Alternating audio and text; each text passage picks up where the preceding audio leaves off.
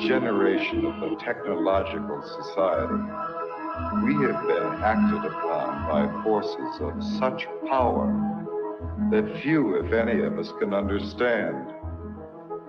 Extensive information gathering on every American, human experiments with drugs and psychosurgery, electronic surveillance, the era of the computer, invasion of privacy, growing government and corporate power over our lives, a people plagued by dehumanization, loneliness, and violence. Dramatic? Perhaps. But we are losing control of our technology and our lives. Not so long ago, people in a similar situation did not awaken to the forces around them. Are we so unwise as to do the same?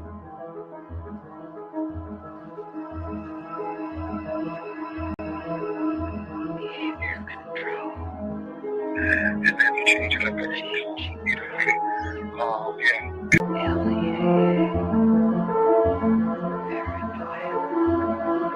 Enemy list. Wiretap. Databanks. Dossiers. Medical records. Social security number. Credit record. National security. With another agent, Pat Webb. Pat was an explosives agent. So we kind of opened the door just a bit to the cabin. And as we opened the door, we were both pretty much overcome as we looked across the cabin at the shelves that were built on the other side of the door.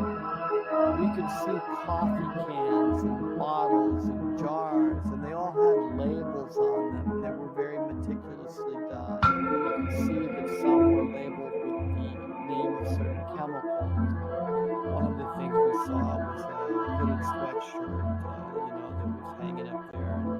And the cabin smelled as if you might start to think, if you really think about this. This is a person who lived in this cabin. He had a cutaway spot on the floor to go to the bathroom in if he needed to. Internet. The creation of a collective consciousness and the merging of the human mind with the internet is the basis of the aspiration of the transhumanists, known as the singularity. Their dream of creating a global brain came nearer when Tim Berners-Lee, a British computer scientist and former employee of the European Organization for Nuclear Research, CERN, invented the World Wide Web. Berners-Lee's breakthrough was to marry hypertext to the internet. The underlying concept of hypertext originated in previous projects from the 1960s, such as the Hypertext Editing System, HES, at Brown University, Ted Nelson's Project Xanadu, and Douglas Engelbart's Online System, NLS. Both Nelson and Engelbart were in turn inspired by Vannevar Bush's microfilm-based Memex, which was described in the 1945 essay As We May Think. Berners-Lee founded the World Wide Web Consortium, W3C, after he left CERN in 1994. It was founded at the MIT's Laboratory for Computer Science, MIT LCS, with support from the Defense Advanced Research Projects Agency, DARPA, which had pioneered the Internet. The transhumanists' idea of mind uploading is reminiscent of that expressed by Allen Ginsberg following his LSD experiments at Stanford with Gregory Bateson. While under the influence of LSD, the doctors hooked him up to an EEG machine, and following the suggestion of his friend and lover William S. Burroughs, connected a stroboscope blinking in synchronization with his alpha rhythms. Describing his experience, Ginsberg recounted, "There was no distinction between inner and outer. Suddenly, I got this uncanny sense that I was really no different than all of this mechanical machinery around me. I began thinking that if I let this go on, something awful would happen. I would be absorbed into the electrical network grid of the entire nation. Then I began feeling a slight crackling along the hemispheres of my skull. I felt my soul being sucked out through the light into the wall socket and going out point one." During the final years before his death in 2000, Terence McKenna became an early proponent of technological singularity and called the internet the birth of the global mind, believing it to be a place where psychedelic culture could flourish. Point two, however, as Derry clarifies in Escape Velocity, cyberculture at the end of the century. 327. 328. Transhumanism. But as Thomas Hein reminds us in Facing Tomorrow, what the future has been.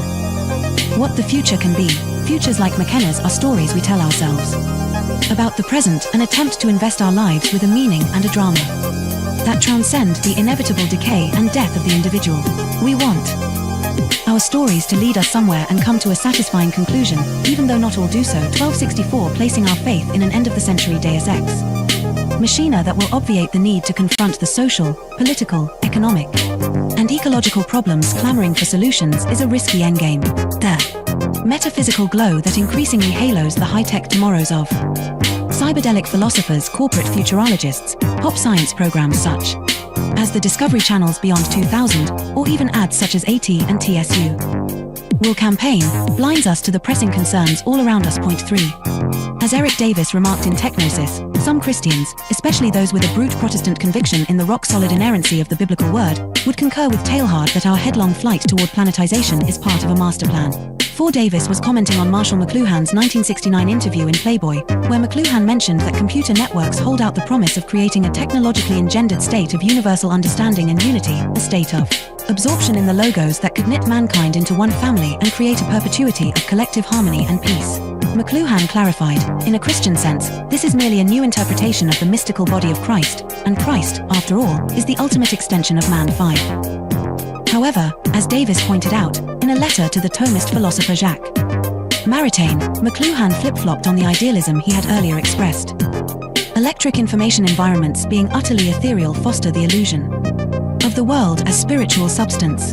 It is now a reasonable facsimile of the mystical body of Christ, a blatant manifestation of the Antichrist. After all, the prince of this world is a very great electric engineer. Point 6. However, for the transhumanists, the internet is not just an agglomeration of inert information, but poses the possibility of humanity creating a collective consciousness of the mystics.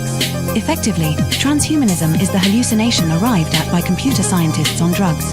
As psychedelic drugs impede the ability to discern reality from imagination, they often lead to the mistaken attribution of life, or even divinity, to inanimate objects, like a computer program.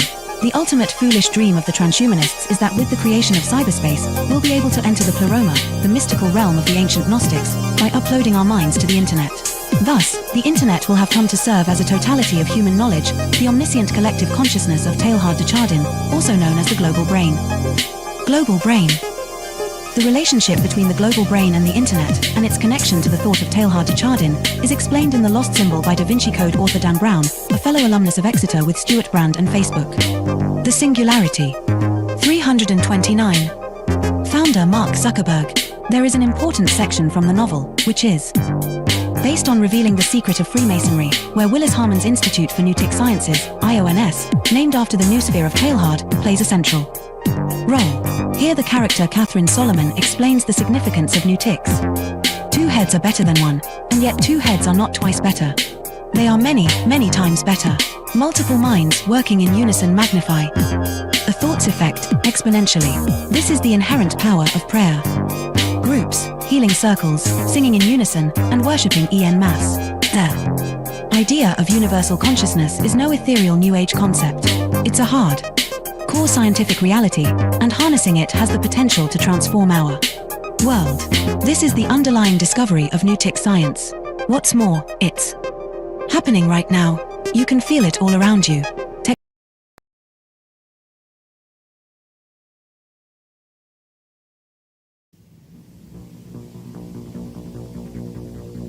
The Technological System by Jacques Ellul.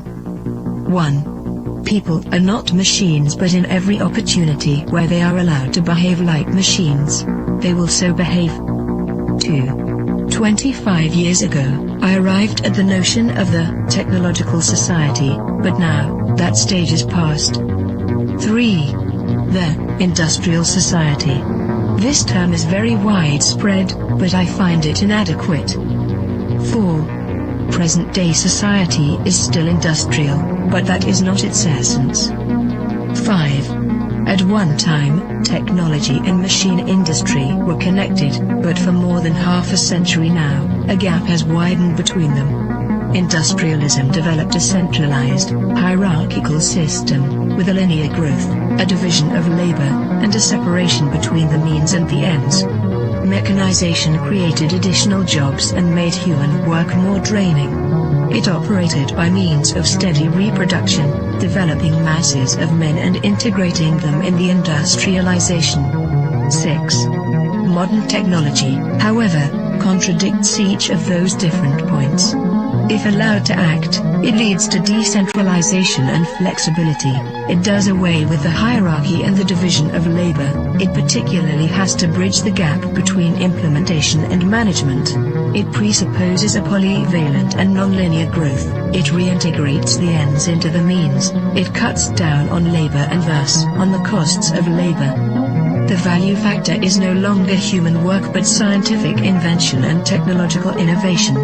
Consequently, we can no longer apply Marx's analysis, which states that the economic totality is based on the surplus value produced by the salaried labor of the worker. 7. The industrial system is a closed, repetitive world, with a linear revolution. The technological system is inevitably open, non-repetitive, with a polyvalent evolution. It can proceed only by the universal development of mankind, and that development is absolutely necessary for the development of the technological system. We are thus confronted with an ensemble that is totally different from any that has ever existed before. 8. Technology, conceived in terms of its automation, its chemical transformation of the world, its economy of energy, its cybernation, its data processing, its biological intervention, and its indefinite output of nuclear energy, has little to do with the old industrial mechanization. 9. Technology is power, made up of instruments of power, hence producing phenomena and structures of power, that is of domination. 10. Terrain, in contrast to Bell, hesitates about a qualifying term. Thus, he speaks of a programmed society. In this case, I am far more in agreement. For he thereby joins the overall outlook of those people for whom the new thing about our society is the organization. He sharply distinguishes between the primary, capitalist, era of industrialization and our era. He qualifies this new society in terms of 3 features. 1. The emergence of new social classes, technicians, bureaucrats, efficiency experts. 2. The new trend of business, which is now based on organization and no longer on the relationship between economic power and productive labor. 3. Spare time activities. All 3 characteristics boil down to a reduction and to the necessities of the technological system, which, as Terrain realizes, transforms the social struggles themselves. They are becoming more technological and are no longer subject to a takeover by the proletariat.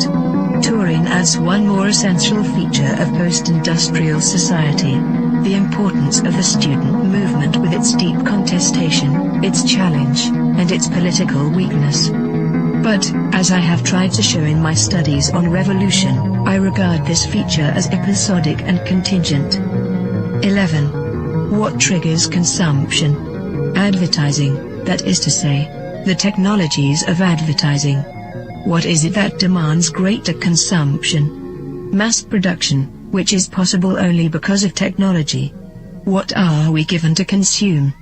Technological objects, because they are the things that are produced most. Hence, the consumer society, in all its aspects, is primarily characterized by various technologies. 12. Spectacle is a complete way of life. Consumption is a spectacle, so are political activity and leisure and work and family life and revolution. Modern man watches everything as a spectator. Everything is supplied to him as a spectacle, including the things he believes he is most deeply contributing to or participating in. 13. Technological activity is, by nature, spectacular, excluding all internal reality. Technological activity is what waters down all serious things, since no action can be performed any longer unless by way of technologies. 14. Z. Brzezinski, Between Two Ages, America's Role in the Technotronic Era, 1970, also figured he could add something absolutely new by coining the term, technotronic. He lists a number of differences between industrial and technotronic society. In industrial society, the machine plays the essential role. The dominant social problems are unemployment and employment. Teaching is done through human relations. The ruling class is plutocratic.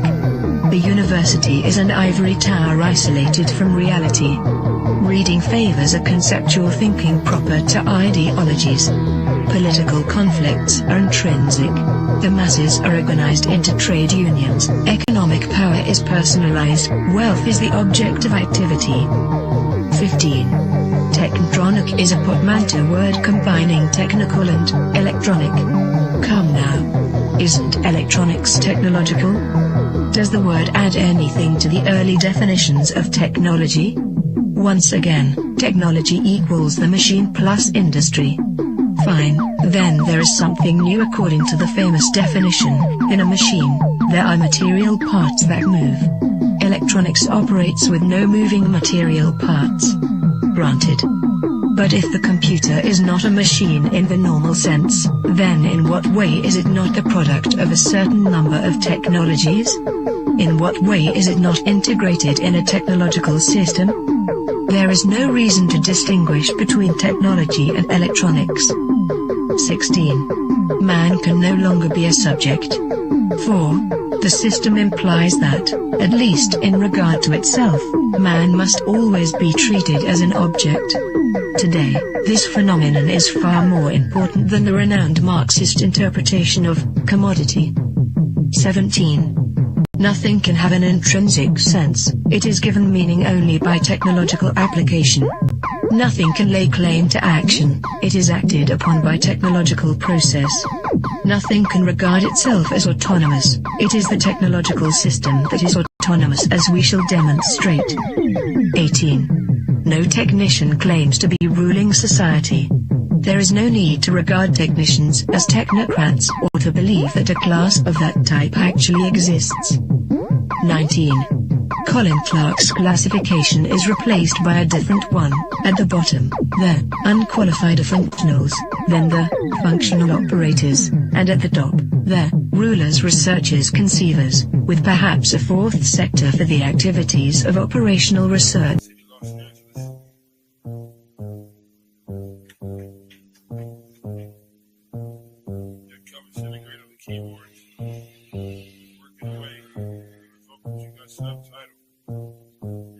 I gotta go to work so I can work it out. Come on, computer, make it work. Come on, satellite, work with me. I gotta go to work so I can work it out. Come on, computer, make it work. Come on, satellite, work with me. I gotta go to work. Who would have thought that I would starter these jerks? The first full-time clock and serial microphone rocker. I used to jump on the stage back in the day wearing a stocking. To conceal my identity in any stereotypical venue. Never will I reveal the serious way that I feel. I'm on job time, all I do is talking to the steel. Use my style to hide and conceal. Profile and be out while they smile and just say that I'm real. Bad luck strikes in 3, all of you will agree. I didn't have a heat shield, they rained triplicate on me. But it's squares versus circles, then, and if you can compare front and back are differentiated by a 90-degree squared circle. If you know what I'm talking about, you know the code, work it out. Forced entry, I was disguised as a sentry. I gave not a care, life is an adventure to me. I obtained secret money and manufacture inventions, fracturing the line between space and time dimensions. Restructure the torque and the structural integrity, so I can walk on water while it retains surface tension. This making me an acolyte of the greater unknown, the word shark, king of these murky seascapes. Within my patriarch society, you cannot dethrone the intricate degree and climate that I seize from the police state.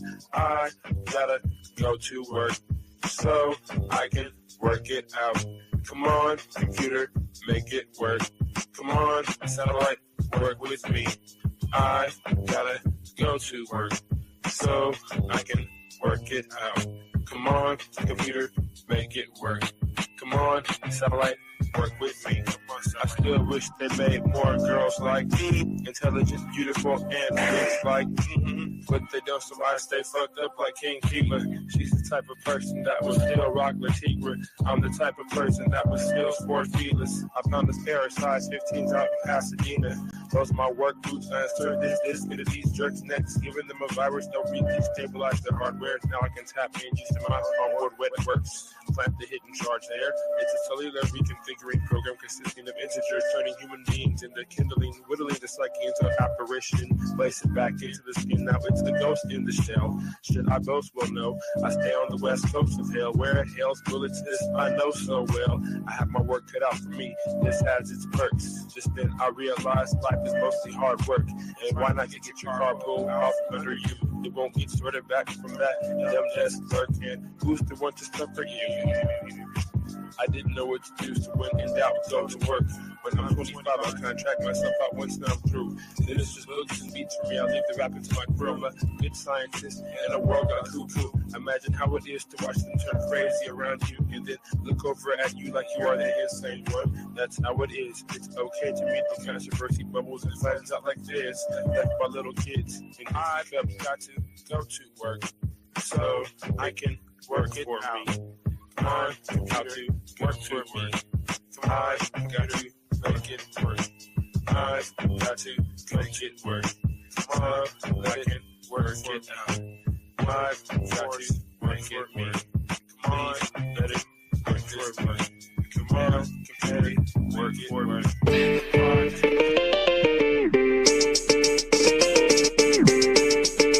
Drop shit. Hegemonic sentences through cavalcades of reminiscence. The dark soul mentions crevices of insight, appendages of tripwire reverence. The gun hill legend brandish a weapon for Armageddon. Endless corrections for willing participants before the line finishes. I got shadow grimace, the obscene dream of human chaos for the pilot smoke screen.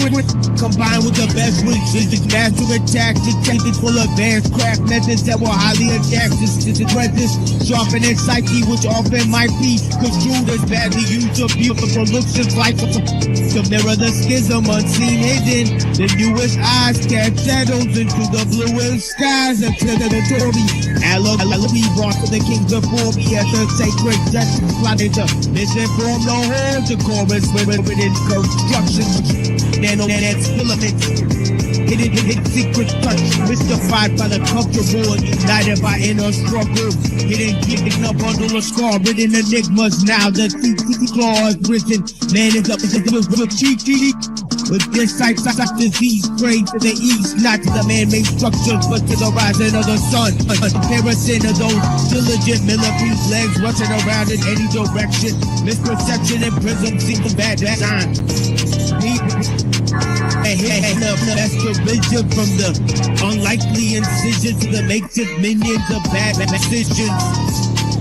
I'm pressing danger to the head skill, kicking to hidden cages you can't unstage this cause I'm live and in the basement with bones hidden all chrome, hidden with thrones. Like a programmed metal skull covered in the skin, heart routinely cycled by a metronome. Bones are collected to make me feel like the connection is real. Now only steel can sharpen steel.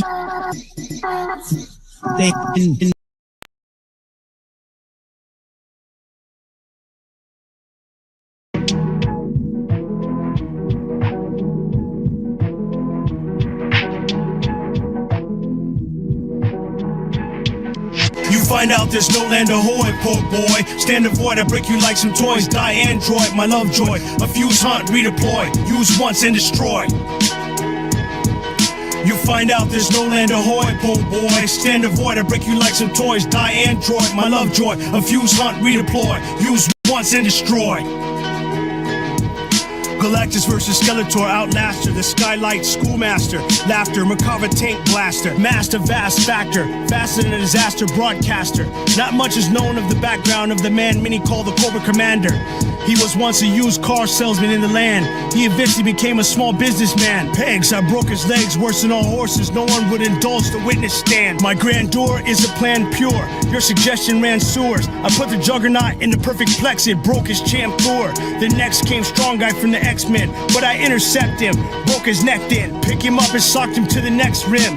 I may have a look of scrutiny. I destroy rappers abusively. They lose stupidly. I profusely strive to stop God's mutiny. Hog, swine, and potpourri. There is no ghost of me. I approach from trees. A good poltergeist openly. I take Lady J from G.I. Joe to Idaho, then the African cuisine at Toto's. You'll find my mind is filled with N209s and rap stage promos. You're in custody. I have antipathy. I disjoin your sympathy, then disunite the vertical line of your spine from guides A to Z. Stay away from me. You're trusting a centipede. I'm from the high C. I bring disease in your skull plate, bereaving it's not make-believe. You find out there's no land ahoy, poor boy. Stand avoid, I break you like some toys. Die android, my love joy. A fuse hunt, redeploy. Use once and destroy. You find out there's no land ahoy, poor boy. Stand avoid, I break you like some toys. Die android, my love joy. A fuse hunt, redeploy. Use once and destroy. God's wrath on Christ was propitiation, personification, hyphenation, legislation, punctuation, prohibition, appropriation, expropriation, precipitation, arbitration, pronunciation, privation, procuration, approximation, preparation, preposition, capitalization. I anticipate and depict the universe's vindication. On barefoot, God used me, I destroy configurations. The many deaths of Starscream, he's traitorous. Decepticon death greatness. People hated God created. Adam and Eve were naked. Now we're outdated and not related. And all heaven is awaited. The excellent panegyric MC estrangement. The Punisher Gleam uses combat experience. Deem 4 years interference as a U.S. Marine in a special operations team. Unit in the Vietnam Marine. When I found him, he was doing something unseen. So I broke his breastbone and fractured his spleen. The inauguration of the patient. I obliterate further than aerospaces. I murder the thing. When stars die, it kills the thinking ancients. A rocket went up that disturbed the satellite, known by the Nazarites. Academite, Mike, gigabyte flight, petabyte, Galabia, attack site, fight. It causes all the supervillains and X-Men's fright. The rhymes I write make all night meteors crash right. You find out there's no land ahoy, poor boy. Stand avoid, I break you like some toys. Die android, my love joy. A fuse hunt, redeploy. Use once and destroy. You find out there's no land ahoy, poor boy. Stand avoid, I break you like some toys. Die android, my love joy. A fuse hunt, redeploy. Use once and destroy.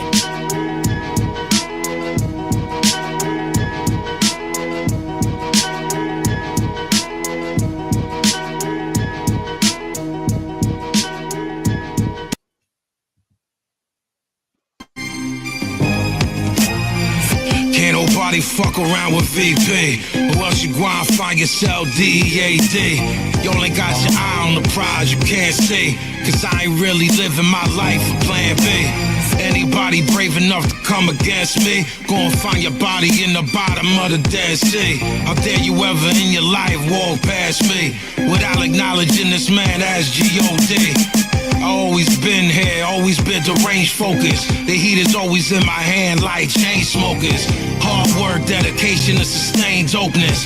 Bust a motherfucker head till his brain opens. Stay cooking in the kitchen like we hot frito. I was always smoking wakata with poppy people. I ain't never doing anything that's not illegal. Read the Torah law, black mask, black hero. This is tool to the death, this is murder, death, kill, stay real. Because the sun can't chill. MOBB, ain't nobody play around. Vinny P, fuck around, lay around. This is tool to the death, this is murder, death, kill, stay real. Because the sun can't chill. MOBB, ain't nobody play around. Vinny P, fuck around, lay around. I had you laid out, Posturepedic. Before the day's out, somebody gonna be laying bleeding. Keep fucking with me, bring you to the darker side, where the wolves playing nothing but your karma lie. You get it back tenfold, yeah, I do you dirty. I'm in my dirty 30s, that mean I'm past the worry. I got it mapped out, every plan hashed out, perfectly executed, squeeze till I'm fresh out. I got goonies, all they do is stick their neck out for a nigga, cause it's loyalty and nothing less. And with it's on, you know they got them toolies on deck.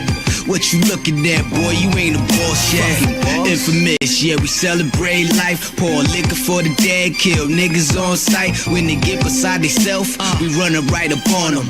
Leave them where they standing, pour some fucking liquor on them. Something like to the death, this is murder, death, kill, stay real. Because the sun can't chill. M.O.B.B. Ain't nobody play around. Vinny P.P. Fuck around, lay around. This a duel to the death, this is murder, death, kill, stay real. Because the sun can't chill. M.O.B.B. Ain't nobody play around. Vinny P.P. Fuck around, lay around. Let me start from the beginning at the top of the list. First off, nobody could do it like this. No matter how hard you try, hard you go. No matter how hard your beats, ill your flow. Can't fuck with P, yeah, this we know. I'm not a rapper, I'm a master of ceremonial. Gatherings at venues, it's jam-packed. Fuck rap, I'm in it for cream and that's that.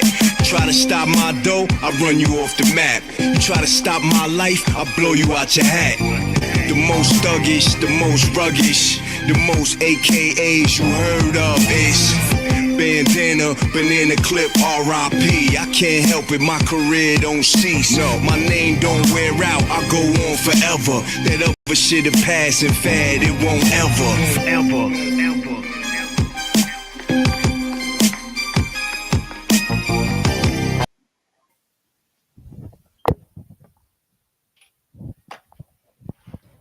Yeah, welcome to the Machine Lies, where we talk about the lies of the machine on the machine that lies. And I got some pretty interesting reflections for you guys in terms of looking at how techniques moved from the private domain into the public domain, and how man becomes the object of techniques. Right, so we got lots of different. I'm trying to put like more videos on the show on Wednesday when we do it, so that it can get off to some introductory, material that relates to some of our main reflections. The thing is that, usually I bring a lot of analysis, and sometimes that analysis is pretty original, and sometimes it's full of all sorts of arcane suggestions, right? And analysis from various material, right? And one may become confused and think that actually I'm just making all of this up, or I'm tailoring together a narrative based on many different resources that actually don't agree with each other, right?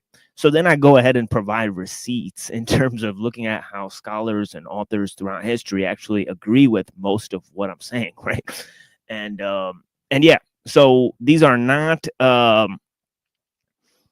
although they're hard to come by, themes and ideas, right? I think if you try to examine those ideas and themes on your own, okay, you might come to some of the same conclusions about those ideas and themes if you're looking at it in a honest way, right? So, so in terms of technique, right? We've talked about different ideas about technique, right?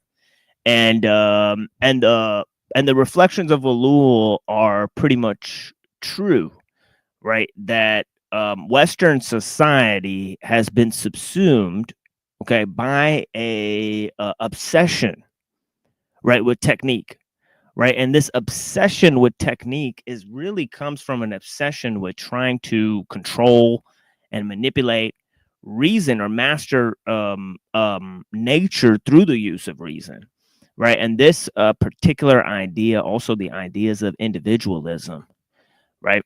So these ideas of individualism, right, which sort of came up in Western society, right? They created the technological world system, and this technological world system is the antithesis of human freedom, right? So we're dealing with the paradox, the paradoxical event that a society that wanted to create liberty, or started out with the sort of impetus to create more liberty for man, right, to free him from the religious world, right, and from the constraints, the ideological constraints, right, of the political life, of the religious world, right? So they wanted to free the state from the church, right? And once they did that, they also freed reason, okay, from the notion of having to embody either nature or God, right? Reason became contained within the human experience, right? Man came to epitomize reason, right? And this idea of man becoming the measure of all things, right, is one of the foundational concepts within scientific totalitarianism, right? That man is the measure of all things, right? That the goal of human society is to maximize individualism, right? And that individual is a reflection of the universal, right? Or the species being, right? Of mankind as a whole, right? Becoming a microcosm of the macrocosm, right? And this is reflected within two modes, right? One is the mode of Saint Eusebius, right, who said, in order for man, in order for man to become God, God had to become man, right? So this whole concept, right, between God and man, right, and sublimating nature in the process, and also the idea of the hermetic corpus, right, which came a little later, right, was that, okay, that in order to understand God, man had to become like God, right? So the notion of understanding, right, as an intermediary, right, between God and man, right, and this notion that only like is understood by like, okay, and the idea that man is a microcosm of the macrocosm, this is the fundamental notion within universalism, right? Universalism, right? And this notion of universalism, right, can be catalyzed in various modes of thought, right? But the notion, okay, that man, okay, is a different symbolic form.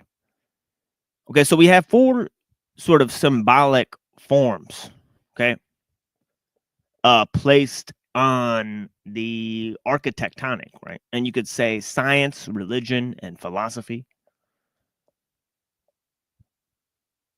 Okay, each have various ways of looking at this, okay, the development of man, right, nature, and God, and those three things in their relationship to the technological sphere, right, or the creative sphere, right? Okay. And of course, okay, man's history begins with, right, or all of technical history, right, begins with the use or the invention of techniques, right? And the invention of these techniques obviously have to come from private individuals, right? Okay, now we're not going to catalyze or explain where new ideas come from, or any of that stuff, right? So we're leaving behind the metaphysical idea, right, of where innovation comes from. Only that we reject the notion of progress, right? Okay, that there's been a concerted or universal, okay, gain of mankind, okay, through the accumulation of knowledge, right? Okay, we totally reject the progress of human knowledge, right? And there's a good reason for us doing this, right? There's a huge reason that we're doing that, right? Okay, it's to open up the ideas, right? Because the philosophical ideal, right, of the technical age is a moral dead end, right? Okay, so we have to reconstruct these ideas, right? We have to reconstruct these ideas, right? Because progress, okay, or efficiency for the sake of efficiency, or the automation of choice, or the complete elimination of human choice, right?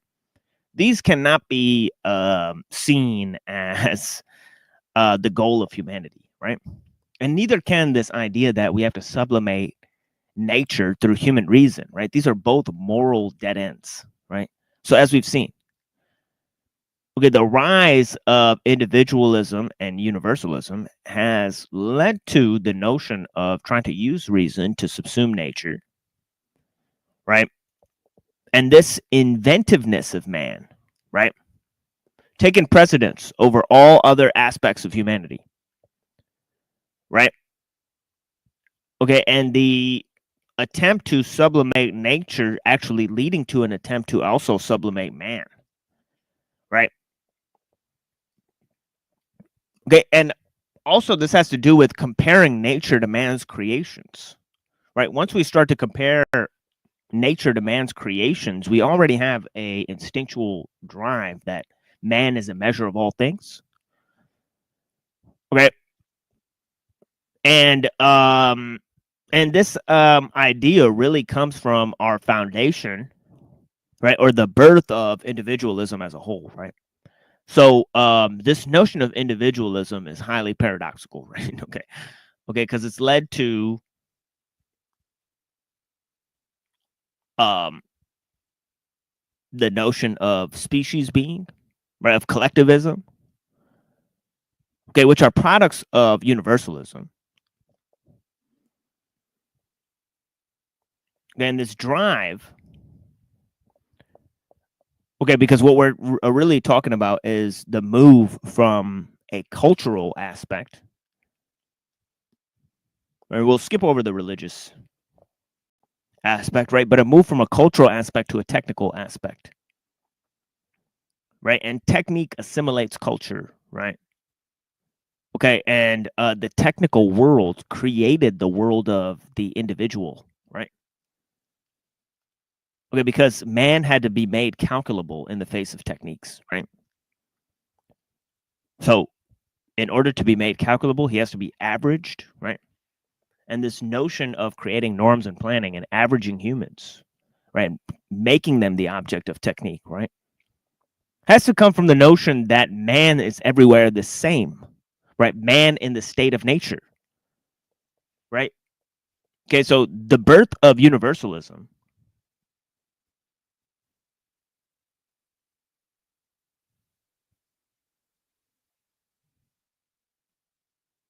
okay, the birth of universalism, right, okay, is really the sublimation of man to technique. Now, how did this come about, right? Well, obviously, right?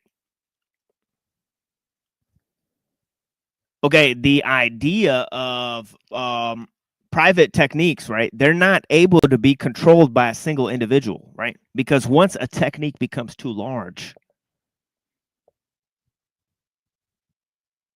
okay, and has cross-cultural implications, okay, then technique starts to assimilate the cultural world. And this happens by the rise of machines, right? So techniques are actually the human element, right? Techniques are concerned with human organization, right? So technique is unlike the total idea of technology, right? For ellul, right? Techniques are still the personal element within the idea of the machine, right? Okay, but the problem is that these techniques of organization, right? They begin to work on human beings as mass projects, right? And basically, ellul says anytime you tend to contemplate a group of humans okay, or humanity, or start to work on a mass of people, right? This indiscriminate use of technique, right? It seems to cancel out individualism, right? So the same thing that gave birth to individualism seems to cancel it out, right? Liberalism gave birth to its executioner. Yeah, as Ellul said, right? Okay, and we see this on the scale, okay, of philosophy and science and theology, right?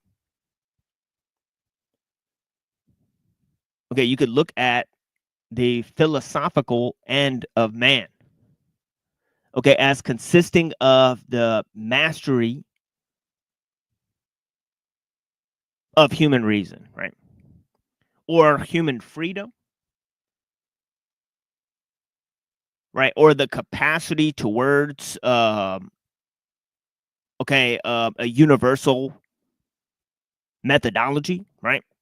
So you have philosophy, right? And philosophy, in the very beginning of philosophy, it begins to focus on the ideal of the state, right? So philosophers focus on the ideal of the state, right?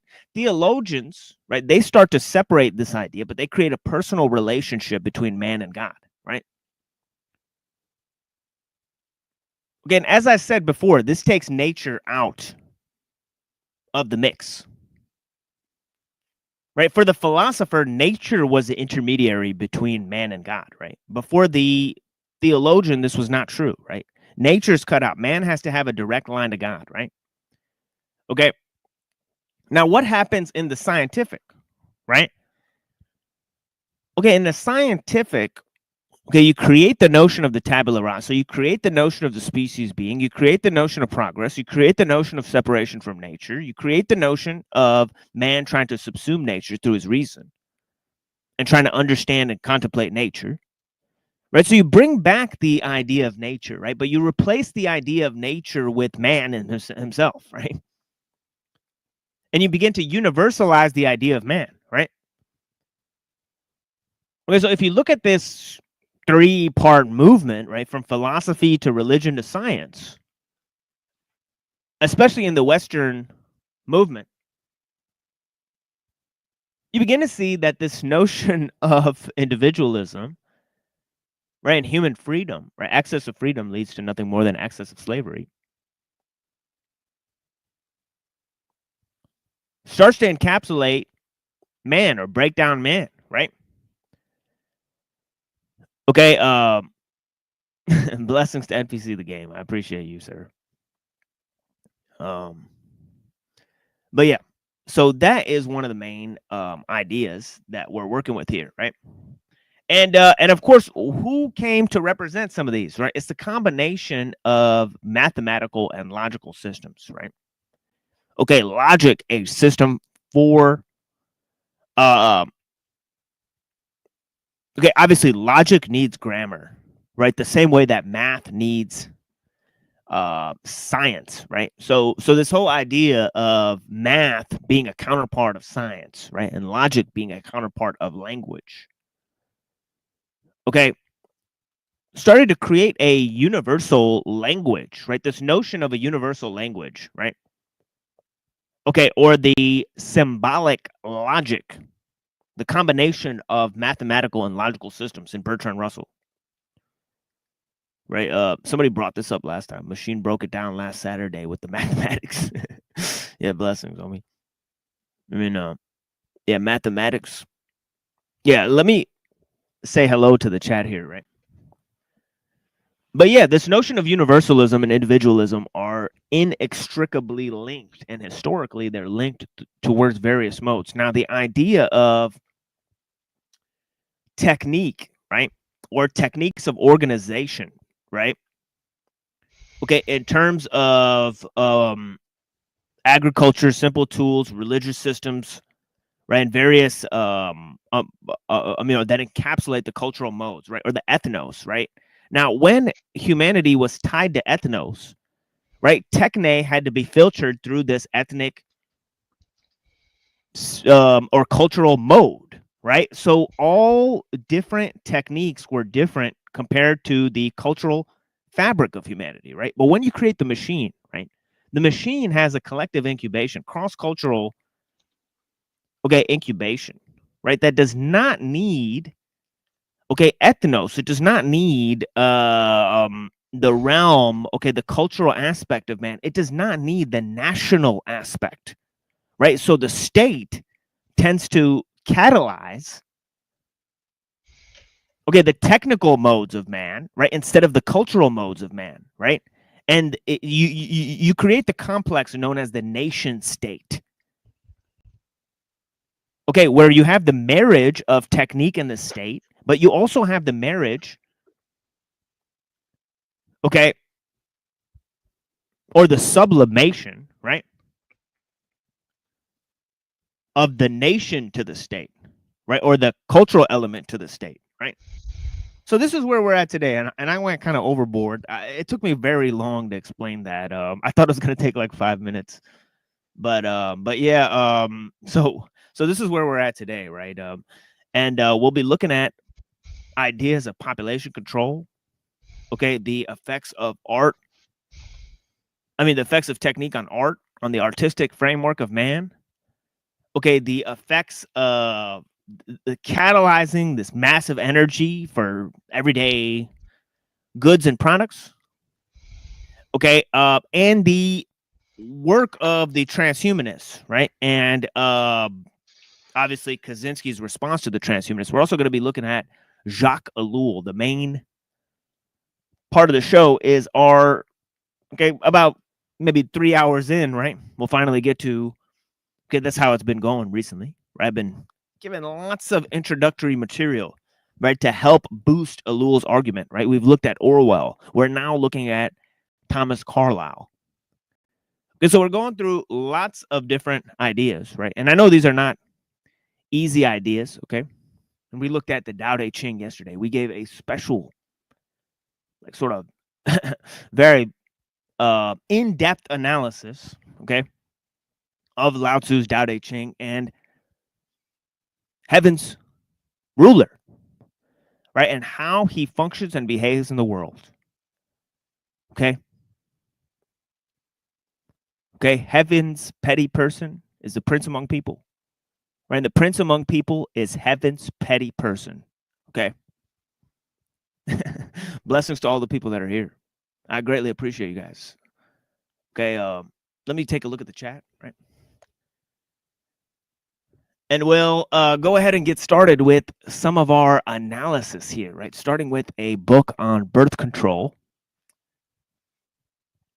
right, that I'm looking at, right? He's got some very interesting, actually, we're going to start with Eco Theology by Skolomowski, right? Look at a video by Schumacher, right? E.F. Schumacher,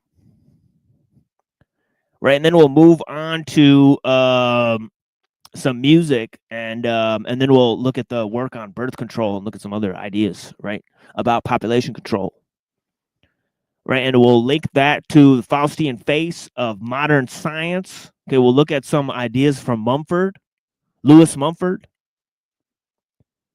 Okay, and then we'll finally move on to Carlyle and Ellul. Okay, so that's what we got going. If you're interested, then I greatly appreciate your correspondence on these, as I said in the beginning of the show, very rare subjects and themes. Okay, just like the Tao Te Ching, right? Like, there's so many video explanations of Taoist philosophy. There's so much, you know, content about it, right? But none of it really gets to the heart of what Lao Tzu's trying to say, right? I mean, Lao Tzu makes some radical recommendations about how to run a society. And I don't think that anybody is actually being honest about his real views. Right? We see all of these different modernized versions and trying to fit it into different other philosophies and try to compare it to other philosophies and trying to fit it into other philosophical systems. Right? Not deal with the ideas on their own terms. Right? And of course, people are that they want to make them practical, right? They want to find practicality in those ideas and use them for like business and stuff like that. Right? But not all of those are good for that, right? So we took a little more honest look at Lao Tzu's ideas yesterday than I think is available on most of the internet. Okay, I greatly appreciate you guys' correspondence. Okay, you see these people here. Reddington, I appreciate you, my friend, as always. Yo. Okay, we got some stuff about the Jays here. Uh-oh. All right, man, the show yesterday with Neurojack was so funny, man. So funny. You know, you guys are missing those Neurojack shows. You guys are missing some real treat. After your stream, right? That one? Yeah, I think so. Yeah. Yeah, it was too funny. Yeah. I had to get up early, so I couldn't go, so. Yeah, that was a real barn burner. Let's go, Shadow Buddha. Blessings, sir. I greatly appreciate you. Lizard Tree. Was it like round 2 of Penoid and Tell? Yes, Penoid and DK. And, oh. Yeah, hilarious stuff. Yeah. ESP revaluation. I appreciate you. Dean, blessings, homie.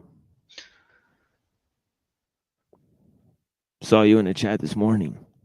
It was Creek Mary. Shout out to Creek Mary. You know, blessings, man. Shout out to Creek Mary. Yep. Denise. Yeah, one of the homies. Yeah. Share this stream out. I greatly appreciate that, my friend. Yeah, we get deeper into the topics, and you know, we lose viewers and stuff like that, and you know, people lose interest, and you know, that's up to them. We're given a consistent narrative that you won't really find anywhere else on the internet, right? And yeah, we're using rational means. We're using you know, primary and secondary source documents, right? We're using the work of theologians, philosophers, okay, and various theorists and researchers to come to our conclusions. Blessings to Mr. Sidewinder. Okay, yeah, blessings, homie.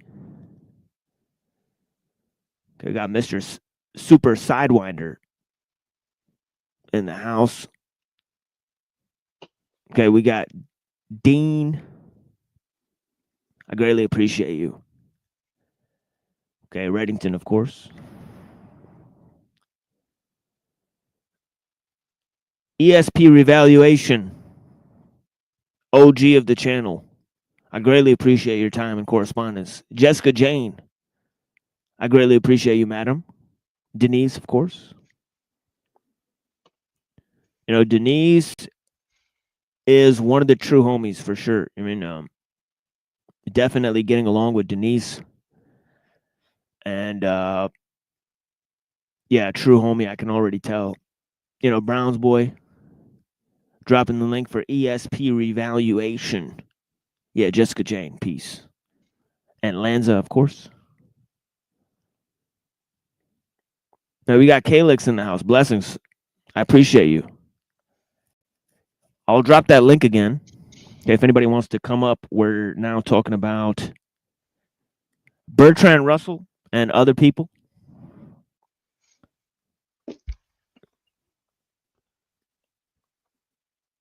Okay, yeah. Yeah, what was that, my friend? Oh, nothing.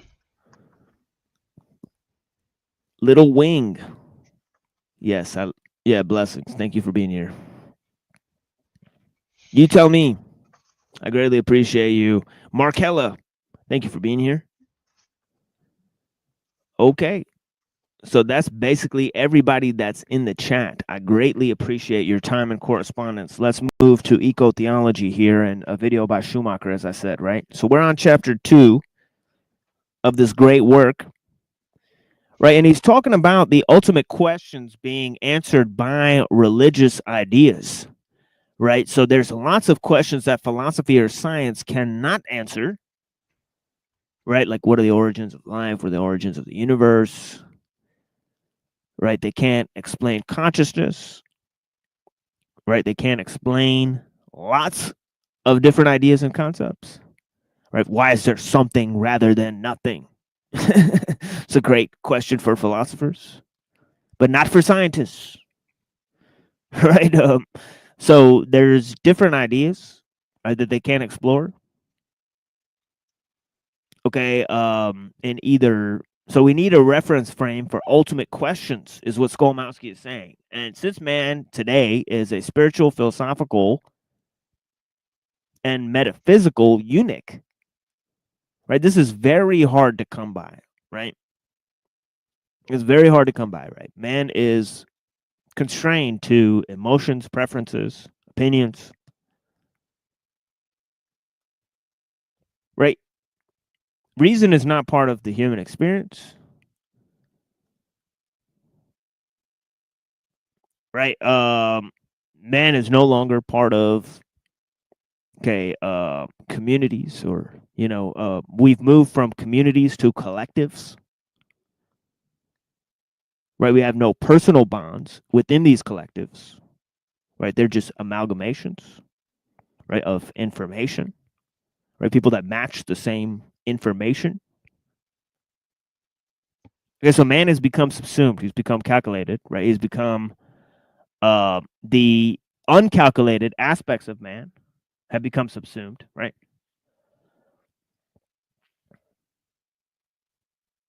Okay, so Skolmowski asks the question, right? Because this deep sense of alienation, right? Why do we return to religion? We have got plenty of answers from physics and chemistry, from psychology and immunology, from philosophy and sociology. Yet important questions remain unsolved. What is the meaning of our life? What is our destiny? What is the structure of our wholeness? And how can it be justified in the human terms? And in terms that go beyond the human universe, how can we cope with the mystery of existence? How should we contemplate death and the possibility of life after death? What has created us and to what purpose? Right, so these are questions that really, philosophers have struggled to answer them. Science cannot even attempt to answer them, right? They're not scientific questions, right? As somebody like Bertrand Russell would say.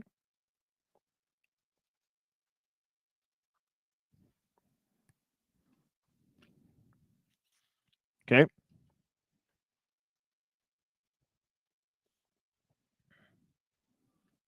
He says those sublime questions go beyond all specialized disciplines, right? They're multidisciplinary questions, right? We're dealing with the compartmentalization of knowledge, right? Because of Aristotle, affirmed by Aquinas.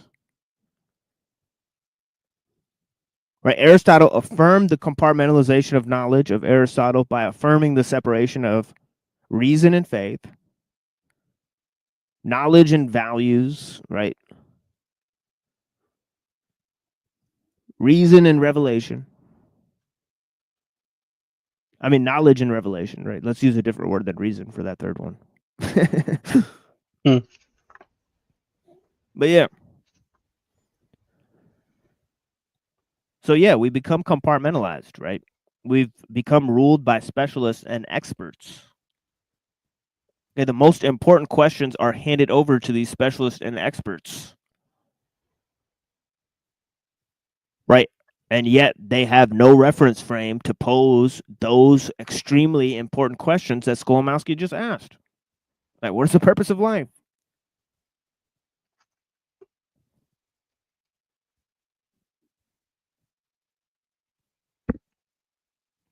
Okay, for this reason, many turn a deaf ear at the very sound of religions, says Skolmowski, as the term signifies for them a petrified structure, a form of existence that is tantamount to impoverishment.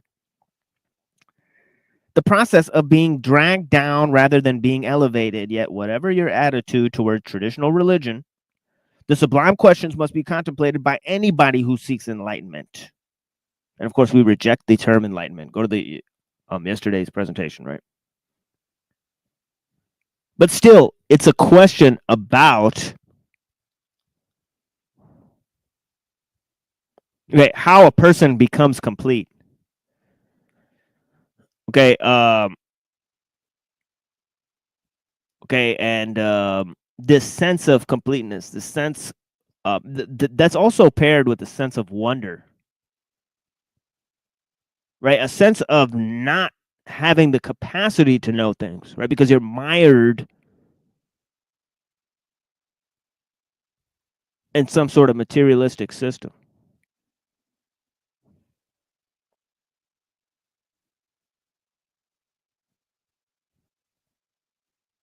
That's the problem.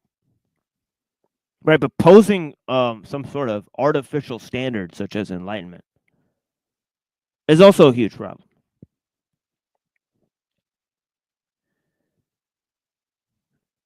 But of course, Skolmowski is more, from a philosophical bend, right, from a spiritualistic bend, right, than from the side of the major world religions. Okay, he's more like a Buddhist or something like that, right? Like Schopenhauer.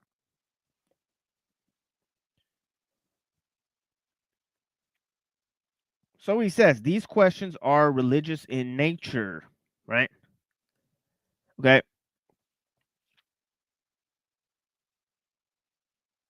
Okay, and of course, these sublime questions must be contemplated by everyone. Right? And even if you have a traditional religion, these are important questions. Right? So this is true, right? Okay, and he says even if one wishes to dissociate oneself completely from traditional religion and from traditional concepts of deity, one has to acknowledge the religious sense of life, for without it, life is singularly empty. And we have lost the religious sense of life within which is the ultimate, within which the ultimate meaning resides, he says, right?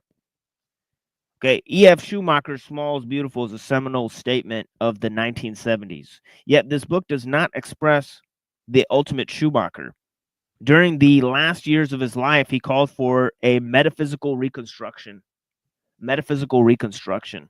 In his opinion, Western civilization, and especially the technological society, has been on a mistaken course. This course is based on a metaphysical error, on a philosophical error. Okay, we have conceived wrongly what is most important in life. Okay, what's the ultimate value in human existence? Right? Is it knowledge for the sake of knowledge?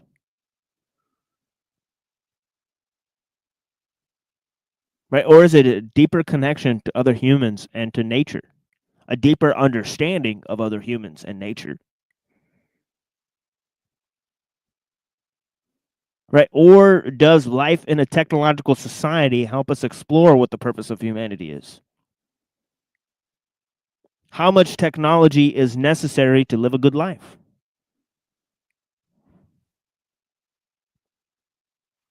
Right? The ethical questions in terms of our use of technology, right? Of course, we're caught in a technological milieu, right? Not in a religious milieu or a theological milieu, right? And so those ethical questions don't pertain to our life in those religions, right? But it's our life in the technical or the technological society, right? That is where the ethical questions arise.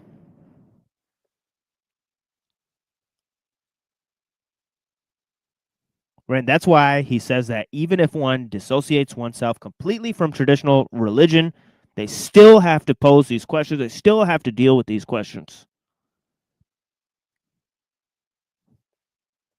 Okay, they cannot escape these questions, right? The misconception, okay, that we've discovered the most important thing in life, right, is of a religious nature, says Skolmowski. Couldn't be more true. Right? It's of a religious nature. Right? For it involves the ultimate human concerns which are not tackled by any specialized disciplines save religion and theology.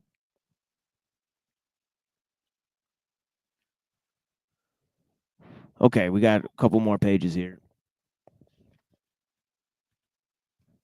Oh man, this is quite a bit actually here. Whoops. But I want to get through this whole chapter though. Okay, they're very short chapters. before I play this video, it says, when the time came for Schumacher to provide his metaphysical reconstruction, he produced the book entitled The Guide for the Perplexed. It's interesting that there's a book by Maimonides of the same name, I believe, right? Which is a religious treatise, he says, right? Although deep in many ways, shining with wonderful insights, the book is ultimately disappointing, says Skolmowski. For the guide is a restatement of Catholic theology. And here's the main problem: conceived and executed in the frame of reference of Thomas Aquinas. Okay, we got a love-hate relationship with this dude, Thomas Aquinas, at this point, right?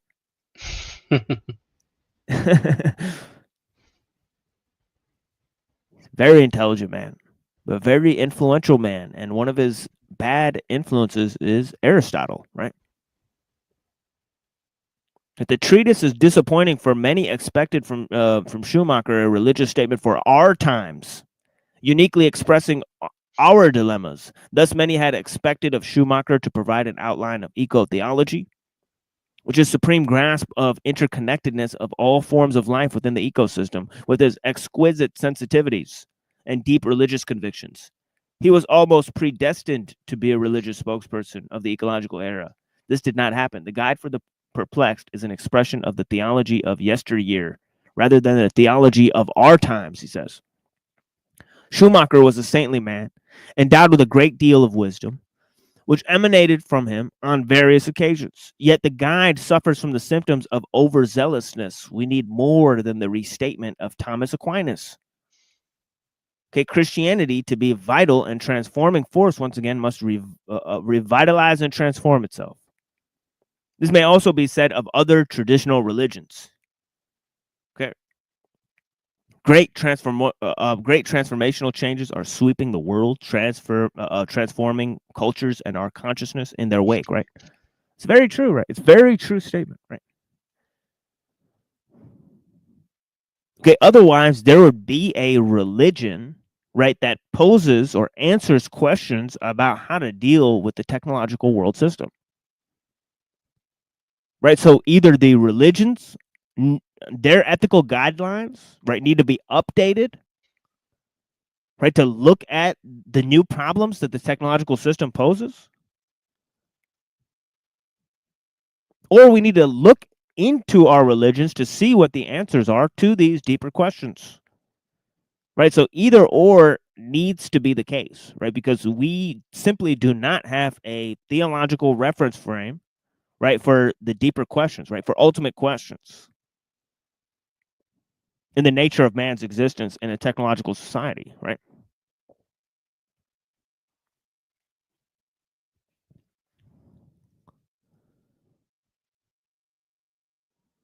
Okay, so he says great transformational changes are sweeping the world, transforming cultures and our consciousness in their wake. They require an in-depth response on the level of religious consciousness. Okay, the core of our beliefs has changed. We can no longer believe that the simple story of creation as presented in the Bible, right? For we have in front of our eyes the evidence of the convulsing becoming of the universe over 15 billion years. That can be argued.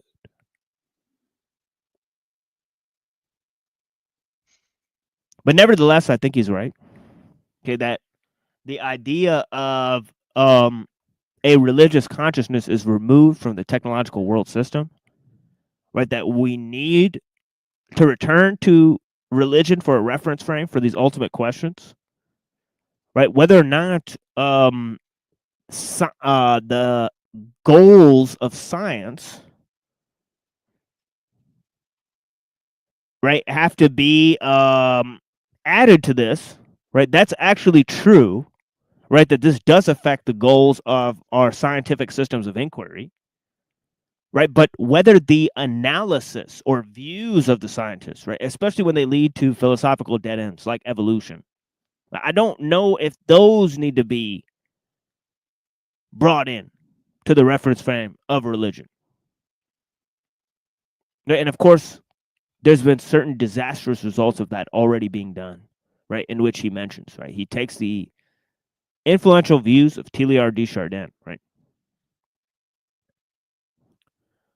And extrapolates on those as well, right? So there's two guys, Aquinas and Teilhard de Chardin.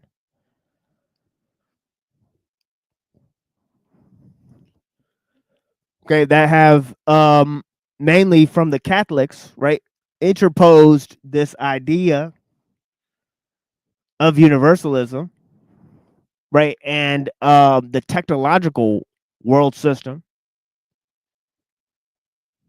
leading to a evolution of humanity as a whole, right? And that evolution being part of a so-called spiritual evolution. Again, this notion of spiritual evolution seen from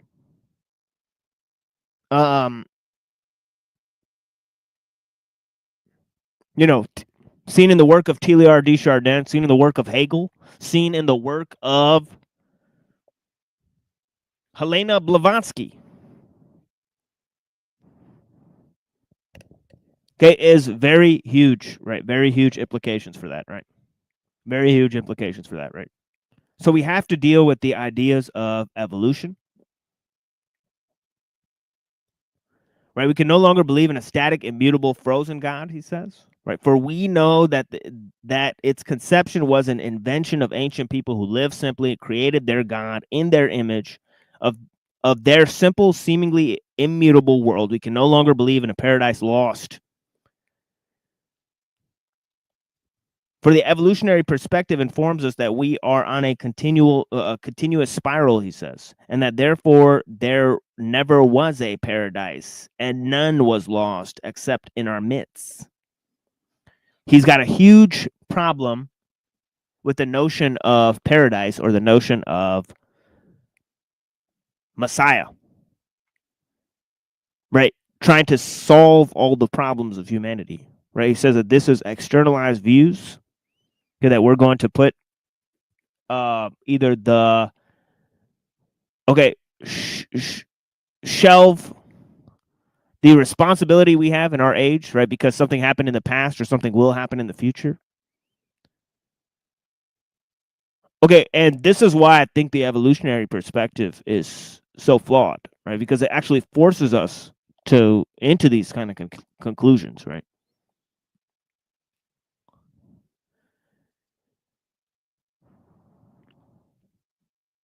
He says, on the other hand, we can no longer believe that God is dead. Okay, we no longer believe in the arrogance, he says, of secular humanism. Okay, we no longer believe in pipe dreams of narrow-minded scientists and technologists who who have promised us salvation through material gratification. Right? So he says both sides are to blame. Right? The religionists and the scientists are both to blame for the problems that we're facing. And he's absolutely right. He's absolutely right. Right? Either religion for remaining silent on these problems, and scientists, right, for claiming that, okay, further progress in the areas of science and technology are a solution, right? That there's solutions there, right, to our spiritual malaise. Right? He says God is alive for us, for we are alive as spiritual beings. God for us is the recognition and realization of our spiritual nature. We are alive, but often cracked, sometimes mutilated. The specific religious needs of our times must be related to our wholeness, the process of healing of our fractured existence. The question of wholeness is one related to the meaning of life and what we are here for. The ultimate concerns require the ultimate frame of reference, which is religion, he says. You think he's indirectly addressing Nietzsche with that God is alive? Oh, yeah, 1,000,000%, yeah. I figured. He's saying Nietzsche's wrong, though. Right, that Nietzsche, okay, by blaming religion, right, he's got a problem, right? But see, Nietzsche also blames the scientists. Right, yeah. So we have to remember this too, right? But he's saying just that statement that, that that God is dead, right? Saying, we need a ultimate frame of reference. And I think that Nietzsche was concerned with that, right? He wanted to create a new religion, perhaps, right? Right, because like if you just take that out of context and you at least use the rest of the phrase, and we have killed him. That leaves there. I think that leaves room for like saying, well, we need to either unkill him or need to find a different god or something. Like, Yeah. I would have to read Zarathustra again to get at least get that part of the context. Yeah, I always pair it with the statement 2,000 years and no new gods. Right. So I Right. think, so he's saying that we're ostensibly creating gods, right? This one that we created, that we killed ourselves, is basically debunked. Right. So there's a huge problem. But what he's pointing to is the spiritual malaise, the loss of the ultimate frame of reference, right? Because he's using axiology against the epistemological and metaphysical framework, right? That most philosophers provide.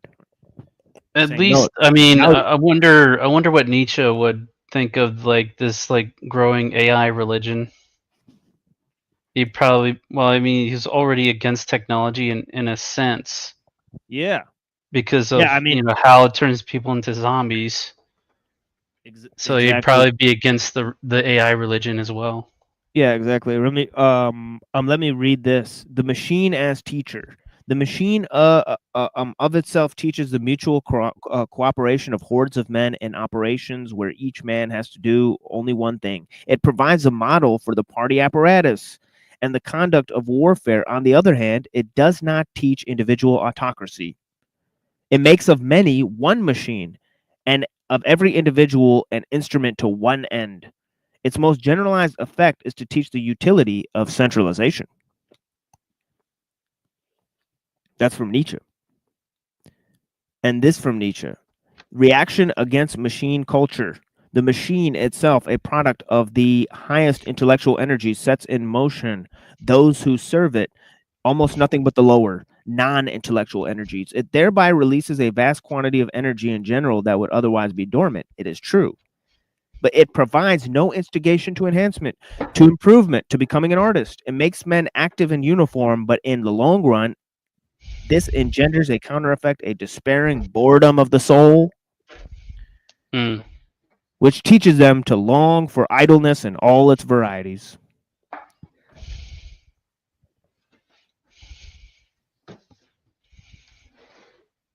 So there's a sort of this idea of idleness, right? The spiritual malaise that man is facing, right?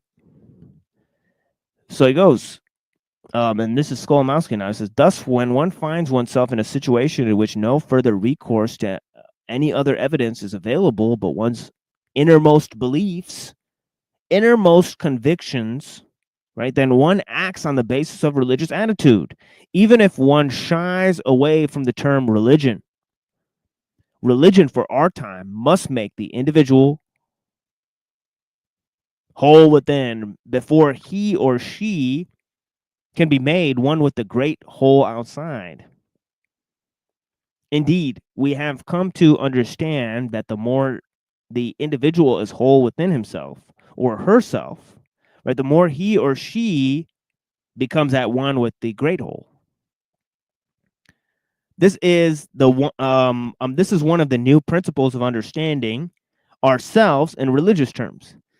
It will be apparent to the reader that we have adopted in this essay an evolutionary perspective. Okay, I'm kind of frowning on that thing, right? But yeah, largely inspired by Teilhard, right? Which he has a problem with. He has a problem with Teilhard de Chardin, right? So we're going to look at that, right? Another basis of our reflection has been eco-philosophy, as developed in my book, Eco-Philosophy, Designing New Tactics for Living. Yet another inspiration has been the new physics. Okay, I'm sort of ambivalent about the physics thing.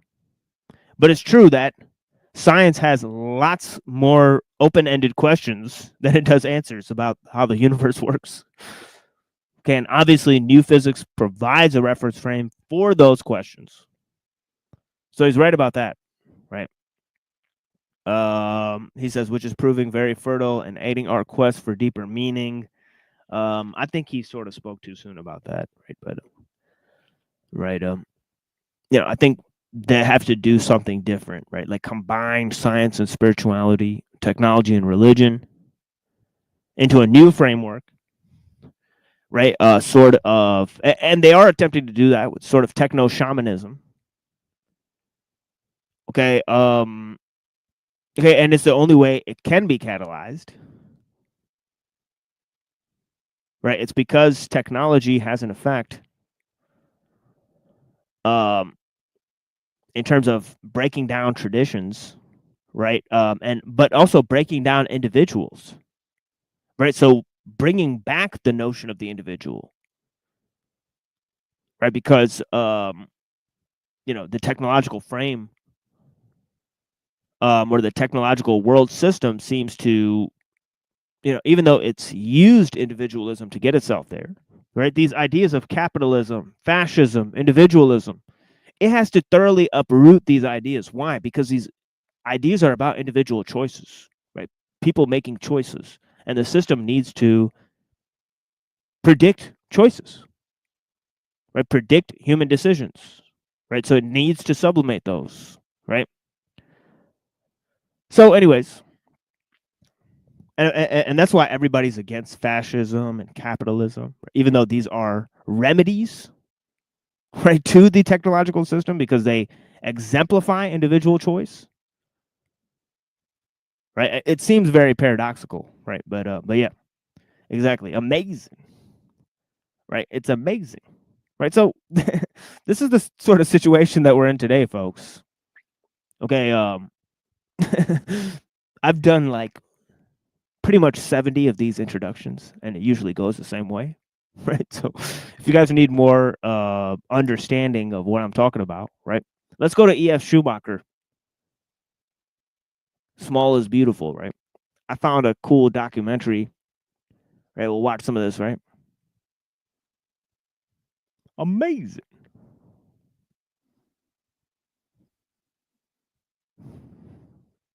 Abulafia, Raziel Abulafia. Ooh, it's a cool name.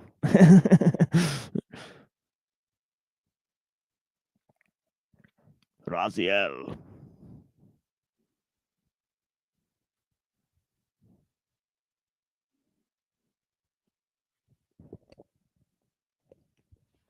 Okay, let's. Making energy the most treasured work. The continuing energy crisis has begun to make us realize that we've been burning up the world's limited resources of fuel too fast. And unlike wood, fossil fuels like coal and oil are non-renewable. Making energy. By the way, that is what the Great Reset thing is about, right? The whole Great Reset, the whole idea of smart cities, the whole idea, okay, of trying to use AI is to use efficiency as the major end goal, right? Okay, and to save resources, right? And this is none other than the reason that they understand that there's exorbitant ways for producing things based on reliance on fossil fuels, right? They need to create digital systems, right, that are more efficient, that don't use as much fossil fuels, right? So that they can create a more efficient system, right, and manage resources more efficiently, right? This is why they're updating all sorts of world systems, right, and using communication technology and transportation technology, right? This is what they're reforming, right? So the whole system has to be brought in line with energy expenditure, right? This is part of the international system of economics, right? It's part of the system of world government, which is a global system of resource management.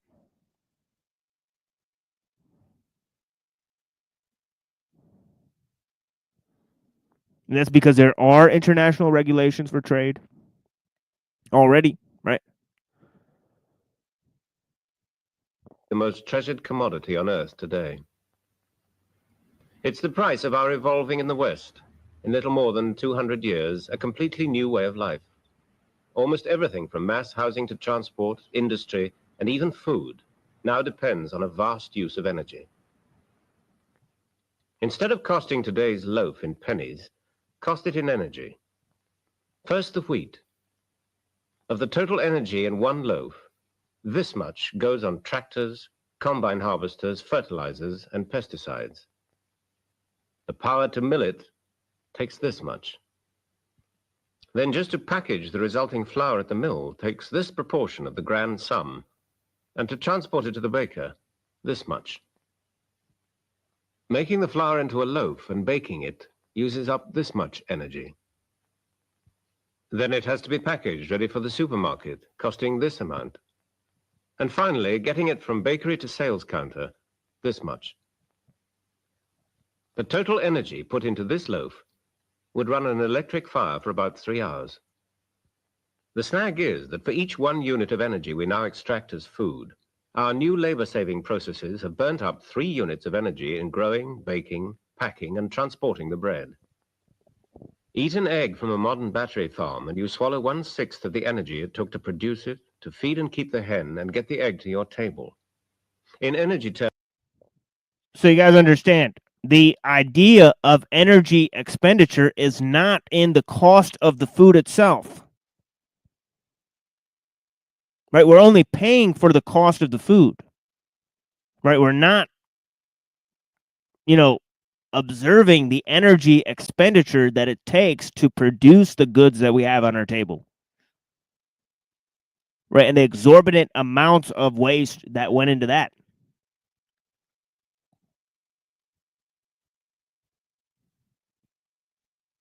Okay, so whether it's food, transport, or virtually any aspect of life today, we're probably the last of the big spenders. We can imagine only the things. So here's Schumacher himself, right? So he gave a praise of Schumacher, and then he said he dropped the ball at the end there by incorporating Aquinas into his philosophy. Right. But anyways, here's Schumacher. He said, he could have been the great, prophet of our age, right? If he, actually gave the metaphysical reconstruction that he said was demanded of our age, right? That we needed to bring our understanding, right, of metaphysics in line with the ecological system, right? And the whole ecological world, right, or the ecological reality, right, has only become apparent because of the world technological system.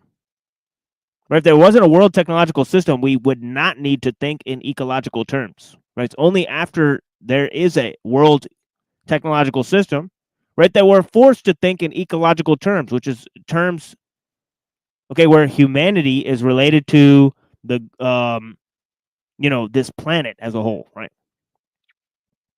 Okay. Within the ethnic divisions of man, right, there was no sense in which we could focus on the ecology. Right? It's only when culture has become assimilated by technique that we can focus on the ecology as a whole, right? Because man, the individual, has become sublimated into a sort of technical collectivism, right?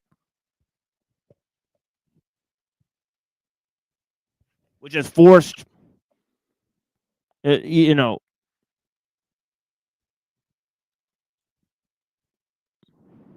sort of socialistic instead of democratic measures, right? Because of the scale of technology, right? The centralizing influence, as Nietzsche said, right? That we see every day in front of our eyes, that something quite different is possible, we find hard to imagine. Now, it may well be argued correctly that in the early 19th century, production units were too small to be effective. Okay, with the help of concentrated fuels, we made them bigger. I believe we've overshot the mark.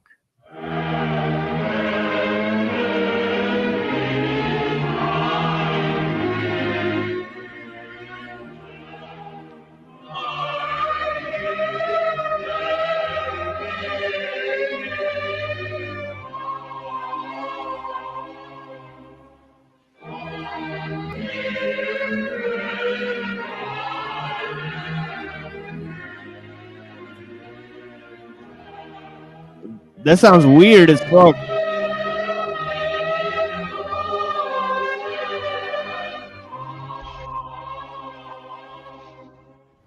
The man who said we've overshot the mark questions the wisdom of the current trend to mechanize and automate everything around us. Life itself implies energy and depends on it. To live means to burn it up, but there's living within your means, and there's living dangerously. His optimism assumes we will recognize the warning signs he sees around us and act before it's too late.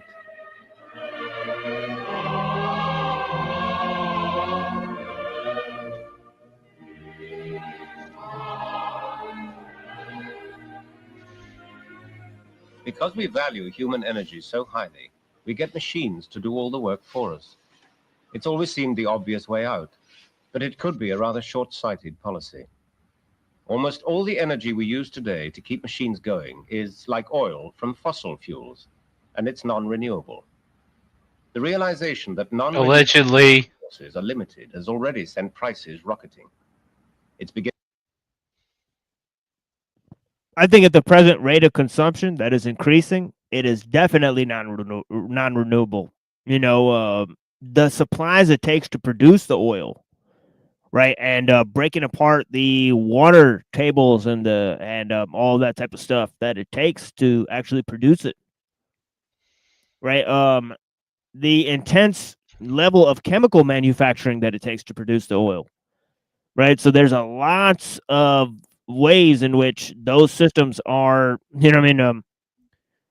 I don't think they're coming back, right? And this is why there's been several reports that we've reached peak oil. Several reports, right? That this event came and went, right? And then they started talking about, all right, we need a great reset and all this crazy stuff. All right, fourth industrial revolution and all this other stuff, degrowth or accelerationism, right? Of Peter Thiel and people like that, right? So there's all different things that people are talking about, right? They're saying we need to totally revamp the entire system.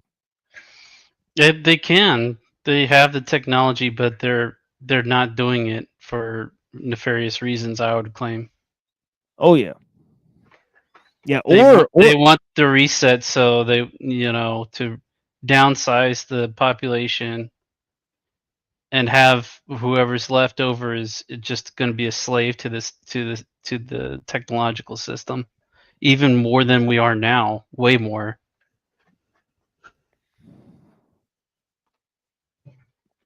They can blame it on peak oil or whatever, but it remains to be seen.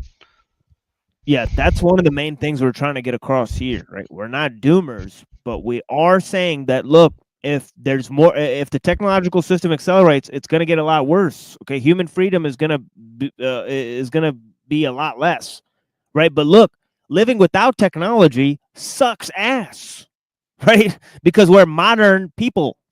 Right, so both of these are true, right? Both of these are equally true, and this is a huge problem, right? So we're not trying to be doomsayers, but we are pointing at the practical reality of the situation that we're stuck between a rock and a hard place, right? So this is actually very important that people start understanding these problems today, right? So that you and your family can do something about it in the near future, right?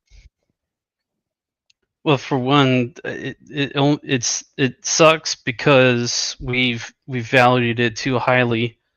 We need to what's the word? Stop identifying with it and start identifying with values and things that aren't technological.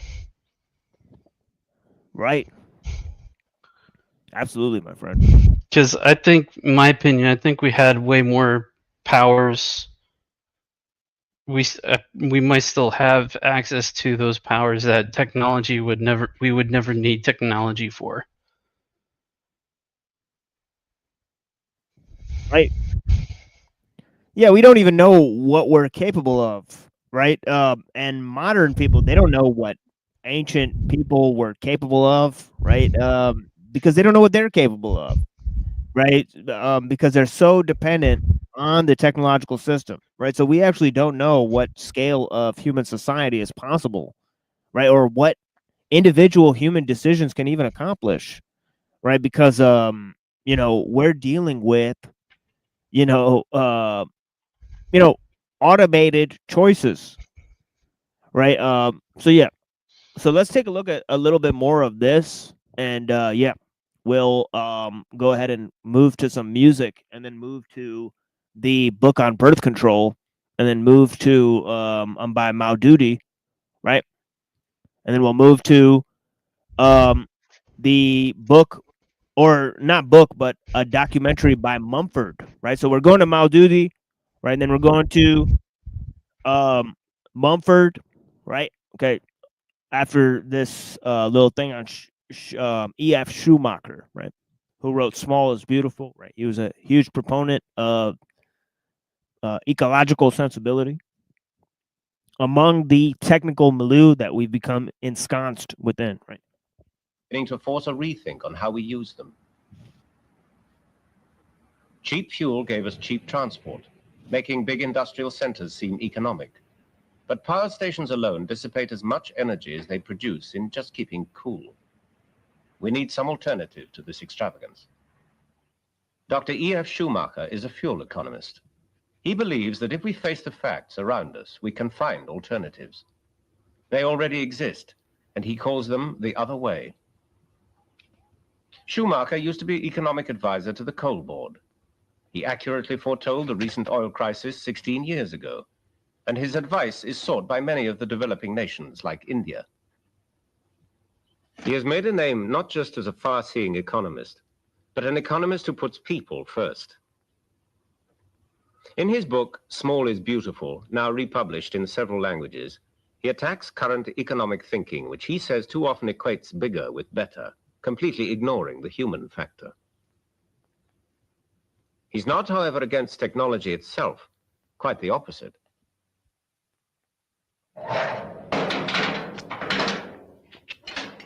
This is his wheelbarrow, and it's unique. It's battery-powered. It hardly uses any electricity at all, but takes a lot of the hard work out of gardening. He makes full use of his economic ideas in his own private life. He not only points out the waste of energy in the average loaf you buy in the shop, but makes his own bread and even mills his own wheat. This extreme in do-it-yourselfery may seem eccentric, but by using his own energy to mill wheat, he always has fresh flour, and like us, gets the full vitamin value from the wheat, and what's more, it's cheaper, doesn't take much time, and tastes very good. Not processed.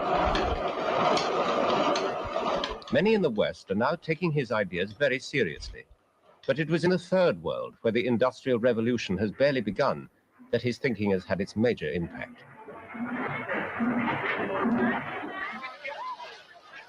Despite all their problems, Schumacher foresees a reasonable future for such people, but only if they don't succumb, like us, to the glossy lure of big technology. Unfortunately, it's difficult to persuade a developing nation that there are any dangers inherent in technological progress. In one small town, I was shown the work of a potter who, with marvelous skill, was making beautiful pots on the most primitive equipment. Having taken that in, I was taken out into an industrial estate which the government of India had put there in order to bring industry into rural areas. The first man I encountered was minding a machine tool, was being trained, very expensive machine tool. I asked him, after you've completed your training, will you then get into production here in this area?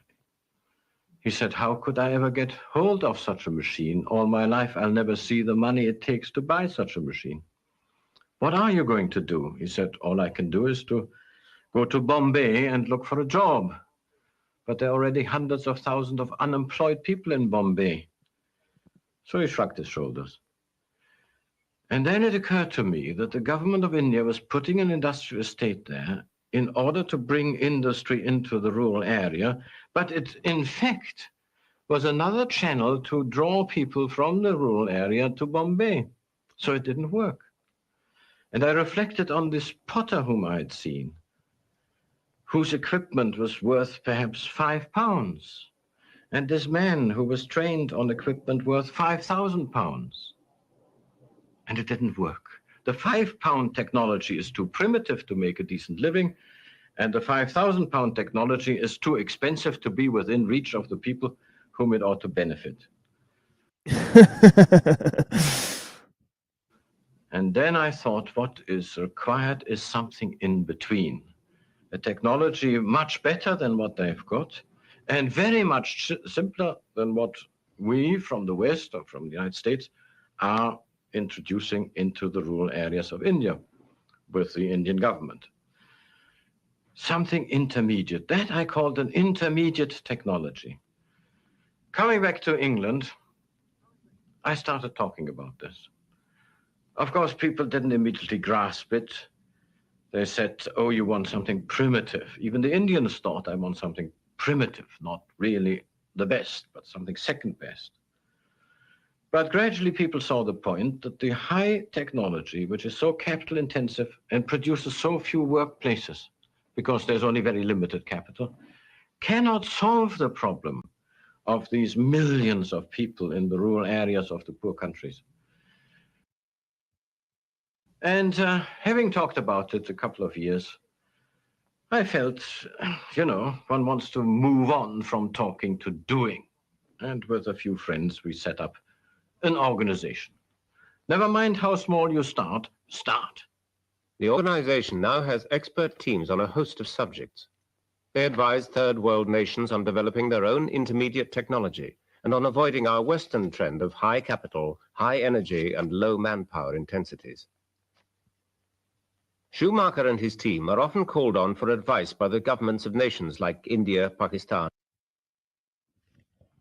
So what's really important in that clip is that the technology imposes certain conditions of life, right, that are unavoidable unless you create intermediate technologies to deal with the effects of those first technologies, right?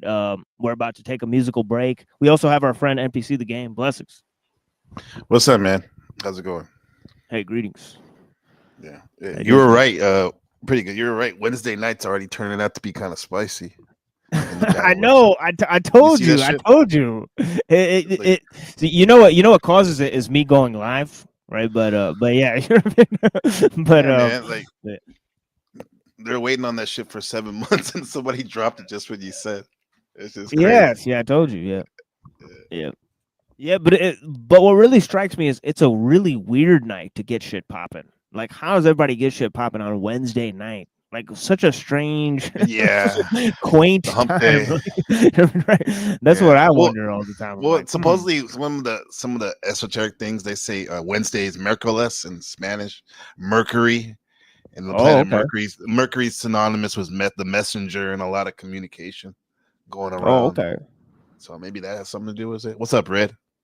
Yeah, but you're right, Machine. You called it like tenfold, bro. Oh yeah. Yeah, I got some psychic stuff too sometimes. I mean, if I really focus, I haven't really put into like my whole spiritual game, but I have a whole underground spiritual game that I'm like, once I get really deep into it, yeah, dude, I start like predicting shit and stuff. I start like saying, like, oh, there's shit around the corner, man. I mean, for real. Wow. Yeah, man. But I keep that under wraps. You know what I mean? Besides, it's between me and God. So it really, it's not really for, So people who try to, promote that or try to bring people in line with that, that's all scams for sure. I guess it's like a layer of protection too, what you're doing now in terms of letting us know about the intellectual and philosophical dealings of what's really going on. So that could be a good cloak to the spiritual stuff, or now I'll say protection from that, because that is sacred. The conversation you have with the Most High, definitely. Oh yeah, yeah. I think it's like See, this is what I was talking about in the whole beginning. I was talking about that there is nothing like religion, right? So that's one of the great points I make on this show, right? Is that the reference frame of religion is part of the architectonic framework. So you can't get rid of religion. You can't get rid of the religious outlook, right? Just like you can't get rid of a scientific or philosophical outlook.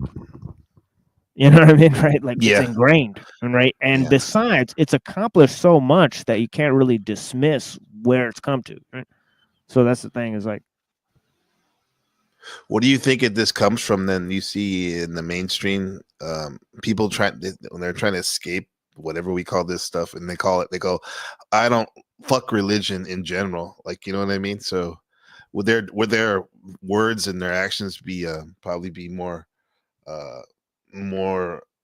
effective if they change that up a bit, that statement of fuck religion? Yeah, I think either fuck religion or fuck science is a bad answer, right? And trying to use philosophy in religion against science is a bad answer, right? Like a lot of these debates where it's atheist versus religion, right? They'll use philosophy against science, right? So the atheists will use science and they'll say, well, we don't need science because we have philosophy. And that's not true either, right? So you know what I mean? The game is already rigged to where, they claim that, atheism is more scientific, right? Which is false, right? Totally false. Yeah, totally false, right? So we got to take the term science and religion back from these people that are trying to use it for evil. Yeah, right. Definitely, and not treat it like it's a bad thing, right? Either side, that's a bad thing, but both sides are to blame for the problems that we're in today. See? Right? Well, yeah. It also depends on the context of when someone says screw religion. If they have nothing to fall back on, whether philosophy or science, it's kind of a vacuous statement. Yeah, I was. Yeah, where I'm sorry. Go ahead. No, please continue. Where you were saying where? I lost my train of thought. I'm sorry. I was so like flipping out. I wanted to ask you guys, have you seen that breakfast taco channel? Because it was the first time I actually saw it, atheist debate, like a channel for atheists, and I was like, holy shit, this is something that I want to stay away from it. But it was like a train wreck scene for the first time, because it was like they were doing exactly that. Yeah, I was watching it yesterday, and the guy actually brought out every single problem that I'm talking about today. So maybe I'll send this to Modern Men Lost Again, because we need an ultimate reference frame for those questions, and the guy wasn't letting them deal with those questions that science can clearly not answer. Right, so it's like, right. So this is what's happening on that show, right? They sent somebody in there, and he was saying, well, what about these questions that science can't answer? Isn't it okay if I use religion for that? And the guy said, well, you're mentally insane.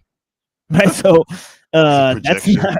That was the response. I would imagine he would have referred to the God of the gaps.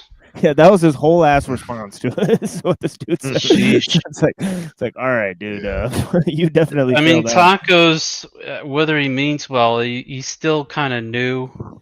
Whereas channels like Atheist Experience have been around for like over a decade, I believe. Yeah, JL was a madman. He wouldn't even let a modern man talk. Every time he talked, he'd say, "Stop interrupting." But he wouldn't let him talk. Yeah, there's a rabid atheist dude on there with like glasses or whatever. That's JL. JL or whatever that they were talking to. So I dealt with breakfast tacos. We showed how dishonest they were, right? Because of the Jack Talcott interaction, right? That whole fiasco. Yeah. He sent his student in there, right? Which is actually Did you say student or stooge? more like lackey, minion, useful idiot. lackey minion or whatever, he had him on Talca, and this guy started saying he likes to talk about philosophy and politics or something like that. So I went to the stage, right? Because I said, okay, well, I'm obviously interested in these two topics, right? And the guy starts to treat me in a very sort of dishonest way. He calls me an idiot for believing in the historicity of Jesus, which is like, are you having an emotional breakdown, sir? Right. But yeah, so it was totally weird response that he had. Right. So totally dishonest statement. Then this guy goes on to say, no scholars believe in the historicity of Jesus. And I was just floored. I was like, that is a incredibly dishonest. Flabbergasted. Yep.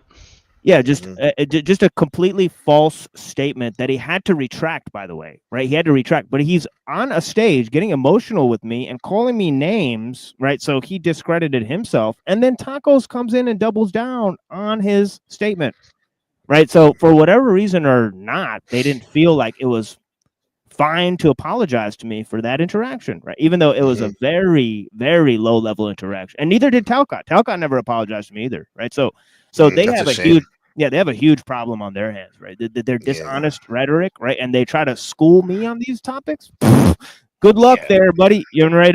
That is laughable shit, right? So, right. Yeah. So, whoever this person is in the back, you're gonna have to wave, so that we can.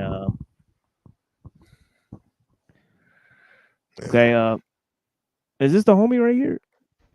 Yo, what's up? Yo, what's going on? Yeah, this is Calix. Yeah, blessings. Yo, what's up, you look bro? different for a second. I was like, who Yeah, is? dude, look at I got my hair in a fucking little ponytail and shit. Yeah, I was look a little different right this now. Yeah, for real. Yeah, you were also in the dark. I was like, all right. Oh yeah. Who the fuck is this? Yeah, blessings. What's up, man? Yeah, that's all good though. Yeah. Good to see y'all. Good to see you too. Y'all. Yeah, for sure. I just want to come up and take a dab. Of course, dude. I'm about to smoke too as well. Yeah. So yeah, perfect timing. Perfect timing. Glad to be here. Yeah, I'm glad you're here as well. All right. Yeah, those people missed out on an ally by just being rude, like just off the strength of being like No, it's not ally, because I went back in there the next day. Acquaintance. That's it. I went back in there the next day to confront them, and they admitted they were wrong. And he said the duck dude messaged him and admitted he was wrong about it. You know, right? And then Brown's boy asked him if he would debate me, and he refused. Right? So these guys are pretty much the damage was already done at that point. Fake debooters, right, on the internet. They don't want to, dude. I'll destroy this dude with his a Muhammad was on mushrooms argument. I'll destroy this motherfucker. Like, I'll wipe the floor with him. That's what he said. That's his argument. That's his argument against Islam. That's it. Oh my god. That's the entire fucking argument. What's the proof? Oh right, you mean tacos? Yeah, dude. He get the floor wiped with his fat fucking ass. Dude, there's no fucking way, dude. He didn't even technically say that. He said it is more probable the that guy he was who on runs mushrooms. The guy who runs the channel is a complete fraud, dude. There's no way we're going and debating on that channel. It's a complete more waste of fucking likely, time. he said. So it's like so Yeah. lame. Yeah. Otherwise, come here and let him show me how that's a legitimate argument against Islam, right? The guy's a complete fucking clown, right? So yeah, dude, that's my opinion on him.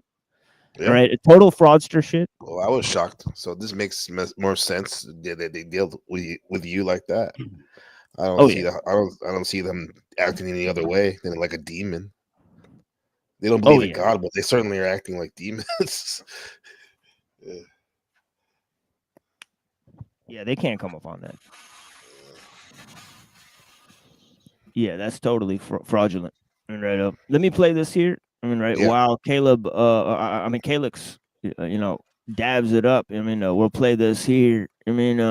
Star Chasers with a blowtorch. Yeah. Now the vocals are a little low, but I'm not gonna remake this. It's just for the beat. But yeah, blessings to the people that are here. I was not gonna remake this. Plus, I don't have like audio editing software. I'm not a music producer, folks. Right. But yeah, blessings.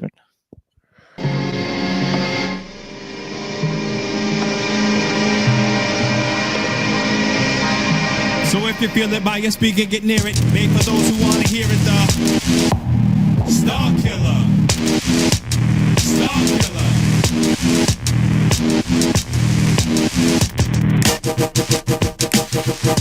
Star Killer. Star Killer. Provocative, observe the rules to break them. Poet no fear. Amplify the line, propel, enhance, excel, expel some perspective, interpretation, not open to invitation. Self-limiting entity thrown like crumbs and confetti, too narrow for my dimension. Punctuation shift to all keys, flat keys, for fear response, you salute my destination. Questioners come taste my thunder. Frenetic, audio concentric, psycho, bells like a volcano, rifle, submachine, fast pace of a car chase with flash crash from impact, you see stars, numb with admiration, anticipation hangs by eyelids, as the mastodon, frown runs to brief flower, blowing away like exhale smoke, missing figure analysis of mind from the global pulse, reflect on the fake, the scorn is cold as tap water, the mind phaser, contorts convulsions, tolling and tailing and twists like a broken arm. So if you feel it by your speakers, get near it, made for those who wanna hear it, the Star Killer. Star Killer. So if you feel it by your speakers, get near it. Made for those who wanna hear it, the Star Killer. Star Killer. So if you feel it by your speakers, get near it. Made for those who wanna hear it, the Star Killer. Star Killer. I'm optimistic things can only get worse. Electron cheeks and serenades on low voltage. Analogs from the mockery with meaningless words. Raw that fails to devour. Regurgitate to the pastry slow for repair. Consensus in a survey of a rating of 10 to 1, you get none. Mr. Ball Beam, bite your head off. We've seen it done, rerun, change the channel. MCs don't retire, they expire. Perhaps by their misguided allegiance held by the security of blind compliance. If I was you, I'd hate me too. Beans, the muzzle for mufflers hacking on hairballs. So it'd be nice if you to suffocate on your own breath and permanently remain silent in sign language. A cruel prank, pulling a false fire alarm dissolves the funeral. The ring of the bell shrieks in the ears of the deceased that they never learned to rest. Malicious scene leaving my signature. Yes, the guilty remain innocent, waiting patiently for the time to strike again, again, again, again, and again. So if you feel it by your speakers, get near it. Made for those who wanna hear it, the Star Killer. Star Killer. So if you feel it by your speakers, get near it. Made for those who wanna hear it, the Star Killer. Here you go. Star Killer. So if you feel it by your speakers, get near it. Made for those who wanna hear it, the Star Killer. Star Killer. So if you feel it by your speakers, get near it. Made for those who wanna hear it, the Star Killer. Star Killer. So if you feel it by your speakers, get near it. Made for those who wanna hear it, the Star Killer. Star Killer. So if you feel it by your speakers, get near it. Made for those who wanna hear it, the Star Killer. Star Killer. So if you feel it by your speakers, get near it. Made for those who wanna hear it, the Star Killer. Star Killer.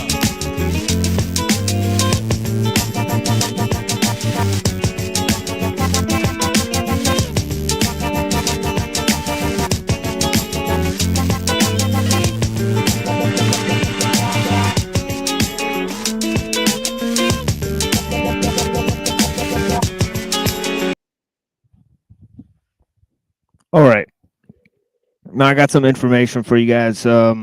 Interesting. And then I'll play a little documentary with Mumford, and we'll get more into what we're talking about here. But do you guys know when when they first started doing abortions? Nah. It's like a Hellenistic period at least. No, I'm talking about like when there was legal abortions. I mean, done like in like, the United States. You mean? Yeah, like regulated by the modern abortions.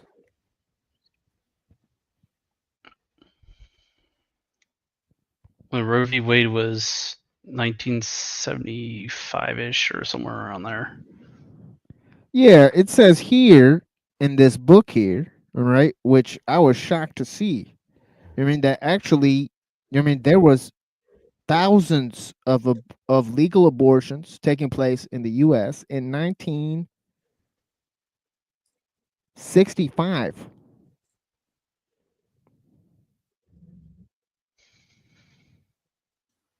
The advent of rock and roll and all that. Yeah, thousands of abortions taking place. Hippie stage. Yeah, not only in America but also in Europe, Japan, and Russia. You know, so there's thousands of cases, right, and even thousands more in terms of illegal abortions.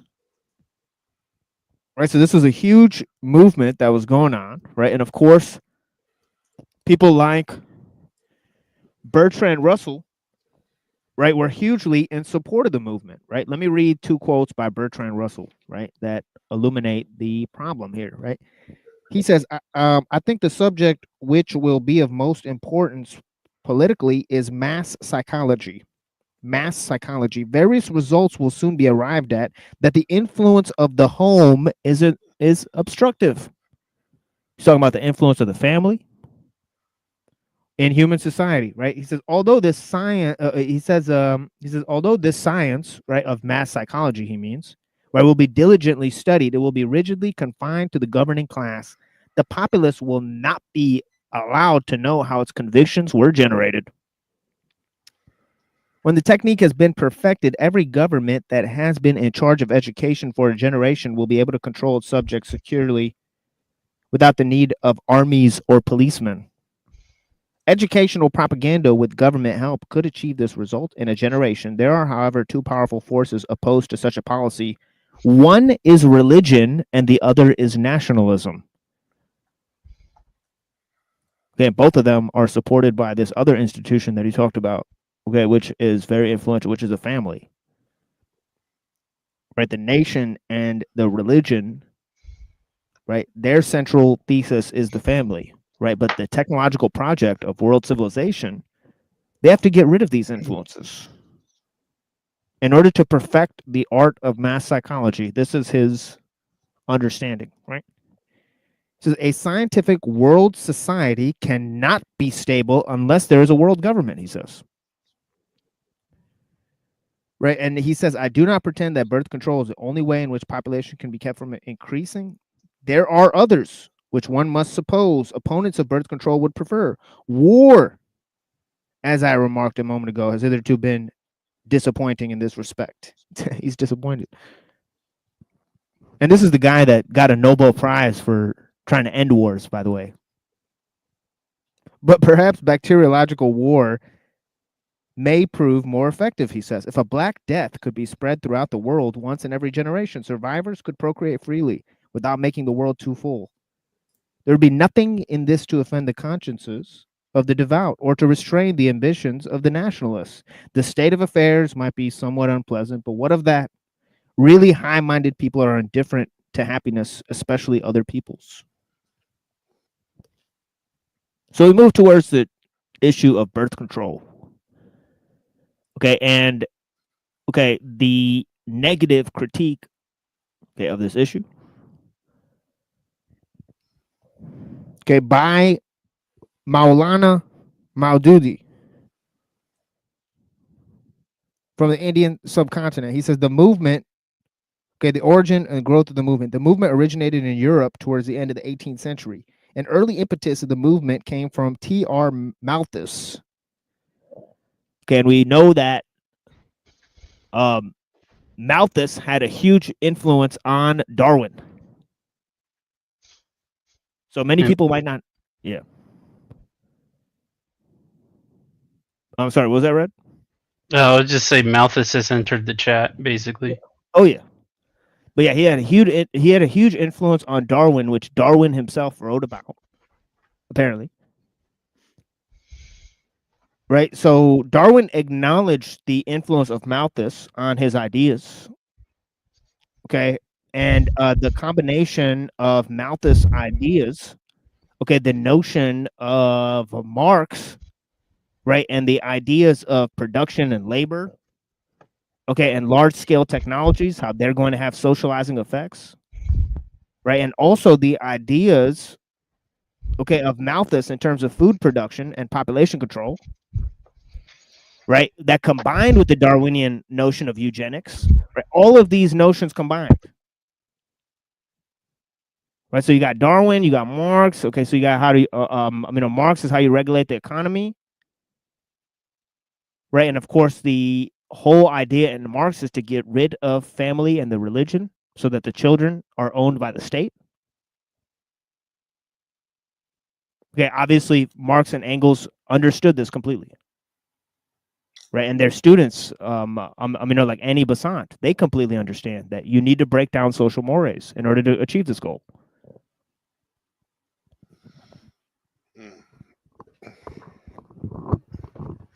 Yeah, there's still countries that are still legalizing abortion. Like the last country to do it was Finland and then Colombia. So all this time, those countries, it was illegal there. It's interesting because, like, I assume most places are like the West, like America, where I'm from. So, and they've been having abortion legal for many years, but that's not the case.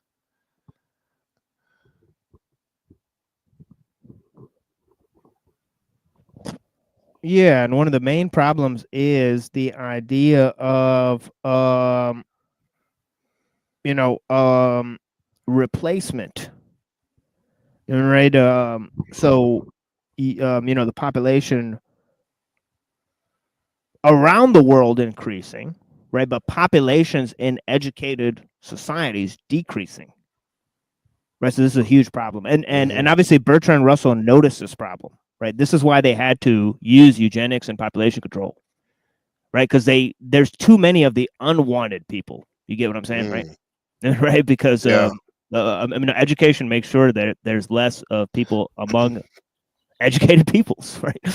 Okay, because they start to liberalize, they start to modernize, right? That's what modern education does, right? And the women that are introduced to these programs, right, they become, not really traditional women, right? So, you had to get women into the workplace so that they could work in the factories, right? Because because the factories are too big, right? They need more workers. Yeah. Right. So they had, yeah. But are they pushing the so-called elites, like Bertrand Russell's people? Are they reminding their own so-called educated people, upper echelons people, to procreate too? Because it seems like that's the problem he's trying to solve. They're right? not having babies. They're not having babies, even them.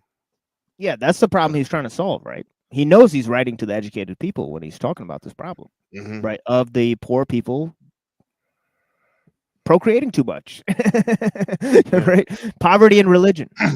But did he talk anything about his people not procreating enough? Because at this time, it seems like that.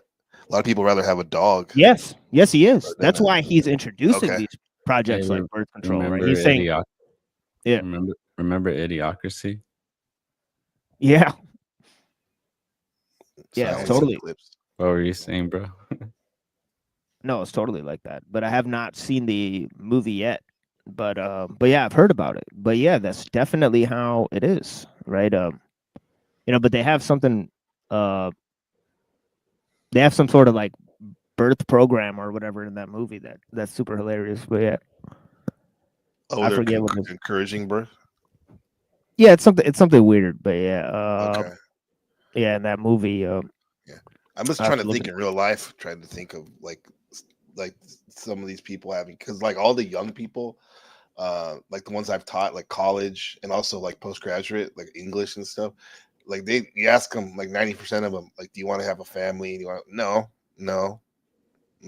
and then like, yeah, it's just rampant, that type of thinking. At least where I'm at right now in Asia. Yeah, that's sad for sure. Because you think that Asian societies are more traditional. I mean, but yeah, that's starting to lapse. I mean, I'm from Pakistan, and yeah, it's becoming like that too. All the kids are westernized. Right. Yeah, exactly. Yeah. Did you say Calix? I said Asian modernity. That's right. Yeah. That's for Asian Eurasian futurism. Right. Right, coming up. Wherever technique and technology touches. That's right. That's right. Yeah.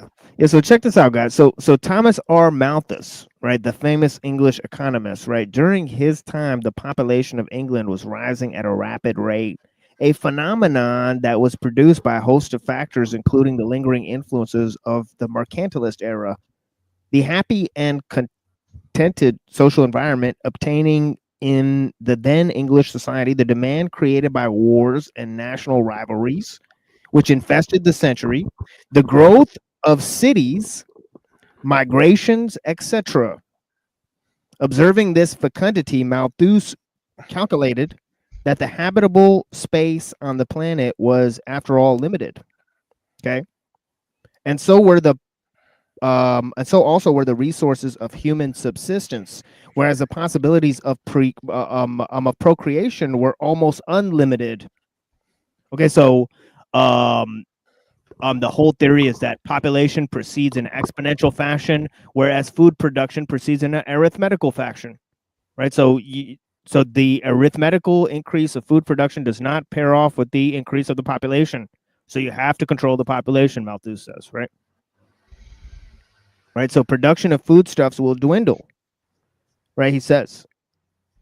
Right. He says, should the breeding of human race continue at its natural pace, he argued, it will be very soon that the terrestrial globe, too small for its habitation and sustenance, production of foodstuffs will dwindle. And with an increase in population, standards of living will go down.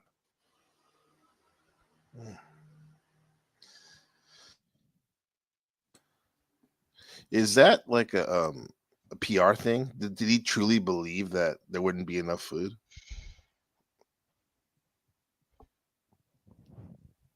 I think he thought that there wouldn't be enough space, the land used for food production. I mean, if there's so many people, right? Because the food production needs land and water. Yeah. Right. And yeah, the waste of water and land and even our systems of food production today is exorbitant. Right. It's incredible. It's simply incredible, right? If most people knew, I think it'd be a very different story, right? But it's like that movie Idiocracy. Most people don't have any idea what procures their own level of subsistence. It's just like we showed with the bread and the eggs earlier. Right? They have no idea that the cost of energy is way more than the cost of the shit that they buy. Yeah, one of the main ways is when it's taken away. Then you really know, like, what you had. Yeah. But it hasn't happened on a mass scale to the people in the West, especially. Yeah. Oh yeah.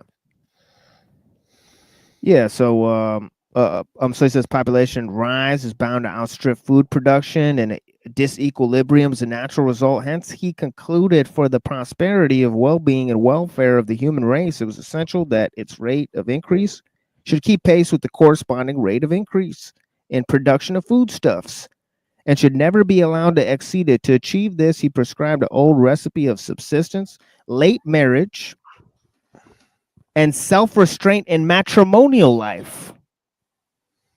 Check that out.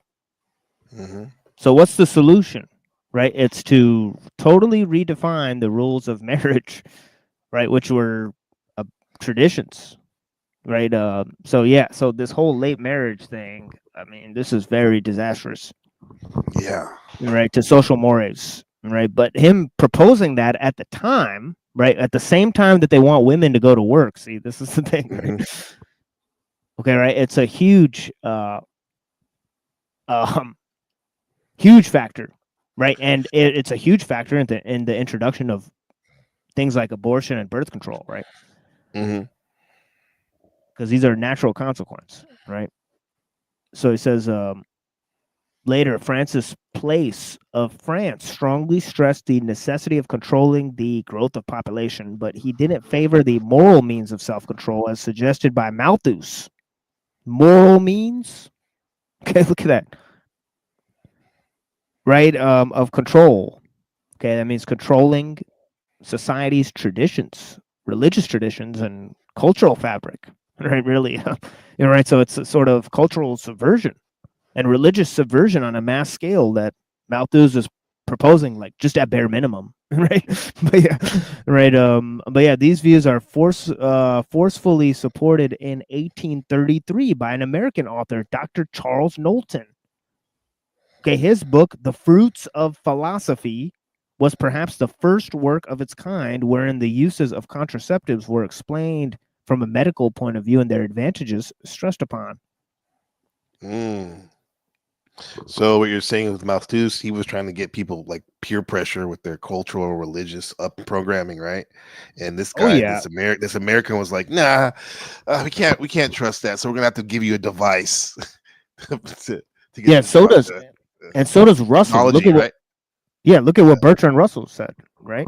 He said you have to use mass psychology, the influence of the home, the influence of religion, the influence of nationalism. All these things are destructive.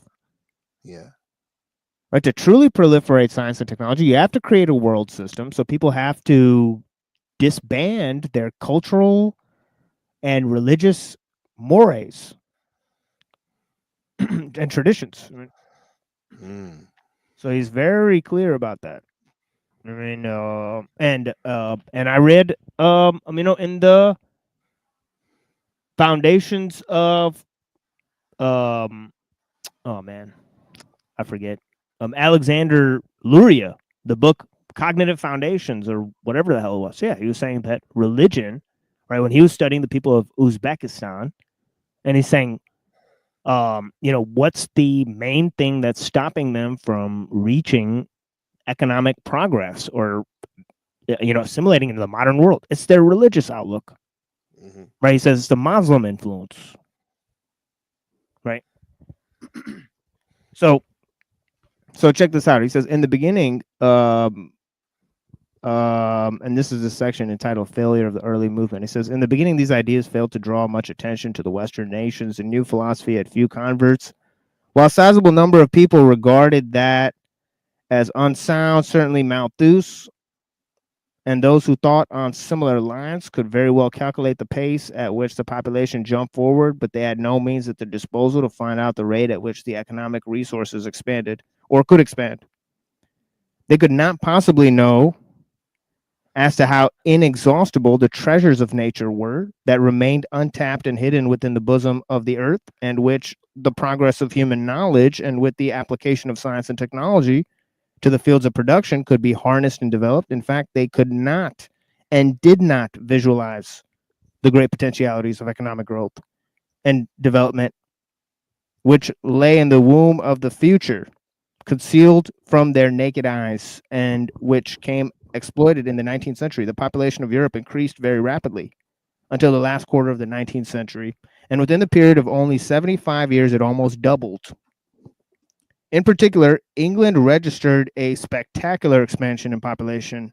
In 1780, she had a population of 8 million, which leaped to 18.5 million in 1815, and to 45.2 million in 1911. But along with it, the economic resources and opportunities also increased astonishingly. GNP and per capita income both increased considerably. Expansion of national economics was supplemented by international exploits. Various European nations monopolized commerce and industry of the whole world. For their substance, therefore, they did not have to fall back upon merely the natural resources of their own lands. They managed to acquire from other countries foodstuffs in exchange and of their manufactured goods. Consequently, despite a huge population explosion, they never felt the planet too small for their fast multiplying numbers, nor felt the natural resources were running short in comparison with the corresponding increase of their numbers. Towards the end of the last quarter, the 19th century, a new movement known as the Neo-Malthusian movement was introduced. In 1876, Miss Annie Besant and Charles Bradlaugh arranged the publication of Dr. Charles Knowlton's book, The Fruits of Philosophy in England. By the way, Annie Besant also translated to English, I believe, Marx.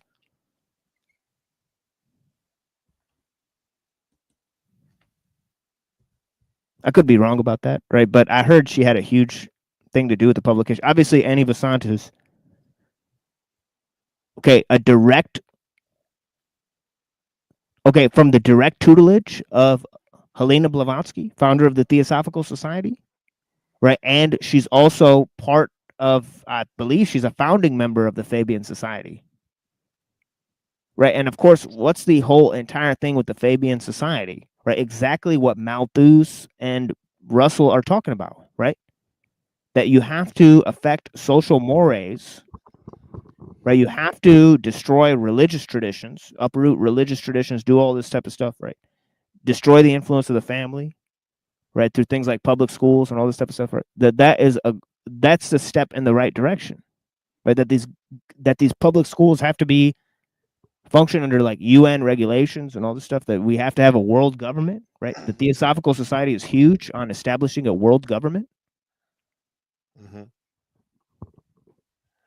They saw this as part and parcel of their goals, right? Remember, I talked about how they were influenced by people like Swedenborg, who talked about the New Jerusalem and how they had totally hijacked the messianic expectation of the Jews. And of course, the Jews had themselves hijacked their own messianic expectation and turned it into a plan of world salvation, right? Mm-hmm. So Swedenborg, Retro. Yeah. So these guys, fruits of philosophy. So she's responsible. It's crazy that Maududi is writing this. It's funny. Man, if you guys knew who this guy was, it's pretty hilarious. Right. Government prosecuted them in a law court, and the ensuing publicity attracted the attention of general public towards this movement. Shortly afterwards, an association was formed by Dr. Drysdale as president, which forthwith launched a publicity campaign in favor of birth control. 2 years later, Mrs. Besant's book, Law of Population, was published. I didn't even know she wrote such a book, which soon become a bestseller. That's right, folks. I have not read this as of yet. I'm reading this for the first time. 175,000 copies were sold out within a year of its publication. By 1881, this movement had made headway in Netherlands, Belgium, France, and Germany. And thenceforth, it gradually spread to the rest of the countries of Europe and America. Associations sprang up to popularize among the people through press and platform the practical devices and techniques of birth control, convince them that the convenience and alleged blessings thereof. It was told the people not only genuine, but also desirable from the ethical point of view. And from the economic standpoint, it was presented as something not only useful, but absolutely inevitable as well. For this purpose, they discovered medicines and invented appliances and devices and left no stone unturned to bring them within the easy reach of the masses. Clinics were established to furnish expert guidance. Okay, and the new movement gained momentum. So at first, Malthusianism did not gain momentum, but neo-Malthusianism with Annie Besant, okay, where there's republishing these studies from like 1833 and stuff, Fruits of Philosophy and stuff, right? That gained huge traction. Right, so it's important to note. Okay, and what else is important to know? What had already gotten away during this time was the Industrial Revolution, right? Of course.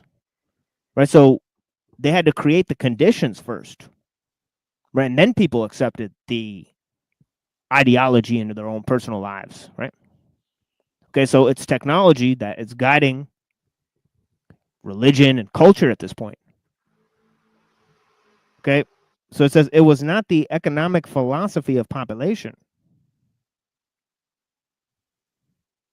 control advanced by Malthus and the Malthusians which were responsible for the success of the movement.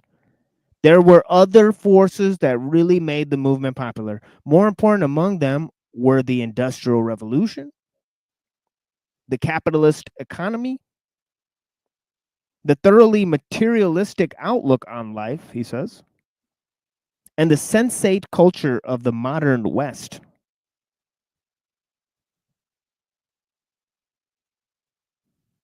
Of course, he is a Muslim scholar from India. Okay, writing in 1935. So when he says sensate culture of the modern West,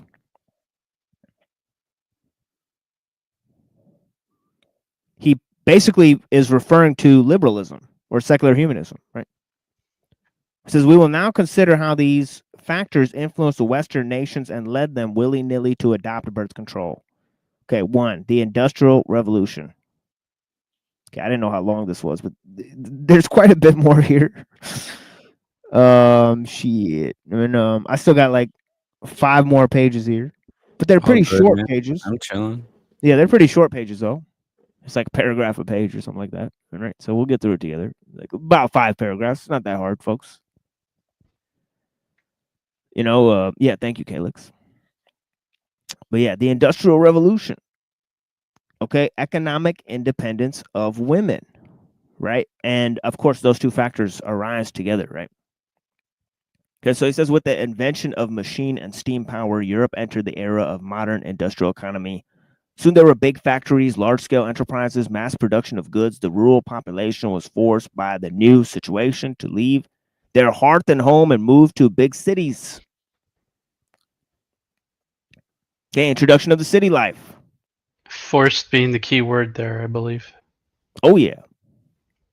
Yeah, it's population displacement because of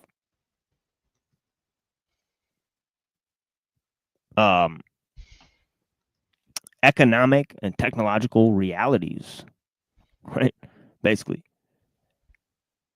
right? The rural population was forced by the new situation to leave their hearth and home and move to the big cities in order to hunt for jobs in the factories. This resulted in the desertion of the rural areas, an emergence and growth of the thickly populated large cities where millions of people came to live, packed close together in a limited space.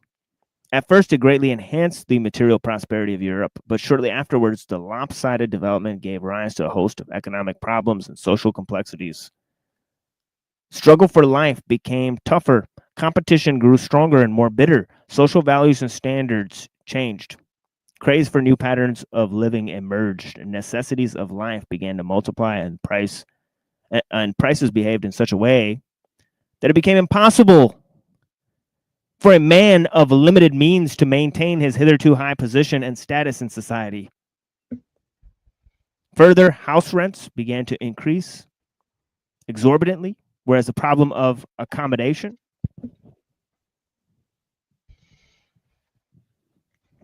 became more and more acute. The age-old institutions of family no longer remained the basic economic unit, a position it occupied when agriculture was a mainstay of the economy. The earning members of the family developed abhorrence for those who just consumed and were unable to earn anything. For fathers, the rearing of their children, and for husbands, the supporting of their better halves become an unbearable burden. Everyone liked to spend his income on his own person and disliked to share it with others, and wished to reduce the number of his dependents as much as possible.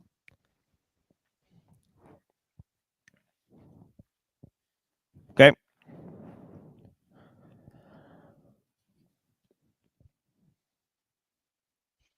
Okay, so the spread of the city, the spread of wealth, the spread of Before you go there, machine. Yeah. Before you go there, like Yeah, of what course. you just said, like, because I'm a person that in my family I'm the breadwinner, the main breadwinner, I guess you could say, and my wife does her thing at home, taking care of our son and in the house and doing other things.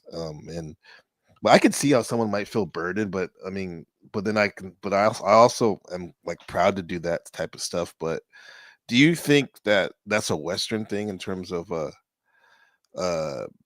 the father, for example, the main breadwinner at the turning point, which you're reading, like maybe didn't feel like they were a burden before, but because of other circumstances, Well, this is the thing is that it was different. you know, man was always the provider, right? But whether this had to do with going to work for somebody else, right? That's a totally different Yeah, thing, that's right? true. Usually kids would work with their fathers, right? They'd have a family business or something like that, and right. So this is a whole different scenario, right? So once the man becomes, you know, to quote ellul, Homo economicus, right, and his whole survival depends on his economic gain, right? Yeah, then these, you know, people, because you know, you had more kids so that they work on the farm and they take care of you when you're old, right? So having kids was not a burden, right? Is what he's trying to. He's trying to show how it, you know, only when man is sublimated by the economic life and by industrial society does having dependence become like a burden, right? Right. It's a huge problem. Yeah, Right. yeah, you're right. You're right because on one end, those kids that you're raising, kids, baby goats, right? Kids, those children that you're raising are the states, right? Or and they get thrown in the Right. system, in the beast system. When they get older, they don't work for you usually, and then also too, because you're out working for somebody else as the father, a lot of times you don't know what the hell's going on with your children or your wife or your home because you're spending all your time and energy, you know, trying to provide money for someone, you know, make a product for somebody else so you can have money, right? And this is why, like you see in the media too, they always make the dad like a buffoon. Like he doesn't know what's going on. Like when he comes home and they like the kids and the mom laugh at him. Oh, that's just dad. Oh, that's Homer. You know, type of shit. Or you know, Yeah. that's Peter Griffin. Right. Yeah, or the seminal scene was you know, in Wonder Years, right, where the dad comes home and he's so detached from his family, he just watches TV, and the son doesn't know why the dad is such a fucking asshole all the time, right? Until he goes to work with his dad. There's this like bring your son to work day, and he notices like his dad gets treated like shit at work all the time. So he finally understands why his dad acts like that. Yeah. Right. He's like, you know, you know, he has to act like a bitch all day. And when he comes home, he's finally in charge of like 2 people.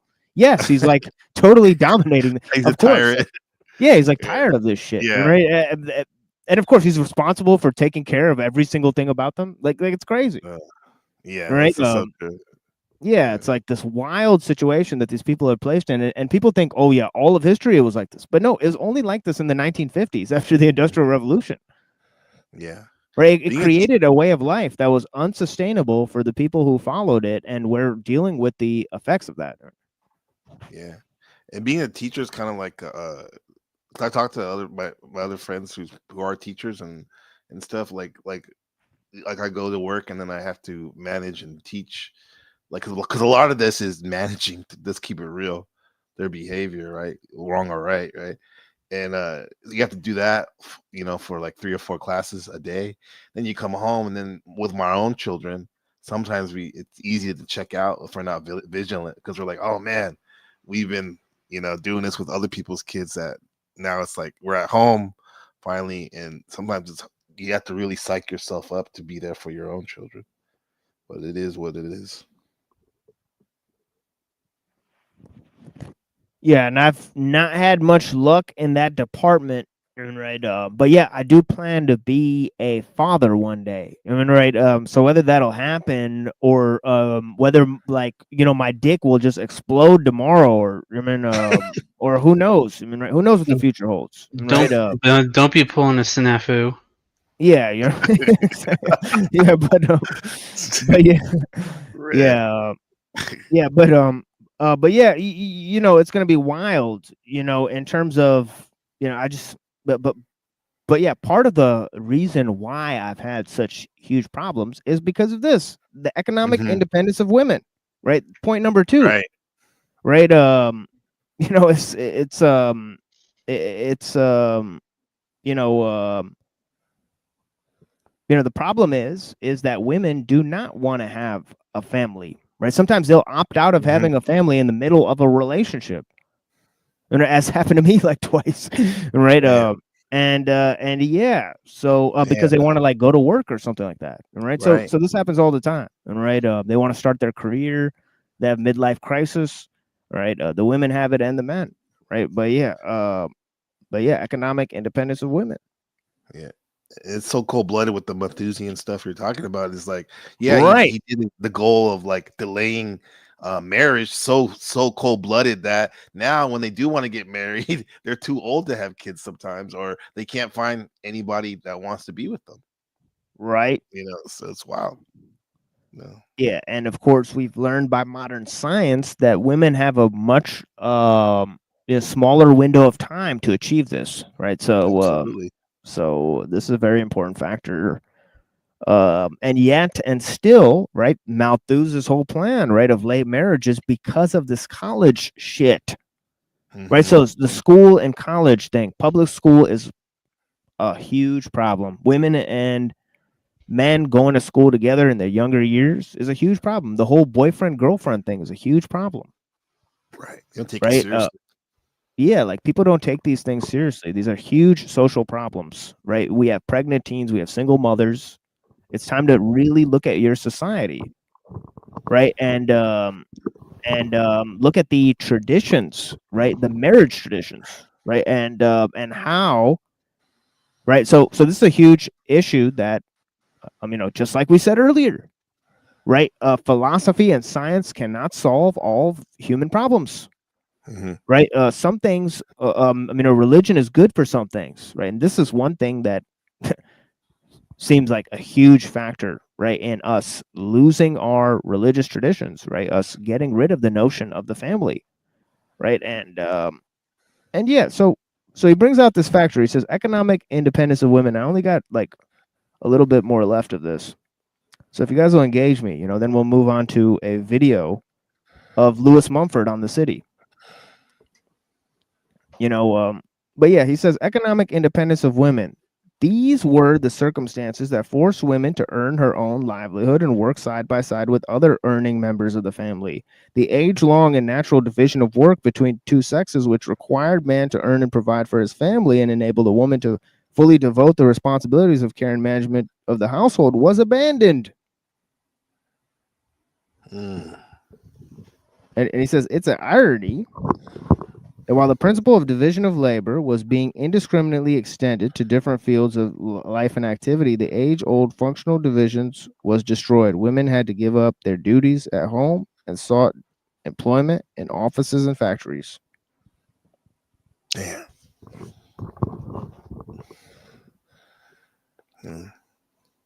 This is the real red pill, man, right here. Like they talk about male-female dynamics, sexual dynamics, but this part gets left out of it.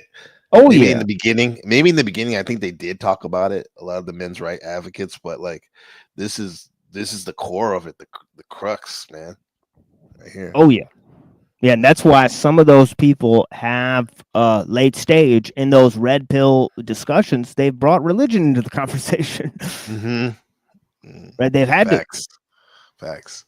Right? They've had to now, right? Because they realize it's a huge problem. Right, that the lack of social mores, the destruction of social mores is a lasting issue, right? Women had to give up their duties at home and sought employment in offices and factories, he says. This was also in the interest of the new capitalist class who wanted cheap labor and large supply of workers to keep the wages low.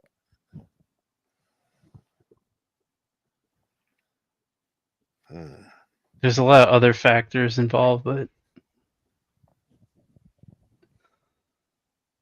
yeah, industrial revolution, the loss of patriarchy and the feminist ideology being promoted, and right, women going to work alongside men, right, and yeah, there's these are nuclear family is not really the best family structure.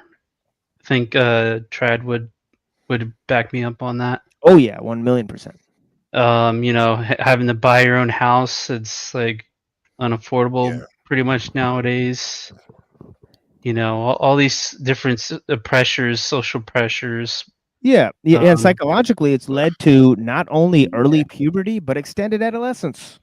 This is a scientific phenomenon, right? Not Peter only, Pan. yeah, not only are men being born with feminized genitalia because of chemical castration, right? But there's a whole list of other problems, like men and women are reaching puberty earlier, and they're having extended adolescence, right? Meaning they're acting like they're in high school, way into their 30s and 40s, and you see Breakfast that taco. phenomenon. Yeah, you see that on YouTube, right? I'm trying Extended to purge adolescence. myself from it myself. Peter Pan syndrome. 100. Yeah, that's right. Yeah. Bro, yeah, absolutely. You there's see it? this Whoa. neighbor. He was like, Is this a talking snake? that's a It's nude. cool. It's cool as fuck. That's cool. Oh. Yeah, blessings. My PNG tuber. That's dope. It's like Link. Yeah, he's supposed to be a ranger. Yeah. So you're saying about the Peter Is Pan it too syndrome? much? What do you think No, about that's cool. that? The show. Oh, we're talking about my neighbor. No, I don't Peter know. Pan syndrome, bro. You're speaking Yeah, about that. What you dude. mean? He, I don't know. He used to be like somewhat normal, and then like he just like lost his mind, and he Yeah. like he went. I don't know, dude. He just wouldn't do anything. He just sat in his grandparents' garage, like Yes. Yeah, I've for seen years. this shit before, dude. I've Yeah, seen this and hundreds of times. He was I've seen this he hundreds would of times. listen to that MK Ultra commercial music, rap music, and hip hop and all that. He was Puerto Rican, but like he was born here, I think. Yeah. That's fucked up. And bro, dude, I fucking Lost like, soul. yeah, I actually like, because he would like verbally abuse his grandparents, because that's where he left him. Yes. Yep. Yeah, dude. They don't have respect for their elders, and they don't actually realize that like all well they don't. They're so detached to like the Yeah. means of their own survival. You know, this is the thing. I mean, you know, they think like, all right, well, grandpa and grandma are like working for the system, and anybody can do that, but then it's like, why can't you? You know, it's like all this crazy stuff. I mean, you know, so there's a lot of problems with that way of thinking. But yeah, I mean, it's obvious that, you know, we are experiencing a problem of extended adolescence, and that's because, you know, like somebody pointed out, there's not like rights, you know, for when you pass from childhood into adulthood, and this rights or whatever would constitute almost like a small death. Like you would like you know, it would be a ceremony usually to signal a rebirth of a life from childhood to adulthood, and we just don't have this. So it said that We need instead that. young people are experiencing like a small death of their childhood they don't want to let go, right? So they're like, Yeah. right, so this is a problem, you know, that they don't They take have no guidance. Yeah, they have no guidance, right? That what was that? Your neighbor? That's some Draco shit going on there or something. Yeah. Yeah, bro. And then like I would like yell at him. Like I would have to go, because he would have like mental breakdowns. Dude was like 40 years old or something, and I'm like 35 or something. And I would like be like, dude, this guy's fucking older than me, and he contributes nothing to society. And like I like watched him, had to watch him every day just like camp out in his grandparents' garage. And yeah, I called the cops on him like twice too. And then just like a month For ago, what? For he was disturbing the peace. Like I could hear that like everything he does. Oh, It's too like, loud. right- Yeah. Yeah, he's like across the street. Mhm. And he would just like cuss and just like he was demon possessed or something, bro. Like just like would cuss and like just be really loud, and I like would yell at him and be like, telling him like to get off my street and shit. And then, yeah, dude. And then like he was like, I don't know. I think it was like scared to fight me or something, but I didn't want to fight him. But he had his grandparents has a like a caretaker, and I knew this. I would like every time I would like have like yell at him. His caretaker was there, and I didn't really care. Like I didn't notice, but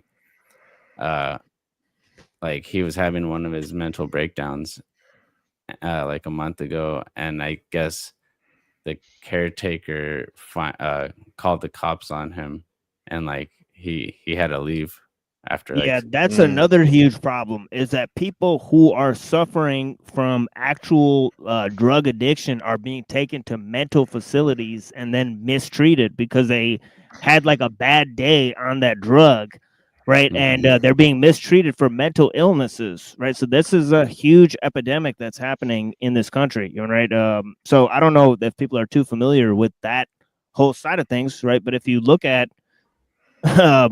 you know, the psychological or the psychiatry, you know, it's actually a criminal enterprise, right? But check this out, right?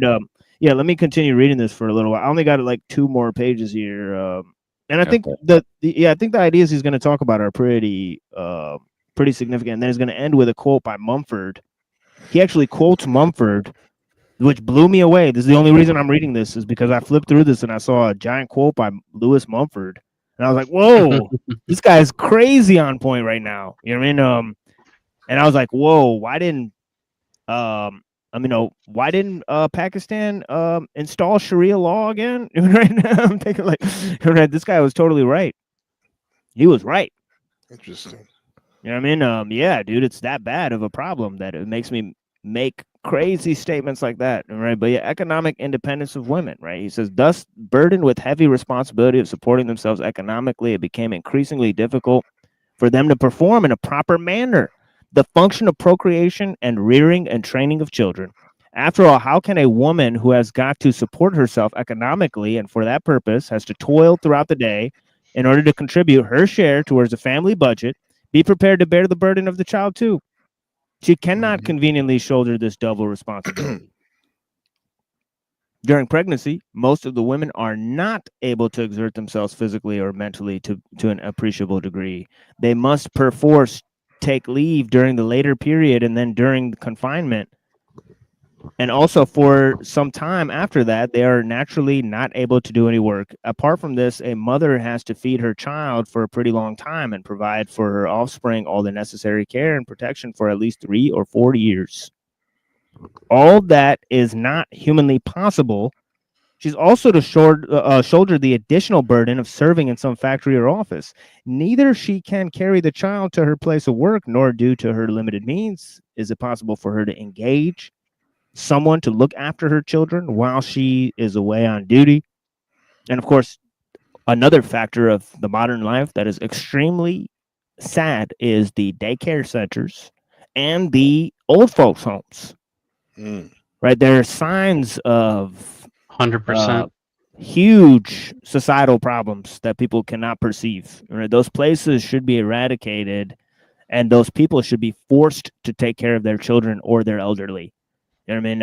Or be put in jail, right? I think that would be a good solution. So if you're looking for economic policies, I think that's a top one, right? But yeah, it says here, yeah. So this whole thing is criminal. It's affordable here to take care of your in Taiwan to take care of your elderly, because a lot of people from Indonesia and Philippines and Malaysia, they come here as nurses, the women, quote unquote nurses, caregivers for the older people, and a lot of times they live with the family, so you can take care of your grandma or grandpa while you work and stuff. So, but in America, that's not really feasible unless you're like filthy rich or something. Oh yeah, yeah, and that's the thing is like, you know, like all of this works out if you're rich, you know what I mean, right? So it's kind of fucked up, and right, but of course it doesn't change the basic things that you have to experience. Just because you're rich doesn't mean you don't experience a modern culture and society, right? Oh You yeah, still for sure. experience all these Yes. factors, right? So I mean, Yeah. rich people, they're popping psych pills too, right? And Mhm. you know, all sorts of Roxycontin. I mean, right? But yeah, What's up, I said, Neurojack in the chat? yeah, Neurojack's out here. Yeah, let me drop the link if he wants to come up. I know he said he wanted to come up at some point, but he's busy all the time. But yeah, blessings Yeah. to Neuro. Yeah, we'll see if he's out here. You can take my spot in a second. I gotta go eat lunch. Yeah. But yeah. Yeah, thank you so much for being here, my friend. This is fire, bro. I feel like I'm so much more in tune now. Oh yeah, we did some killer Yeah. shows on NPC the game too on philosophy. I mean, Kierkegaard, Sartre, and different thinkers, Nietzsche, and different thinkers we were looking at. Yeah, dude, definitely. Yeah, I would love to do one with you. Like we're just getting on, like we're talking about the red pill stuff, but like from a core, like we are talking about Malthusian breakdown. Like, Oh with you. yeah, I would love to do that. oh yeah. I even have the quote of Darwin on Malthus, so I could bring that up. And yeah, dude, I could bring the Bertrand Russell quotes that I had and different things. You know, his mom was involved in the suffragette movement in England. So yeah, she was a huge proponent of feminism. Yeah, his dad, who was prime minister, by the way, John Russell, I believe. Right. You know, he was a prime minister of England. All right. So Bertrand Russell's family was huge in England. His dad was a cuck who like lived with another dude who fucked his wife. And actually, yeah, and actually like promoted that lifestyle. What do you think Crazy about that, stuff. Red? Yeah, wild What the stuff. fuck? Yeah, like you know, and this is like in the early 1900s. So if you can imagine how, You think you'd be more base back then than now with that type of shit? Damn, yeah, that's worse. yeah, way less base than even the average cucked individual, and right, but yeah, of today, right? But yeah, That's his dad. God damn. yeah. Wow. So Yes, Yeah, you don't get to be the mayor of London, you know, without having connections. yeah, right. Without like, I So remember. there's some weird fuckery going on there. Yeah, Literally. In my opinion. Yeah. All right, Tim, I'm gonna get going, bro. I love you guys. Yeah, Take care. Okay, nice meeting you, bro. Be listening. Easy. Nice, Yeah. nice to see you, Cloudix. yeah, peace, brother. Bye. Show. Peace, Have a guys. good one. Yeah, let me put Kalix up here, and yeah, I'll continue here. It says, this being the situation for women in the West was this being the situation women in the West was faced with a dilemma. If she performed her normal functions as desired by nature, she must remain out of job for a pretty long time. In that case, either she should starve or become a burden on her husband, the thing she was invoked to avoid. Moreover, her employers, too, could hardly tolerate her repeated and regular absence for months together. As a natural consequence of the situation in which she found herself, she felt obliged to ignore her natural urges and sap the springs of creativity she was endowed with. She spurned that very function which was the mark of her womanhood. Ultimately, the relentless pressure of economic circumstances cooled down the maternal feelings and urges, and this emancipation produced a rather emancipated woman. Modern sensate culture.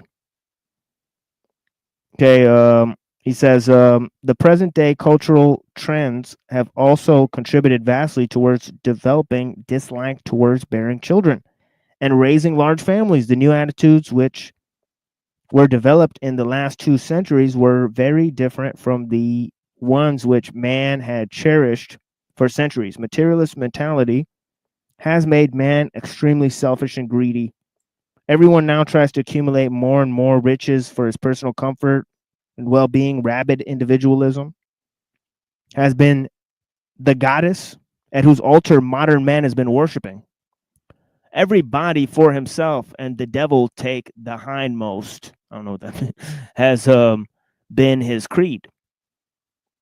He does not like anyone else to claim a share from his earnings, be that his father, brother, sister, or even his own offspring. Flesh of his flesh and bones of his bones, the rich and the wealthy have for their self-indulgence and sensuous life devised a variety of means and methods, and their Glamorous living becomes a source of imitation, even for those who belong to the lower income groups. The demonstration effect is in operation to the fullest extent, with the result that the lowest and middle class people, too, try to catch up with the standard of living of well-to-do. Many luxuries have artificially become necessaries of life that without them, life seems almost empty and meaningless. This sort of attitude has caused the standard of living to soar so high that man with a small income at his disposal finds it extremely difficult to provide even for his own person, not to speak of making provision for his wife and children. And he says here, a French author reveals that as a result of an inquiry made in France to find out the motives behind the practice of birth control, it became evident that the very few couples did so because the fear of a large family or for the reasons of scarcity of means of livelihood. Most of the people did so for the following reasons: betterment of their financial positions and keeping up their high standard of living, checking up the subdivision of their property into smaller units and providing means for highly educating their only son so as to ensure a bright future for him, safeguarding the wife's beauty and delicacy against the nuisance of pregnancies and rearing of children, keeping intact one's freedom of self-indulgence, making provision against the danger that after having children, the wife should not devote herself to them, spoiling thereby the husband's felicity. Paul Beru towards moral bankruptcy in London. Lewis Mumford says,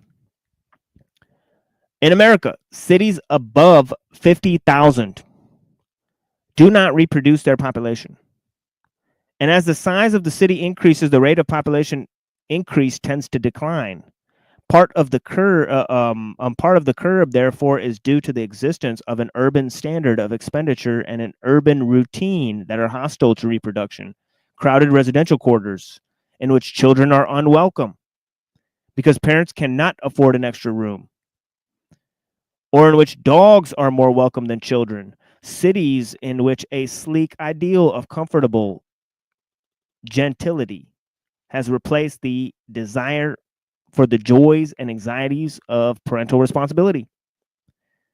Social groups in which a raising standard of children also, in which a rising standard of fashionable expenditure, leaves no surplus for the birth and care of children. If they occur at all, do so in numbers insufficient to reproduce the stock. Lewis Mumford, The Condition of Man, 1944.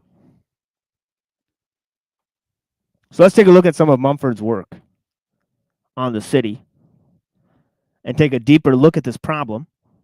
Right, but first I will play some music. Blessings, Neurojack. Yo, hello. Hey, yeah. Yo, you're gonna take a break, so yeah, but go ahead though if you want to say something. Yeah. I just think this is probably like one of the most practical subjects that we could discuss, and we have discussed, I think, because it really hits the nail on the head. I mean, the way that we've been living is directly and seemingly intentionally dealing with the way that we reproduce and interact with our environment. And what more, I guess, pertinent way than how we, mate and choose our mate and mate, if you know what I mean, and have babies together and, all that stuff. I mean, it's like, I had some more exact points, but I was driving, so I couldn't really jump on. But yeah, I just think it's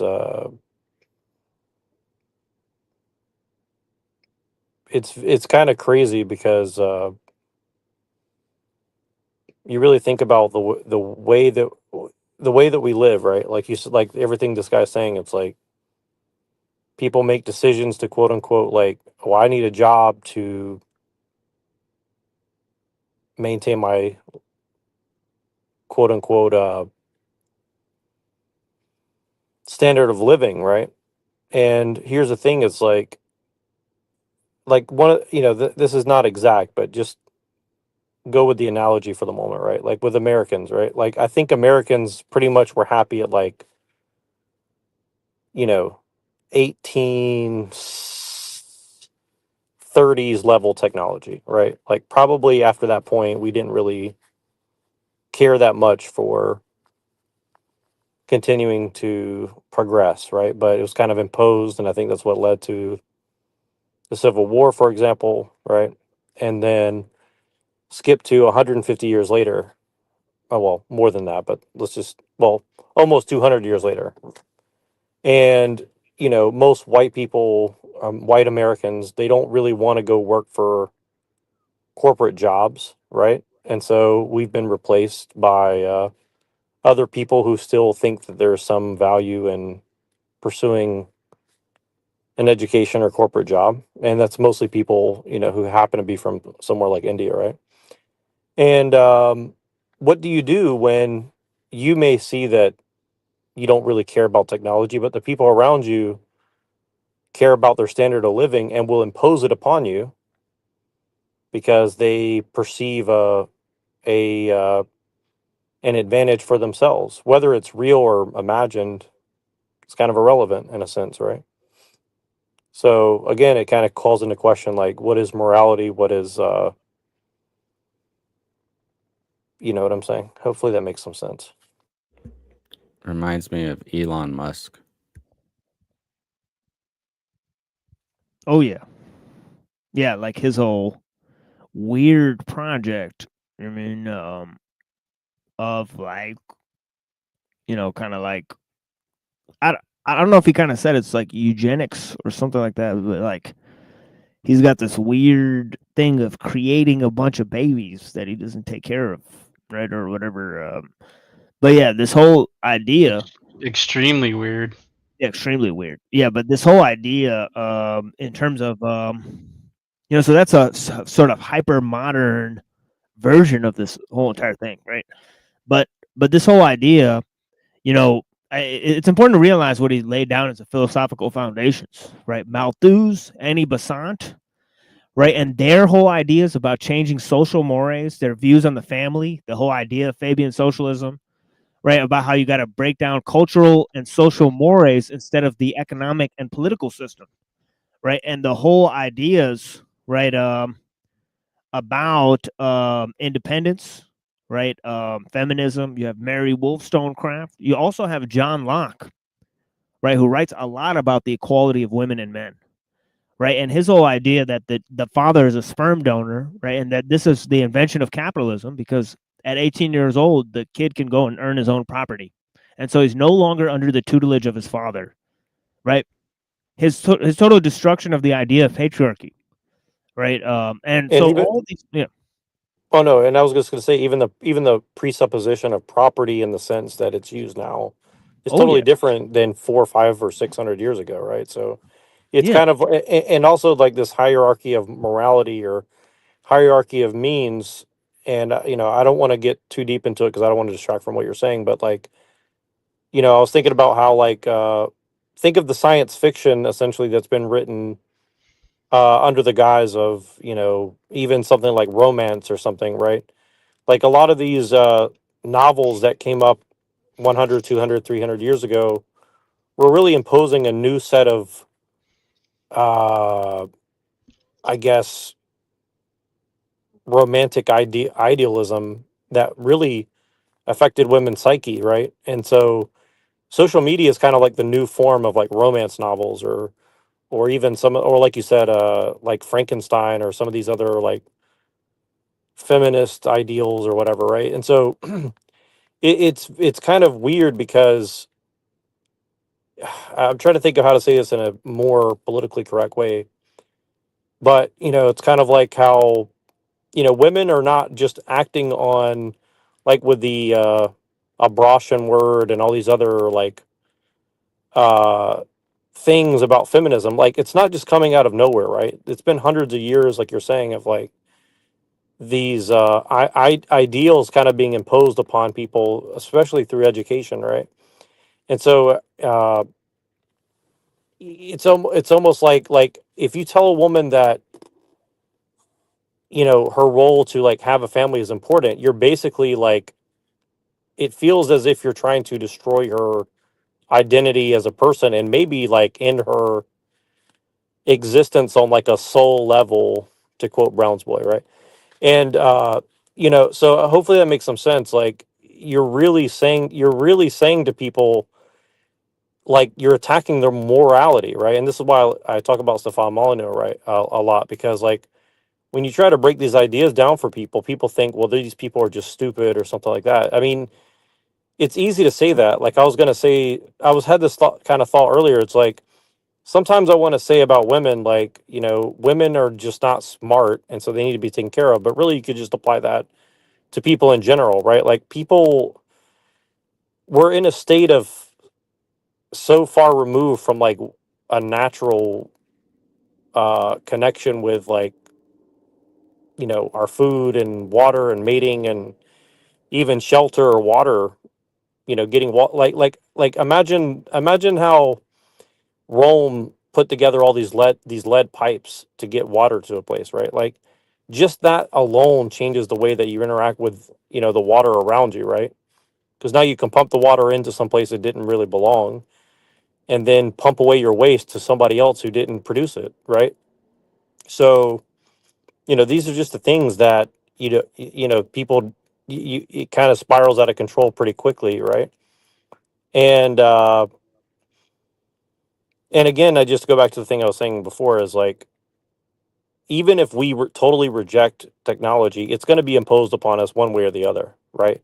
And so the question is, how do you measure the morality of the situation, right? You know, I would argue that if you're trying to make an ethical claim, I don't know if morality applies, but when it comes to ethics, right, it comes back to the idea of like, you know, do I have a choice in this situation? And if you don't have a choice in the situation, well, then it's not really moral, it's ethical. So then you have to like apply some sort of formula to figure out how you should act and still remain moral. But that's the thing is like if you have a gun to your head, are you really making a moral choice at a certain point, right? And so I don't know. That's kind of how I would put it. Yeah, check this out. This is from the notion. So, you know, the notion that, you know, Locke established of that property, that rights are based on the notion of property, right? And hence he established government, right? Well, Judith Jarvis Thompson, right? She actually uses this, right, in her defense of abortion. She says the first thing to be said about this is something new. Opponents of abortion have been so concerned to make out the independence of the fetus in order to establish that it has a right to life, just as a mother does. And they have tended to overlook the possible support they might gain from making out that the fetus is dependent on the mother in order to establish that she has a special kind of responsibility for it, a responsibility that gives it rights against her, which are not possessed by any independent person. On the other hand, this argument would give the unborn person a right to the mother's body only if her pregnancy resulted from a voluntary act undertaken in full knowledge of the chance a pregnancy might result from it. It would leave out entirely the unborn person whose existence is due to grape. Pending the availability of some further argument, we would be left to the conclusion that the unborn person whose existence is due to grape have no right to use their mother's bodies, and thus that aborting them is not depriving them of anything they have a right to, and hence is not unjust killing. Right, and bioethics just extends that out to everybody else. So if you want to know what the corporations believe in, that gives you a pretty good idea of how they view human beings. They view human beings exactly the same way, because you're now dependent upon your mother, which was once Mother Earth, and instead is now the nanny state or the techno state or the whatever you want to call it, technological system, essentially, right? So I know that sounds like a stretch, but if you go really start reading bioethical information, they talk about it very similarly to whoever that you were just describing there was. It might be going out. Lights are going off and on. Yeah, blessings, homie. Yeah, thank you so much for your contributions. And yeah, if you drop out, yeah, thank you for telling us. And so Thompson, it says here, Thompson was a professor of philosophy at MIT. This article was originally published in 1971 when abortion was still illegal in the U.S. The Roe v. Wade decision by a Supreme Court, which legalized abortion, occurred in 1973. So yeah, interesting stuff, folks. But yeah, from birth control to abortion, and of course the methods that they were talking about in 1833 by the Fruits of Philosophy by Knowlton, right? So it was promoted back then, right? Right. And subsequently Well, promoted. that's kind of creepy. I said 1830 and it's 1833. It's pretty weird. That's right. That's right. I was thinking that too when you said it. Yeah, I was thinking that too when you said strange. Because I chose that date for a reason, because it's right in between like when America went from like a kind of like a I don't like the term ethno state, because I don't think America ever was an ethno state, as much as people try to pretend that it was. I do think it was more or less kind of a confederation of sorts, and then it just increasingly got strapped down. And I don't know exactly what Andrew Jackson's role is, but I think he was kind of a pivotal turning point back towards, I mean, in the direction of like more totalitarian, systems, I guess you'd say. I mean, I don't think he intended that, but I think that's just the way it went, essentially. And I think that's what led up to, the Civil War, because all this technology is coming out, and the strains that put on everybody is kind of what really broke everything apart. Plus, obviously the financial stuff, and the English really trying to subvert America. But yeah, Andrew Jackson was hugely interested in colonial enterprise. So his whole thing was, because he was a filthy rich capitalist. So his whole thing was, got to get rid of the Native Americans, turn all this shit into factories and all this stuff. So, and I think that he gets lionized for the wrong reasons, because, like, in a sense, I think he knew. I can kind of see what he was trying to accomplish. In another sense, like, I totally think that it was going in the wrong direction, because it's like, yeah, I don't think that we should have been wiping out the natives. I don't think we should have been doing any of that. I mean, it's kind of, it doesn't mean that like it wouldn't have eventually happened or shouldn't have eventually happened, but I think the way he went about it was very,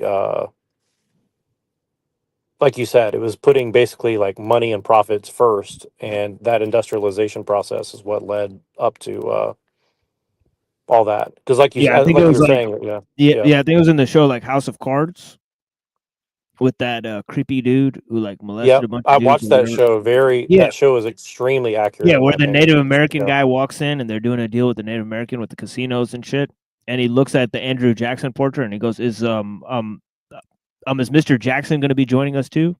And he like forced him to take down a portrait. Yep. No, that show is extremely accurate to, like, I think how a lot of that stuff goes down. And Kevin Spacey, probably a really evil person, but I think he was the exact right person to play that, play that role for sure. Yeah. But yeah. I just think that who was that you're reading about the abortion stuff? Judith Jarvis Thompson. She made one of the seminal arguments in support of abortion. It's a piece called "The Defense of Abortion," and that was in 1830 that this was going on. 1971, I think. Right. That's crazy. But I guess you're saying that some of the foundations for like the property, I think El Perro should definitely join sometime, because that stuff about the jurisprudence and stuff. Like a lot of that stuff is actually very important because, again, if you go read bioethical information, bioethics philosophy and stuff, like, I mean, it's literally written like a legal document. So, I think it would behoove people, especially right now with all the, technology coming for us, is Yeah, that's one thing that extremely she says in important. the paper that I thought was very strange. She says the body is the woman's property. I said, that's a little strange terminology. Your body is your property. Well, and think about that. Oh, you muted yourself. Yeah, sorry, somebody was talking. Sorry, yeah. The thing is, think about it. If you have property, then you have the right to use it, abuse it, sell it. Many things. You have the right to do many things with that property, right? See, it implies that you have. God doesn't own your body, right? So.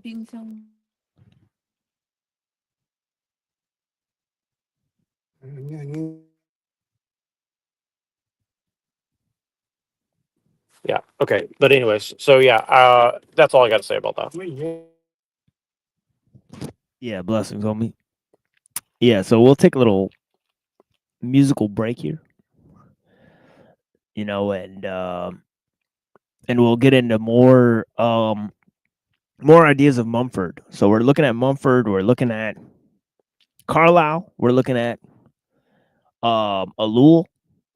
Okay, so and then we're going to be focusing on the ideas of the transhumanists, right? Dr. Skrbina on Uncle Teddy and some other reflections, right? So we're going to be going headlong into that. So here's Sabres of Paradise versus another song, View from Masada by Killer Priest. Blessings. Here it go. Yeah. Feel this shit. Word is bond. Niggas got shit on their mind. Get it out your chest. Got something to say?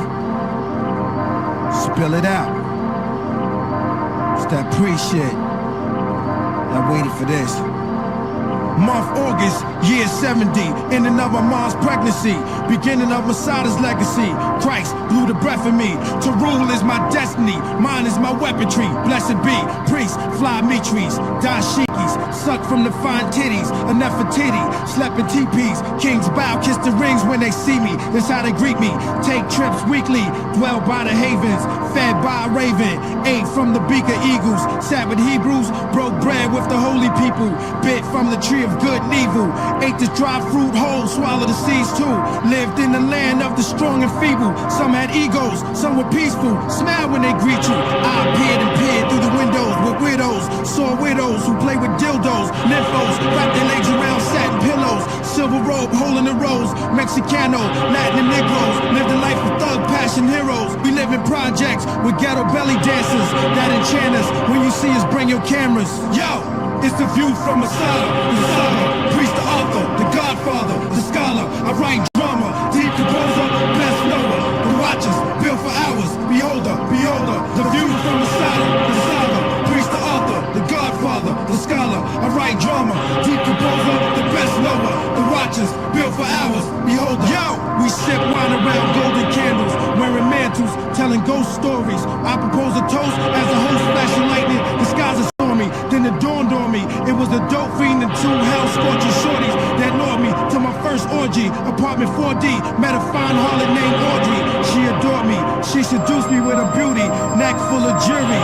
She wore a see-through gown, with her eyes she forced me to lay down. Then she asked me was I new in town, and with a smile she said she has peace offerings. This day she paid her vows, let us make love and afterwards we worship Baal. This fair lady, when she try to play me, get me in the bed to spray me, kisses of her lips taste like taffy, plus she wore this in a task-free. Asked me if that attracts me, whispers in my ear, pure blasphemy. She said I deck my bed with myrrh, aloes and rose and cinnamon. It's a place for gentlemen, with a youthful look I entered in. The sins of men, the devil's lust, the luck of women. With cat eyes, a man's a rabbi, walks with a raincoat, top hat and bow tie.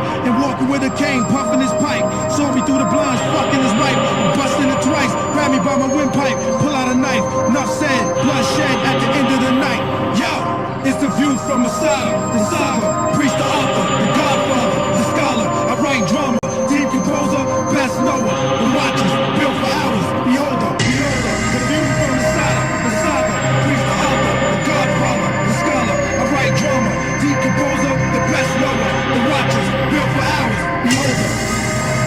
Yeah, gotta lay down the law, you know? Masada the beloved, killer priest. Like to be worldwide, yeah, pour the wine and raise your glass high to the sky, yeah, like that, yeah, we just maintain it, word, fuck all y'all fake ass other niggas, yeah, what, yeah.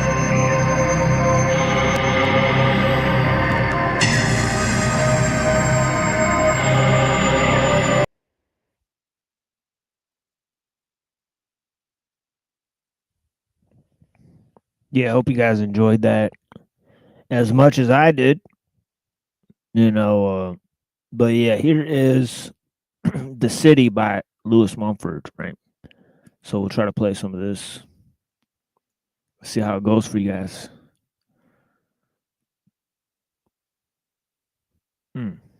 Where did this go? Okay, here it is.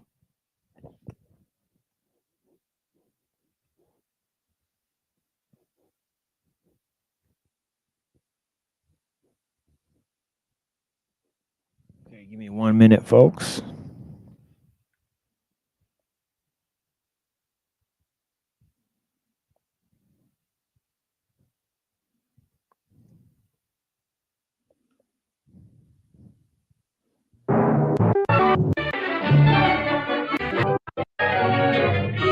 Magnified, reflected man's nature and achievements.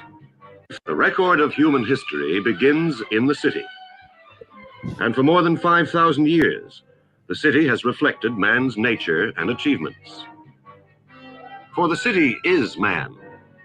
Man multiplied, man magnified.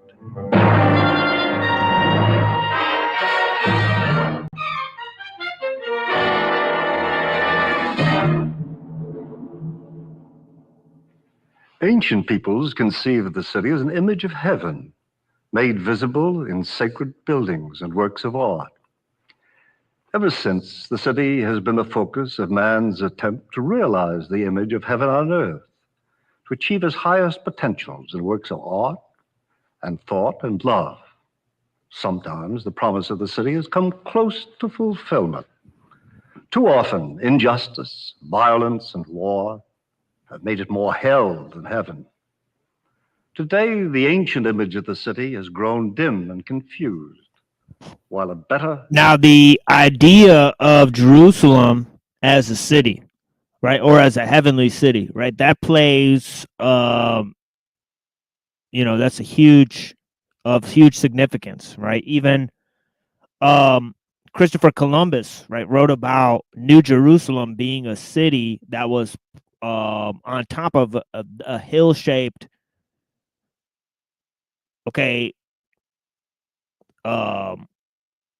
hill that existed on the top of the world, right? So he thought like the world was like pear-shaped, and that Jerusalem existed as a crown of the world, right? So this whole idea of Jerusalem being like the heavenly city, right? And of course, there's other examples of this, right? Within ancient times, there's like Atlantis and all this type of stuff, right? But yeah, there's a lot of ideas of this, right? And and of course, the way Plato describes Atlantis is it was technologically advanced, right? So modern image has still to be formed. But against all present threats, the promise persists, radiating from the great cities over the whole planet, drawing men to their centers.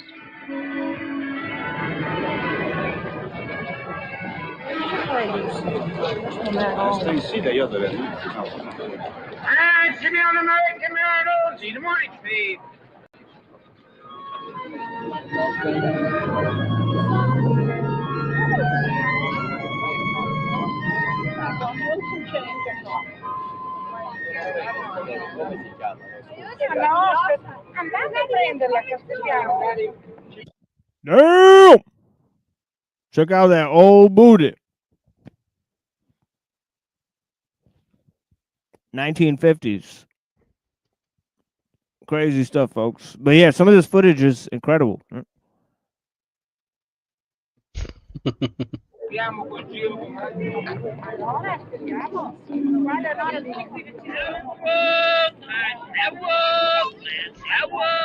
Into the room, Mary said to me she'd speak to her landlord for me to have her flat when she moved. 4, 6, 8, meet me at the garden gate. If I'm late, do not wait to...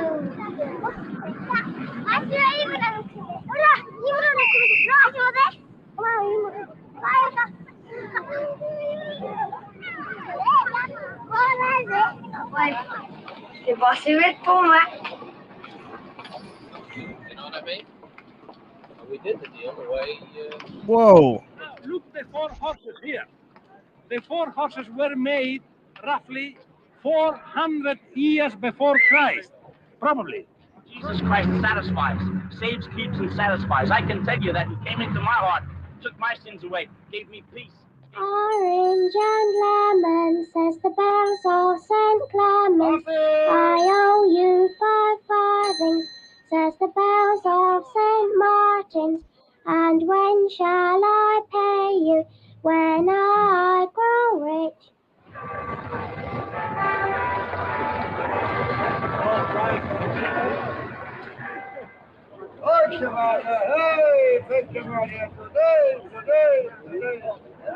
Since then, 15.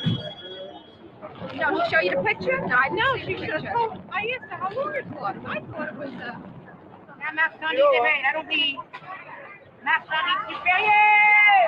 Ouais, de la crème, allons-y! Oh, les fraises, mangez des fraises pour les ça, c'est très ça.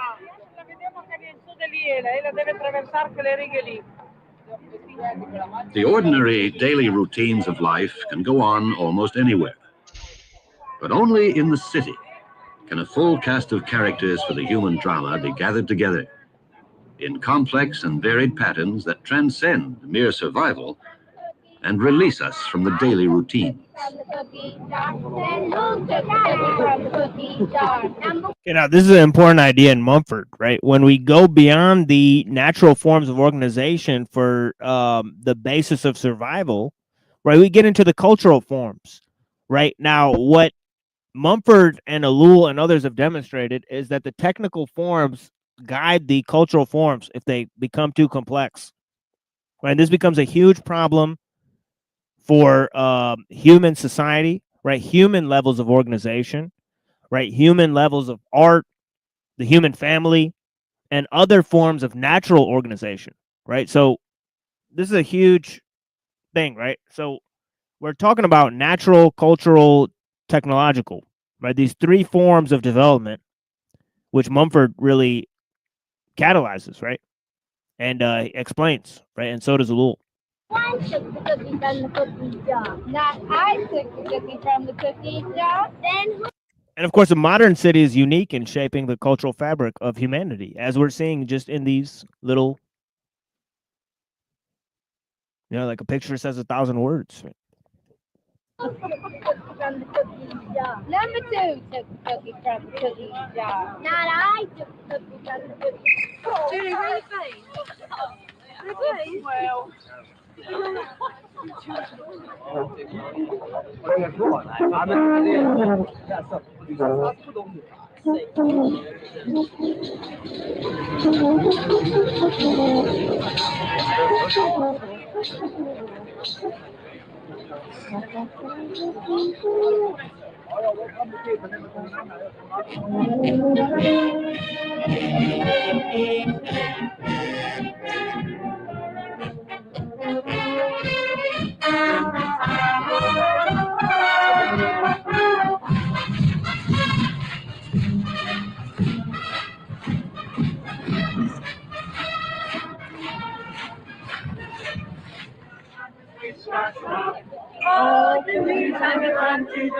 Like a magnet, the city draws people from a multitude of regions and backgrounds, and in bringing them together, The city gives to each individual some of the strength and character and color of the whole.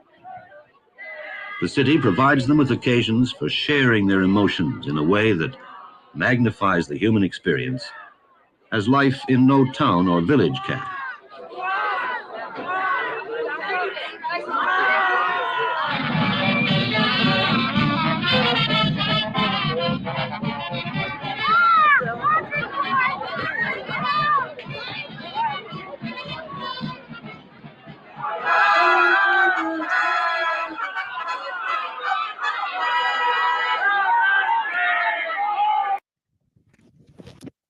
By the way, last time on Cockboy Hotline, he said maybe it's true. It's like a monoculture, like TML talks about.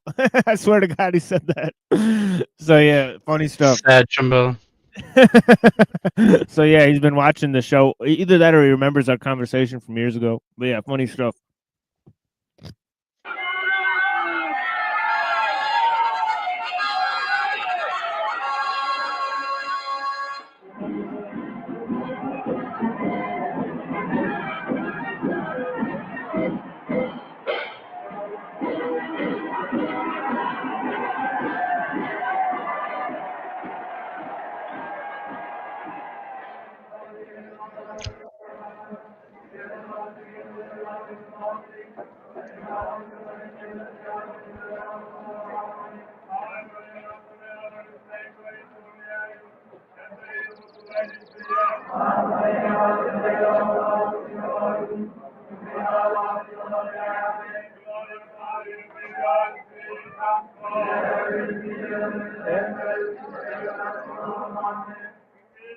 What the heck?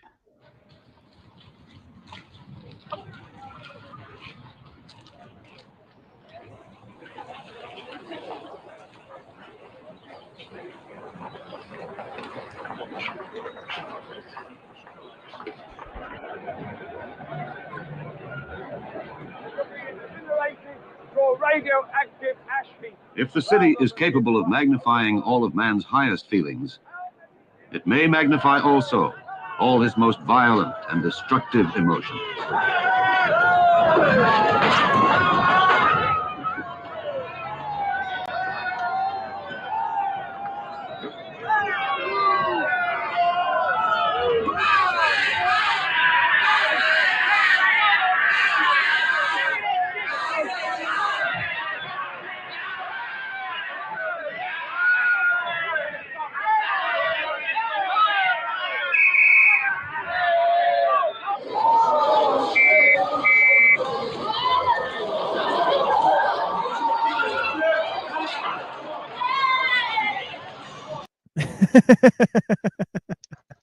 He just sits there. It was pretty funny.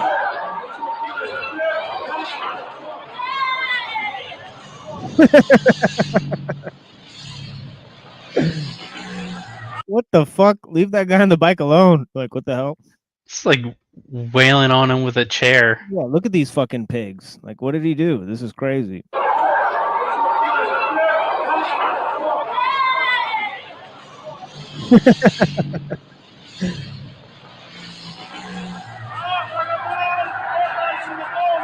I don't understand why he didn't just ride away like 20 seconds ago. But yeah.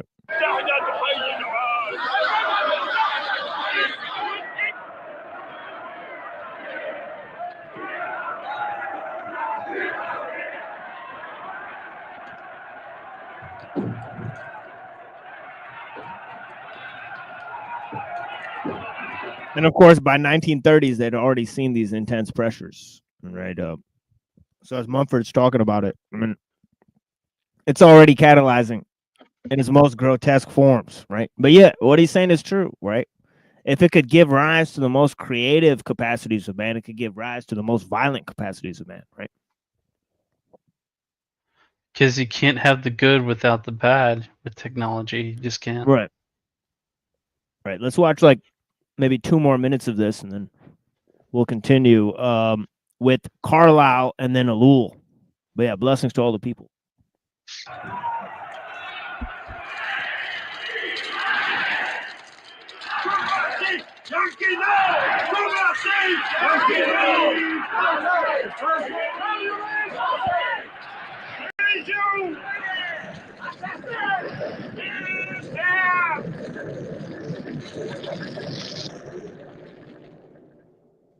Today, the city is a mixture of the new creative and the old destructive forces, ranging from helpful cooperation to brutal regimentation, from warm-hearted communion to savage violence. If man himself is to survive today, he must strengthen the creative elements in the city. To understand our troubles, it's not enough to look only at the city today, now. We must look also at the city in history, for the city is a living organism, and even the newest, rawest city carries in it some seeds from the first cities.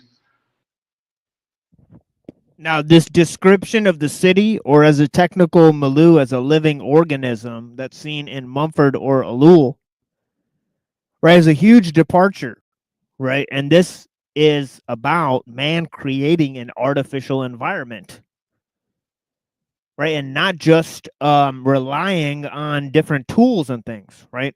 So this is a huge aspect of it, right? We're in the technological system, right? It's a unique form of organization that you can be inside of it, right? You could be totally conditioned by it, right? And yeah, it's not something that's external to you, like that you could use or employ, right? But it's something that you're, you know, thoroughly ensconced in, you're inundated with.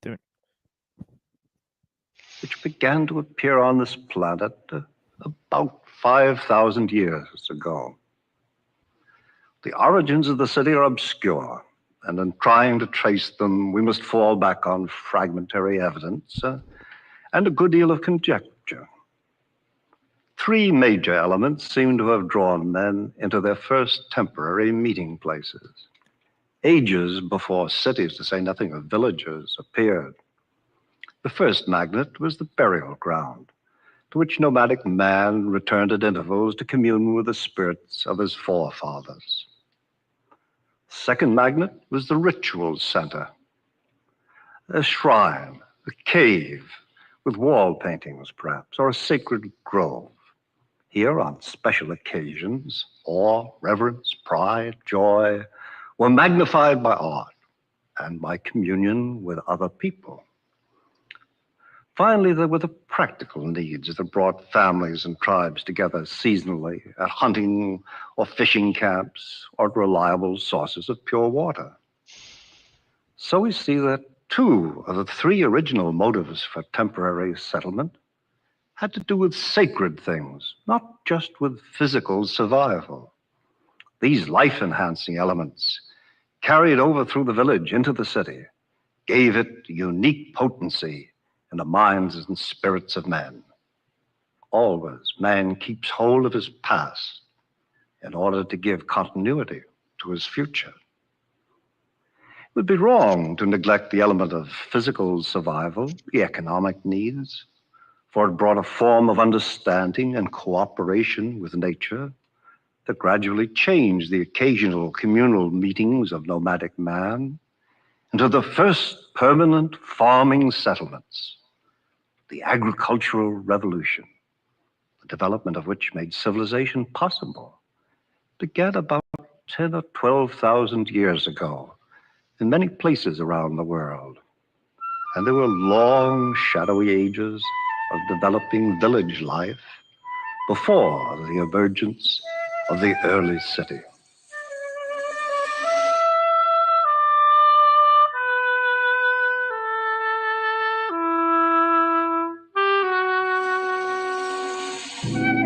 In the river valleys of Mesopotamia have been found the stone carvings that give us our most complete records of the emergence of the city. In that sun-scorched land, the rivers which turned the bordering desert green were life.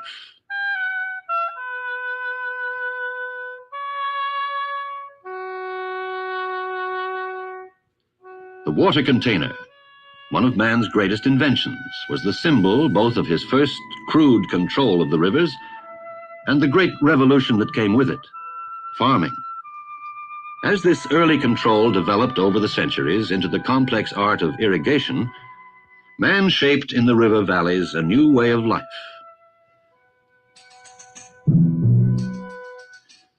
The nomadic hunter began to give way to a new kind of man, the herdsman and farmer, and among them grew habits of gentling, nurturing, and breeding. Containers to save water and food for lean times had made permanent settlement possible.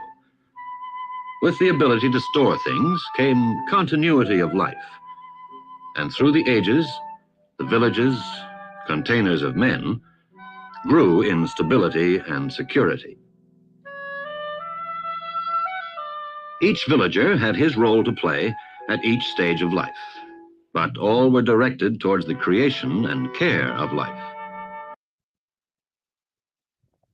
Okay, so obviously from the village, you see a unique cultural setting, right? You see already the idea of technology, right? And the idea of developing technology, right, in order to control nature and also in order to organize human beings, right? So when this transformed, right, through the cultural institutions, right, then it began to devote most of man's energy, right, towards these cultural, towards this cultural work, right, instead of work that's on the basis of survival. Now, with the city, you have, a multiculturalism, right, and when the cities of the world, right, link up through communication, technology, right, then you have, okay, this idea of a monoculture developing, right, between the multiculturalism within the various cities, right? So you have the idea of, okay, techniques giving rise to larger forms of cultural organization and assimilation, right? So they give birth to the large state, right? And this large state, which assimilates culture, right? What happens in this state is that cities arise, right? That become, okay, where they mix cultures and knowledge. Okay, they create libraries and all sorts of things. Okay, but one of the main factors that happens there is international trade. That international trade and multiculturalism creates a monoculture within the city, right? So the city becomes the main hub of technological innovation, right? It becomes the basis for this world system, right, to emerge. Okay, so the idea of the city is extremely important, right? Because the city maintains a technological medium, right, that is the basis for human survival, right? So the humans that are dependent on that, right, they become the forerunners of a new cultural milieu, right? Anyways, let's go to Carlisle and have him explain this a little bit, right? Okay, because he's going to explain this in some pretty, I think, easy to understand ways that we could relate to here, right? So Well, the city is a living organism. Could you say that's like one of the first artificial intelligences? Oh yeah, right. You know, it's like artificial intelligence. Certainly,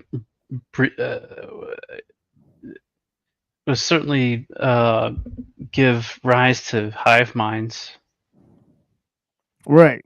In a sense, or at least on a larger scale than they were before. Yeah, and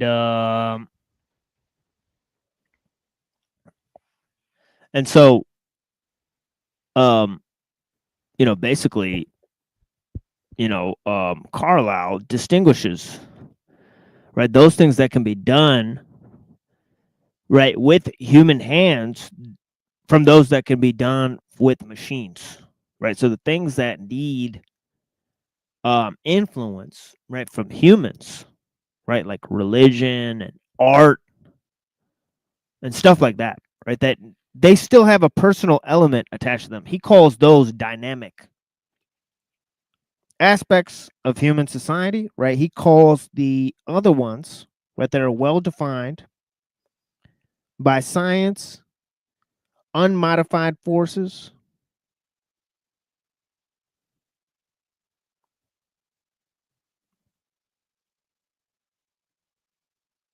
that are primary and that are the primary energies of man, the mysterious springs of love and fear and wonder, enthusiasm, poetry, religion, all of which have a truly infinite character.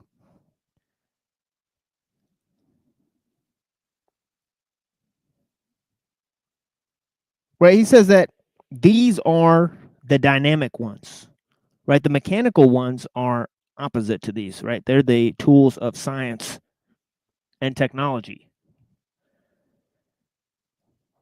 Right? And he says we live in the domain of mechanism. Okay, he says, so I'll start reading here. Right, it says, to us who live in the midst of all this, we continually see the faith, hope, practice of everyone founded on mechanism of one kind or another. It is apt to seem quite natural, and as if, he says, it could never have been otherwise. Nevertheless, if we recollect or reflect a little, we shall find both that it has been or might again be otherwise the domain of mechanism, meaning thereby political, ecclesiastical, or other word establishments, was once considered as embracing but a limited portion of man's interest, and by no means the highest portion. Right? And he says there's a science of dynamics in man's fortune of nature as well as mechanics. Right? So there's a science which treats of practically addressed and practically addresses the primary unmodified forces, energies of man, all of which have truly vital and infinite character, as well as a science which addresses the finite, modified development of these and takes shape of immediate motives. He says, now it is certain in former times the wise men, the enlightened lovers of their kind who appeared generally as moralists, poets, or priests, did without neglecting the mechanical province, deal chiefly with the dynamical, applying themselves chiefly to regulate, increase, and purify the inward primary powers of man, and fancying that herein lay the main difficulty, the best service they could undertake. But a wide difference is manifest in our age. For the wise men who now appear as political philosophers deal exclusively with the mechanical province, and occupying themselves in counting up and estimating men's motives, strive by curious checking and balancing and other adjustment of profit and loss to guide them to their true advantage, while unfortunately these same motives are so innumerable and so variable in every individual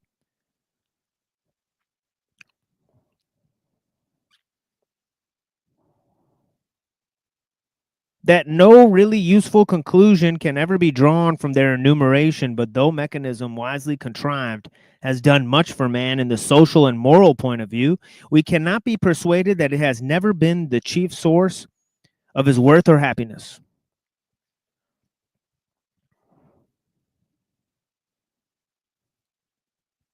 Okay, so he said, consider the great elements of human enjoyment, the attainments and the possessions that exalt man's life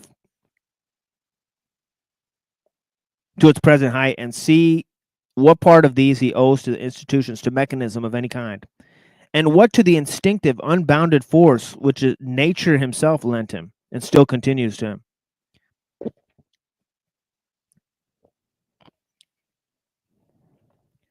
He says, shall we say that science and the arts are indebted principally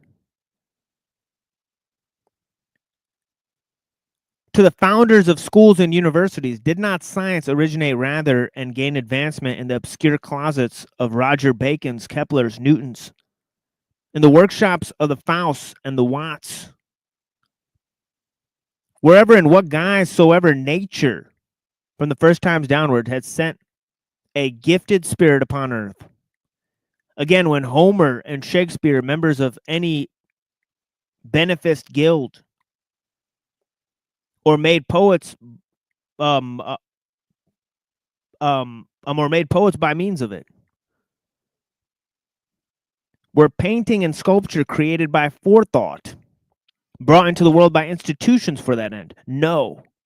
Science and art have from the first to last been the free gift of nature, an unsolicited, unexpected gift. Often even a fatal one, he says. These things rose up, as it were, by spontaneous growth. Right. Right. If we can control technology, then how come technological advancement is accelerating and we can't control the speed and pace of innovation? Right? In other words, how do we control where new ideas come from? We can't. We can't limit innovation.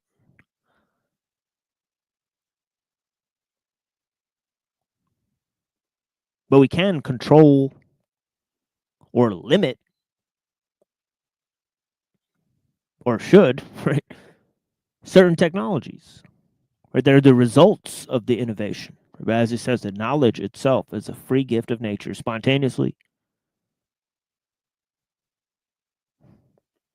brought out.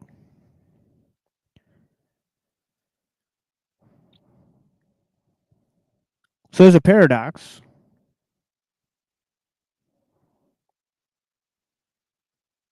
Okay, he said they were not planted or grafted, nor were they greatly multiplied or approved by the culture of manuring of institutions. Generally speaking, they have derived only from partial help from these. Often enough have suffered damage. They made constitutions for themselves. They originated the dynamical. They originated in the dynamical nature of man, and not the mechanical aspect of his nature. Give me 1 second, folks. I'll go and get up some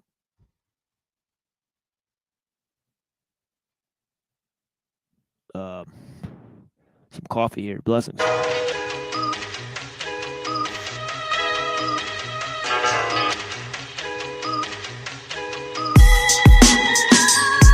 My fist is a gun, my fingers is individual pistol system overload. Flicks is toe to toe, eye to eye, soul to soul. Walk amongst the lords of war, swords of gore. Cause these invisible walls to fall. Mental slavery, schism in the prison corridor. Code leader, orator. Since I was a shorty, y'all busy with the 44. The black flag represent the skull and the guns. It's like selling a Mac 11 to Attila the Hun. The ultimate in code leaders, adult folk villains, coke dealers in the champagne room with broke feelings, so fake amongst plastic piranhas. I'ma put you all to sleep in some acid pajamas. Central Intelligence Odyssey, mind control biography. MK Ultra, extraterrestrial side of me, way beyond astronomy. Double O like Sean Connery, we walk silently with big silencers. Everything William Cooper was talking about then is happening now. Malachi York is way ahead of his time too. It's wild. In the land of the blind, a man with one eye is everything William Cooper was talking about then is happening now. Malachi York is way ahead of his time too. It's wild.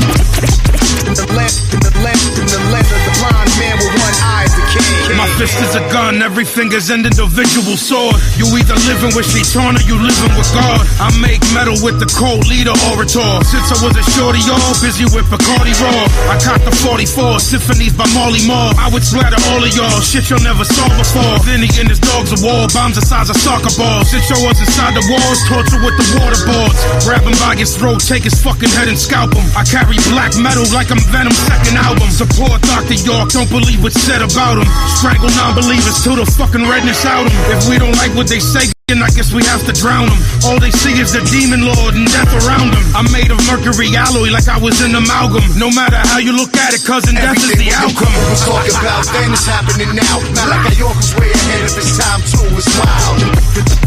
Yeah. In the land of the blind, a man with one eye is the king. We're talking about then is happening now. Not like York is way ahead of his time too. It's wild. In the land of the blind, a man with one eye is the king. One eye,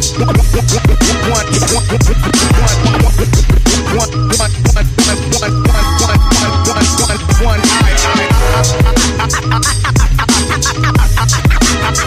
is the king. Eye is the king.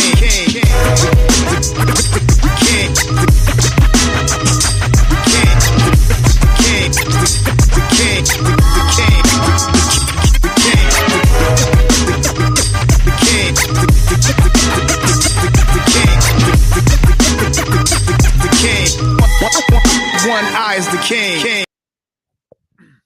Okay. So, yeah, so most of the things, okay, that were found by man, right, were from the dynamical nature of man, the personal nature of man, right? They came from the private faculty, right? Individualism. And now they've moved to the public faculty, the mechanical system, integrated into the mechanical system as a whole. Right now, most of man's life is made for the mechanical and not for the dynamical, to which he owes the origin of most of his mechanical aspects.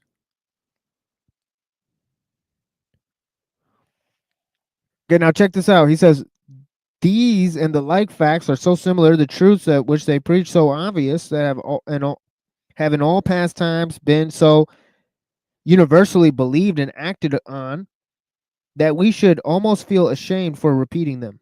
Were it not that on every hand, right, the memory of them seems to have passed away, or at best died into a faint tradition of no value as a practical principle, to judge by loud clamor of our constitution builders, statists, economists, directors, creators, reformers of public societies.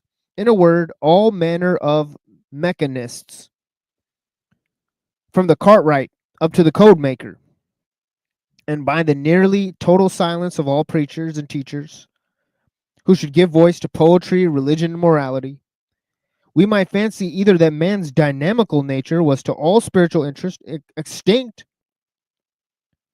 or else so perfected that nothing more was to be made of it by the old means, and henceforth only in the mechanical contrivances did any hope exist for him. Okay, so where are the voices that talk about morality, that talk about poetry, that talk about religion, right, as a response to the mechanists, right? Want to organize society by technical means, right? Right, saying, where are they at?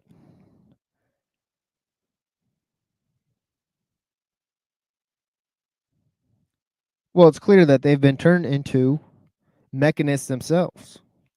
It says, to define the limits of these two developments of man's activity, which work into one another, and by means of one another so intricately and inseparably, or by its nature an impossible attempt. Their relative importance, even to the wisest mind, will vary in different times, according to the special wants and disposition of those times. Meanwhile, it seems clear enough that only in the right coordination of the two, and the vigorous forwarding of both, does our true line of action lie. Undue cultivation of the inward or dynamical province leads to idle, visionary, impracticable courses, and in rude eras to superstition and fanaticism, and their long train of baleful and well-known evils. Undue civilization of the outward, okay, which he's saying the outward is the mechanical, right? Again, though less immediately prejudicial, and even though time productive of many palpable benefits, must in the long run, by destroying moral force, which is the parent of all other force, prove not less certainly, and perhaps still more hopelessly pernicious. This, we take it, is the grand characteristic of our age. By our skill and mechanism, it has come to pass that the management of external things we excel all other ages, while in whatever respect the pure moral nature and true dignity of soul and character, we are perhaps inferior to most civilized ages. What's the problem? Here is the problem, he says. He says, mechanism is a new God, and the media is the church of the new God, and virtue has become material pleasure or material gain. But the problem is in our set of values that has been championed by this age. Where he says, in fact, if we look deeper, we shall find that this faith in mechanism has now struck its roots down into man's most intimate, primary sources of conviction, and is thence sending up over his whole life and activity innumerable stems, fruit-bearing and poison-bearing.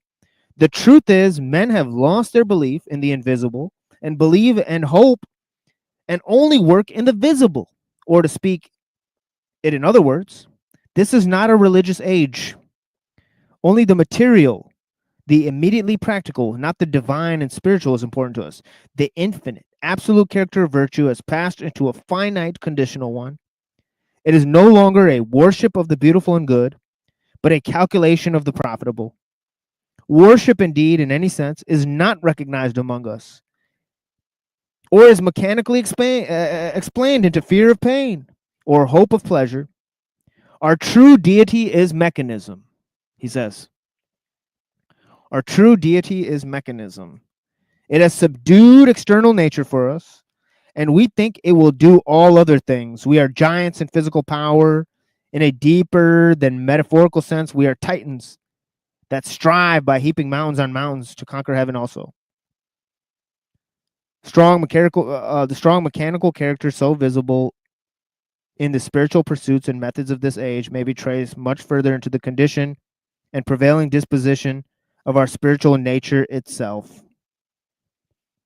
Okay, that's all I'll read for today, folks. From that, and right there, I would like to move to ellul. And then we'll have some music and, we'll look at Kaczynski and stuff.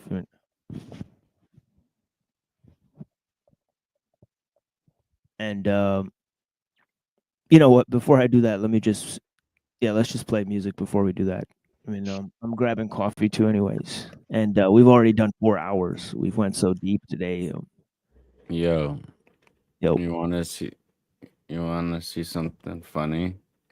Yeah, of course. All right. Give me a sec. For sure. I don't know if I showed you this or not. Hold on.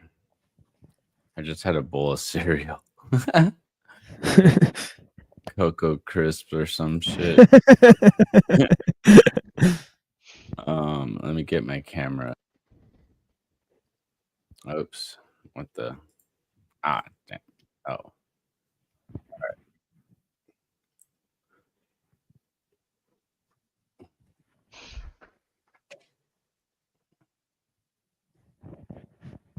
Oh, that's dope. Yeah, Future. Yeah, that's cool. Yeah, the documentary. Yeah, we were actually gonna watch that documentary. Me and Reddington started watching it. I need to watch it. Yes. Oh, you didn't watch the documentary. I just got that from Days, and I know it's a book too. Man. Yeah. Wait, we watched that? We watched like the first 10 minutes of it, and then I had to cancel the show because something happened. I don't know. We had like another show we had to go do. Oh yeah, Ragamuffin. I did the show with Ragamuffin that day. I mean, so we didn't know. Yeah. So yeah. Barcode. Yeah, Future Shock. Yeah, it's the Days of Noah documentary. Yeah, Days of Noah has talked about ellul on his show. Yeah. I mean, a long time ago. Very long time ago. I mean, yeah, dude. Huge respect for Days of Noah for being pretty much the only person who covers some of these subjects. He doesn't go as deep into the philosophical implications or the implications to the religious scope as I do, but he still lays down a good foundation for people to question these things, especially science and technology. So he's got a huge repertoire of information about the misuse of those things on the social and political level. So yeah, I don't think people know what this means. When other people look at it, I don't think they know what it is. Yeah, they don't. They probably don't. They don't understand futurism. They don't understand accelerationism. Right? They don't. They most of them don't even think that technology is a problem. Right. You know what I mean? Right. If I say, hey, I'm like, I think it was like 2 shows ago, somebody came in here and I said, here we talk about the problem of technology. And the guy goes, what's the problem? Yeah. And it's like, so there's a lot. It's like there's a problem. What are you, a hippie? Exactly right. So most people don't get that there's an issue at all. Right? They don't understand. Right? They don't see things like birth control as a problem. Obviously, you'd have to explain to people why these things are a problem in the first place. Right? Why there is a dynamical side of the individual that they should, harness and nourish. Right? Like they don't even know that side of themselves exists. Right? It's some wild shit.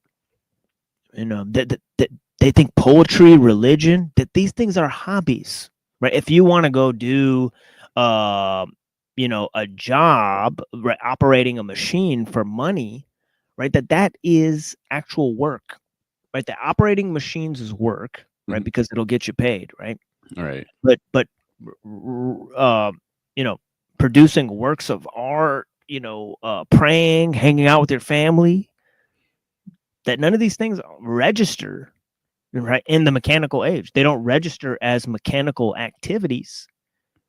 Right, so they're not given any relevance or importance at all within the organization of human society. And that's a huge issue. That's the source of our alienation. That's why we're so afraid to be who we are. Right? Okay. 1,000,000%. 1,000,000%. They're pointing out something profound, folks. Okay, the total loss in agency. Right? So yeah, let's get into some music. For sure. And we'll move forward here, you mean?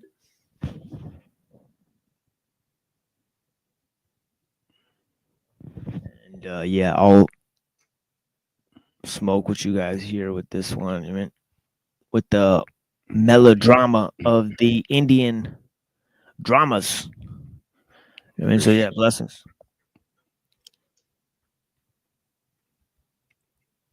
Yeah, because I don't want to get struck for this fucking video. But yeah, we'll see what happens. Blessings. All right.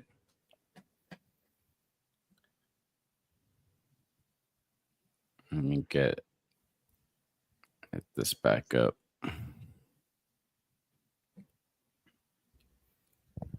All right, here we go.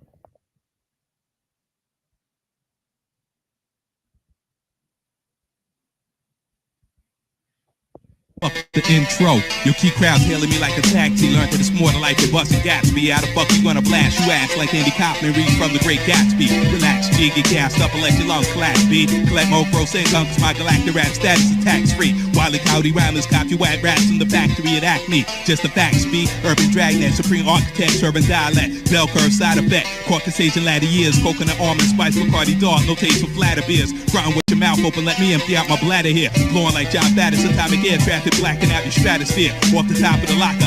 Cleats on the mic, kicking flows, balling like soccer. Slow niggas rambling on and on, incoherently like Chewbacca. Used to be on the block corner, Snow Rock, Betty Crocker. Chrome showing, dome blowing, blowing. Jewels growing out the side of my crown chakra. You a killer gorilla or a babbling baboon? Part-time white rhyming, no bottom line circus, grafting buffoon. Want some pop shit like a balloon. Carrot paper quest to stay fresh. Stuck in the gay lifestyle, switching like May West. Wise winds from the east, squeezing at the beach and straight west. Guys locked down through the side to let the day bless. In jail ain't nothing to do but work out, jerk off, go to war, play chess. What should the degree. Cop a plea, change the story like the weatherman. Whatever, man, you ain't fly like Rodan, you fly like Peter Pan and Neverland. Move mountains in telekinetic mode. Skate straight now, floating over your pathetic road. Rhymes written in genetic codes. Flight poke, roll, purse, the top 5 pillars of hip-hop aesthetic soul. Come on.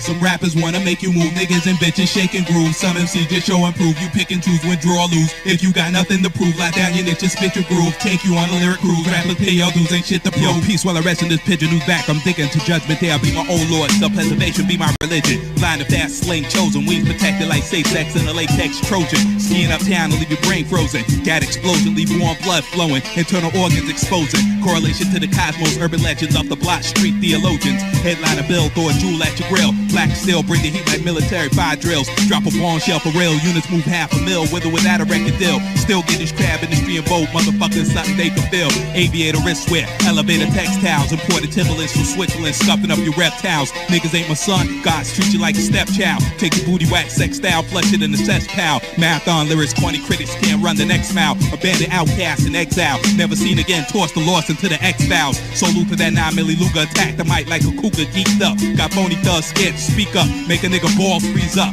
Lay parallel to concrete, spraying caps, tearing your knees up. 2,000 years we reappear, change the earthly worldly ways. Ancient of days come to show the blind God in the form of a man that is worthy of praise. Investigate doctrines, high awareness through my lifetime. Social issues that incite crimes, make a generation of scholars live resistance between the white lines. No more sniffing, saying fuck a 9 to 5. Now all I do is fucking write rhymes. DJ scratch the wax like shade balls, grab around the pop door like rebel slave calls. Navigate the southern state like maze halls. Chain shining, medallion swinging like stalactites on cave walls. Bounce the rhythm like a tambourine. Step up on the scene with a monster theme and a third world dream. Impale bubblegum rap stars on microphones infected with gangrene. Deconstruct contemporary pop culture to reinvent my own mainstream. Some rappers wanna make you move, niggas and bitches shake and groove. Some MCs just show and prove, you pick and choose, win, draw, or lose. If you got nothing to prove, lock down your niche and spit your groove. Take you on a lyric cruise, rappers pay your dues, ain't shit to prove. My name was Rodan before the whack Godzilla blockbuster. My name was Rodan before Stellar Dust collected into the first star cluster. Set up shop at the pearly gates, moving out while defending them. Cherubim on the mic, lyrically descended from Big Daddy Kane and Rock Eminem.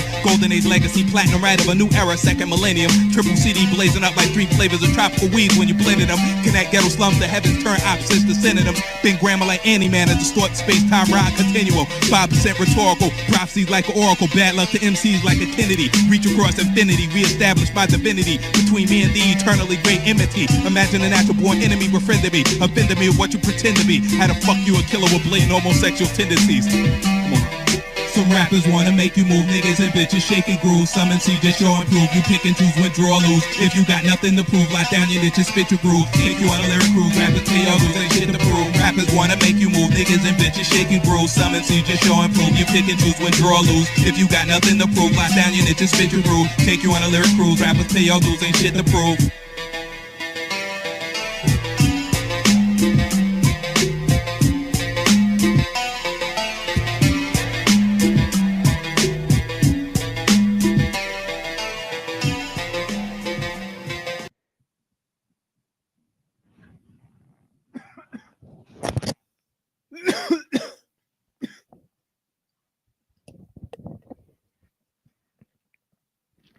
All right, let me move to ellul here. It's going to talk about the same thing, move from a dynamic to a mechanical way of life, right? From private, influence of techniques to the public sphere of influence. Okay. Then we're going to move to take a look at Skrbina and Kaczynski in the work Technological Slavery. So I greatly appreciate you guys' correspondence here.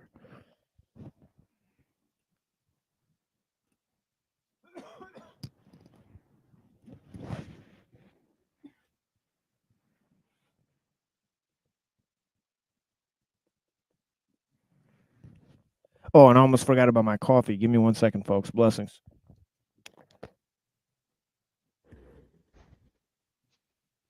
The old coffee ploy. Coffee does sound nice, but it's already like 10:35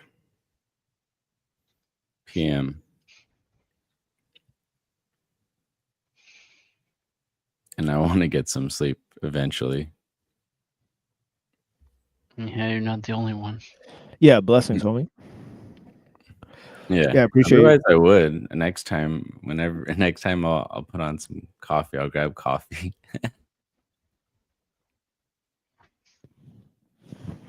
Coffee and weed. Exactly. Yep. It's a lifestyle at this point. Yeah. Best combination. It's a fucking lifestyle. Coffee and weed. Coffee and weed.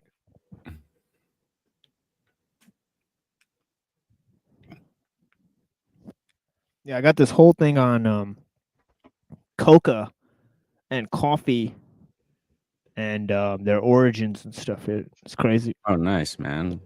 I have to check that out. Yeah, I'm going to be doing that soon. I got a book by Dale Pendle. Heck yeah. Excellent exploration of those ideas. And yeah, looking at plants as technologies. You know, like, right. Yeah, like it's clear that wheat, some people say, or some people are saying, wheat domesticated humans. Right. You know, and yeah, so, you know, if you look at food and technology, right, and of course Malthus was one of the innovators of this, right? He's looking at food and the technological system as a whole and the ecology and growth of human population.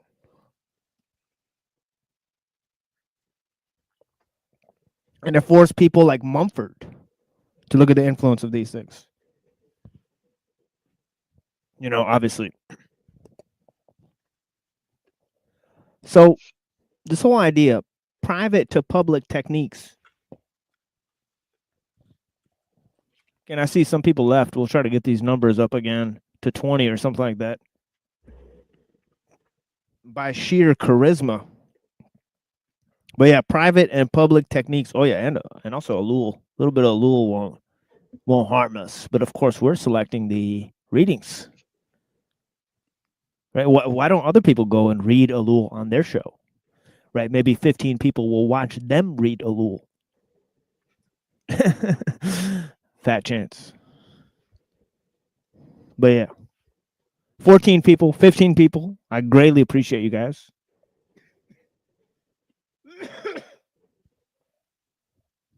Excuse me.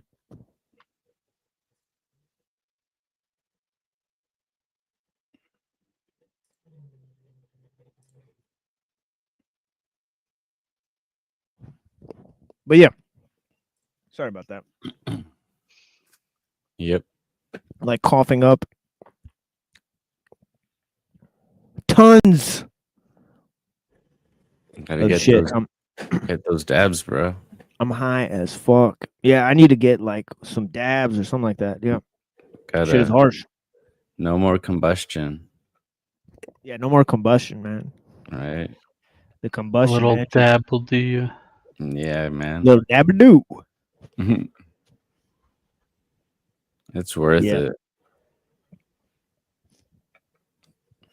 Yeah. I also have a vaporizer. I'll switch to that in a minute. Right. I don't think that's very good for you either. But yeah, what I need to do is for concentrates. Yeah, what I need to do is go back to just smoking weed and hemp paper. That's probably the best thing to do. You know, without like the fire and all this shit, you know, just smoke the hemp paper. Yeah. Blunt. That's probably the best way. That's probably the best method to smoke. If you want to go or like if you want to go fully organic, extremely organic, right. I think that would be the most organic option of smoking. I've done that though, and I ended up going back to dabs or glass or something. I like that. just like smoked too much, maybe. Yeah, maybe. Yeah. So I just use dabs. Yeah, I mean, this is basically what I have. I just don't have the rig, but it's a dab pen. Oh, you got a disposable, or you load it up with concentrates?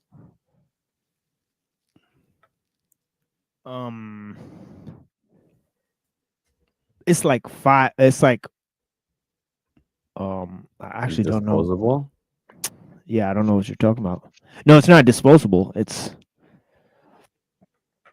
just it's a physical electronic device. Right, and you just load your dabs into it. Yes. Yeah, Yes, yeah. exactly. That's what's Exactly. up. Yeah, so I've been using this for since I started the streams, really. Nice, man.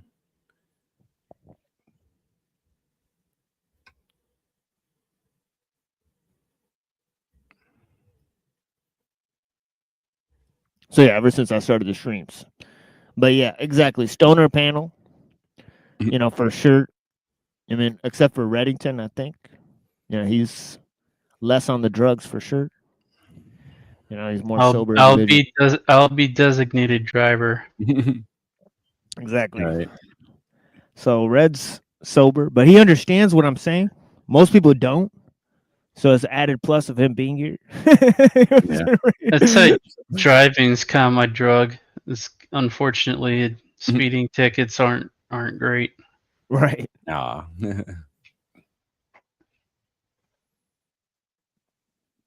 Yeah, there's like 2 or 3 people out here, and I do mean that, where like I'll say something to them and they'll understand exactly what I've said. Right. So Red is one of them so far. I think Lance is one of them. Right. But there's a few cases where that's possible. Right. Usually it's like hit or miss on like every other sentence. Right. But yeah, and then I don't know why they're talking to me or what they're talking about. Usually I'm just like, I can't wrap my head around it. And I'm always trying to assess like motive, like 90% of interactions I have. Right. That come up on panel. Yeah, not just on panel, all the time. But yeah, you know, obviously I make no barrier between the panel and my real person, Hood, right? But most people do make a huge barrier between that, you know, in lieu of the fact that they play a character online, you know. But yeah, we just don't have time for stuff like that, right? Yeah, exactly. I just don't have don't waste time. I don't got time for yeah, I don't have time to create another personality to sell some shit that people don't need. I mean, for sure. Even though it's at doing this puts me at a personal disadvantage, right? So I'll have you consider that as I read ellul. You know, doing this show actually puts me at a personal disadvantage because it makes me publicly visible. It allows people to steal my ideas, right? Which I want them to do, which is why I'm here, right? I want them to try to steal the ideas and use them and remix them. And, you know, because I want more people to talk about this. We've come to the stage where if people don't talk about these things, then they'll just fuck around and get exposed. You know, I'm more fine with just exposing who they are. You know, so this is the thing. Yeah. So this is the thing is that either you have time for it or you don't. And if you don't have time for it, we know what kind of person you are. We know why you're out here. And we'll be watching you just as you're watching us and what we do. Right. So it's not a problem for anybody who operates out here. You know, we're not trying to gain fame or any of that through what we're doing. So I'll have you know, it's deadly serious. We have we had at the very least these things had to be talked about. Exactly. That's why I'm willing to stake, you know, my meager sums and my own well-being and pretty much my own personal wealth for all these purposes. Right. So I'll have you consider all of that. Right. The tech is just going to eat us alive at this point. I mean, right. If like half the shit I hear about is incorrect. Right. Just half the stuff that Days of Noah is talking about is correct. it's like over. It's rapid. So yeah, dude. So yeah. Okay, so let's move on with the ellul here. So we were looking at Carlisle, and I read that section, and I started reading that section for a reason, so we get aligned with this perfect segment here. Now, I didn't know that it was going to work out so perfectly. Okay, and then I was going to read the part on dynamics and mechanics right as I open up the section on public and private techniques. But there couldn't be a more linked segment in these two readings. I did not plan this. So this is just an incredible ride that we're on. Private and public techniques. The techniques first developed by individuals and later on encountered by the state present very different characteristics from those traditional political techniques, says ellul. In their origin and development, they manifest the following traits, he says. Right, they're better perfected and better adapted than techniques of the state. Okay, they represent the inspiration of the individuals, acting of personal interest or for those higher motives we call vocation. Now, it's important to realize that as he's talking about, private and public techniques, right? It's as I said, right? All techniques start off by the use of private individuals, right? They end up in the hands of the state, okay, in the public domain. And this is only after they've been assimilated by the technological system, right? So it's not like there's two different types of techniques,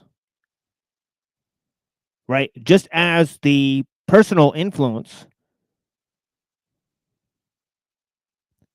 right? The dynamical and the mechanical aspects in Carlyle are part of the same individual,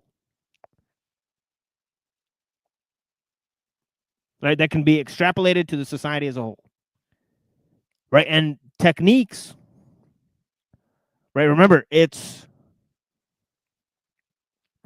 technique which integrates the machine into human society. Okay. So techniques are the human element. Okay. Human society is the collective element.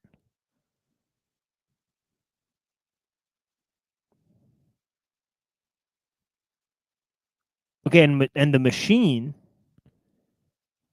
right? It starts off in the individual domain and moves to the collective domain, right?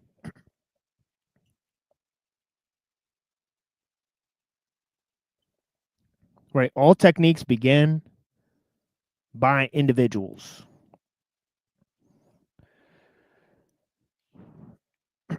Right. But when the system gets going, right, then they have to be integrated with the system or else they're just shelved, right? They just do nothing.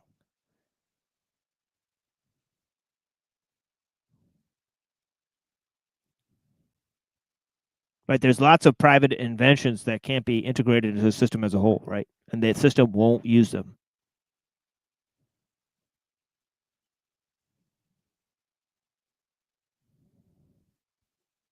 Right, so the system does not require technological innovation. Right, it actually suppresses technological innovation to a certain degree.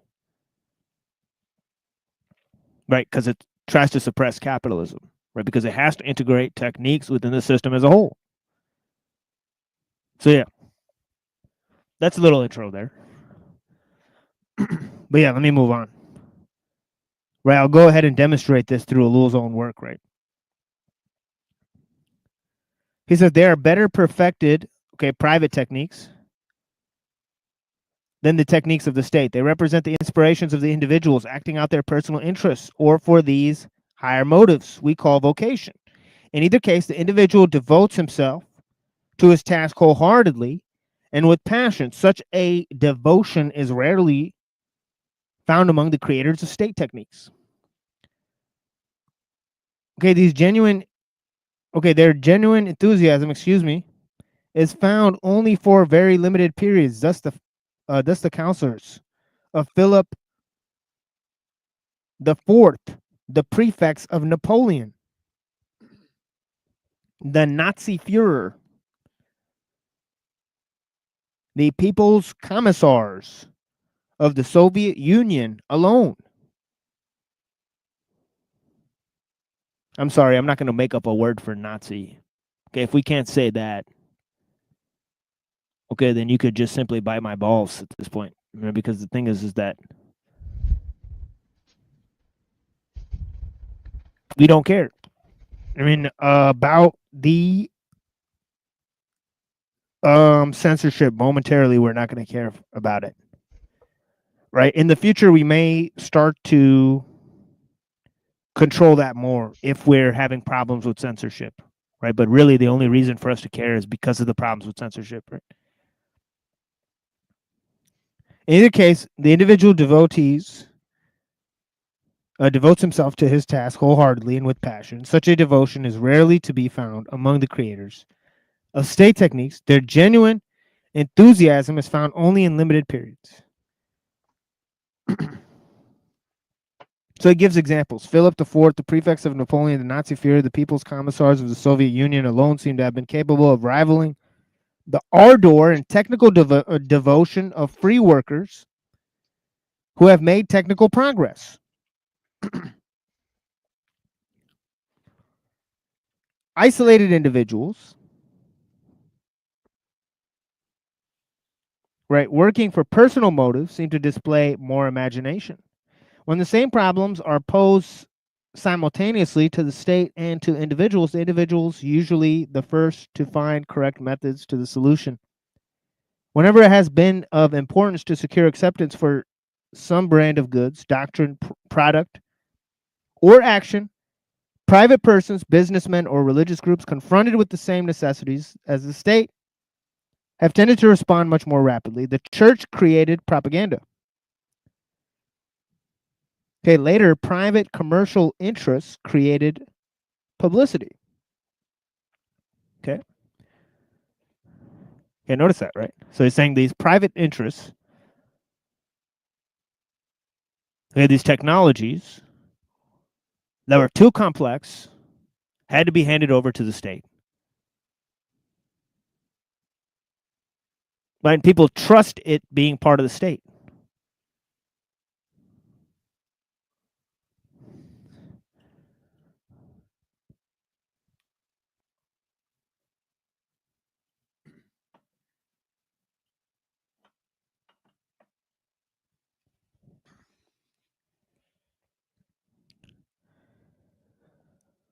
Okay, let me move on.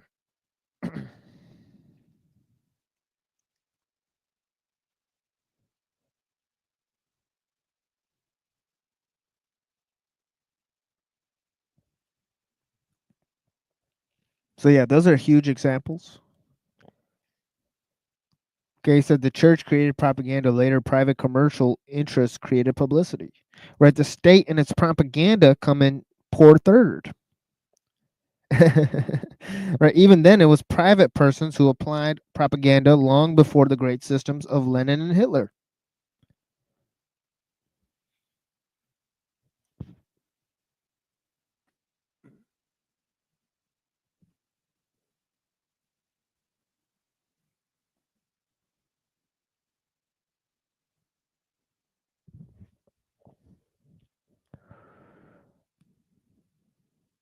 In France, the Maison de la Presse inaugurated inefficient propaganda operations in 1916. In England, a private organization, the Central Committee for National Patriotic Organization, performed the same function. Commercial interests found the most efficient propaganda methods by exploiting the discoveries of psychology and psychoanalysis.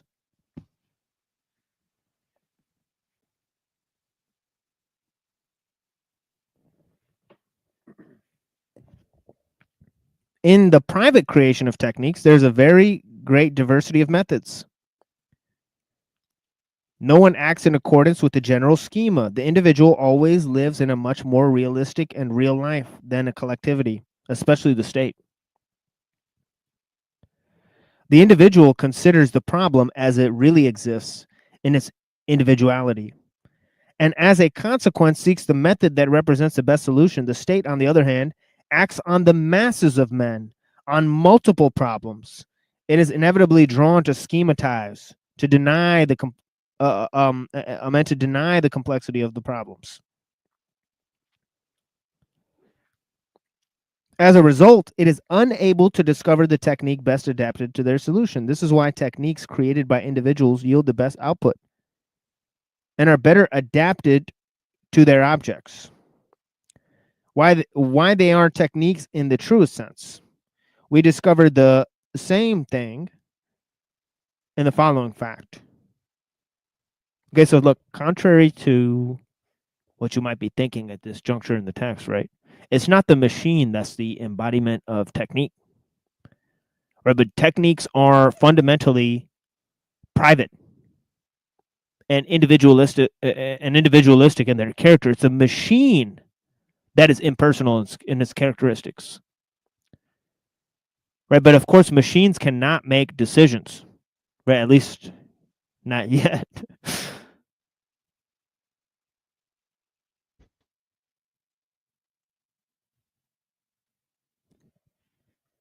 But of course, machines have made some pretty important decisions, right? But mostly techniques are implemented by humans, right? They're integrated in the system as a whole. They become unconscious processes. Then they condition humans, and then humans proliferate them and become objects of them. So this is the cycle that he describes.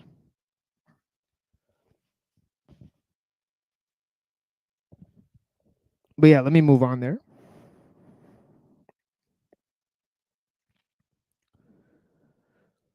So the individuals that select the techniques necessary, right, they choose the plan of action, right? This is why techniques created by individuals yield the best output and are best adapted to their objects. Why they are techniques in the true sense, we discovered the same thing in the following fact. The individual possesses only limited financial resources and cannot allow himself the luxury of waste and excess. Okay, so the individual has very limited means. When he seeks the solution of a difficulty, expense is a factor. He must find the least costly mode of action. Thus, he is brought around to economy of means, a characteristic of true technique, which we have already examined. Corroboration of this is found even in the domains which concern the state directly. Thus, the mechanization of the state administration, and a result of experiments made by private banking houses since 1914 and by German industry since 1926. Only around 1940 did public administration begin to apply the new principles. The state rarely discovers and applies any true techniques for the simple reason that it has too much power, too much financial resources for its agenda to seek out economy of means. The first requirement: the methods are, generally speaking, ponderous and expensive and require an enormous apparatus to secure mediocre results. Its results are obtained, in fact, through the sheer enormity and means employed rather than through their technical quality.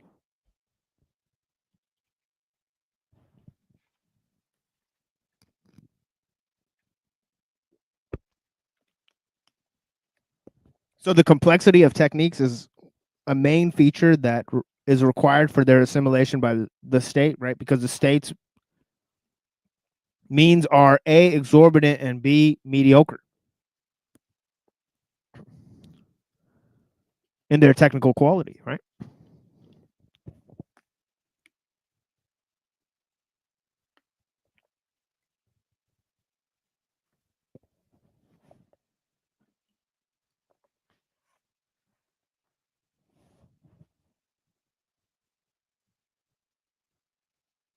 Okay.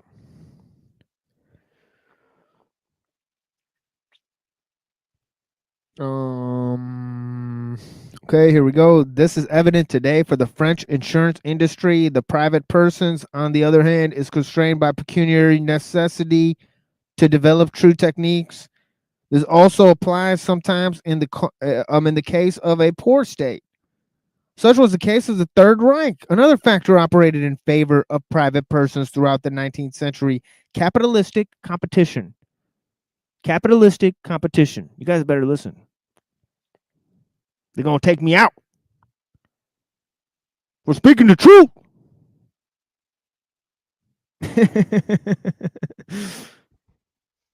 Then techniques had not yet produced machines and methods exceeding human possibilities.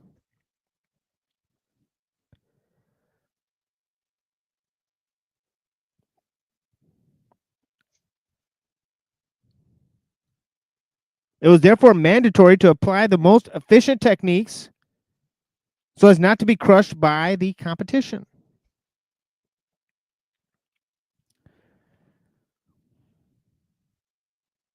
And what did he say earlier? Let me see if I can find this. I may not be able to find this. Oh, yeah, here it is. He says on page 238, technical development inevitably blah, blah, blah, blah, blah, brings about the state intervention in the economic world and reciprocably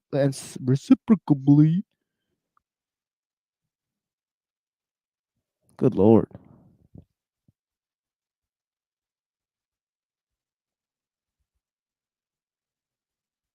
Words to tell me whether or not the right fucking exists. Words to tell me, how are you even using words to tell me whether or not the right fucking exists? Where do the words exist? Right? Like So they don't understand the basic philosophical underpinnings of what they're talking. Let's try that again. Technical development inevitably brings about the state intervention in the economic world. And reciprocally, when the state intervenes, it finds a technical apparatus which develops it further. Okay, that's not the part I wanted to read, though. Oh, here it is. We have already noted the alternative, the slowdown of technical progress occasioned by private capitalism.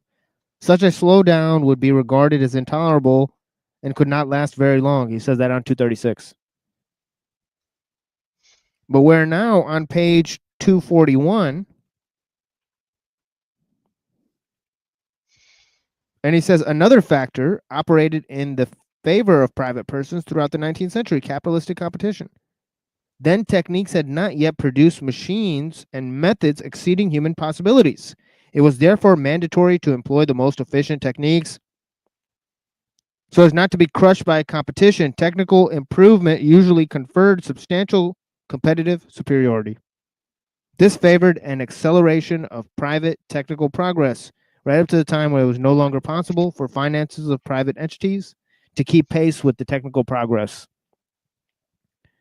Techniques elaborated by individuals were the result of specialization, which operated at first in the scientific domain, but which was introduced into the technical world before long. During the 19th and early part of the 20th centuries, specialization was conducive to the development of different techniques along very divergent lines. Every technical branch operated independently of the others.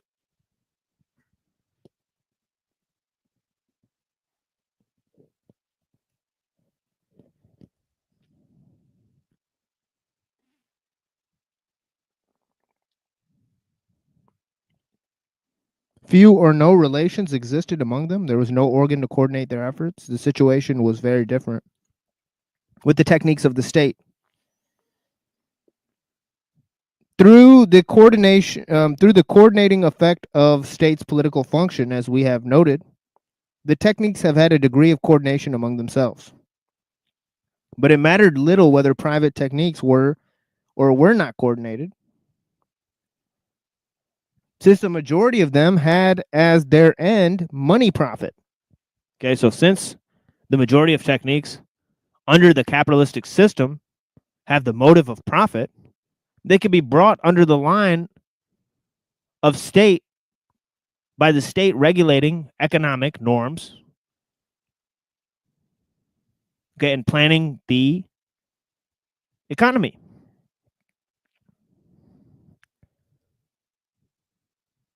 And also, there's a factor of specialization that causes or forces the techniques to be developed more and more by private persons.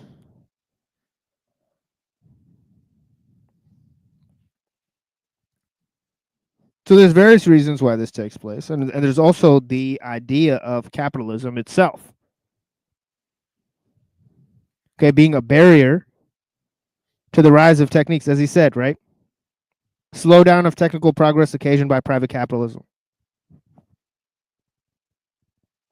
Right, because capitalism slows down technical innovation by employing this profit-seeking motive instead of the motive for technical efficiency, right?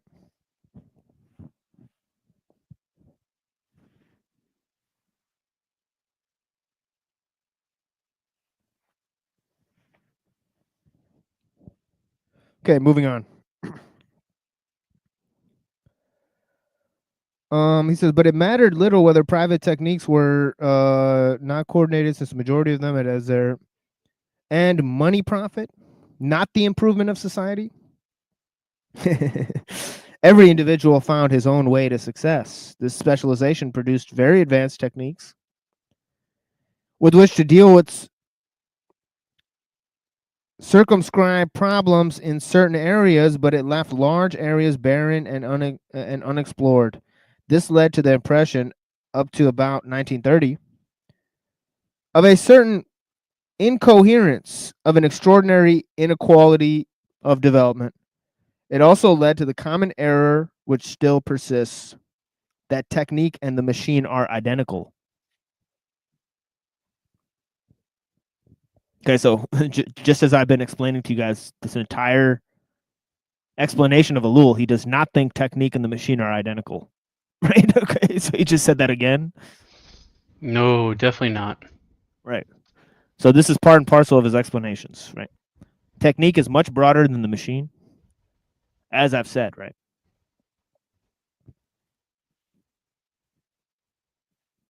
It's just a much broader conception in his framework. And of course, if you look at the definition of technology and compare that to the definition of a machine, okay, or you look at the difference between science and technology that ellul explains in the first part of his book, you'll understand that these things are completely different. Right? In methodology and practice, there's worlds between them. Right? But for practical purposes, they're extremely different just by that, right? But yeah. Anyways, so as he says there's a common error which still persists, that the technique and the machine are identical. Undoubtedly, it is the dispersion of technical operations that allows certain writers to deny that they are dealing with a technical society. Right? It's the over-specialization. Right? The diversity of procedures. Right? That makes them think that they're not dealing with the technical society. Right? He says these superficial observers do not deny that certain areas of society are affected by technique, but they assert that innumerable factors are independent of it. This is a backward view of things based on traditional conceptions of society and completely removed from reality. But it is true that coordination of different techniques has still not been completed. And wherever they remain in private hands, they tend to remain specialized and uncoordinated. However, technical coordination is rapidly being extended. And it is becoming less and less possible to speak of areas into which technique has not penetrated. These techniques created by private individuals, contrary to those of the state, rarely slacken their pace. They are in constant forward movement and progressively affect all spheres of human activity. This has taken place only in the 20th century, but it was always of essence of private activity, that its techniques had expansive power. We have already studied the step-by-step development of private techniques. It must in justice be added that private activity has also been conducive to technical generalization. When in the past the state created its techniques, it was satisfied with them as they were and made no attempt at further progress. Although this is no longer the case today. However, private activity has never wearied of the struggle, particularly since it has become necessary to exploit all possibilities in order to survive. The population explosion, for example, has encouraged the proliferation of private research. Suddenly, there were too many people. It was impossible to employ all the new workers, and even industrial production could not absorb the extra manpower.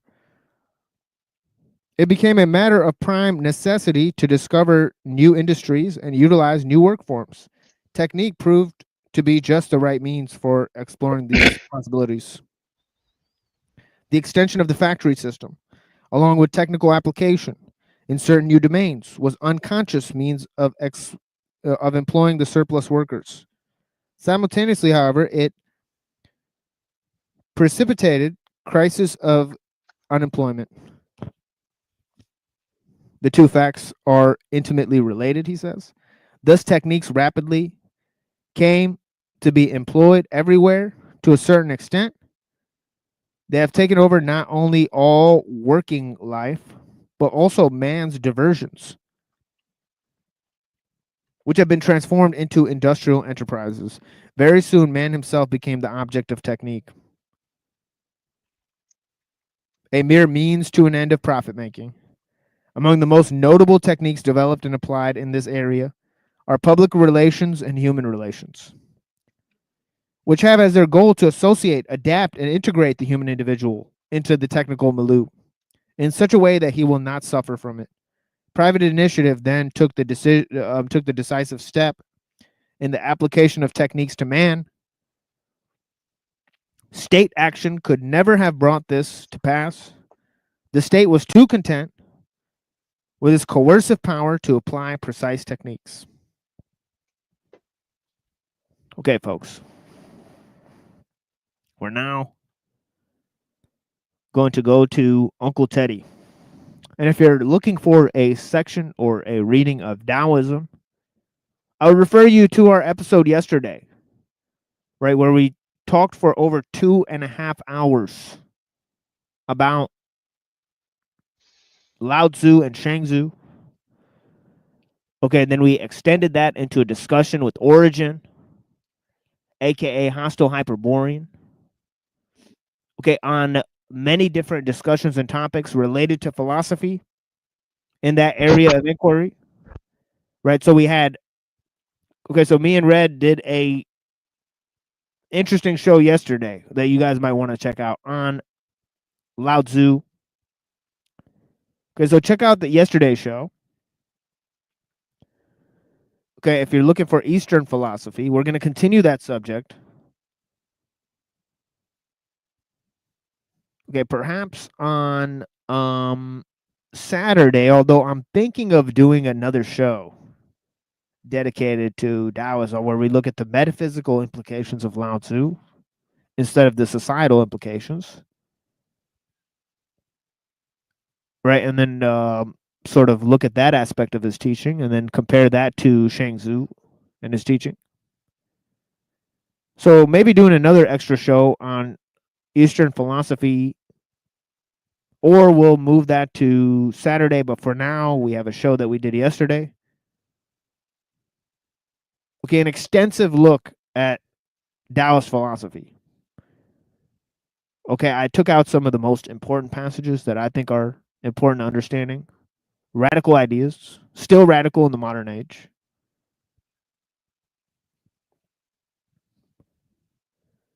And of course, for the last pretty much 4.5 hours, almost, we've been focusing on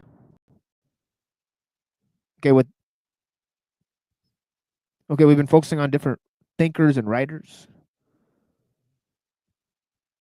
on the establishment of a technological world system, where we brought many different theories and ideas. Okay, we had discussions. Thank you to NPC the Gang for stopping by. Thank you to Neurojack, as always, for his contributions. Okay, here's some music. And yeah, we'll be back in a little bit, folks, with some ideas about Uncle Teddy. And of course, we've looked at the systems need a trick and industrial society and its future in their entirety.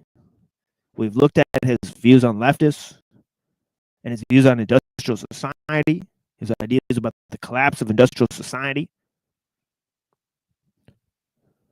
Okay, and we've read pretty much halfway through technological slavery.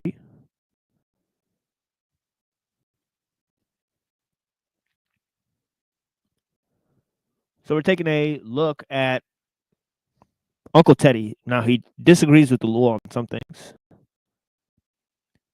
namely the response to the technological world system. Okay, but yeah. Yeah, anyways. As we take a break from, Taoism, take a little meditative break here, and listen to some songs that I really like. Okay, Space is the Place.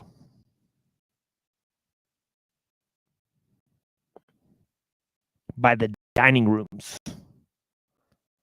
And also, They Came in Peace.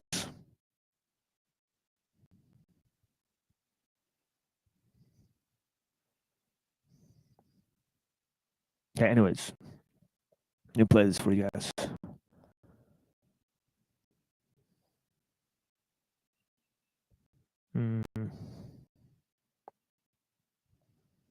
Okay. I always forget where I put the files. All right, here it is.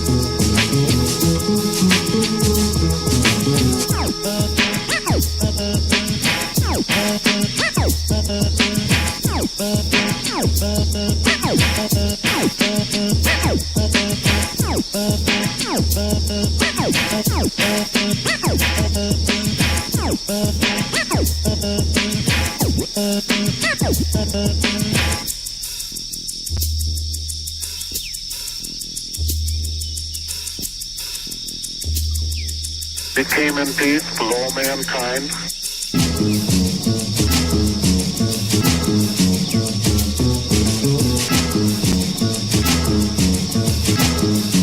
Became in peace.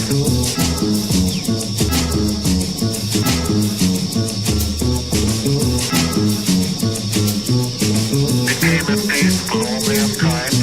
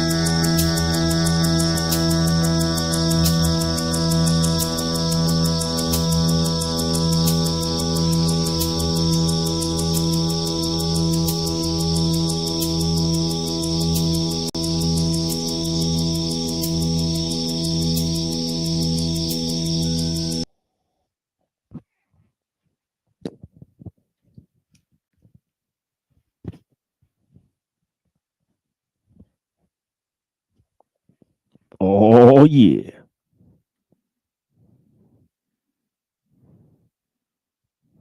Ooh, baby.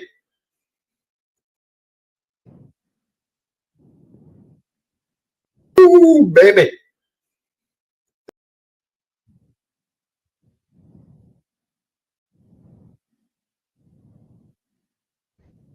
I think that I'm riding through the city, puffing on nothing but reaper smoke. They say they want to get with me.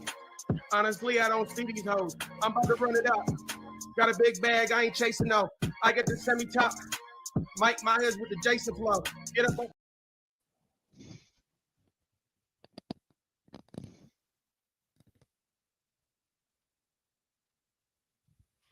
Got the semi tucked. I think that I'm riding through the city, puffing on nothing but reaper smoke. They say they want to get with me. Honestly, I don't see these hoes. I'm about to run it up. Got a big bag, I ain't chasing no. I get the semi-top. Mike Myers with the Jason flow. Get up off my dick. Up off my dick.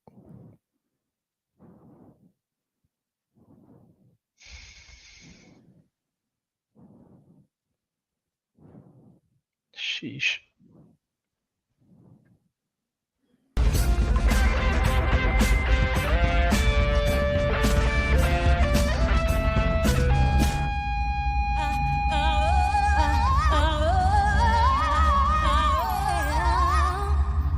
Greetings. I am Space Ghost.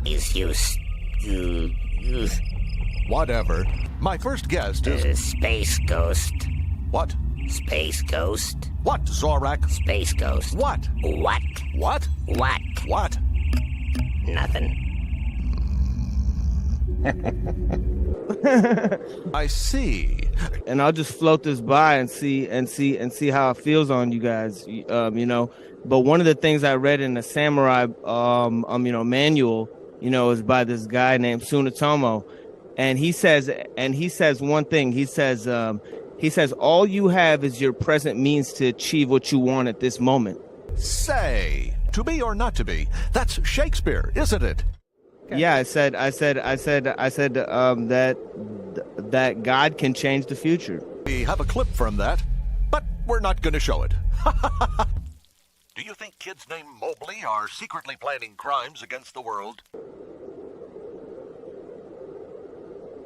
Here. Okay. Do you have enough air? Well, you tell me. I'm getting it all right. When you experience the world, okay? Mm-hmm. Okay, when you experience the world, right? Can you just imagine whatever the fuck you want? Or is it based on something that's already in existence? Sure it wasn't. This is all all a conspiracy. Nothing is totally predetermined. I think it's a mystery how we are able to act on behalf of our own volition. All those years and you forgot the words? It's not me who sins, but it's the sin living in me. What?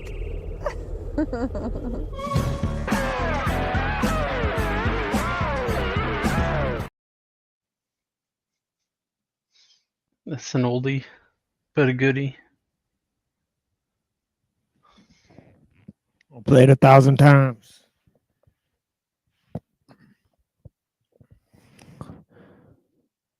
Let's see what else we got here.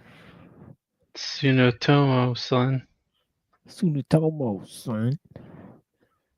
Oh yeah, this one. All the good looking women sing along. I can't hear y'all.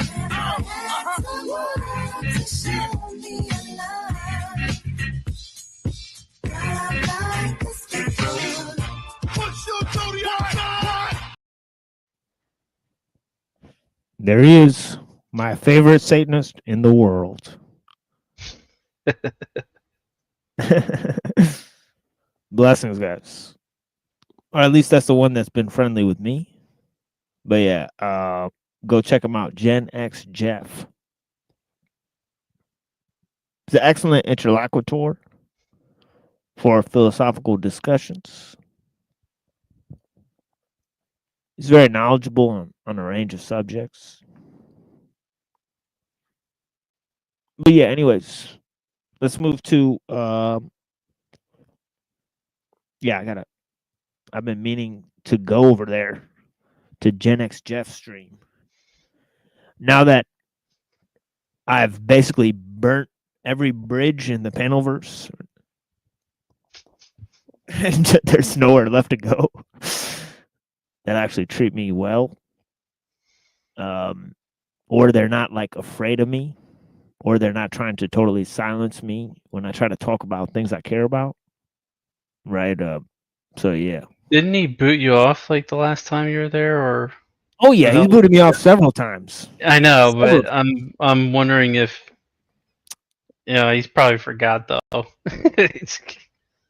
Yeah, but to be honest, it was heated. So you know, I push people to some heated levels, especially because, you know, as you could tell, I mean, I'm raised Muslim, right? And he's a gay satanic guy, right? So it is what it is.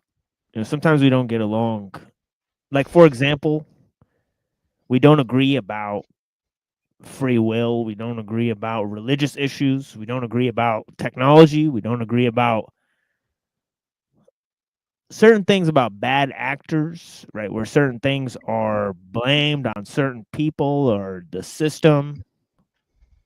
You know, certain failings of the system as a whole, right? Gen X Jeff doesn't think that average people have the ability to evaluate these things, right? He thinks that, you know, that our life is run by experts and that we're better off for it, right? So there are people who have that view, right? But of course, we have to put pressure on those different ideological views, right? And of course, it gets very heated. So we respect when people kick us off the show, people that stop talking to us. Andrew Wilson blocked me on Discord.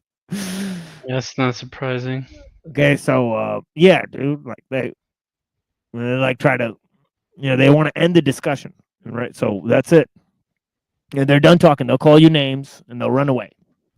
That's a wrap. That's a wrap. Okay, so so yeah, for whatever reason, right? They won't engage with you, right? So we had lots of experiences with people like that. And we make ourselves available for a wide range of people. We don't take anything personally. Right? We're still available to collaborate with any of the people that have told us that that will never work in this town again or whatever. I mean, but yeah, anyways, and, the thing is that, you know, we're only willing to correspond on a small range of subjects. And by small range, I mean within the small range of subjects that we do correspond with people on, there's a world of information in there, as you may have seen. Right? Look at my last 10 shows, for example. Okay, you'll see me read like and explore like 6 or 7 different books and themes. Okay, in a continuous stream of thought. So yeah.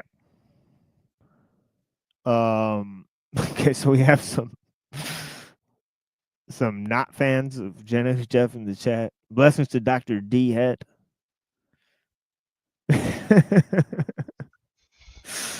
But yeah, we simply do have to move on, right? We got a little bit of show here, and then we got some interesting replays for you guys. Some oldies, but some goodies. So I think you guys will like where we're going with this.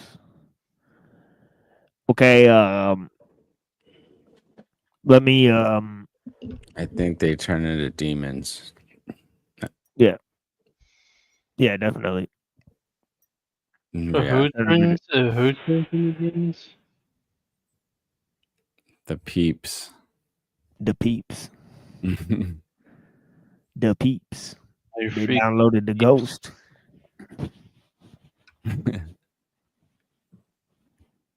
They got ghosted. When you try to tell them the truth, they just instantly turn into demons, like Banshee.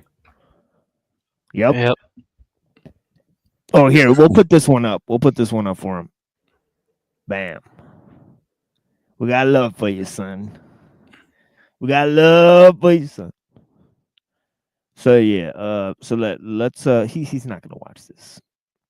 It's literally fruitless, but yeah, let's go to this. And if you do happen to see this, let me know, because that would be cool. But yeah, yeah, blessings. Oh wait, can you guys see the? Okay, yeah. Okay, hold on. Let me actually zoom in on this. No, actually, you know what? Fuck it. Yeah, you know what? Let me zoom in a little bit. Fuck it. Oh shit, that totally changed everything. That totally changed. Okay, yeah, this is better. Let me pull up to the StreamYard here. Okay, yeah, this is cool. Yeah, we'll do it like this. All right, so Plato Phaedrus, right? Such. Oh wait, no wait. 275A. It's up here. Shit. Okay, this is about writing. The invention will produce forgetfulness in the minds of those who learn to use it because they will not practice their memory. Writing is an elixir not of memory, but of reminding. It offers us the appearance of wisdom, not true wisdom. Phaedrus. Okay, so we had a lengthy discussion yesterday about the appearance of wisdom, the appearance of virtue.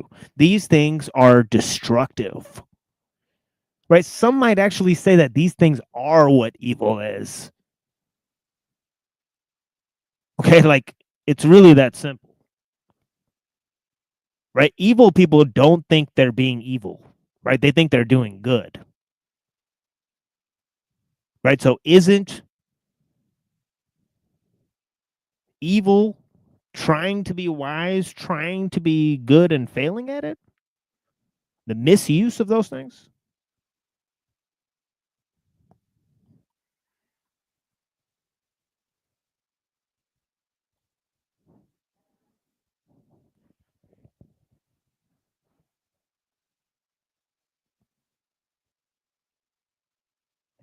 And yeah, an elixir of forgetfulness instead of memory.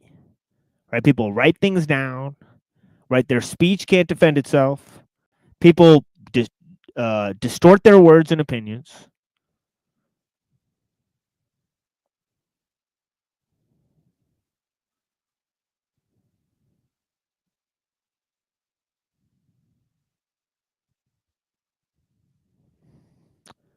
And yeah, hence writing is one of the most destructive technologies ever invented, but it's one of the most simplest technologies, right? right? The simplest of tools can do the most damage, right? Technology does not have to be complex or have to be advanced in order to be destructive, right? Some simple technologies will always be more destructive than complex technologies.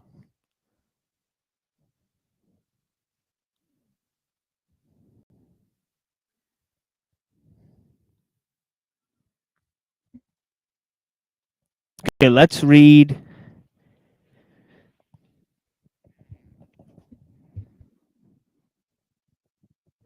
Who invented writing? Yeah, right. Who invented writing? Was it Right. was it Thoth? Yeah, it says taught in the Phaedrus. It says taught, right? But that's kind of weird, isn't it? Right? Because like, where's Plato getting this info? Right? It's kind of weird, right? Did he go to Egypt? That's what they said. They say Possibly. about they say Plato traveled to Egypt, right? But what did he learn there? Right? Nobody really knows. Or Right. possibly got it from Pythagoras, who did go to Egypt, if I understand correctly. Yeah. I mean, when we went to a museum in Greece, I'm pretty sure it said written there in a historical museum that Plato could have traveled to Egypt during a certain time period, or something like that. But yeah, or it's like a well-known fact or something like about his life. So who knows? But yeah, I'm pretty sure there's a well-known concept that Plato like went around and traveled and then came back to Greece. But the thing is that he's also son of Ariston, so he's son of like a royal family there, right?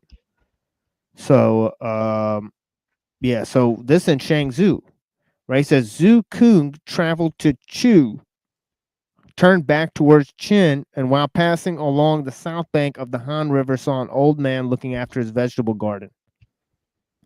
Okay, he had dug out a passage down to the down into the well, from which he emerged with a pitcher in his arms to water the earth. Splash, splash. It was costing him a lot of effort with the poorest of results to show for it. Suppose you had a machine, said Zhu Kung, which in one day would irrigate 100 fields. You would have plentiful results to show for it. Very little effort. Wouldn't you want one of them? The gardener lifted his head and looked at him. How does it work? The thing which makes it go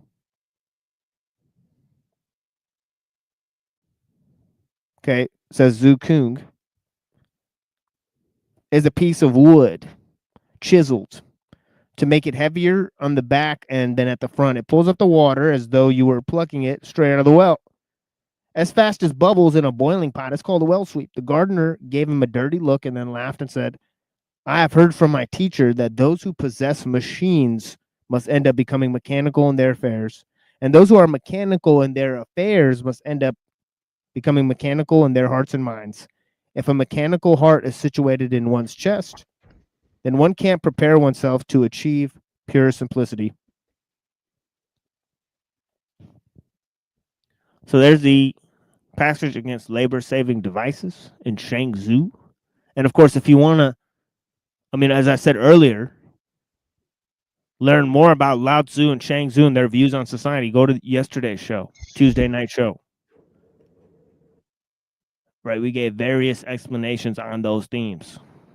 Well, actually, I might change the name of that to Special PSA on Taoism, right? Because we did Special PSA against transhumanism, and that was a Tuesday show that I thought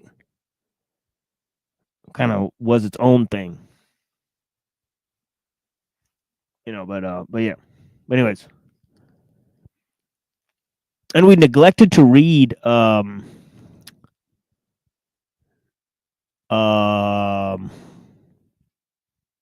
we neglected to read the Faustian Face on Modern Science and get into the ideas of the philosophers and all that stuff. So we will also do that next time, right?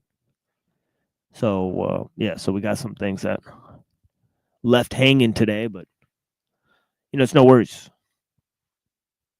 People got a kick out of that as a reading, and it's got some killer stuff in there about the occult, Martin Luther, and different stuff. So yeah.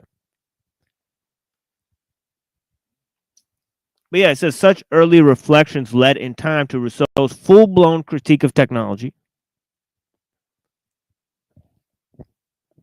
In his discourse on arts and sciences, 1750, and to Henry David Thoreau's anti-technological musings in Walden, 1850. Not long thereafter, British essayist Samuel Butler felt compelled to issue the first unequivocal attack against the technological system. Day by day, the machines are gaining around upon us. Okay, and we'll read significant portions of this later, right? From Skrbina's anthology. Right, day by day, we are becoming more subservient to them. The time will come when the machines will hold real supremacy over the world and its inhabitants. Our opinion is that war to death should be instantly proclaimed against them. Every machine of every sort should be destroyed by the well-wisher of his species. Darwin Among the Machines, 1863. So just as people are writing these, huge, you had like Malthus and all these guys saying, okay, we got to do what it takes to support the rise of science and technology, right? There's all these other thinkers, right, around the same time, right, that are saying, actually, we need to go in the total opposite direction. Yeah, I hear you, Joe Mills. Joe Mills, blessings. Yeah, I got to go back and look at some of Joe Mills' comments here because he's... Yeah, I definitely agree with this. I have some information on this coming up later, too.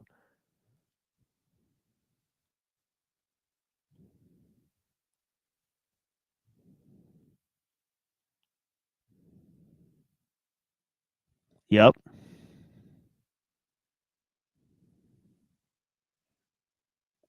Yeah, I like this comment. Propaganda is the opposite of censorship. We're going to go deep into this idea of propaganda from ellul. Creation of fake evidence.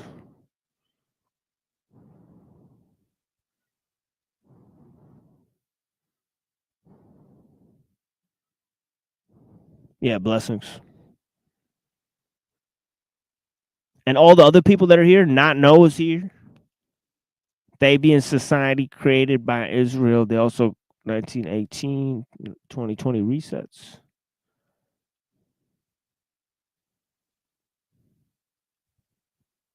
Not No says church creates all wars. Well, Lul says church creates propaganda. Interesting, huh? How about this?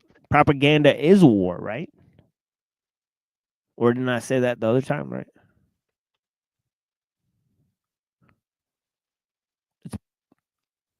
It's war without blood, as they say, right? Mao Zedong.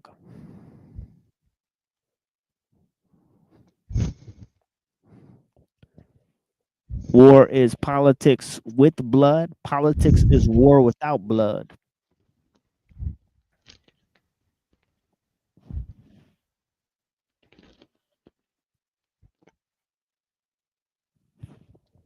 Okay. Let me move on here. So he said noted philosophers. Scheller, Whitehead, Heidegger. Published stinging critiques. Orwell's Road to Wigan Pier. We read part of that, right? Concludes with a penetrating and insightful attack on mechanization and the machine society.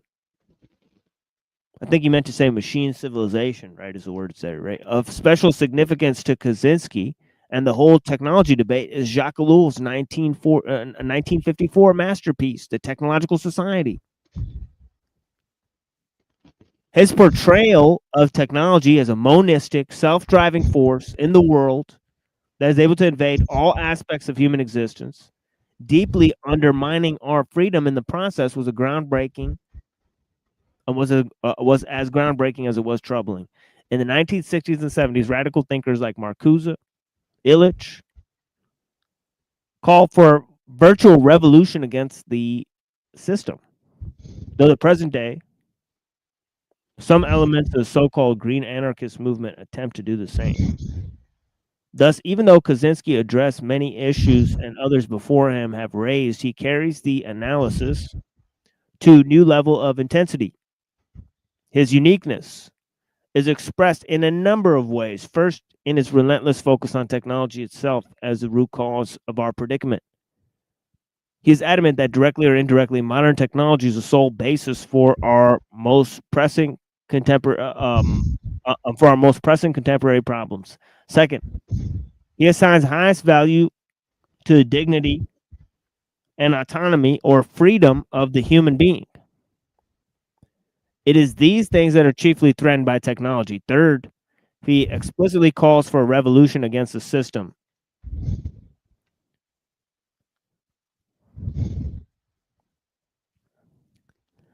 In a way no prior critic has done.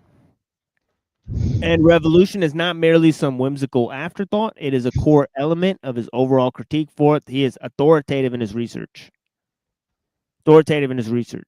Citing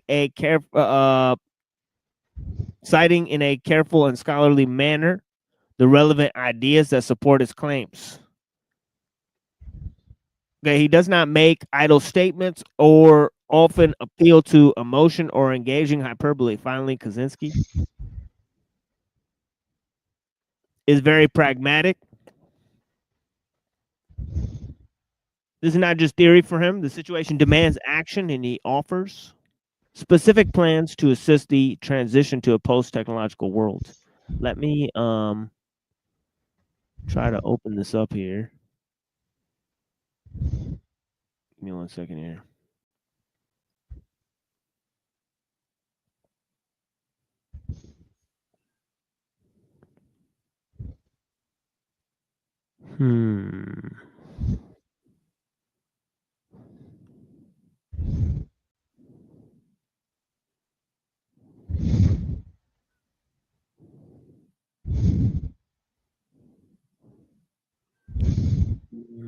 Google Chrome. Okay, let me see if I can share this. I gotta skip this fucking guy's introduction, man. I played part of this before, but let me just play a little part of this now.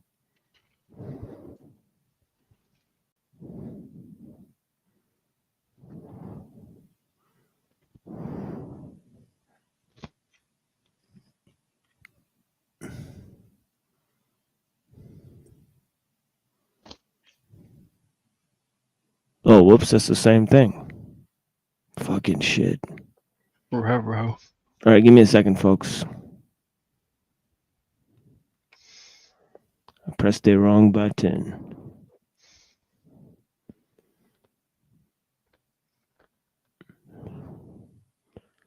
All right, this. So can you guys... Okay, well, surely you guys could see that little blip, right? Yeah. Yep. Okay, let me actually do this. Okay, now let me know if you guys can hear this. We're in for, I think this is a pretty unusual. Yeah, I can hear it. Yeah. Okay, so let me skip to. For coming. Number, is there an ethical concern of doing this? Oh, God. And, you know, it sparked a Okay, so discussion in class, and one that actually gave me pause as I even wrote this story and organized this panel. But I think it's one that it's you know, these are all just kind of the background to make us think before we get into this. So what we're going to do is have a debate, as I said. The other person, and the underlying message, I think, is technology making our lives richer or poor? I think that's the kind of question that lurks deep inside of all this discussion. So I mentioned it's really a debate. Another philosopher who has a lot to say about technology and very interesting views is up here as well, Peter Ludlow at the, Northwestern University. And he's somebody that has done a lot of serious work in a variety of fields. Yeah, I'm sorry, I can't easily skip technology. And he's spoken at South by Southwest Interactive in the past I'm about trying to skip Second this guy's Life. part. He, in fact, I really This guy respect him as a sucks. journalist. He's like some type of journalist. Somebody who started. He's a I might of the virtual You gotta world. peace out. Wrote a book, co-wrote a book Yeah, I'm about his work Hold on, as give me a. one He second. started a newspaper called the Second Life Herald. It's now the world of virtual world activities, and they broke Oh, shit. stories that made international headlines on Oh, my cyber God. sex rings and cons and going on in these virtual worlds. And he, Yeah, sorry about that. Yeah, so Calix. Yeah, man. Yeah. Yeah, what were you saying? You got to peace out? Yeah, I think I'm gonna peace out, bro. I'm Yeah, blessings, a homie. little tired. Yeah, I appreciate you being here. I'll try to watch the rest later. Oh, yeah. Yeah, we got like a tiny bit left. But yeah, thank you for being here. You know, I Yeah. greatly appreciate your correspondence. Yeah, man. Definitely, bro. It was good kicking it again. Yeah, of course. Of course, you're You welcome too. anytime. Easy. Red. Yeah, man. Definitely. All right, take it easy. Yeah, peace, homie. Peace, bro. Yeah, I gotta get some sleep also. Yeah. Yeah, definitely. Reddington. I'll Thank you see so you much for later. being here. Yeah, Yeah. peace, homie. All right. Let me try to play this for you guys. Blessings.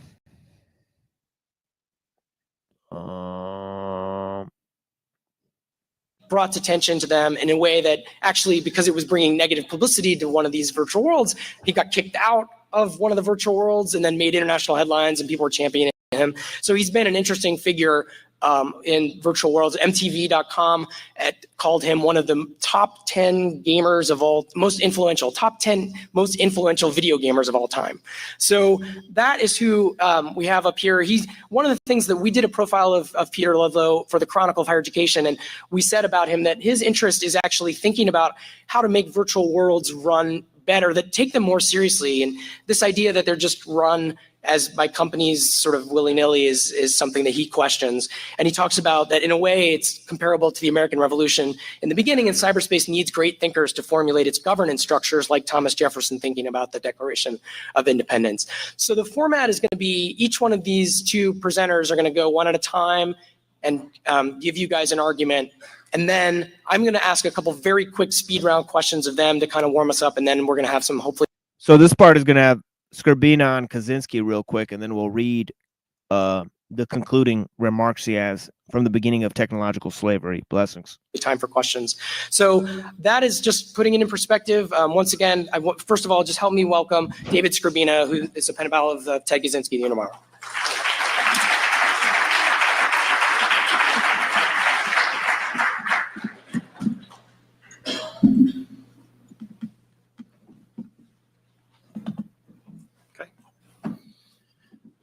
I think I'm going to use a podium mic. It'll be easier.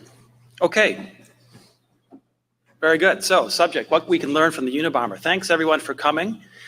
It's a great chance to be able to have this debate here at South by Southwest. This is obviously a key audience for questions about technology. This is a very important debate, which very rarely happens these days. So I really want to thank everyone for coming. It's really important, I think, with this audience because you guys really understand technology. You're consumers and you're also producers of technology. So you really understand this stuff from the inside. So it's really important that I think you participate Yeah, so this part is Dr. Skrbina here. and you know, help contribute to this whole debate about the pros and the cons of what technology is doing to us. So, well, let me say a couple of things offhand. So here's our man, Ted Kaczynski. So yes, I've been corresponding with him by letter since 2003. I prepared some material for a new course on the philosophy of technology at the University of Michigan. I wanted to include Kaczynski's material, so I thought I had to write to him directly to get his comments on just elaboration on what was in the manifesto and some of his more recent thoughts. So I have been sort of a correspondent. I have been a kind of a pen pal. I did write the introduction to his book. I want to be clear, I don't speak for Ted Kaczynski. I don't endorse what he's done. But but I think he does have some very important ideas. So that's what we're going to look here briefly, kind of a summary of his main points in the manifesto. We'll look at a basic argument against technology. I'll address a few objections, and then I'll turn it over to Peter, and he'll give you a sort of an opposing view. So I'm going to start with a couple of quotes. So here's one. Technology is the controlling power of our age, affecting and shaping virtually all aspects of human existence in this century. It may be that civilization will never recover from the bad climate which enveloped the introduction of machinery. The world is now faced with a self-evolving system which it cannot stop. That was Alfred North Whitehead, 1925. So we have some fundamental questions that we can ask. What is technology is the first question. What is its purpose? Does it increase or decrease overall human well-being? Where is it heading? Do we control it? And might it threaten our very existence? I think all very relevant and important questions. So just a couple comments on what is technology. Well, I favor a very general definition, a very broad definition. Technology is tools, machines, devices, databases, products, procedures, organizations, institutions, human beings, animals. I think it's summed up nicely by Jacques Ellul, his definition of technology as the total ensemble of means to achieve any end whatsoever. And here's another one by Kaczynski. Technology is a global industrial system which functions primarily to degrade and enslave nature and humanity. So what's the core argument? If we can distill the basic case against the technological system, I think we can probably put it down in 6 concise points. Number one, humans evolved under primitive low-tech conditions over the past 2 million years. We lived in small autonomous groups, 25 to 50 people amidst vast wilderness. Modern technological society is radically different than this and imposes unprecedented stress on humanity and nature. 4, technological stress will only continue to worsen. The environment will become simplified, manipulated, and contaminated.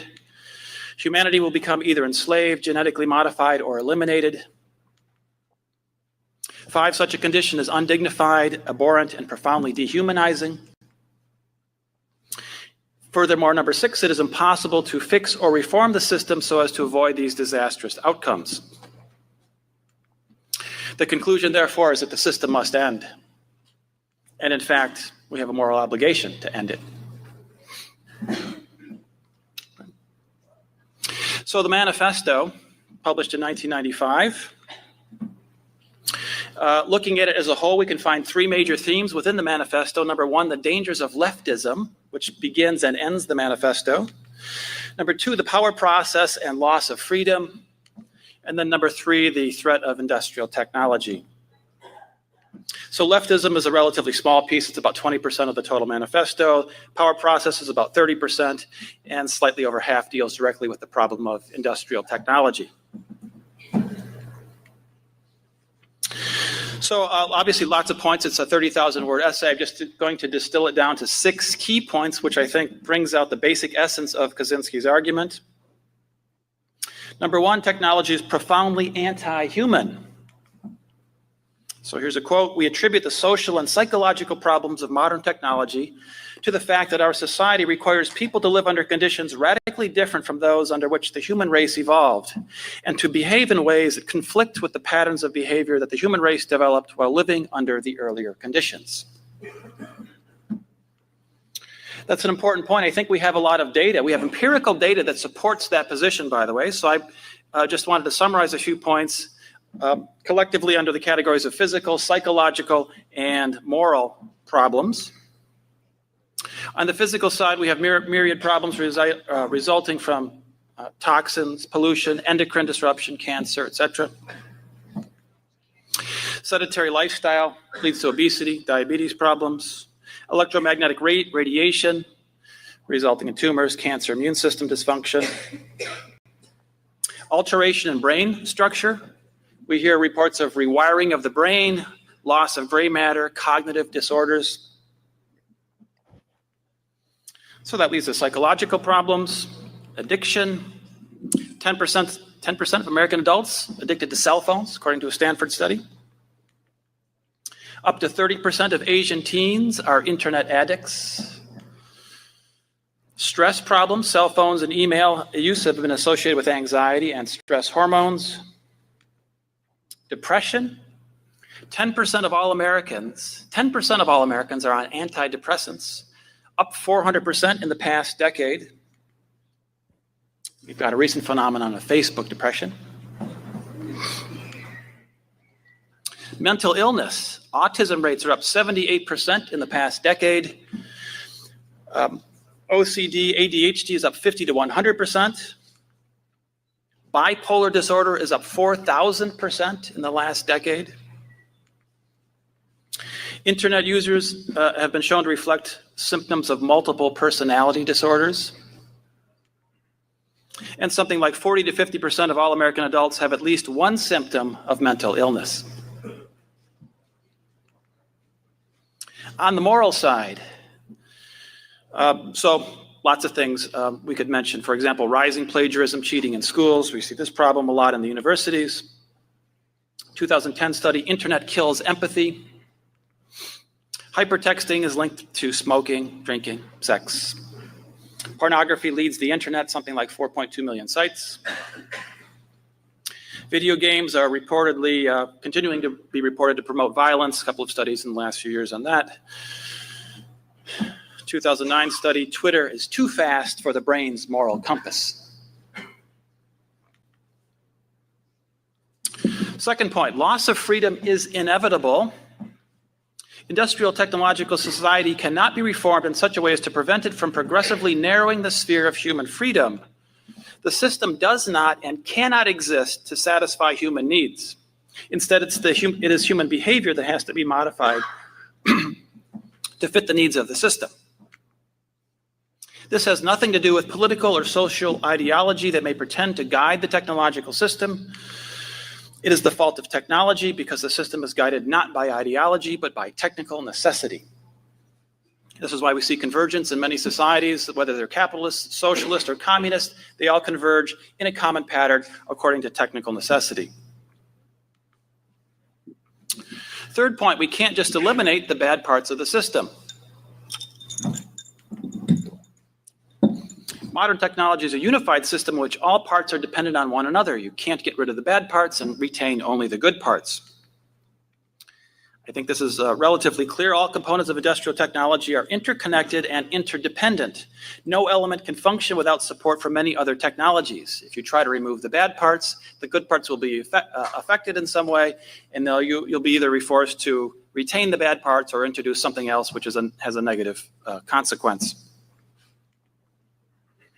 Fourth point, technology advances through repeated compromises.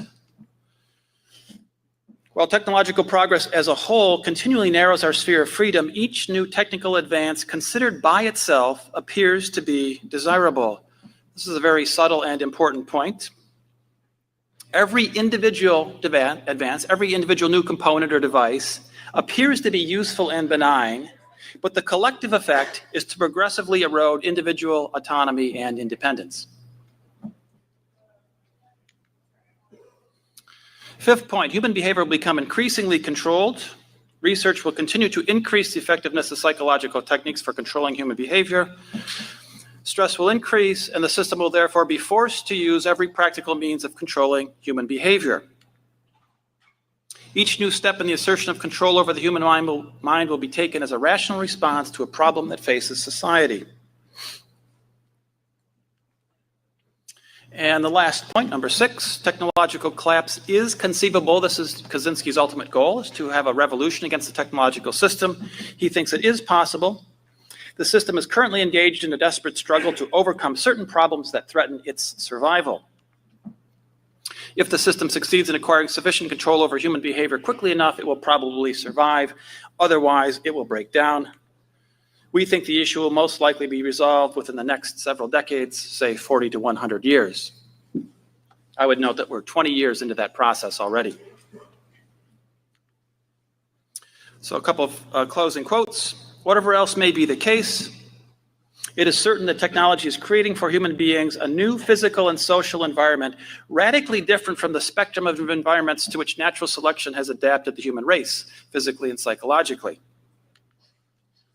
If man is not adjusted to this new environment by being artificially re-engineered, then he will be adapted to it through a long and painful process of natural selection. It would be better to dump the whole system and take the consequences.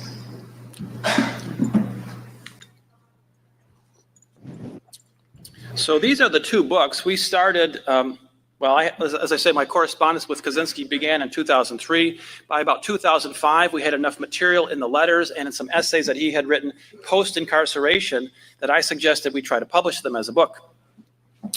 We spent 2 years trying to find an American publisher, and no one would take it.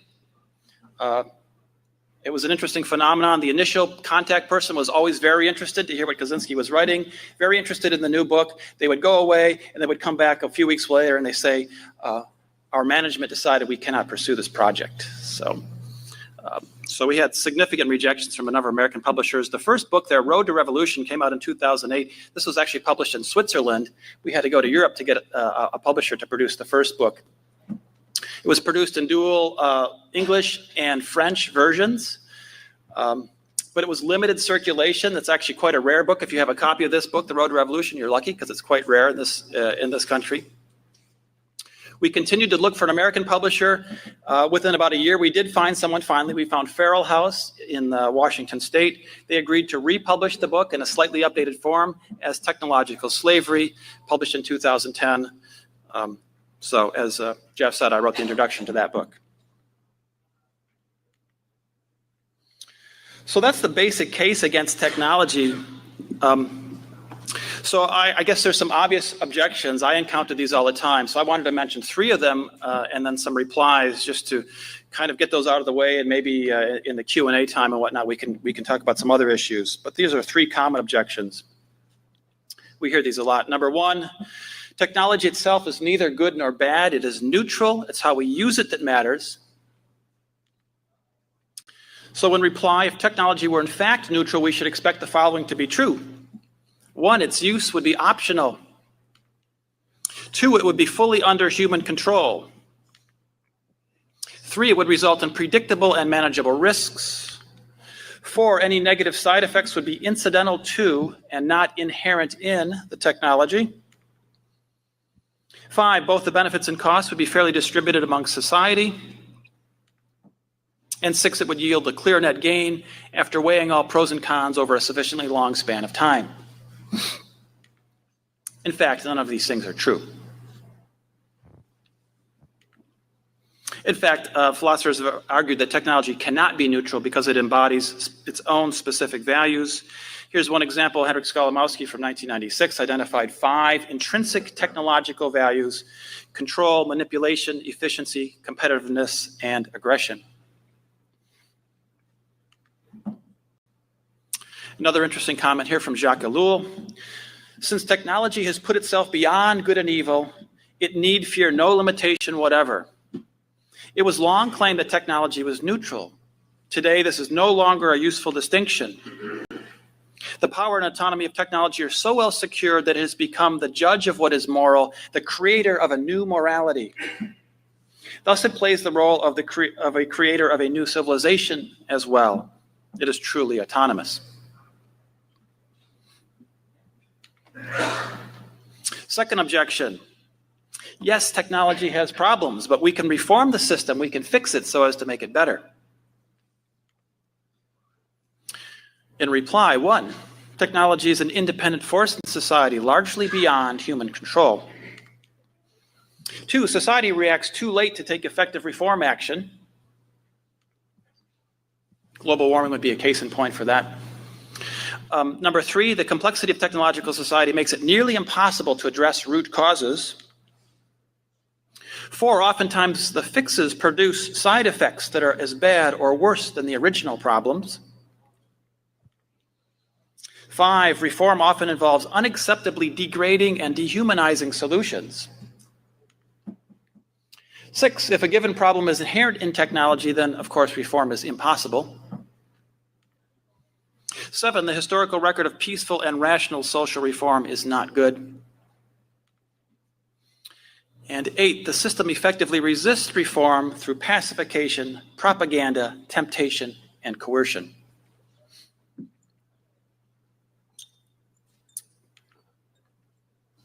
Third objection, technology is here to stay. We have no choice. That's an easy one.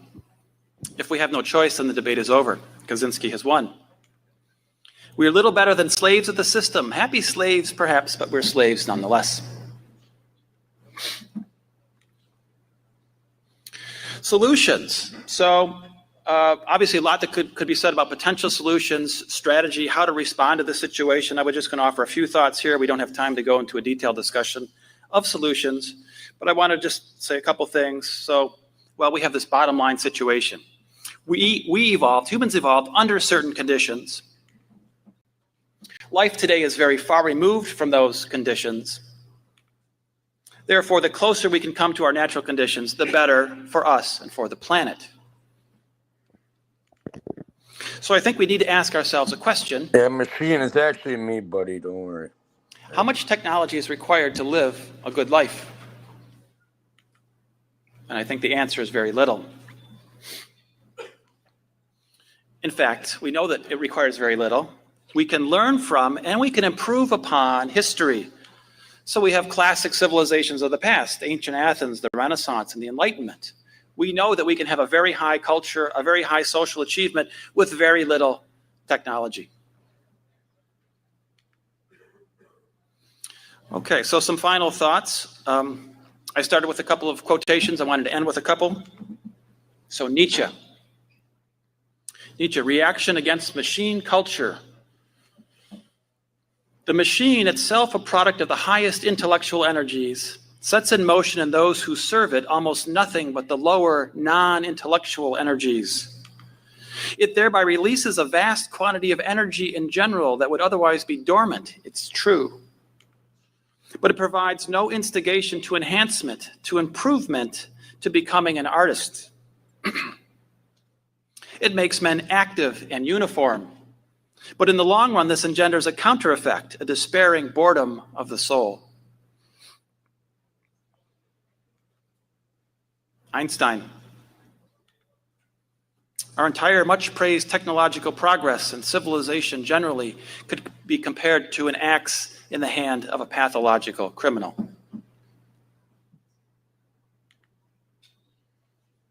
So, a few closing thoughts.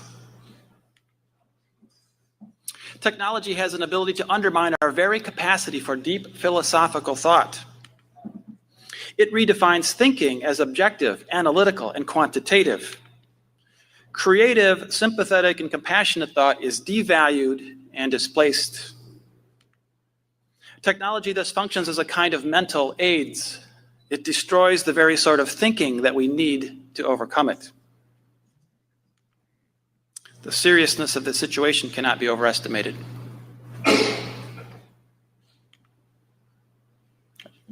Thank you.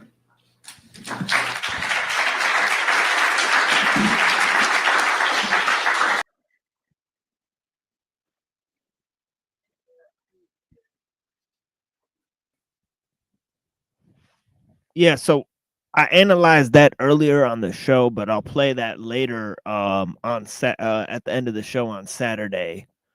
So again, if you guys want to hear that debate, right? Very old production there, right? But yeah, goes over some of the main points, right? But yeah, to really bring this home, right? You could have a high level of culture and a low level of technology. Right. So cultural refinement is not exactly linked to technical necessity. Right. Although technical necessity does degrade culture. Right. And we've looked at many different examples of that. So yeah. So we're looking at the dialectic between art and technology. Right. And of course, you could look at a dialectic between skill and technique. Right. Which is basically the idea that, you know, the greater developed a technique is, the less it requires from skill, right? And of course, yeah. So we'll go ahead and reflect on this. But yeah, you came in right at the end here, Cage. Blessings. Thanks for having me. Yeah, for sure, dude. Yeah, but interesting stuff. I did like 6 hours of some pretty interesting conversations. I mean, yeah, we had some heavy hitters out here. You know, the last few shows we had some good discussions. I mean, actually, we had some new people on the show a few times. Oh, really? I missed it. Yeah, we had a couple of new guys from all over the internet to open up the show with. I mean, so if you guys have been missing some of those openings, killer. I mean, last 2 ones we had some new guests. American Zombie, pretty chill. You know, some other people too. Yeah, but for real. Yeah, so check out those episodes. We did an episode yesterday on the Tao Te Ching. So, you know, those who take an interest in, you know, Eastern thought, Eastern philosophy, Chinese philosophy. Eastern alchemy? Oh, yeah, it's a huge part of that. Hugely influenced that. What would be your favorite lesson or teaching from the Tao Te Ching, you know, or Eastern philosophy or alchemy in general? If you had to choose, I know it's difficult to choose one, but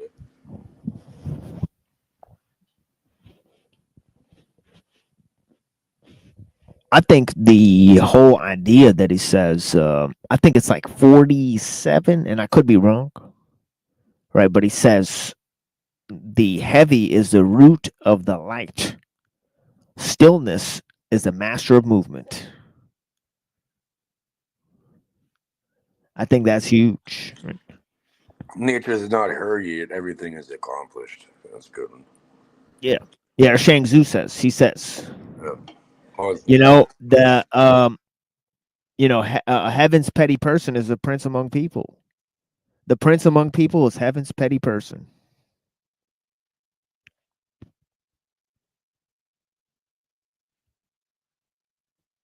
The greatest of rulers is but a shadowy presence, says Lao Tzu. that's an interesting one. What does that really even mean? What it means is like Minimal force. It gets a bit young. Like I think Carl Jung would. Yeah, minimal force and effort in applying rule, allowing people to rule themselves. Convincing people of things, making them think it was their idea. Well, that's the best way to control somebody, right? Make them think it's their idea, and they have a choice. Yeah, control can be used for benevolence or it could be used for evil. Yep. Well, that's like the number one mind control technique ever, right? Make you think that it's your idea, even though there's a limited amount of options, kind of like Hegelian dialect, right? Kind of thing. Yeah, that's the thing that man loses with the technological system is control.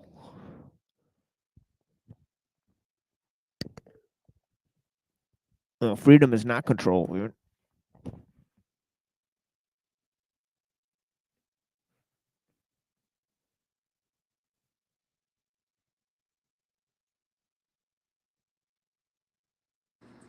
Make it think. You got to make them think you have a choice, right? Yeah, the more choices you have, the less freedom you have, the less control you have. Yeah, make it. You know, it's your idea. Yeah, the more power you have, the more power you have, the harder it is to control it.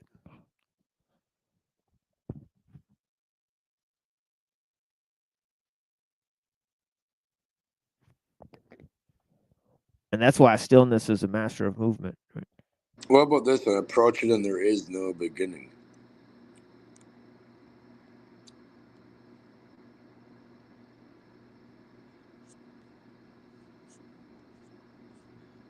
Oh yeah, turning back is how the way moves. Approaching there is no beginning, following and there is no end. How does that work? Well, the way that can be followed is not the constant way. The Tao. I do appreciate the Korean stuff because I am a martial artist and stuff from young. Yeah. Yeah, I got some Korean philosophers we're going to look at later. Zen It's in philosophers from Hapkido, Korea. exactly. Yeah. Yeah, in Korea, they actually nationalized Zen religion. They made it a Really? national religion. Yeah. In Oh, Korea. wow. Yeah, yeah, in like the 1500s or some shit. Yeah, we're going to read some Zen philosophers from Korea. Monumental stuff. You should look into Grandmaster Young-Sub Kim. Very Young interesting. Zo Kim. Young-Sub Kim. I can send you a book. Yeah, I'll put it in the private chat. Yeah. Yeah, we're still friends on Discord. You could send me stuff on Discord too. Oh, I can. Yeah, I don't know who tried to impersonate me or fucked around, but yeah, not me. Yeah, Even unless you lost Ragnar your Buffett account. apologized to me after. He said, "Sorry, Cage. I jumped the gun on that one." Yeah.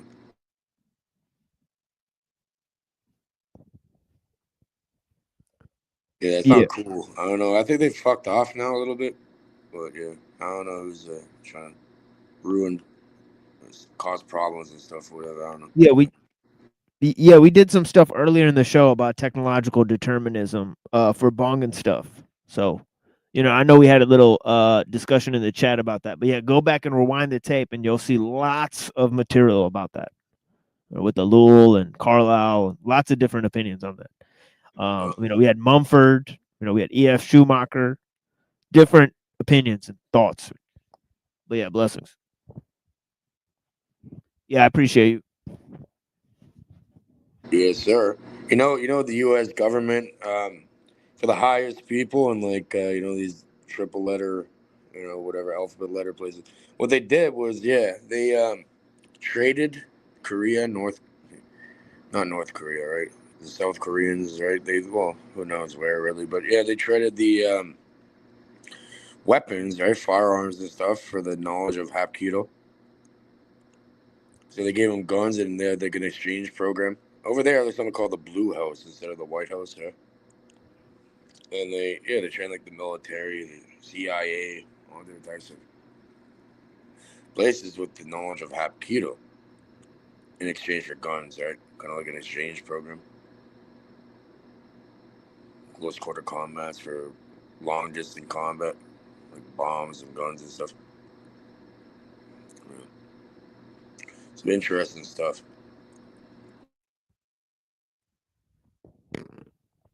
Oh yeah. Two most important technologies invented by the state. The internet and the highway system. And the railroad system. Mm-hmm. Yeah, Huge I live inventions. right by the biggest highway in North America. It's the 401. It's busy out here. Yeah, it's Lincoln. After he centralized the federal government, right? He used it to create the Transcontinental Railroad. And it was a huge influence on the Industrial Revolution. Right? Because they could finally move supplies from coast to coast. Oh yeah, it never ends over here, man. It's ridiculous, really. Sometimes I question myself. I'm like, are these people? Is this a fucking simulation? Like, because I can go out there right now. It's 3:30 in the morning. I can go out right there. It never ends. It'll just be constant trucks fucking going down this highway. Never ends.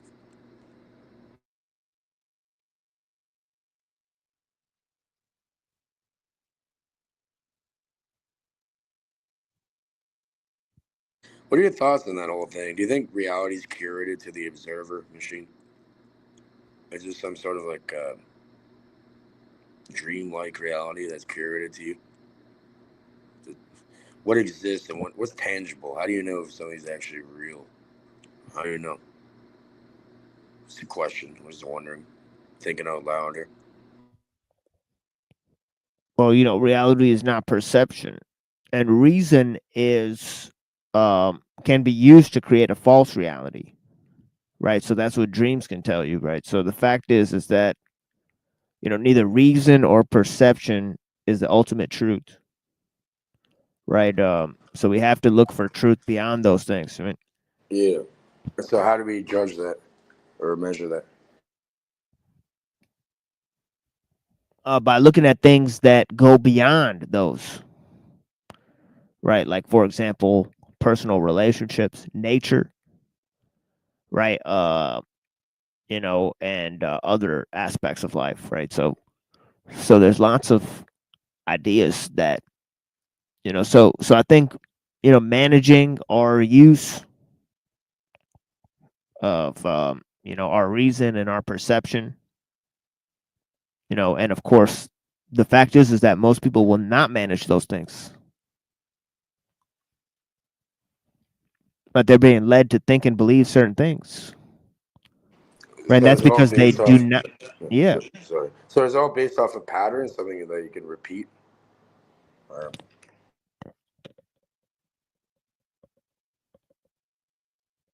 sure, yeah, yeah. You can meditate, you can fast of the mind, right? You can, you know, not allow yourself to impose false conceptions, fixed concepts onto things that they don't apply, right? Yeah, this is all sustained practice, yeah, daily. Yeah. So it's a daily thing. Okay. So is reality what the okay? Yeah, So is reality curated to the also observer? watching Or, what you also watching what you eat, what goes into your body, and what you look at all day, and what type of bullshit you're listening to, and all these things. exactly. So is the reality correct? So I think it's all a mind thing, right? Is it all within the mind, like the first kinetic or It's mental? definitely more mind than matter. Yeah, mind over matter. And you know what matters to you, right? It's kind of funny how they use that term, right? Matter. Yeah.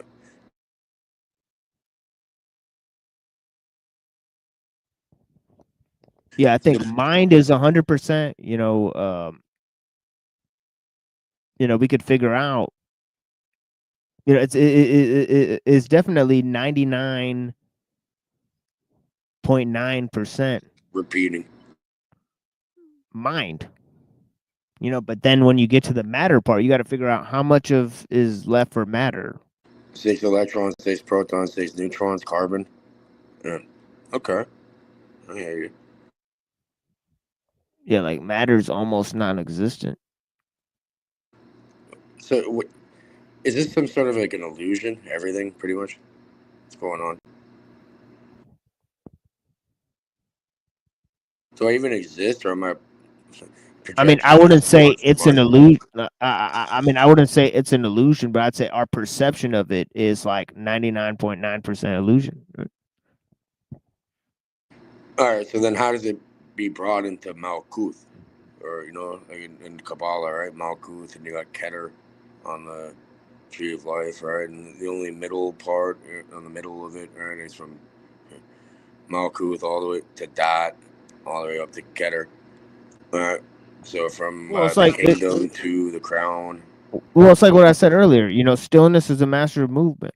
You know, if you don't know where you came from, you don't know where you're going, right? You're lost, right? And you can't be neutral on a moving train, right? So, you know, Yeah. stillness is a master of movement. You need a vantage point of stillness to perceive movement. You know, so I mean, most people haven't gotten there yet, right? They haven't, you know, found their way to stillness. They haven't been able to find a vantage point in which to observe everything that's moving. It's almost like Right. the center of balance, right?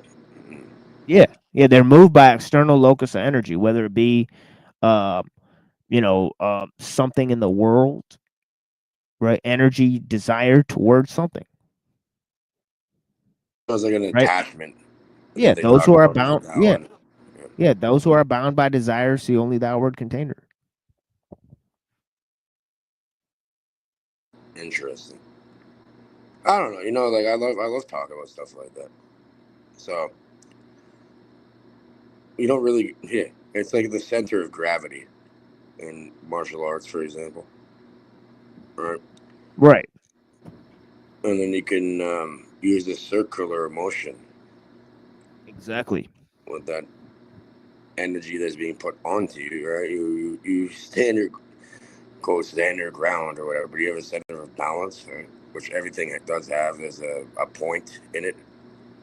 And then, yeah, if you need to be moved, use that energy in a circular motion, it gets flipped right back on its own self, in a way. Like a revolution, people they're always like, "Oh, I'm a revolutionary. I want a revolution. I want such." Well, guess what? It ends up at the same place at the end of the day. At the end, at that moment or later moment.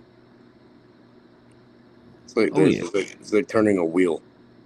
The wheel always ends up back to going forward, or like in a car. Oh yeah, dude. It shall be in the beginning, so as it was in the end. Yep. So yeah, first of all, if you want to have a change, you can't be in a revolution because it ends up in the same place and it's done very purposefully. Wasted energy.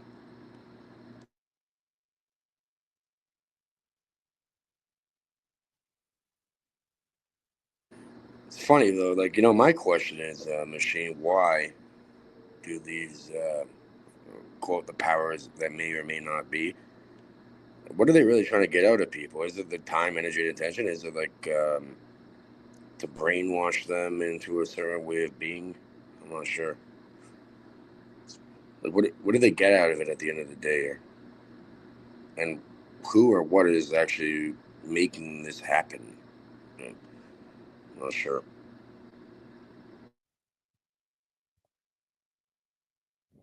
Well, I think there's a lot of issues, but I think to blame other people is overly simplistic.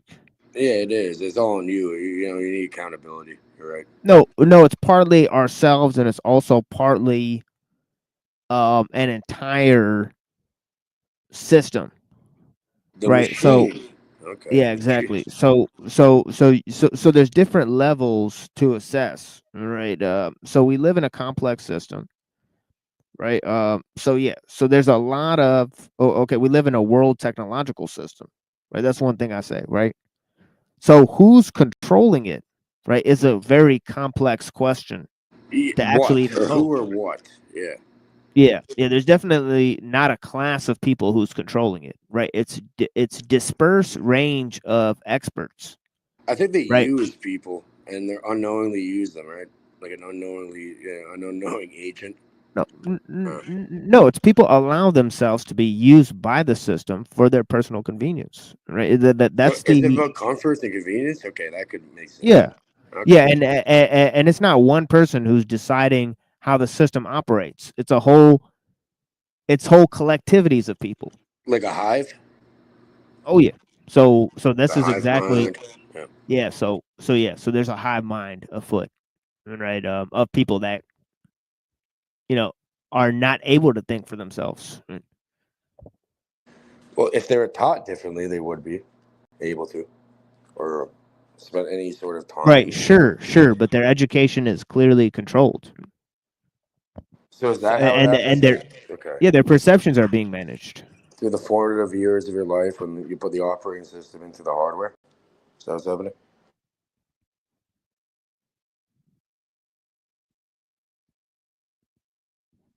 Yeah, I like using the analogy, right? Like, let's say you just Yeah. have a laptop or something or a computer. It's a bunch of junk. It has no function unless you put an operating system on it, right?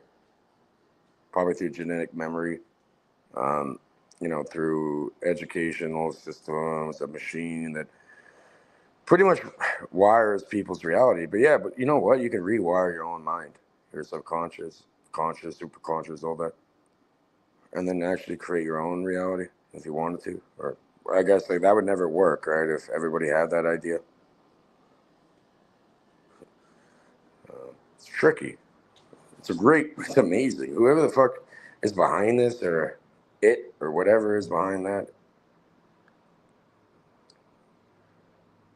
then they've done a good job. Hats off to them.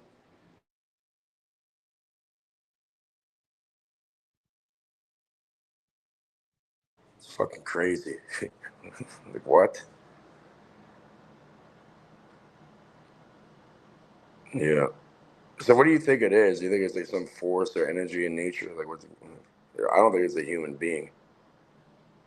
We got the aliens going. What's going on? I mean, it's a confluence of forces, right? Okay, demonic, elitist. Okay, there's personal, obviously defacement. Okay, of the individual, right? That we've talked about this whole entire show, right? There's loss of traditions, right? So there's lots of issues going on, right? That are And compounded.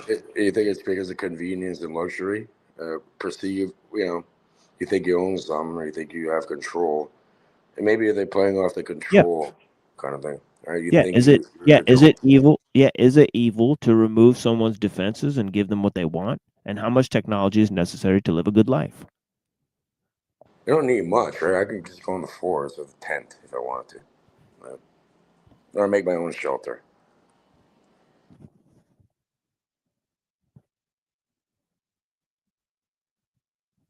Yeah, I already know Quarantine Collective. Yeah, that's why Uncle Teddy, Uncle Teddy had something over there, right? Man wasn't wrong. Yeah, we don't really talk about the same stuff, me and Quarantine. But yeah. Yeah. No, I hear you though. Like, I'm just trying to figure. I can make sure. I don't think there's no. You really can't figure it out. We can speculate. But do you think it's like something beyond human beings that's creating it?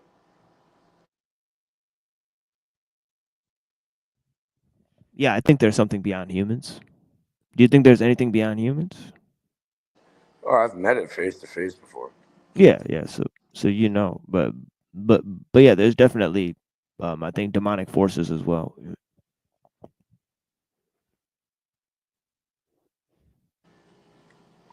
Yeah.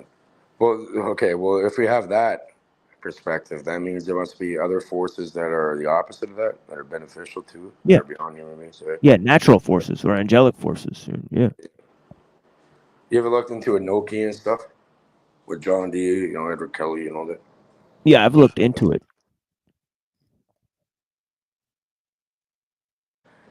Yeah, like what do you call it? What do you call it again? Not ritualistic. Yeah, well, ritual magic or whatever, right? Like the lesser banishing ritual of the pentagram. That's one that people perform all the time as like a daily practice, right? Just like how people, they'll pray to the East and stuff, like if you're a Muslim, or like Christians will do the rosary or say the Lord's Prayer. Or that's all a form of ritualistic magic or ceremonial magic, I think they call it. Ceremonial magic. Yeah, I'll have to disagree with that one. Okay, well, no. All right, but I'm telling. Okay, so when somebody goes to the synagogue or the church or the No, I agree it's ritual, but not that it's magic. I mean, okay, I think what's magic is a little bit magic different. even mean? Yeah, well, Magic is like crowd. magic is like science that it wants to control forces, right? So it's more like techniques, right, that are used, right? Whereas in the rituals of religion, right, you need more than that. Right. Oh There's yeah. there's a whole personal element involved in it, right? So and with some forms of magic, or actually I think most forms of magic, you need like personal intent, right? But there's also a technical element to it. Oh yeah. There's a technique behind it for sure. All Yeah. right, and I think magic is just something that like if I Yeah, so showed I you don't on the know if phone. I don't know if all religious worship has that same thing. Right, so that's what I'm trying to say. I mean, so I agree that it's ritualistic, but not that it's magical. I mean, or it may not be magical, but yeah. Well, magic apparently, like one definition of magic is like having a result in reality in compliance or not in compliance with through intention and will. All right, and then having a change, which, okay. And then also, all right, magic is just something that is like technology or a technique, as you're saying, that we cannot explain at this current moment through logic and deduction. Right? There's some other thing going on that we don't fully understand. And yeah, that's magic, right? It's like, for example, if I went back 300 years and showed you a phone and put you on the panel, right? That's magic. Just because you don't understand it right now, right? Or at that point. Imagine that. I mean, you'd be burned at the stake. Imagine you went time travel back to like the fucking medieval times or something, like 1700s, and pull out a phone and have this conversation. You'd be like God to them, in a way, or some Merlin creature. You know, it's technology that we don't fully understand yet. Now it's called magic. Yeah, but then eventually it catches up and we get how it operates. No, it's no longer, it's dispelled. Because you can repeat it.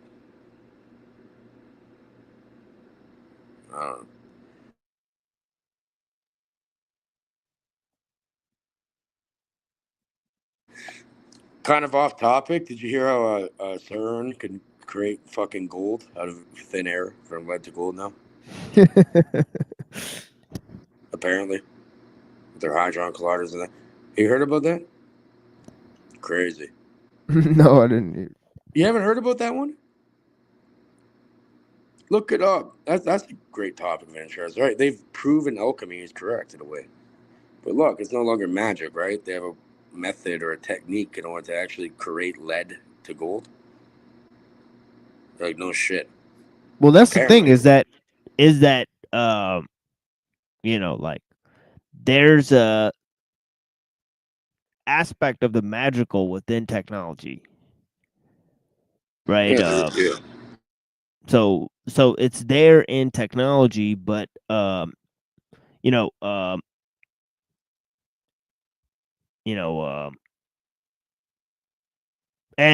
is there somewhat within ritualistic practices as well, right? I think there's some sort of a technique, as you love using the word technique, and I do too. So yeah, there is some sort of a method behind the madness, right? Yeah, method and technique is basically the same word, but yeah. So there's a system, right? Maybe there's like an algorithm to reality, and it has to do a lot with the mind. I think the mind's the most powerful tool because all these things don't exist outside of the mind, technically. Like you can build a gun, right, or a weapon, but where did that gun or weapon start from originally? From the mind, right? Technically, it all starts through thought, emotion, then action. Right? The tria prima in alchemy: salt, sulfur, mercury. Yeah, it's interesting. Like a gun is almost proof that ideas are more powerful than just weapons.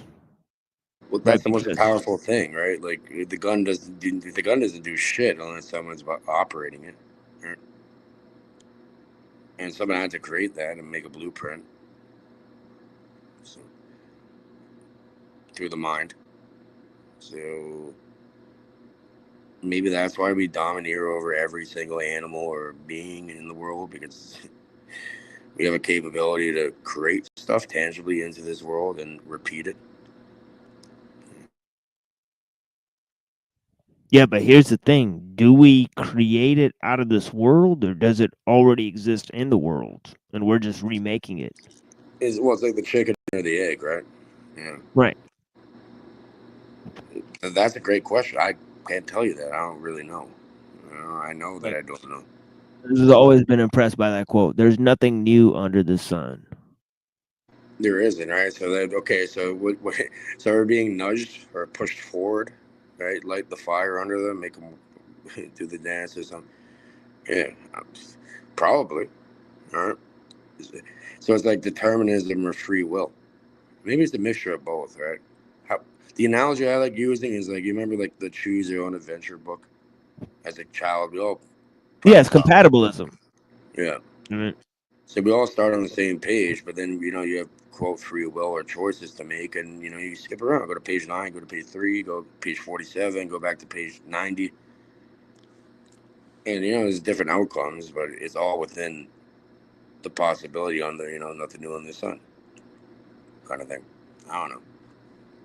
Just a thought. If it wasn't possible, it wouldn't be available to happen, right? So Yeah. it's all there, endless opportunities technically. But it's about the observer and what they do. It's your decision, or collectively a whole decision. I don't know.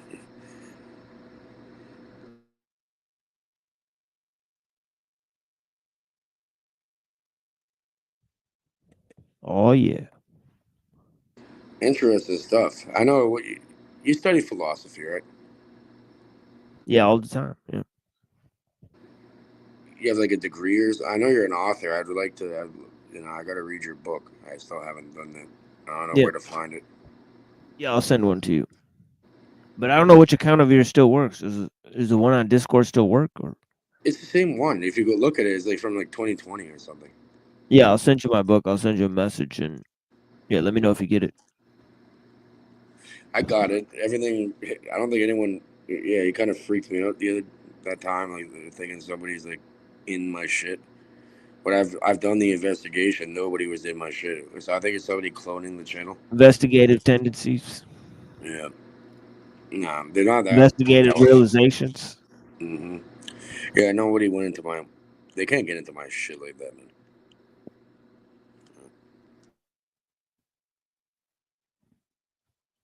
Remember, I even tried pulling up the audit log, and it wasn't even available to go and confirm. That was funny. You want to hear something funny though? I found exactly who it is, and I know exactly who they are and where they're at.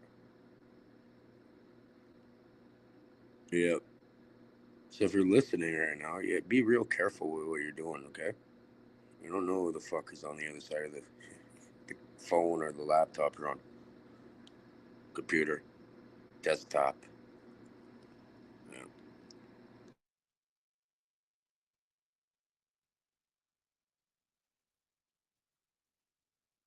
Not cool, not cool. I never want to. I don't go on my way to fuck with people.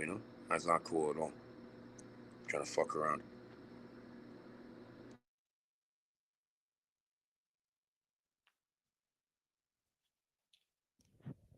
Fuck around and find out. You're gonna fuck around. You're gonna find out real quick. Yeah, which is actually in motion, right? Yeah, we got real motion over here. So, sorry, my bad. Oops, my finger slipped. Shoulder shrug. I have no idea. I have no idea what happened now.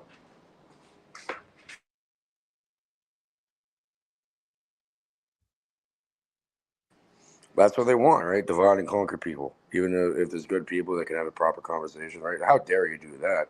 They don't want you. What? So it goes back to the original conversation we're having here. Why? Why? Why? What the fuck are they getting out of it?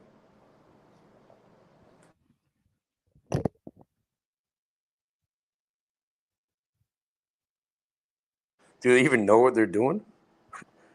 Probably not. Get better at it or don't do it at all.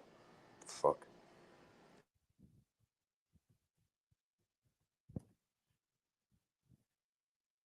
Now you got your fucking little fingerprint. Your little digital fingerprint. We're tracking you all the way back to where you came from. Yep.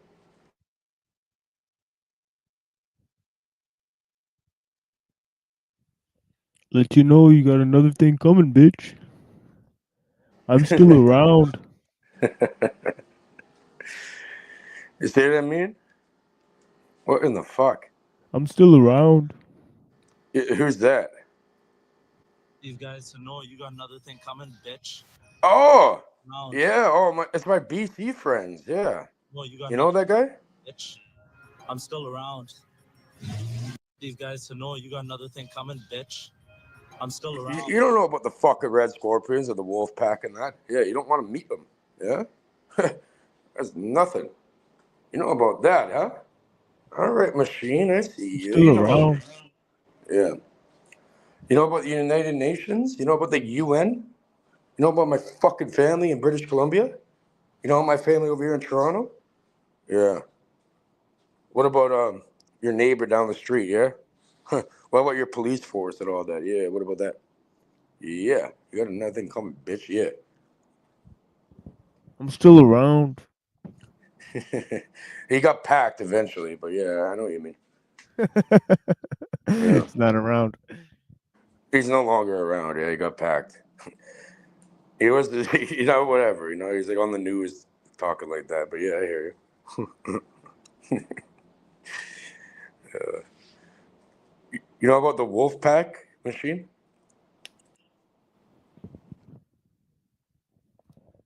Who they eat? Who they eat?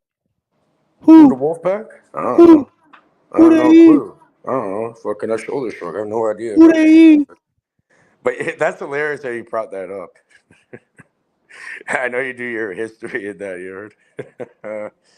Great. Yeah, imagine fucking with people like that.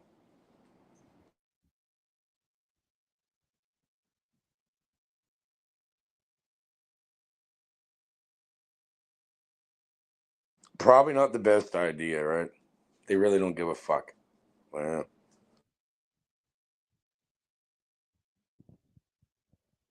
Yeah, homies. Yeah, I gotta shut this one down, mate. All right. that was hilarious, though, that you brought that one up. I'm like, oh, wait a minute here. Bindi Johal. Oh, yeah. I'm brothers over the. You ever heard of the Bacon Brothers? They caught it too eventually, but yeah. The bacon. The Canadian bacon. P-mill bacon. But yeah, what about this? This is kind of off topic, not talking about the underworld here. What about the Francis Bacon? Was that Oh really yeah. Shakespeare? The Or new something? Atlantis. Yeah, that was interesting. Right? Who's really Shakespeare? Is it like the Bacon? You could fry with some bacon over here for you. You know what I mean? Make her a BLT. I don't know if you don't like lettuce and tomatoes, but you can add the B to it. You know what I mean? Oh no, that's haram. You can't have fucking no bacon in your sandwich. There's no halal bacon, which It's makes turkey. sense, right? There's turkey bacon Yeah, you can get turkey bacon and and stuff. turkey bacon. Turkey bacon is actually pretty good. Oh yeah. Oh yeah. What's wrong with turkey bacon? It's fucking Not a proper. damn thing. You're fucking awesome, TMO, man. This guy brings up the. You got family over here? Oh yeah. I could tell. What, in Brampton or something? Surrey and Brampton. No, like it's like way another like Mississauga and shit. Oh, Mississauga. Okay. Oh, on the west over there. Okay, yeah, you got family in Miss. I could tell, you know, like as soon as I seen that, I'm like, you must have family over here, man. You don't fucking play around over here. Yeah, they spread out. There's like family all over the world. Australia, Saudi Arabia. Dubai? No. No Dubai? No Dubai. Not yet. That's later. Maybe the people from Mississauga will end up in Dubai after. That's what happens usually here. But you know, I don't know if you know about Mississauga. I'm from Jane Street, from Chalk Farm. So guaranteed, yeah. Ask him, ask your family over here about Jane. That's where I came from. Ah. Oh yeah. Kanabi-san. I'm from the Jane. Yeah. This shit. I'd love to see anybody come fucking move like this on the internet, on the Jane. I go there all the time. Jane and Wilson by Chalk Farm, yeah? I was born by Gene and Finch. The hospital is no longer there anymore. And you know what's funny? The doctor who delivered me was named Dr. Trapman. Can't make this shit up. Dr. Trapman. Trapman. Yeah, Dr. Trapman. Dr. Trapman. Yeah. Isn't that fucking funny? To me, it is, at least. Yo, what's your name be? Man, I'm Dr. Trapman. You call me Dr. Trapman. Is that kind of ironic?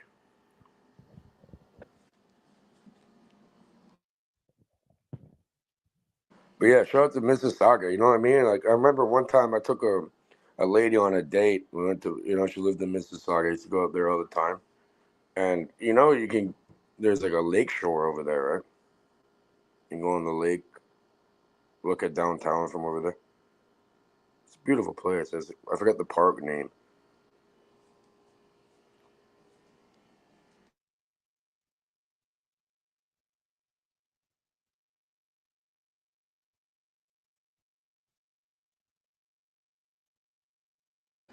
Proper place, though, over there. Fucking Mississauga.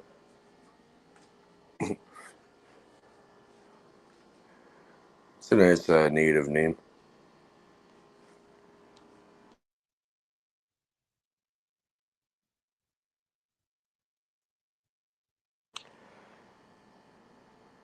Because, I know you're from around the 313, right?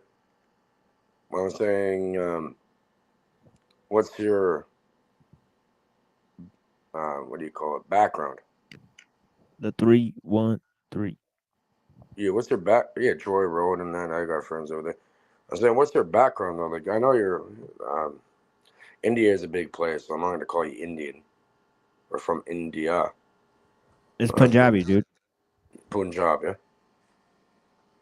You remember one of the biggest artists that they love over there? Remember Moose? You got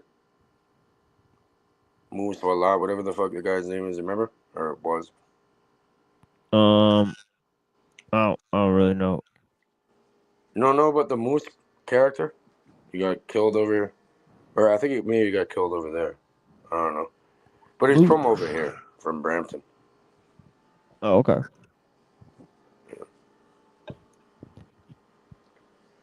They're real big into like the trucking industry and stuff. They'll move stuff around and whatever. You heard of Ryan Wedding? No. Oh, you should look into that. That's really interesting. You heard about the biggest gold heist in the world that ever happened over here? Oh, I think you showed me like a video of that. Yeah, you remember that one? Okay, Yeah, yeah. Ryan Wedding has nothing to do with that one, but yeah, the Ryan Wedding character was like he's a billionaire. He works with the cartel and all that. They ended up killing some Punj. I don't know. Some people that I think they're like people that drive the trucks or something over here, and they fucking killed their whole family pretty much, and they shot one of them like 14 times, and the young girl somehow survived. I'm like, how do you shoot somebody 14 times and don't kill them? With some stupid hit that they paid for? Quote, Mr. Perfect that can't even fucking kill somebody properly. All it takes is one bullet or one fucking hand. Fucking, first, why are you hitting fucking innocent family members? They have nothing to do with that. Go after the fucking person that fucking, took your shit. People out here, they're fucking retarded. It's unbelievable. None of my business, but yeah, I don't think that's right. All right? If you have an issue with somebody, don't go after the family like a little coward. Isn't there supposed to be a rule about that? A code? I don't know. Apparently not anymore. Assholes, man. What a goof. Oh, yeah, by the way, he's been on the run for like over 20 years. Like, no one can find him. And it has to do with like the Mexican cartel or plugged in with him.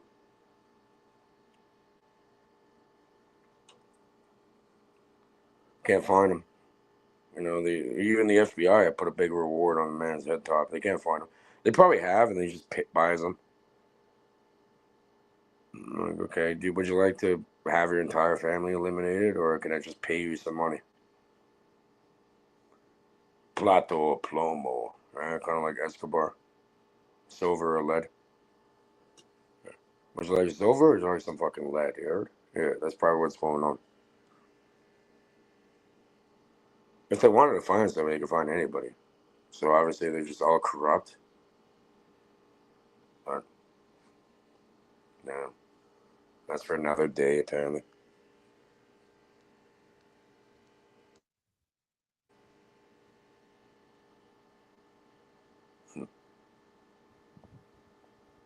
Oh, Oscar yeah. Man Machine. Oh, yeah. Yep. Motherfuckers don't know. And yeah, you know what? That was highly disrespectful. That some fuck was going around impersonating me, making relationships that we don't really have, right? You barely know me. I don't go around fucking around with other people trying to do that. Yeah. Oh shit! I think we hit the wrong button. We'll be back. Oh, we're back. Oh, never mind. Yeah. No, that was on purpose. Oh yeah, it was done on purpose. I didn't know. Yeah, but please, you know, because this fucker is probably listening, right? Do not ever do that again. I'll leave it alone from here. Don't do that. You cannot divide and conquer us, that shit. At least Ragamuffin, you know, he apologized. Like, I jumped the gun, you know. Cage, I knew it wasn't you now. Jumped the gun. Blocked me. I get, what, kicked off? It doesn't matter. Like, to me, okay, I have plenty of other things to do. You know what I mean? It's just like, come on. Don't fucking try making a division that's never going to happen. I grab my fucking katana and cut your head off, man. Enough of your shit. Alright. Why? Machine, why do people move like that? Please tell me. I don't get it. What, well, they think they can get away with it? On the internet? I don't get it.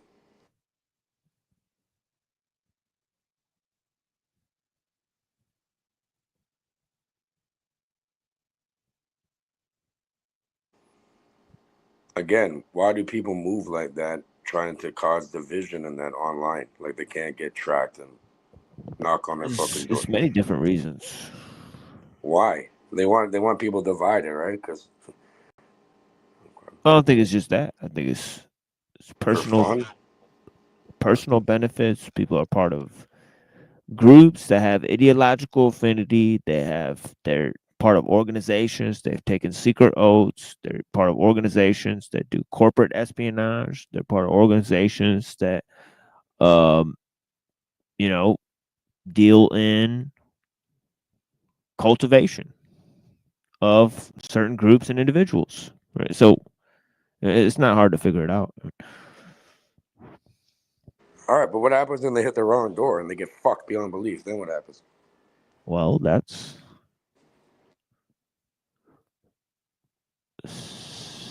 call it an act of nature. Collateral damage?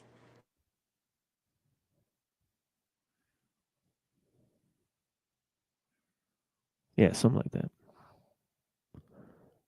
Yeah, but they're so cowardly, right? They think they can group up and do something like that. Okay, go walk on your own 2 feet. Come fuck over. Yeah, go fuck with the wrong group. Yeah, but I don't really have a group. But yeah, I have family and friends and people that really care about me. So yeah, play me. Let's play me. Oh, we have real skills and shit too, Eric. But yeah, we'll keep that silent until you fucking find out. I'm not joking, too. I don't give a fuck. You can hide. You can run, but you can't hide. Guaranteed. And you know, we'll just wait until you lose your breath and shit. We'll give you a sip of water.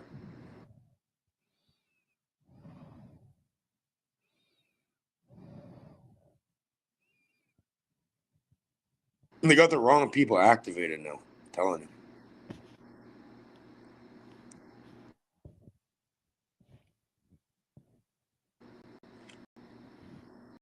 So I need an apology letter. And oh, by the way, what they said they put porn into your thing under my name. What kind of porn was it? Just out of curiosity. Bro, I've seen more porn doing these live streams. I mean, than than I've seen in a long ass time, just because of all the porn bombers attempts.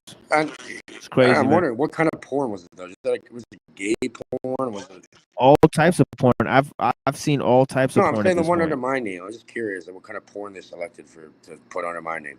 I don't know, dude. It looked like some type of lesbian shit, bro. Lesbian porn. Type of lesbo shit, bro. Like, I didn't know Cage was a lesbian. This is crazy, man. Okay, so if I'm a grown man that like women, okay, that deal with women only, I guess lesbian porn could work. They could have been worse. Right? They could have some even worse shit in there. So good thing that never happened. Yeah, that's kind of weird. Why the fuck are they? These people are weird, man. Like, why? Do I go around fucking with you? Or I could easily fuck with everybody, but I don't do it. So why the fuck are they doing that under my name? Trying to disparage my fucking name? It's all real, even when it's fake. Oh, we're gonna see something fucking real. We're gonna see something for real, for real. For that shit. Do it one more time and it's over. I'm not even joking. I'll just drop the bag on you then.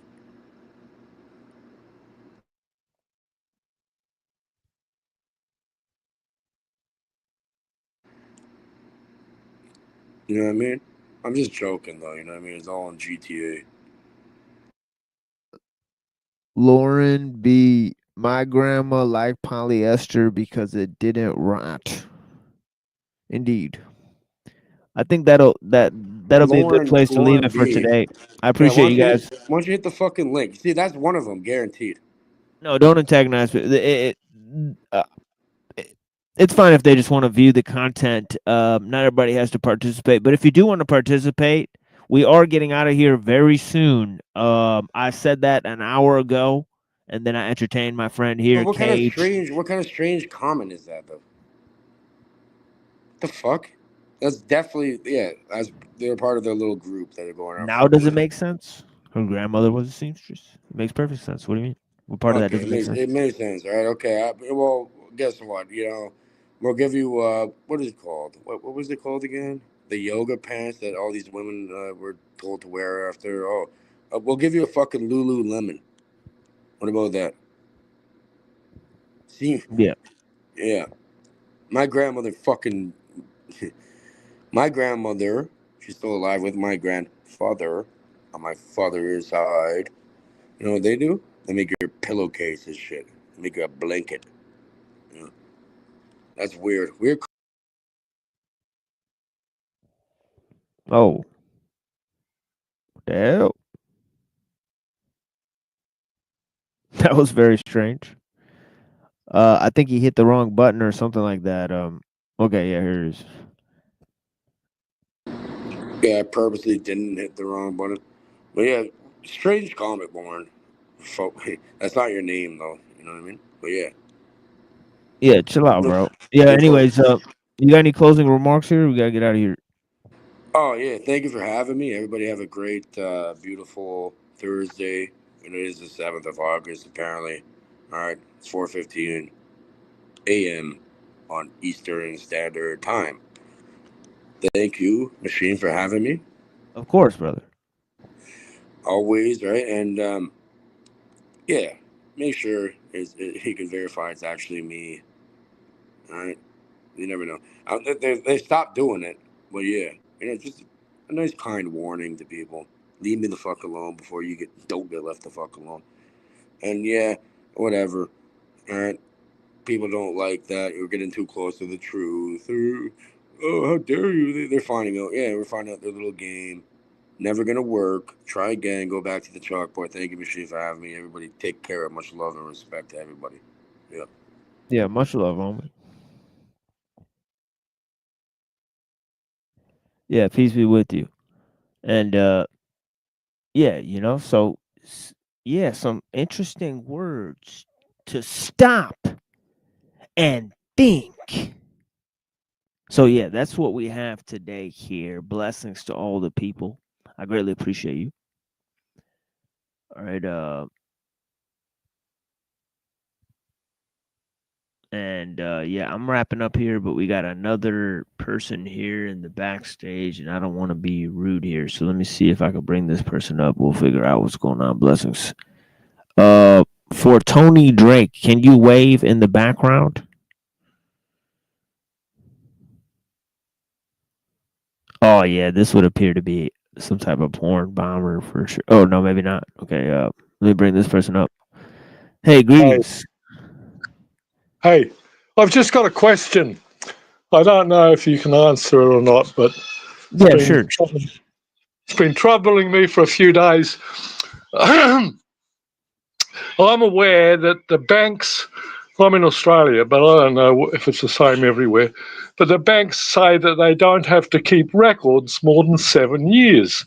And accountants say that. What's the fucking go? I've heard it said that when you're another 7 years, there's not one atom in your body that was there 7 years before. Is there some sort of fucking control system that we don't know about?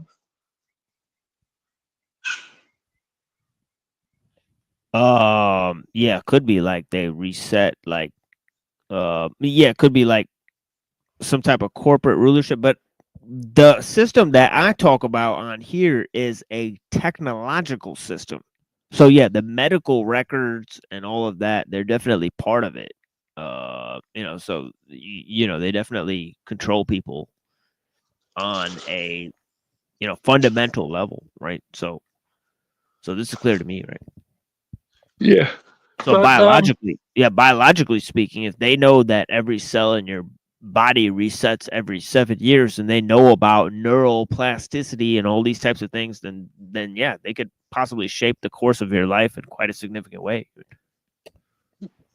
Is it the same in your country that if you go to the bank and ask for a record 8 years ago, they say they don't have to keep records more than 7 years? Is that true there? Hey Drake, how you doing, man?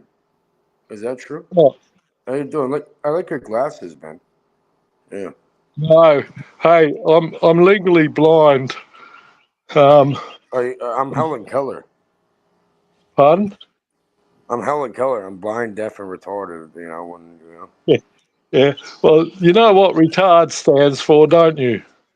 Unretarded. It means late to the game. No. The word retard, it's an anagram. Oh, it's an anagram. Okay. How do you? Okay. What do we get from that? Round, earth, taut, anal, detention, disorder. Why? You're like, how old are you, buddy? What, you're like in the UK trying to troll people online? No, I don't troll people. I'm 77. 77 years old. What have you learned? Not enough. I've been learning my whole life, but I still don't know enough to beat these fucking parasites. Are you a parasite? No. You can't beat them, join them type thing? After No. I've been a creator my whole life. And nowadays... Oh, really? What do you create? Well... As soon as I left, you joined, you know, so I figured I'd come talk to you. Pardon? As soon as I left, you joined, so I figured I'd come talk to you. What do you create? Well, the first thing I remember is when I was about 10 years old, I created a dugout canoe out of an old log. How many years ago was that? Yeah, no, about how many years ago when you're 10 years old? It's basic math, okay? How many years ago? 67. Hey, 67. It took you too long. Okay, how old are you really? Pardon? I don't know. I don't know what's going on with year were you Paige. born in? Have you upset this gentleman in some way, Tony Drake? You know, because this man is interrogating you. I have no idea what's going on. But yeah, Hey, I don't have any secrets in this world. Okay. Yeah, because this man is interrogating you. I think he's suspicious of you because you joined after he left the stage or something And then like we that. I had a don't know. weird polyester comment, then you pop up. I'm sure you're not in that little group. But yeah, continue. Wait, what?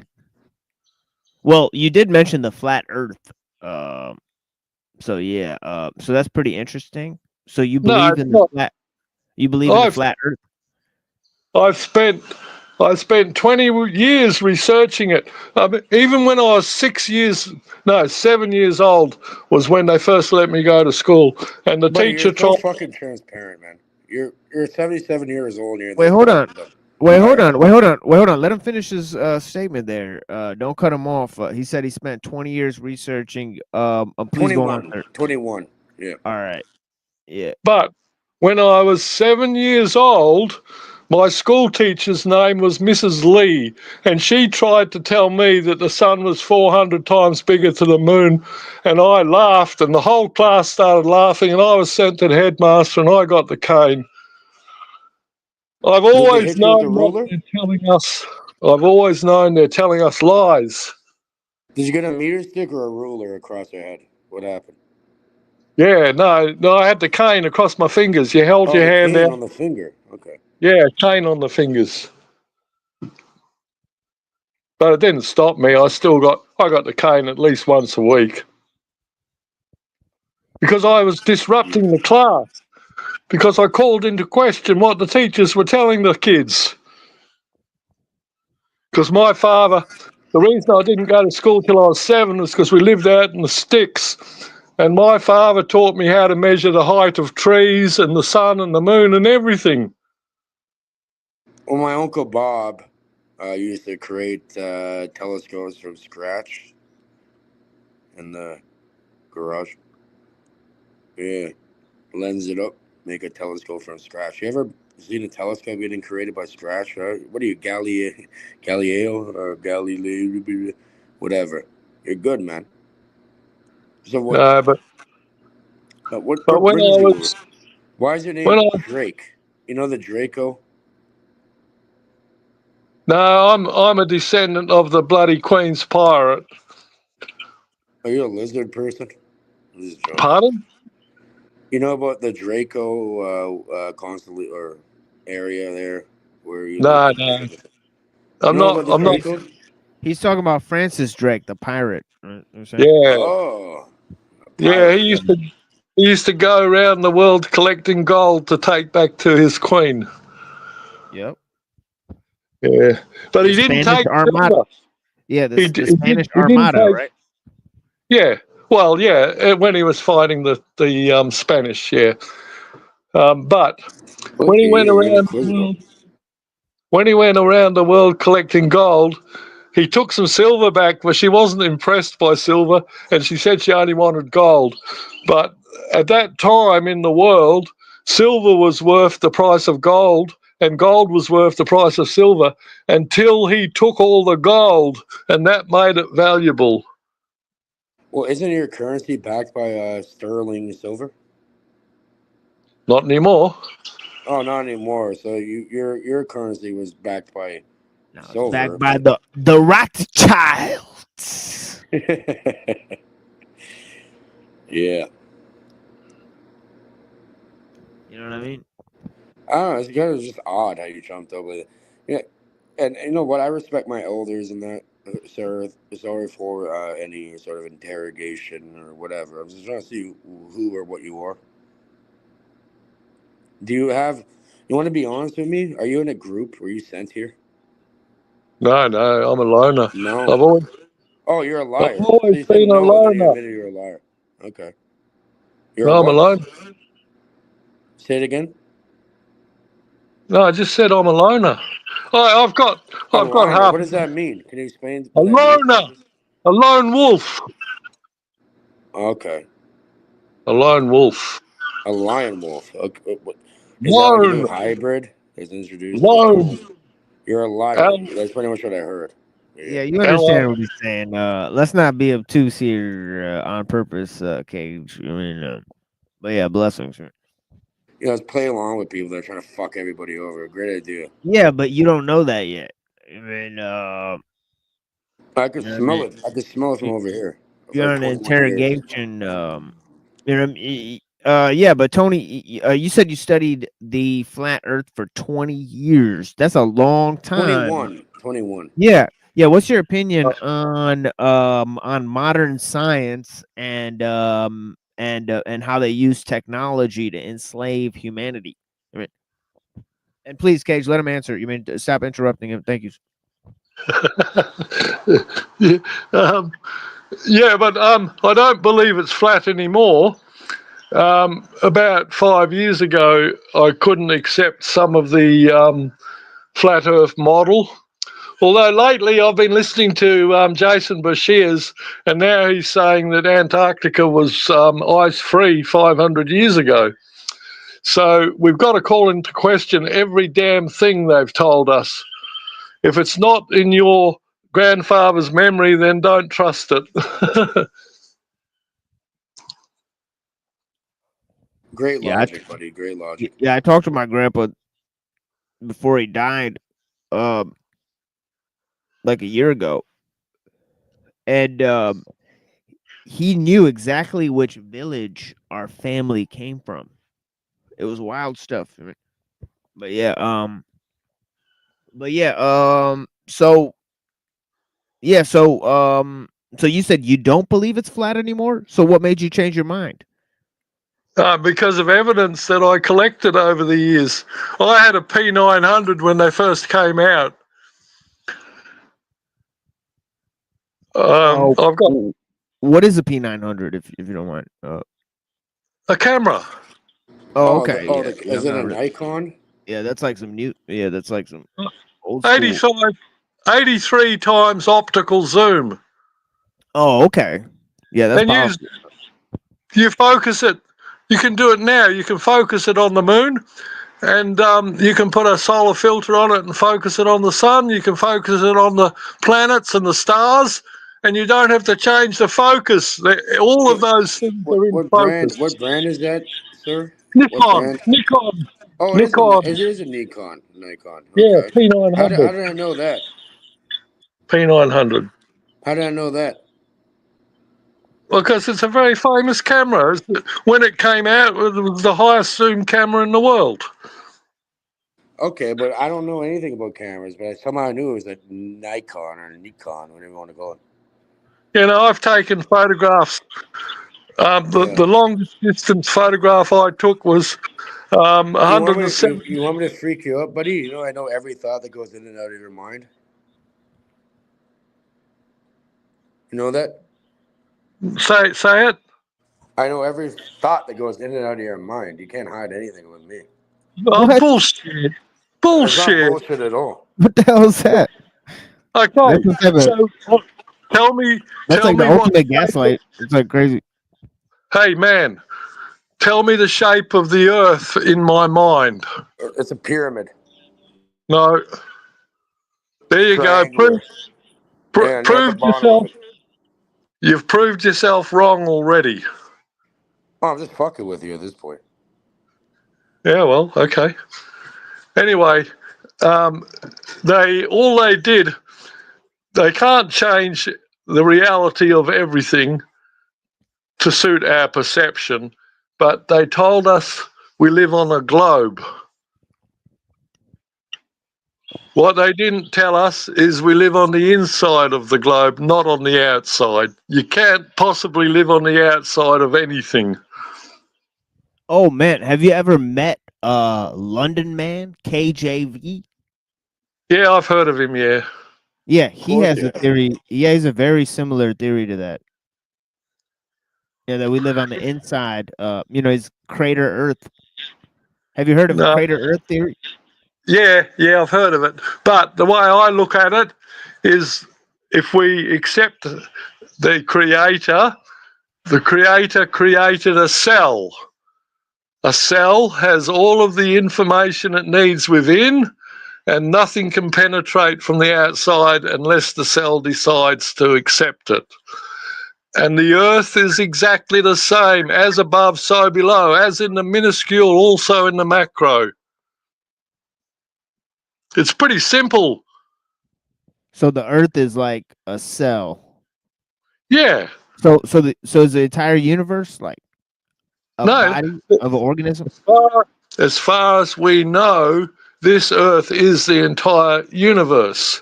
Whether there's more or not, we don't know. But we live on the inside. The diameter is the same as what they tell us. It's about 8,000 miles. The sun and the moon are rotating within the center of that, just like the electrons and the protons rotate inside the cell.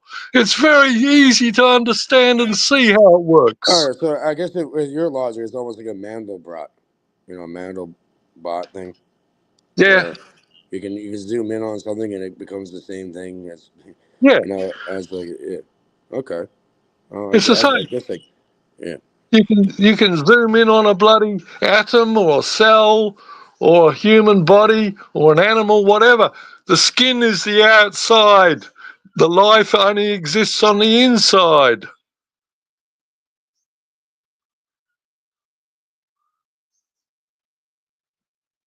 I get that logical deduction there. You've got to be like Occam. Take your razor to everything.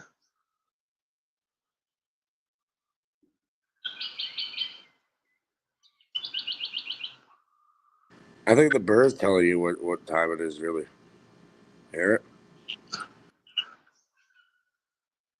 Yeah, I can hear some birds. I'm in the middle of the forest at the moment.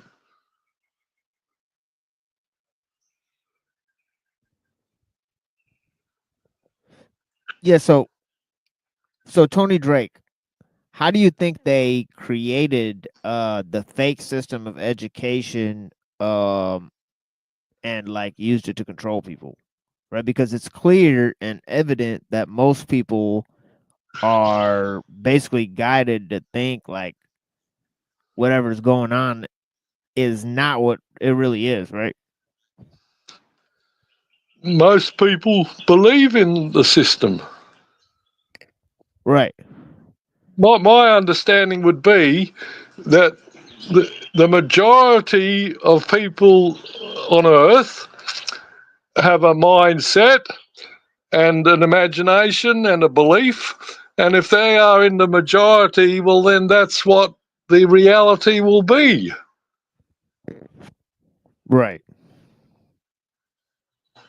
And they did it very successfully, didn't they? They orphaned all the children. They burnt all the books. They got the bloody money lenders to sponsor education, and they dictated the curriculum.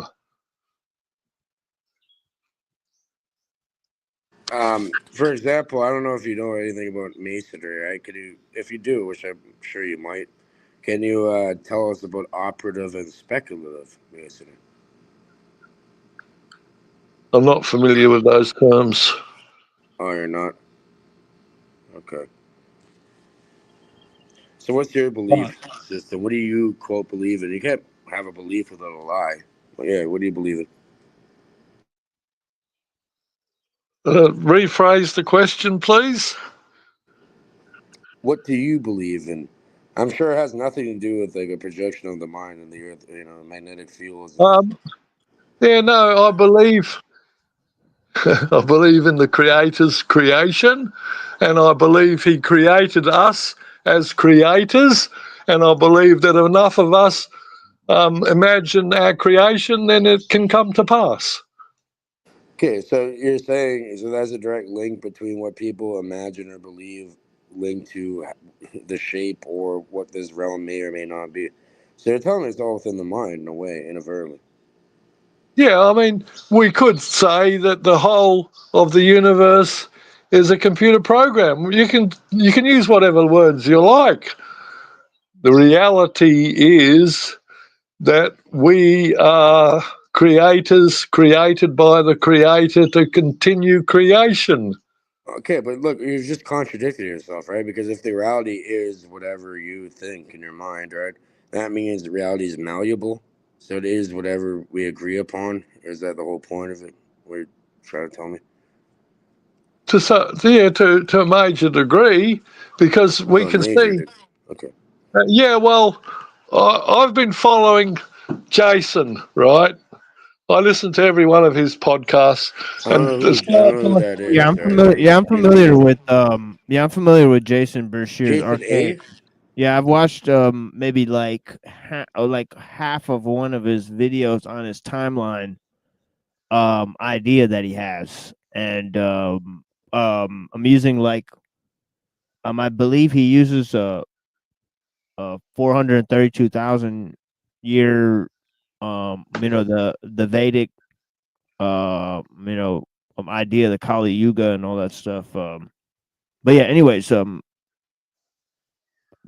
you were saying you were saying something about archaics? yeah, because he's challenged. He's put out an open challenge for any classical textbook style ologist of any field that he will debate them and prove them wrong. And he hasn't been challenged. This guy, my understanding of his history, like he spent 20 years in jail reading every book that was more than 100 years old. I mean, this guy is an amazing man, the way he can separate and put things into perspective. Why was he in jail? Well, I'm sure I could debate him. If he wants to debate or suggest a debate topic, I would be willing to debate him because I usually give the his Why was he in website. jail? Can you answer me that? This amazing person you're talking about. Why were they in jail? Well, when he was 17 years old, he was involved with a little gang of 2 or 3 people, and one of them committed an offence against a girl, and because he was in company, he was charged. He was told that if he did a plea bargain, he would be out in a couple of years. Oh, so it's the gang grape? The gang raped a little child. Oh, you can't say that on the stream. You gotta I say said grape. Grapevine. Grape. Oh, grape. Okay, yeah. It's because Gang grape. so gang grape is what we're Yeah. saying for YouTube purposes. Yeah, But YouTube is gang grape. You know, I heard it through the grapevine. Apparently, I've heard about. And you're a supporter of this individual, Tony? I think he's the most honest person I've come across on bloody YouTube. Oh wow! I think you need to get off YouTube, man. You're too old for this shit. Well, what's better? I don't know. Enjoying nature, going out there, like enjoying your golden years or whatever you want to call it. YouTube is the most popular one, so we'll stay with that. But yeah, I want to debate. I'd like to debate Jason Berkshires or maybe somebody else on if Jesus existed. I think he's a mythicist, so he would take a negative position on that. So that would be a good debate that we could have. Well, you can go to his website. It's archaics.com, ARCHAIX, archaics, and send him an email, and he might entertain you. Yeah, we got a plug. You know him or something? You support this guy apparently. I don't know. You're supposed to be 70 years old. And you're a complete child, which I just don't get it. You know what I mean? Baffles my mind. It does. I'm not even joking with you. It's not fucking funny either. When you were a little child, you had more connection to the universe than you do now. I don't know about that, but yeah, I know what you mean. But yeah, I don't know about that. Even the bird agrees with me. You hear that?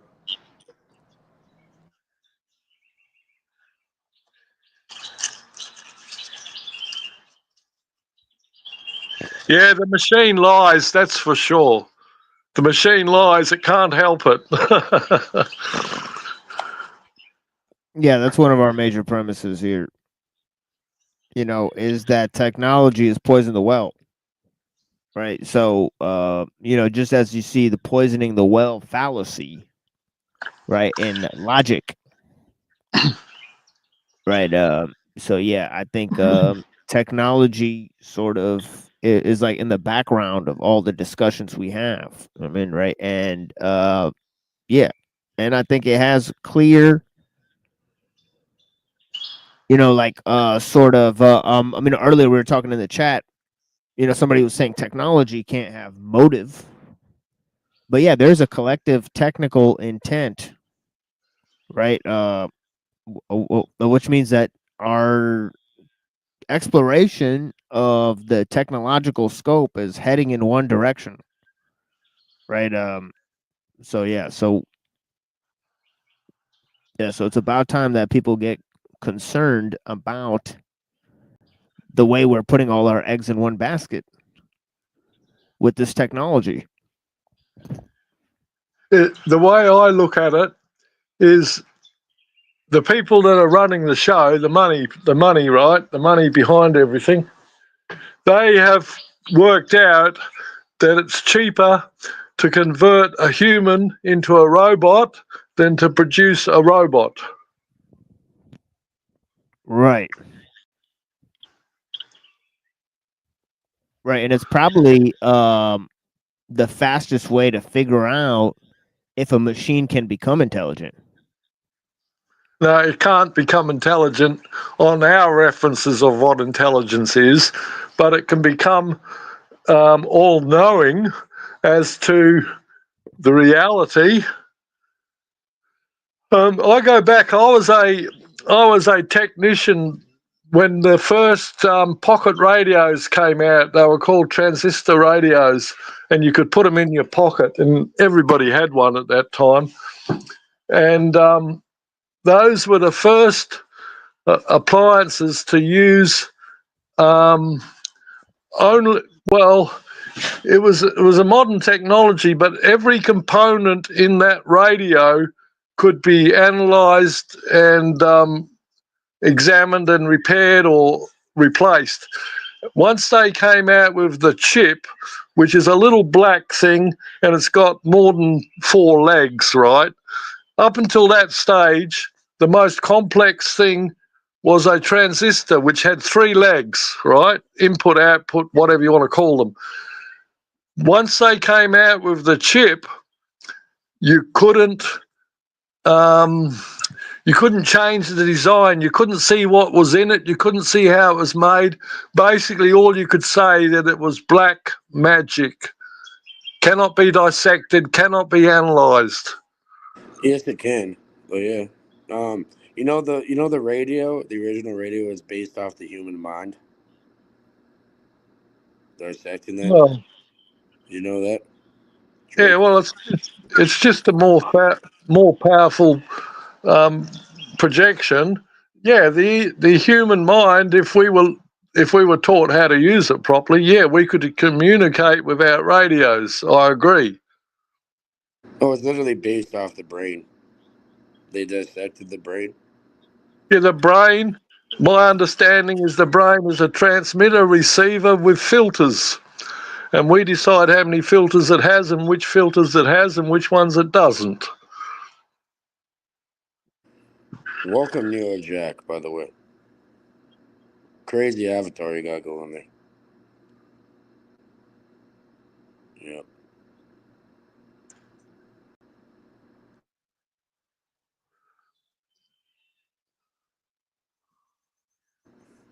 $444. I guess it's $944 on your end, huh, Tony? No, it's about the same time, but it's in the evening. The sun will be setting within half an hour. Oh, you're in Australia? Have you seen that? There's an app on the internet called Sun You're in Moon. Australia then, I guess, right? Where you like Brisbane, Melbourne? Where you at? I don't know what you're saying. Are you in Australia? Yeah, southwest corner of Australia. Okay, is that near Brisbane? Perth. Okay. Perth. 600 k's south of Perth. Nice. Thank you for the confirmation. There's plenty of room here. It's vastly underpopulated, this part of the country. You got koala bears eating eucalyptus trees or what? Yeah, eucalypt. You're not getting sent millions of immigrants yet? No. Oh, that's later. That's in like 2020. Most of the immigrants, they try to keep most of the immigrants in the city so they can control them better. How do you think that plays into the plan that you're talking about? As long as they can turn a large percentage of the population into robots, well, then they'll have control, won't they? Yeah, but you're not originally from over there, right? You're from the UK. No, I was born in the UK. I know you were. Yeah, I've still got a fucking accent, haven't I? Well, it's not just about your accent. I can just tell.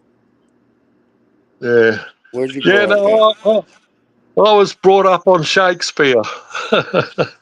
Yeah, well, Francis Bacon you up. Well, yeah, so, Birmingham? No, Hampshire. Oh, Hampshire, okay. Not New Hampshire, No, original Hampshire. Hampshire. Hampshire, no new. Original Hampshire. The original one. All right. The original Hampshire.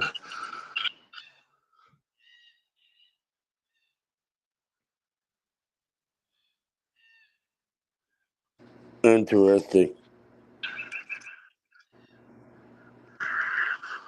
Do you know what your IP address is? I could give you the last few digits if you want. No, I wouldn't have a clue. You have no idea? No. Okay. Yeah, I do. I can barely use these fucking devices. Here, I'll give you the last four digits of your MAC address. I'll put it in the private chat for you if you want. I probably won't be able to see it. All right, so I'll refrain from doing that. Then. Do you go on Facebook? No, I don't use Facebook. No. Well, I still do because there's a lot of my friends that are on Facebook, and every now and again I post a link up there to stir people. Is that your goal? Is to stir people up as a 77-year-old quote man? Well, what's going on? All these people that are sitting on the fence, if I can help them fall off in the right direction, well, the more the better. The more people that know the truth, the less the liars will get away with their lies. The machine lies. Okay, and how do you know what the truth is? Yeah, to me, I Well, think it's just another level of a lie. But yeah, I hear what you mean. No, it's my truth. Your truth can be whatever you like. Truth doesn't have an opinion, man. Hey. Your opinion is your opinion until you find the truth. So, okay, well, you're contradicting yourself. What do you mean my truth or your truth? The truth is the truth. That's it. No, but I only understand a fraction of the truth. There's so much more I'd like to know. So why would you be trying to push somebody off a fence if you don't understand the truth or you don't? Well,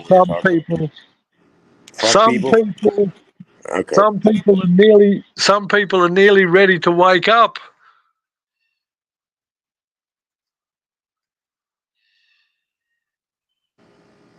I don't know. I respect my oldest, Tony Drake, but yeah, you know what? Like the blind leading the blind, right? I'd recommend if you want, you can send me your address, which I already know, and I can give you something to properly clean your lenses on your glasses. If you want. No, I can take my glasses off, and I can only see 10% better by putting them on. Oh, well, you have like okay.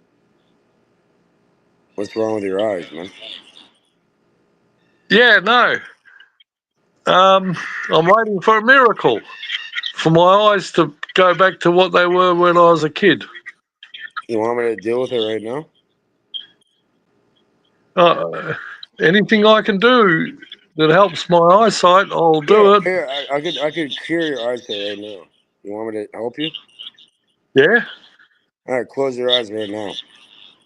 Close my eyes? Close your eyes. Take off the glasses. Yeah, take off the glasses. Close my your eyes. Close your Yeah, eyes. they're closed. Now count from 30 to 1 to 0. Count 30 in your mind. In your mind. Oh, Ready? come on. We're not taking all these steps. That's too much. I'll do it later. Yeah, we'll do it later. later. I'm sure you're gonna see a lot better later on. Right, okay. 30. Yeah. You got Yeah, 30, 21. 29, 28, 27, 26, 25, 24, 23, 22, 21, Well, I guess we're 20, doing it. 19, 18, 17, 16, 15, 14, 13, 12, 11, 10, 9, 8, 7, 6, 5, 5, 4, 4, 3, 3, 2, 1. 1. Done. Oh, Done. Yeah, you see better now? No. Oh, that's because you're supposed to close your eyes and do it in the mind, but you didn't do that. I'll do it again Do it later. later. Do it later. Are you guys familiar with the Fibonacci sequence? Yes, sir. Yes. Come on, tell me what it is. Tell me the first 10 numbers.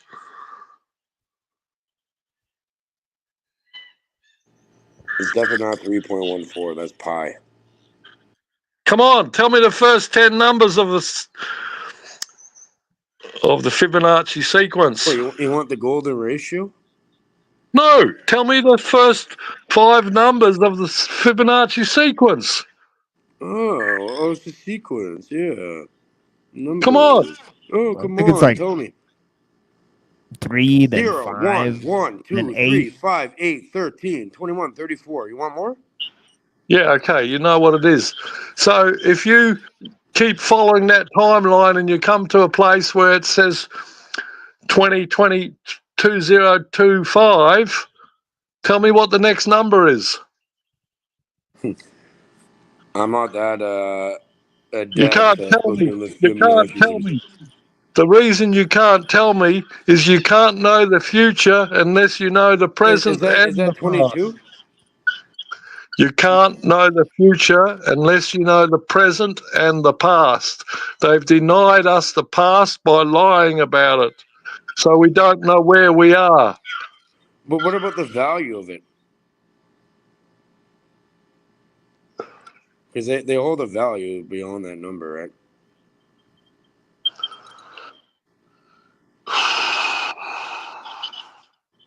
Yeah. Just because you can memorize something doesn't mean you understand what it really is, right? That means nothing. True. Yeah. But use Occam's razor until you can see. I can see clearly now the rain has fucked off. Yeah.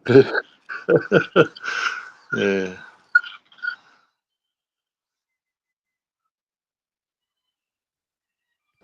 Any more questions or what?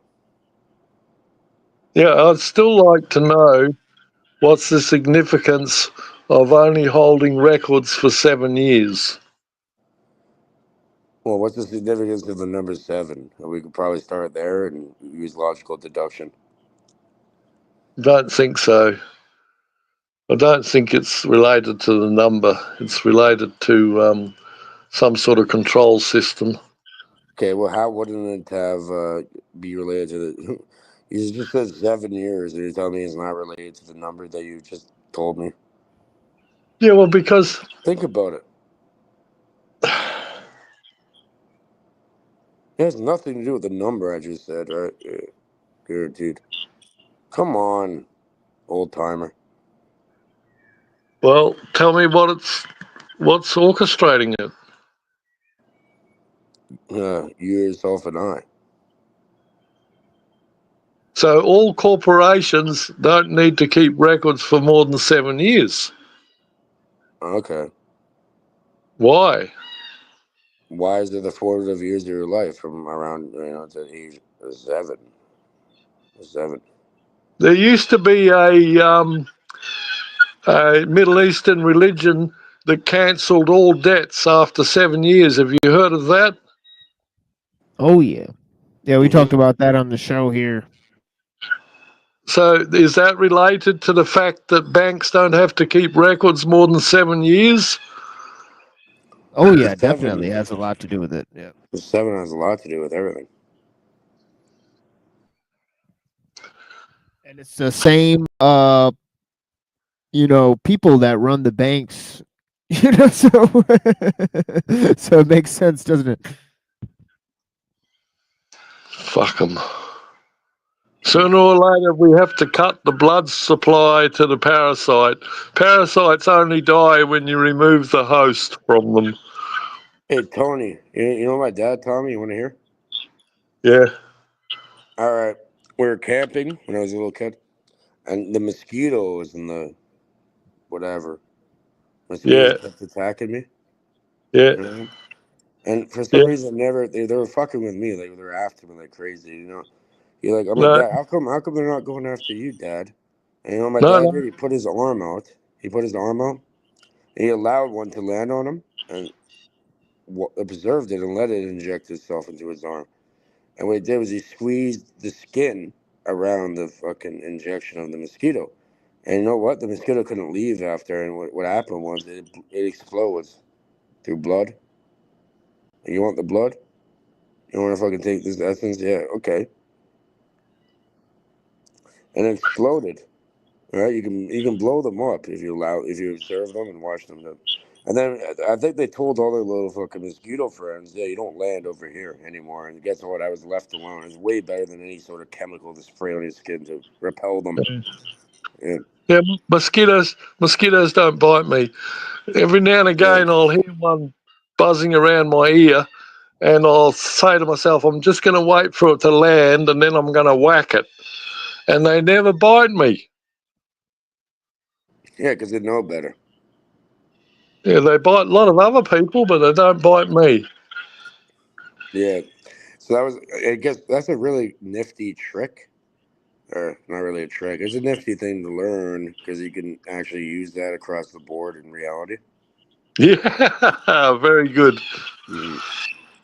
Yeah. I didn't get it until I was older. Pardon? The value of it.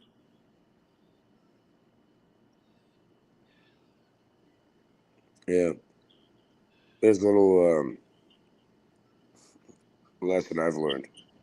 Yeah, you want to fucking play around, right? Yeah, go. Grab whatever you want and we'll lock you in there, blow you the fuck up with it.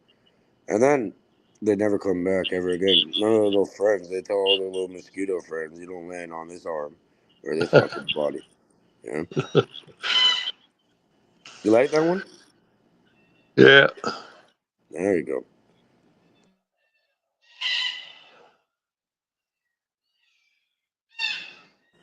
Oh, and it works across the board, right? You know, because you brought up the parasite. So give them what they want until they have too much of it and they don't ever want to get anywhere near it ever again. Yeah.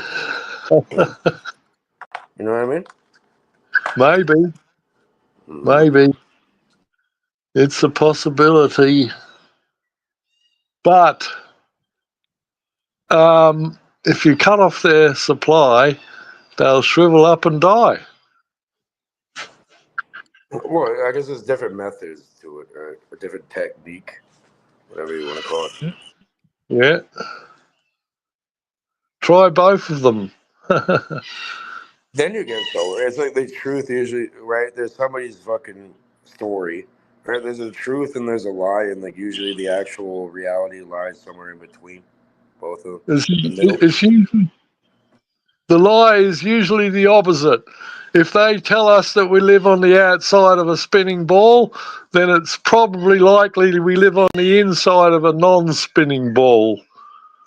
It's definitely not a projection curated to the observer through electromagnetic fields, right? That's, yeah, who knows, right? Yeah. But how old are you? I'm pretty young. I'm 31. Yeah, well, so I've got twice as much knowledge as you.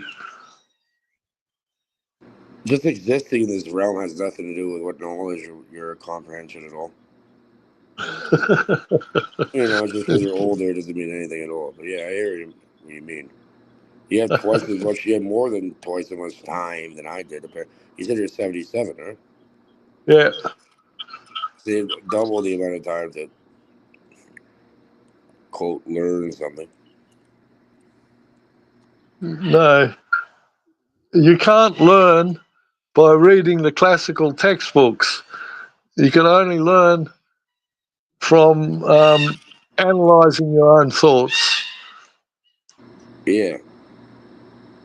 So because you think you know you have more more than me because you're older. I know Because that your physical body's older, which means nothing. Yeah. What are you talking about?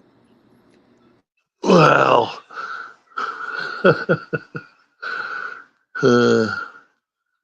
I'm pretty sure. Like, look, if you have like peers and people, right? I'm pretty sure you're probably surrounded by children that know nothing at all, even if they're older than you. So what are you even talking about then? I think the first Your 7 age has years. nothing to do with it. Yeah. I think the first 7 years, a child is being taught to forget everything they knew when they were born. Well, no, that's like we were talking about this earlier, right? Like, for example, it's like a computer. It's like your phone. Your phone would have nothing, and it's just a bunch of elements put together in a certain form. But what brings that to life? It brings, you need a program or what do you call an operating system in it, firmware, daemons, all that. Yeah, you need an operating system to be put into that in order to be functioning and talk with me right now. So that's like the formative years, right? From like around when before you're even born to around 7 years old. That's where the operating system gets put onto the hardware, and now we're here Yeah, talking. Yeah. yeah, exactly.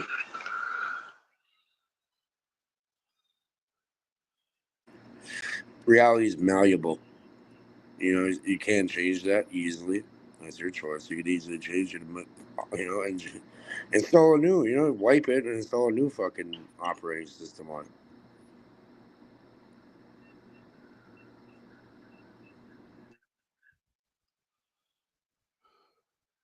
Yeah, we've still got a lot to learn. Every day is when we're learning right now. Thank you, Yeah. sis. I don't want to be harsh on you or anything. You know what I mean? I respect my elders. Thank you for the conversation.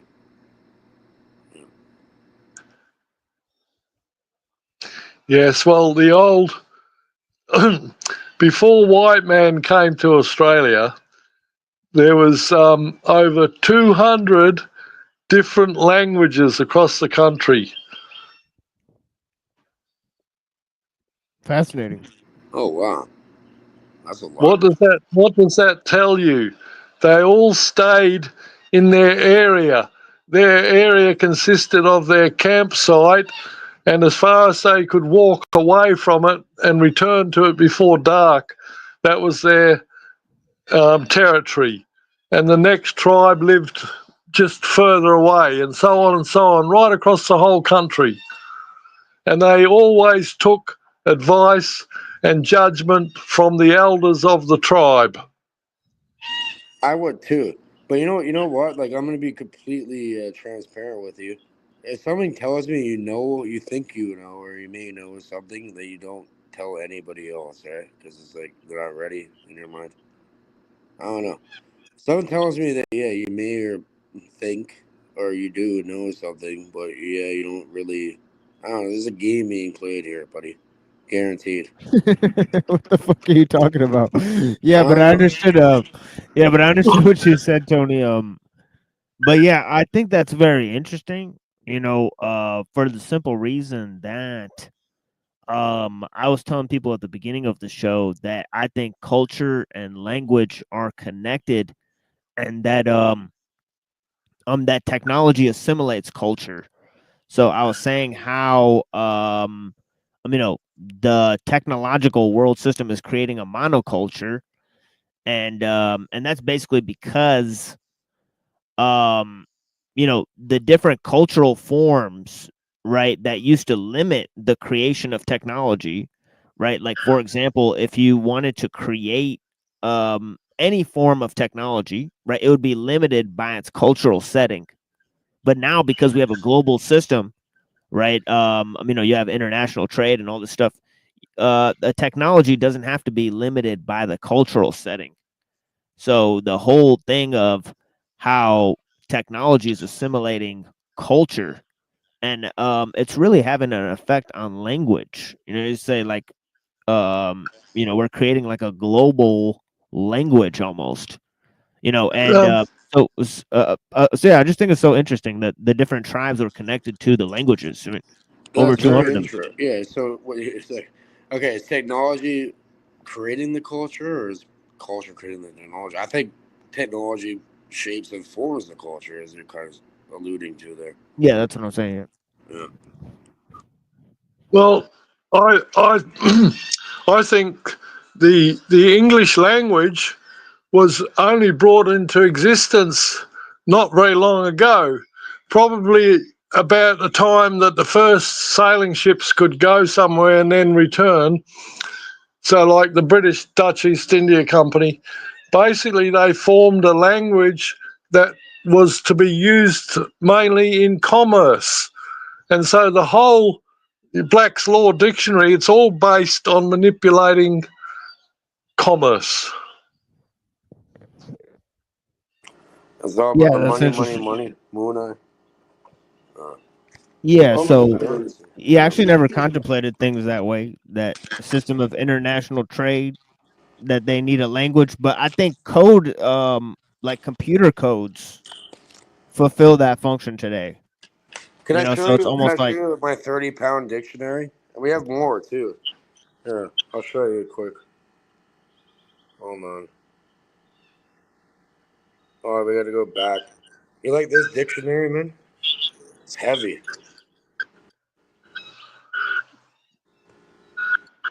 Yeah. Yeah, the dictionary came, I Like believe the that dictionary. dictionary? I believe the dictionary came into existence about the same time as the King James Bible. Yeah.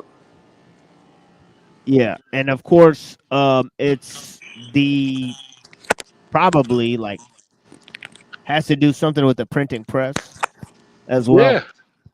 Yep. Well, it goes back to Gilgamesh. In the 1500s, like 1500s is the printing press, and then like 1600s is like all of those books. Right? So it's crazy. The You know the dictionary and the Gilgamesh Bible. Bible, or whatever they call it?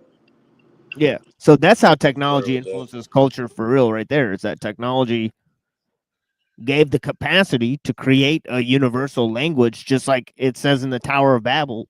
And but yeah, so the amalgamation of culture is definitely tied to the amalgamation of language. Like how in 1984, Yeah.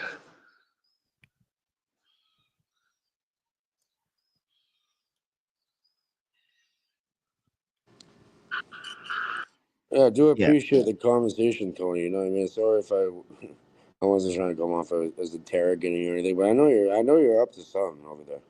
You've been doing it for years, eh? Yeah, you can only laugh. You can only laugh. You can't confirm or deny that, right? See? Yeah, it's hilarious. It's funny. It's a joke. Yeah, I know. All But I right, do man. know, Thank you for confirming that. You know what I mean? You can't well, bullshit me, buddy.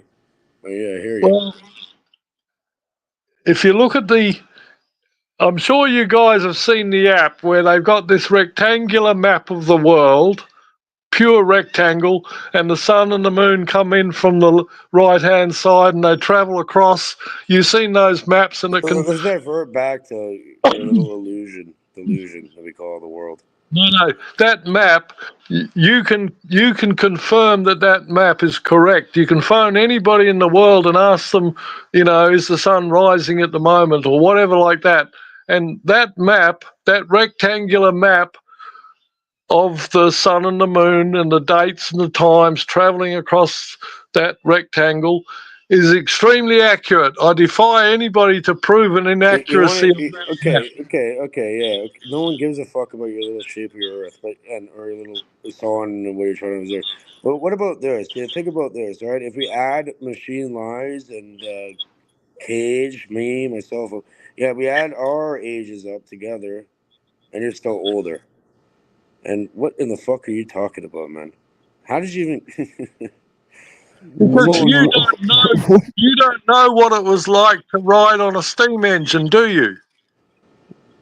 I don't know what kind of cock you rode on before, man. Hey, there was cars that drove across Australia that couldn't carry enough petrol to get across, so they didn't use a petrol to power their car. They used wood. Yeah, Cage. And that way, You got to calm down. You're talking about cocks and all this retarded shit. You got to calm down here. This is not the type of program we're on. That's too much. I know. My bad. Yeah. Just be retract that respectful. message. Just be respectful and talk like a real human being, right? And we'll have a good My conversation. bad, my bad, but he's playing a fucking game. Look at him with his No, nobody's playing a fucking game, Yeah, right? he is. Yeah. So you just got to relax. I mean, definitely. Oh yeah, my bad. Here, I'll just think things and not say them and be fake, right? I'll curate it to the audience. Yeah. Yeah, I mean, if you can't be respectful, just be fake. I mean, that would be preferable. I mean, then So you I could do a fake respect for people. Is that work? Oh yeah. If you can't really respect random strangers, then yeah, you should do fake respect instead and be cordial on the program, or just leave because that would be fine. I hear you. Okay, let me be fake now and just tell you what you want to hear. hey, I've got a pretty thick skin. You do. You know, you're a good sport with it. I do respect you, man. You know, no, for real though, I do Yeah, but respect it's my not that culture. hard. Just be respectful. I am very respectful. That's why I speak my mind. If I wasn't respectful, I could play a little game too. You know, I don't know. You don't like being blunt and honest or whatever, right? What are you talking about? Just because somebody says be respectful doesn't mean they don't want to be blunt or honest, or you have No, to. I'm saying that's what I am, right? But I could Or you play have a to game. tailor yourself to their expectations. If you don't know how to talk in a respectful way, then you clearly don't know how to carry on a cordial conversation. You don't know how to carry on in polite society, and you can go have go fuck off and have a nice day.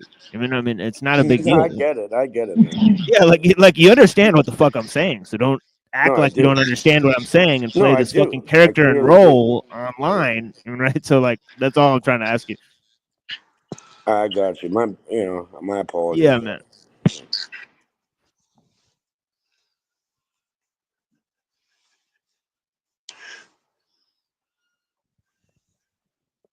Yeah, but I totally agree with what you're saying about the languages, the tribes. The idea of the control system. The idea of the banks having something to do with that. The whole idea of the Sabbath.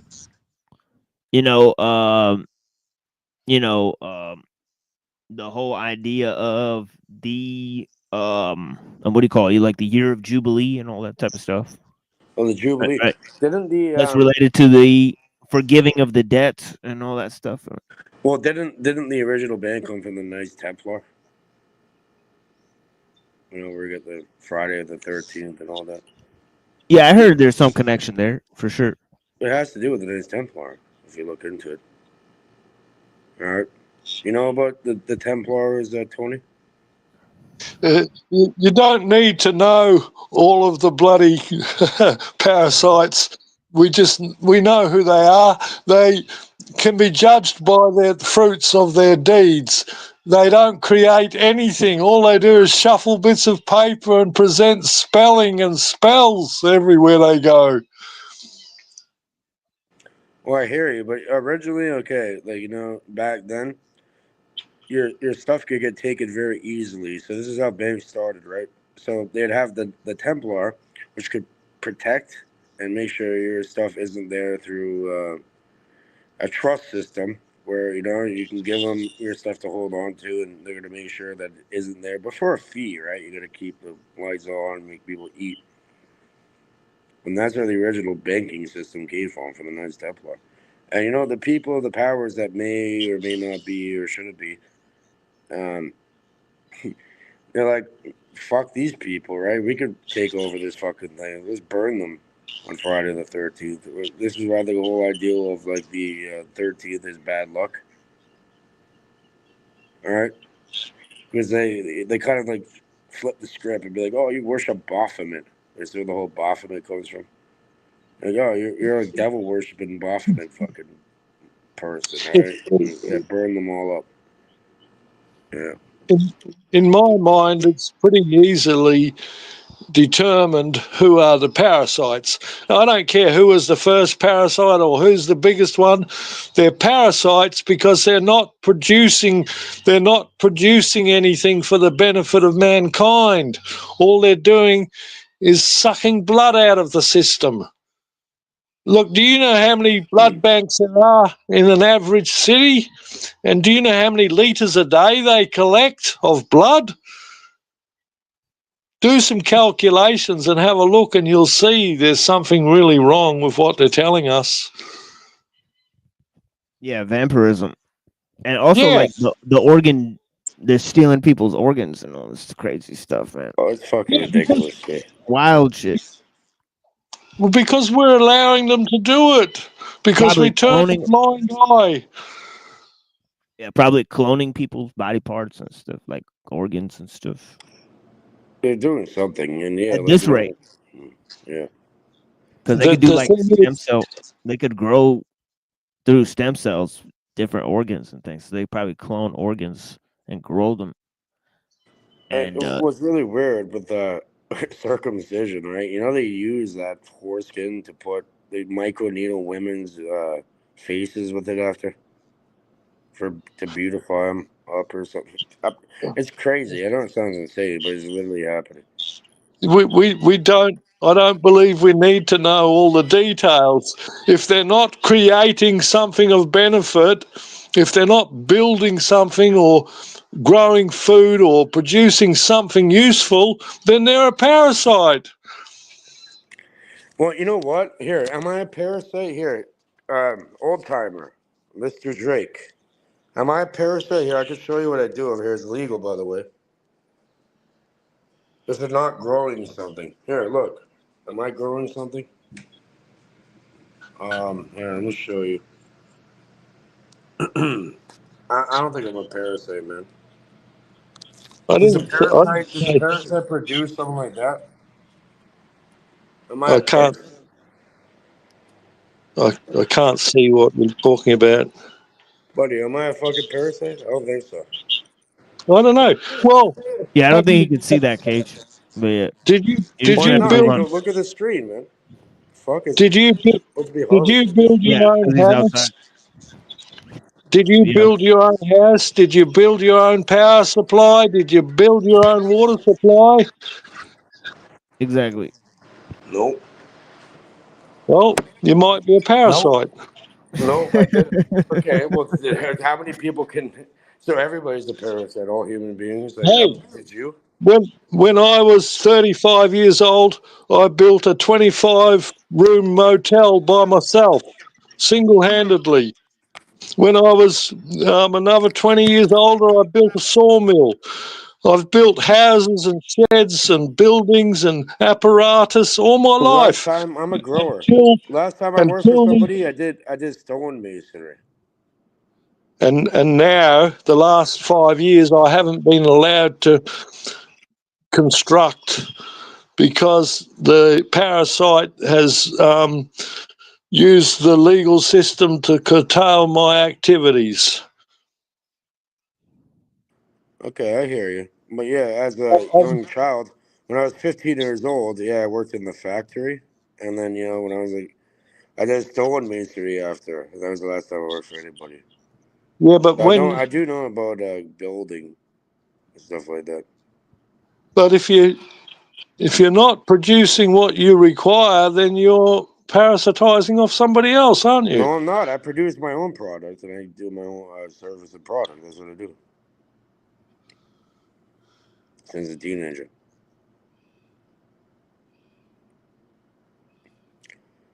All right. So I'm actually adding something. I'm not taking away anything. Hey, it's not for me to judge. Yeah.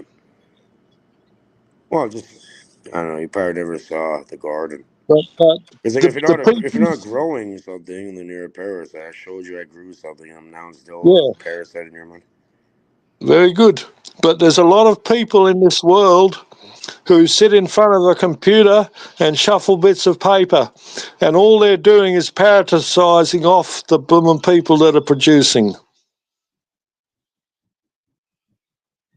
And not everybody's like that. There's a, like for example, the machine lies over here. He's an author, right? So he's producing and putting something back in, right? Being an author. I'm not here to judge. Judgment, what's the name? The Lord Only said. God can judge me or you. Yeah. Or anyone. Yeah. And that's all you have to worry about. If what I believe is what God would judge as a productive person, then I'm happy. Well done. Take it up with the big G, over there upstairs. Big G upstairs. Yeah. Yeah.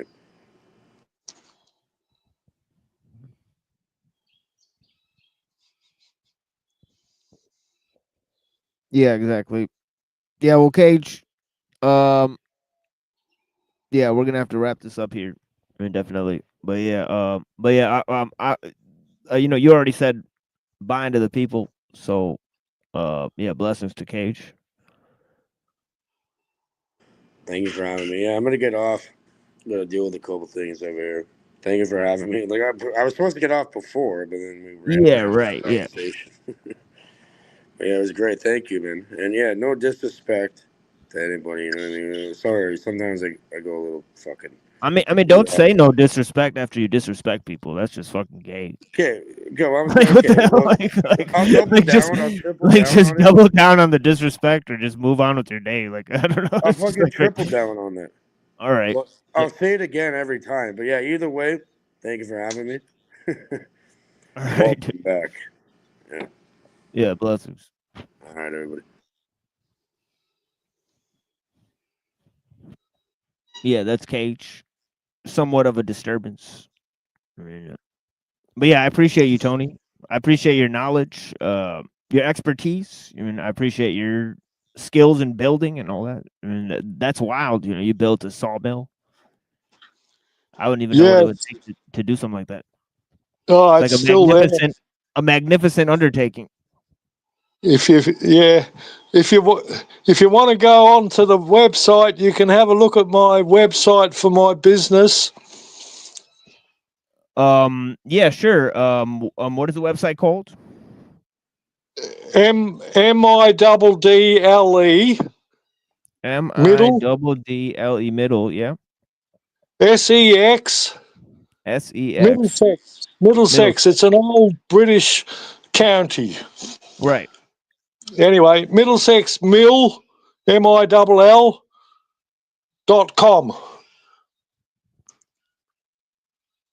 MILL.com.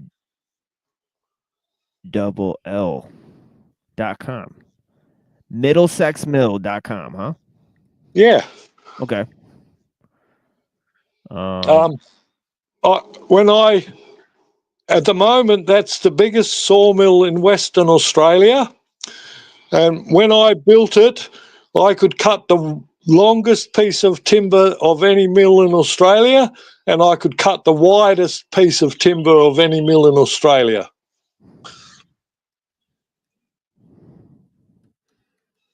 Yeah, Middlesex Mill. Am I spelling this wrong? What the hell? MIDDLESEX. Middlesexmill.com. Oh, okay. I gotta put .au. So that's yeah. So hey, you gotta put .au. Yeah, I'll put this here. Yeah, middlesexmill.com. Here, let me show these people. Yeah, it's pretty crazy. Yeah, for sure.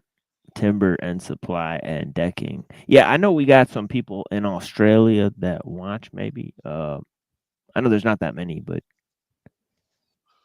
yeah. But yeah, Middlesex Mill. Let me put this in here. Yeah, I built that from scratch. I started building that 50 years ago.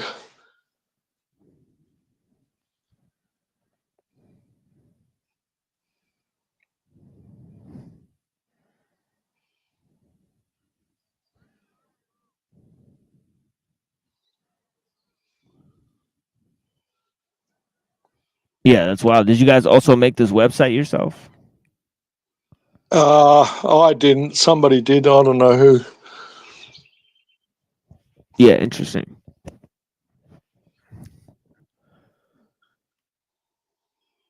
But yeah, Middlesex Mill. And there's quite a bit of information there, photographs and stuff. I built a truck that could go out into the forest and find a fallen tree, and I would go out by myself in the morning with a chainsaw and my truck, and I would cut the log and I would winch it onto the truck with its own winch built into the truck, and I'd take it back home and I'd saw it up and sell it, and then I'd go and get another one. That's how I started.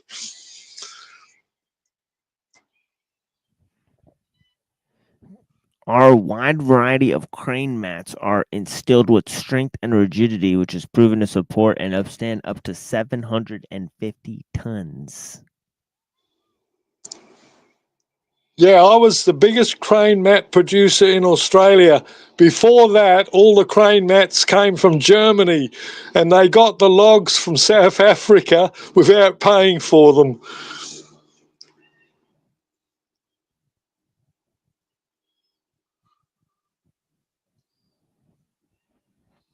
Yeah, what exactly is a crane mat? They've got these big cranes that weigh 200 ton, and they use them to put the blades on the big wind turbines. And they've got to have outriggers, and they've got to have a crane mat under each outrigger to guarantee the stability of it.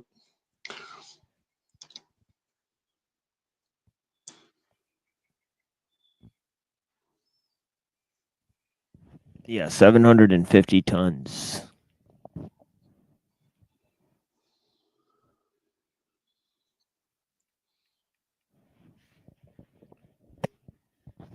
Yeah, I was the first person in Australia to produce them, and I held the market for a couple of years, and we made a good packet out of it.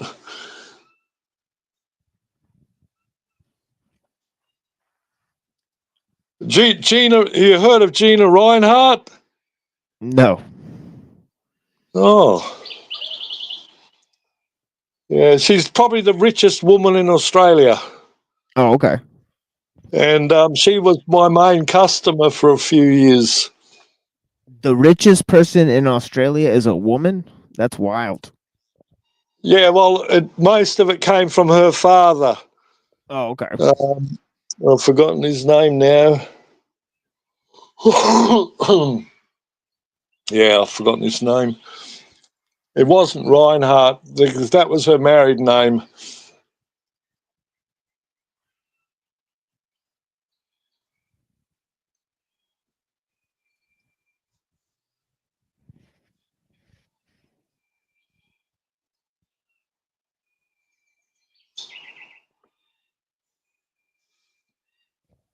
Yeah, Australia. Yeah, we have a fellow here that calls in from New Zealand.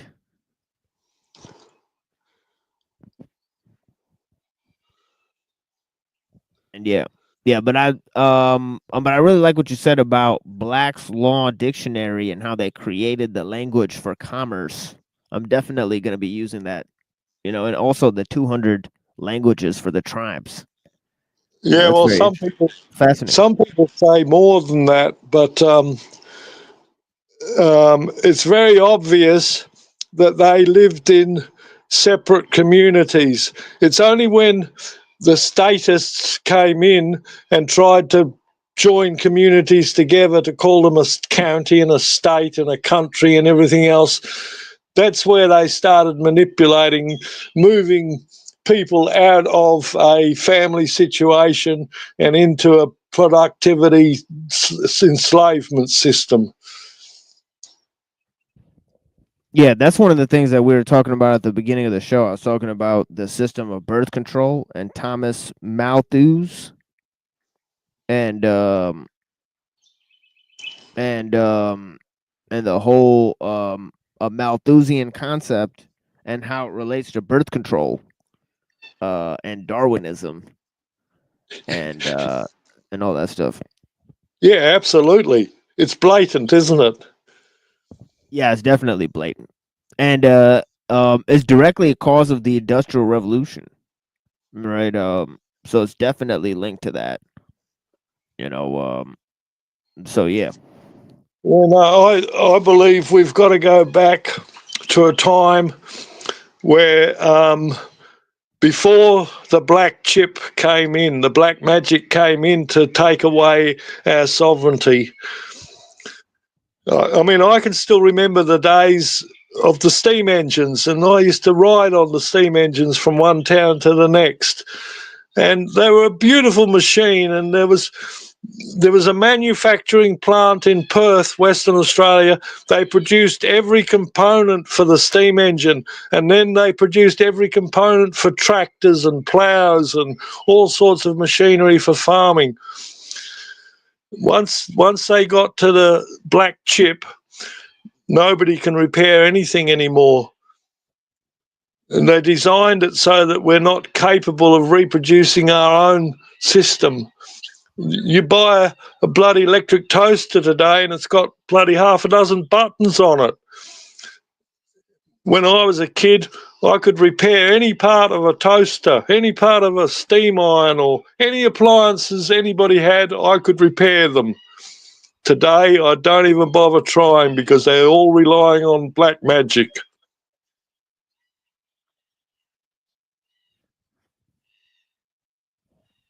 Yeah, and that's one of the main problems. But the whole question is is that I think that you could even create a system of enslavement with just a printing press and steam engines. If you really wanted to, right? So the question really becomes, what level of technology is actually appropriate. I mean, or human scale, so that's a question that we like to ask on the show all the time, because it seems like, that the system functions as a whole, right? So, it's just like as in like right to repair and all of those issues, right? It's got to go to, the main thing that's holding the system together is, efficiency. The rule of efficiency. But the whole idea, is that once they invented the steam engine, it already affected different technologies, right? So a steam engine is a good example because, you could use the same technology for lots of different types of things, right? So it affects different machines, right, that are used for different projects, right? So already you have the proliferation by complex technologies like a steam engine, that then start to create something like a global system of trade and all that type of stuff, right? So it goes back to the question, what level of technology is optimal, right? I believe that the main way they've progressed their control is by offering us something that will save us some time or effort. In other words, they can make us more and more dependent on their system by offering us all these little goodies, and that is how they're trapping us. Once they've trapped us in their system, we can't survive without them. That's the problem.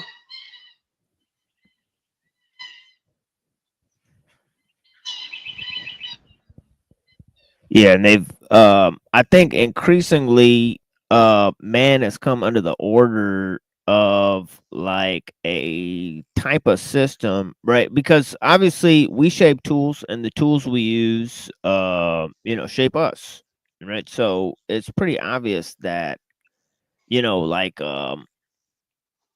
that to some degree, right, individuals right? Or there's not a group of individuals or people that's really in control of the system at this point. You know, in terms of, you know, they are making pretty unconscious decisions to basically keep the system running at all costs. I mean, so I think right now, if people wanted to like shut off the machine or as it were, right, it would cost like billion, like a billion lives or something like that. So it's like, you know, they've already calculated that, you know, you have to preserve the system at all costs. So this is a unique problem. It's a unique time that we're living in, right? Never has man been faced with a global system, right? And you know, or not in the last 2,000 years, we could say, at least, right? That man has not been faced with a global system. So it's interesting, right?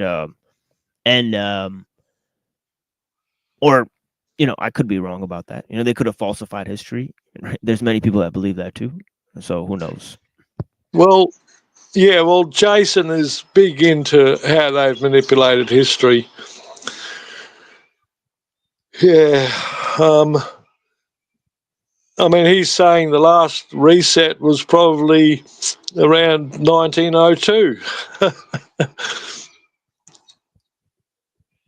So what does a reset really consist of in his framing? Yeah. Is that a technological reset, or is it something different? Yeah, no, it's technological. If you go back and look at some of his videos that talk about it, I mean, his production now is mind-boggling. Nobody would ever be able to catch up with it all. There's too much information coming at the moment, and there's not enough time for people to assimilate it. But it's mind-boggling. That's for bloody sure. If you shut the system down now, most people in most cities would die. But the alternative it might not be of our making, but it's going to happen. Bashir reckons that the Phoenix event's going to return in 2040. And, yeah, and that's when they say they're that's when Kurzweil says he's gonna that they're gonna reach singularity. So I think maybe he's lining it up with that, right? Interestingly enough, right? Because I hear that I mean, when I heard the 2040, I mean, the archaics thing, I also thought about the singularity, right? Because that's the projected date for the singularity, you know. So yeah. Interesting stuff with that.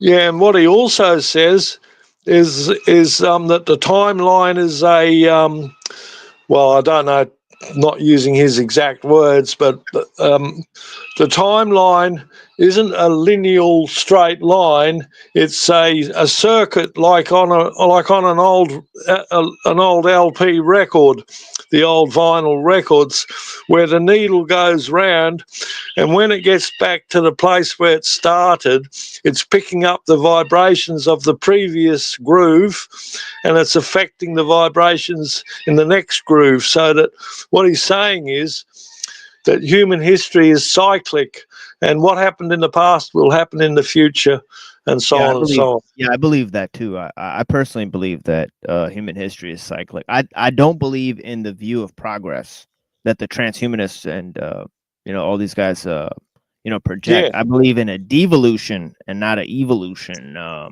So maybe Archaics believes that too. But yeah, I certainly am on the devolution side of things. Right. But yeah. Yeah.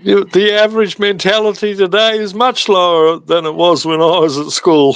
Right. Oh yeah. It's blatant.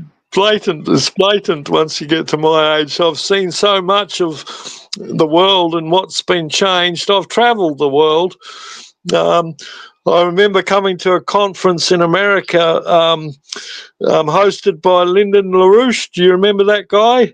Yeah. I'm actually very familiar with his work. Actually, I've read a number of his articles and things. Dope Inc. by Jeffrey Steinberg and different things that they produced. Yeah, I like that stuff. Yeah.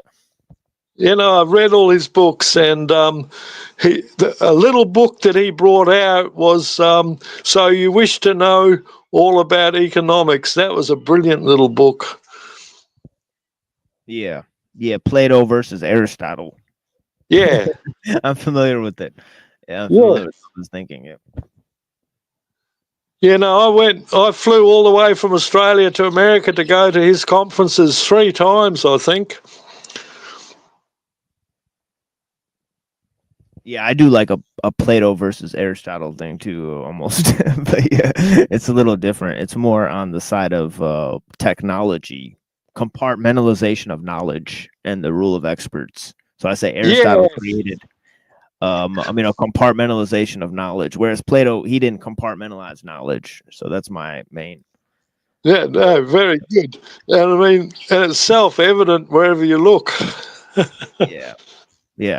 Aristotle separated things into subjects like science and technology and biology, and they all come from the word logos, right? Techne logos is technology. Biologos is biology, right? And so on and so forth. And of course they've combined the two, biotechne, and created a new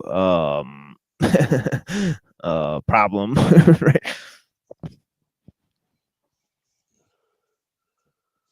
Oh, yeah, I don't know.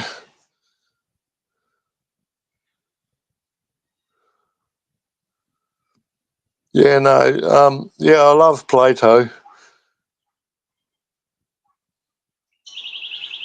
Yeah, he's got some great ideas, and obviously his influence has been devastating. So yeah, there's a lot of that. It's like a love-hate relationship that everybody has with Plato. All of Western philosophy is a footnote to Plato. So yeah, it's crazy stuff.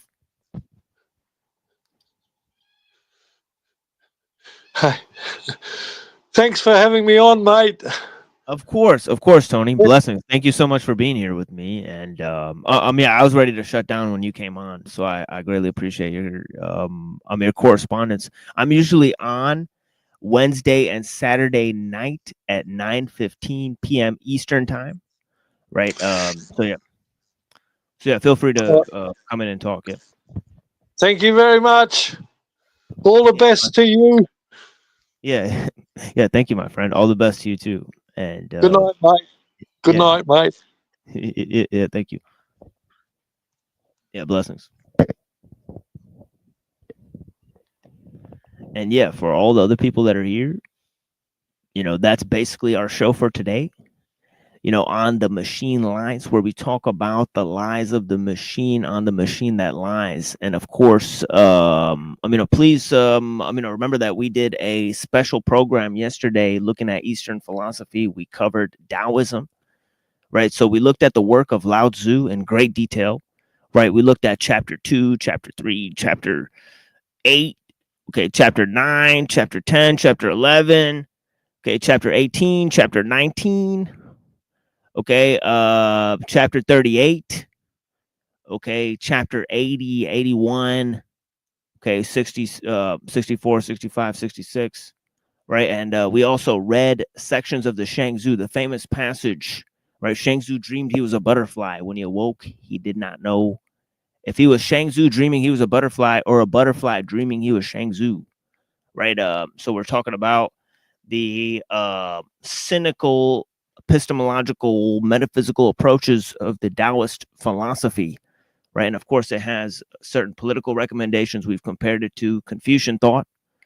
Okay, and of course, we're reading lots of different works. Okay, we're looking at the work of Jacques Ellul in the Technological Society. Okay, we're looking at different interviews and items from Ellul, right? So, Ellul is a seminal thinker, obviously promoted by different writers, right? He created this idea of technological dystopia, right?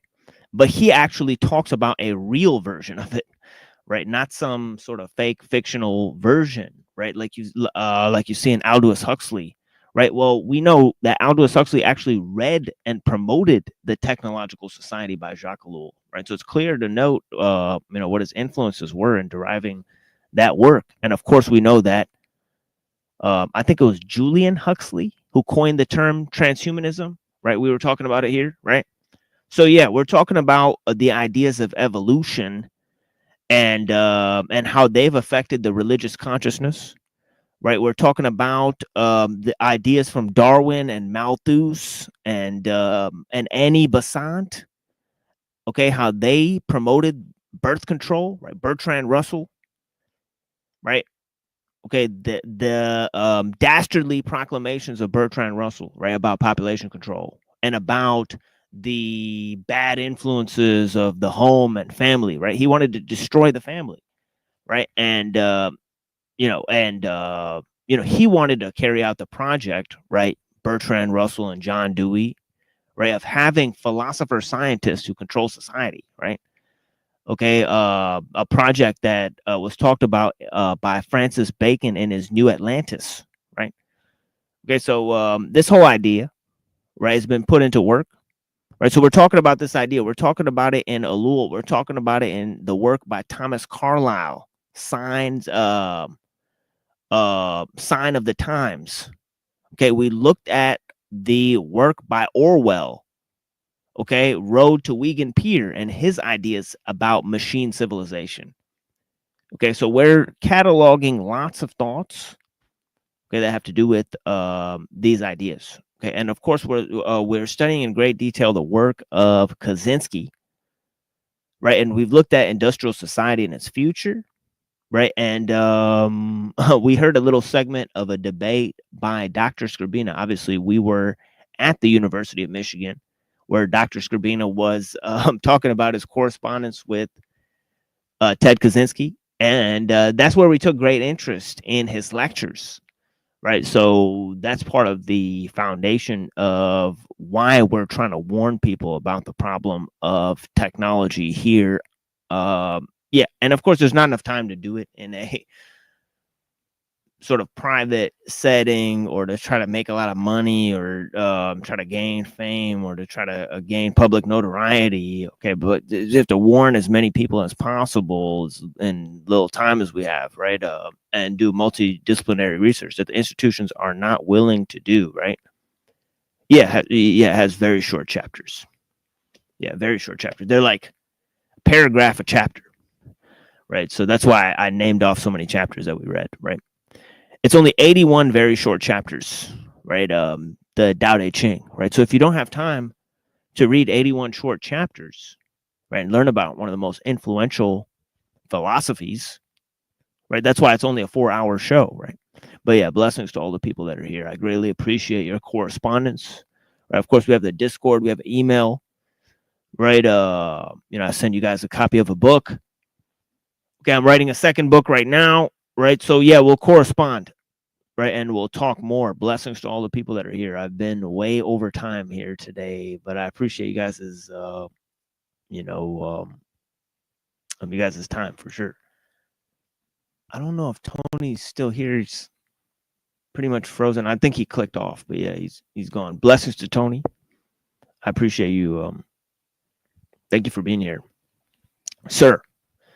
And yeah, so yes, Special K, I appreciate you. Thank you, sis. I greatly appreciate your time. Blessings to you. And yeah, Lauren, I appreciate you watching. ESP revaluation, of course, Bong and stuff. Thank you, brother. I greatly appreciate your time. Okay, Cage Reality, thank you for your correspondence. All right, yeah, all you guys. Okay, yeah, thank you for being here, guys. Okay, but yeah, Well, yeah, we got some interesting replays for you guys, and yeah, we'll be back on Saturday night. Okay, we might do a music show in between then.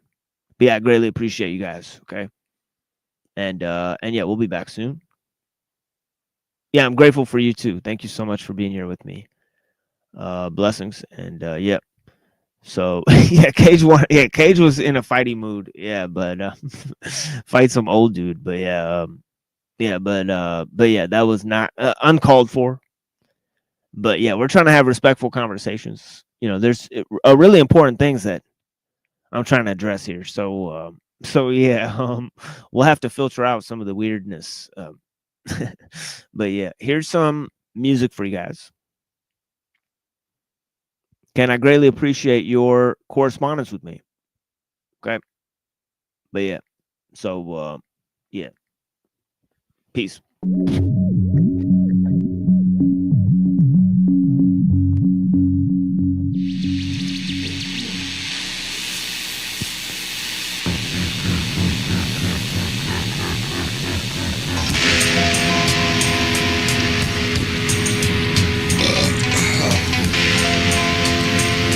Disciples, dismantle your missiles.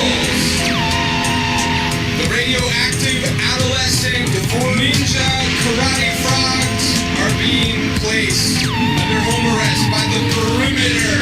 Enforcer, bouncer, bodyguards are riding on the backs of dubats. Down Hawthorne Boulevard to hook up a Slurpee from Urkel at the Super Circle. Kmart that never closes. Zombies coming soon. That's why I got to hurry home by 11:30 so I can be deceived by my TV. How the world will begin in 1997. Only 42% of the US people voted for the devil. For what shall monkeys do without jetpacks of solar power? You are all the same. You are all the same. You are all unriddled, indignant with feelings of abandonment. Reading of a well. Run 2 sticks to start a fire. All the used up lighters are broken. Lay in the gutter. Clean up on aisle 7. There's a caveman and the robot having a fist fight in the middle of the target. Re-establish social skills of greed and violence. Now the time has come for you to bust a move and reserve your visit to the God machine. Shit in the urinal, make the cap over. Now you've gone and done it. They have come to try and fit us with restraining bolts as bug-eyed angels of a substitute. God arrived to witness the unveiling of the 7 crocodile. While people gather their most valuable items for the arrival of the flying saucer. Do you see that shiny flying thing with rainbow pulsating lights? It's just a jumbo jack foil wrapper blowing in the wind. Glistening in the sun, it's so beautifully luminous. That place they don't want you to know about, but Yoda knows, and so do you. And tender loving care knows too much. None could hardly speak as tears rolled down our cheeks. Come all you people, bust the move, stay out of the line of fire. Let's celebrate the passing century. The evil has landed in your uncandid camera. They built a great house in the sky. They will come disguised from the sky, bringing unhappiness, pestilence, dissatisfaction, and disappointment. We gotta get out before Tomax and Zaymont kick each other in the sack. Reagan was an actor who don't remember much. The UN continues Hitler's mission to assemble the world's most favorite religious artifacts. So just get back and have a seat in this golf cart. I was under the sea looking for a fish to eat. And what did I see? A 5,000-year-old UFO off the coast of Sudan.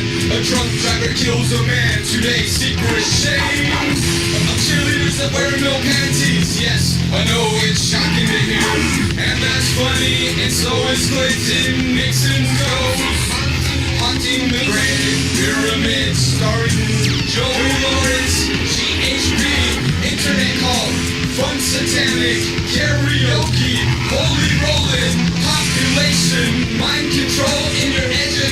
got you slammed by Hordak, Zodak, and the masters of the universe. We're drilling for oil on the moon. Turned out to be a bad idea when it cracked in half. And once again, the oceans rose to consume the earth and its human parasites. I know a storm's a brewing. My psychic advisor told me so.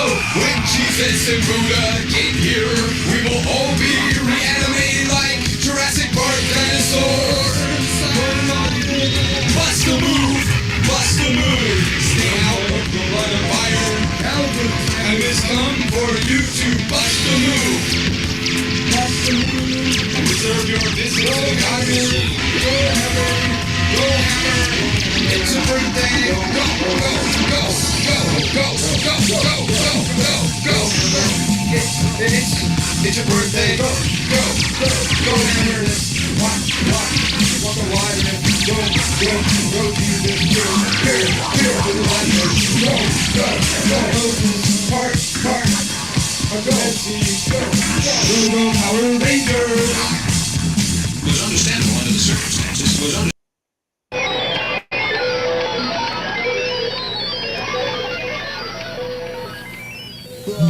What man's ruin, mommy? Money, Timmy. Bobby, what is money? Timmy, you tell me. Money makes the world go round. Well then, who is God, mommy? Timmy, don't ask funny questions, honey. God is an alien city. Oh, really, Bobby? Who built the pyramids, homie? Well, young Skywalker, back in those days, people possessed the Force. Scientific, magical powers so they could shape and levitate stones. See, long ago in a galaxy far, far away, people used to be smarter. Well, that is until civilization fell and was overthrown by bonehead troglodytes and angry savage Ewoks with spears and wooden clubs. But enough, young Skywalker, run off and play, but don't let me catch you playing with those lads who don't have child star haircuts. See, because those lads ain't as special as you, Timmy. Those kids are different. See, they're kind of like robots. God made them especially to build the pyramids. They're a bad influence on my little Timmy. See, because they go trick-or-treating and they worship the hip-hop gremlin.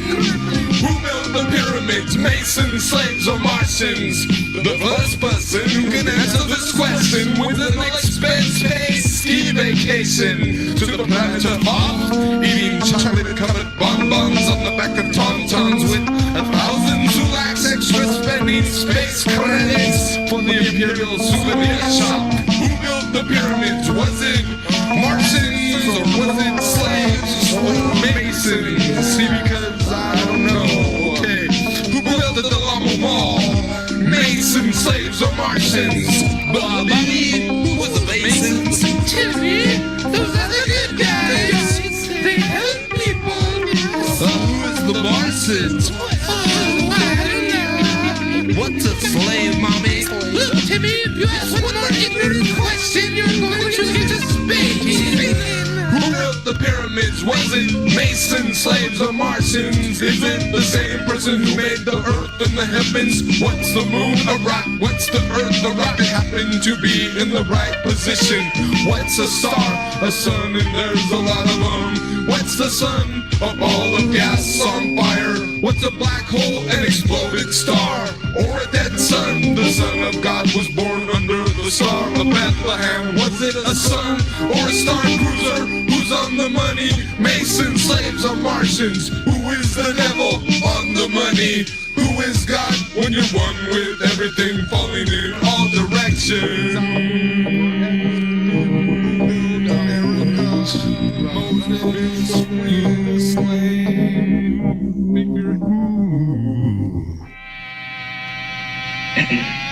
Propagating a high density, figure one illustrates I motivate to put time to create my task of display to serve as a looking glass. I use my intellectual power to puzzle pieces, shape changes to another space around us, unthinkable complexity so you can see. You hear me in three-dimensional sound, world renowned. Position the model, my four molecular forces, cause I got the arm throttle to see figures and courses.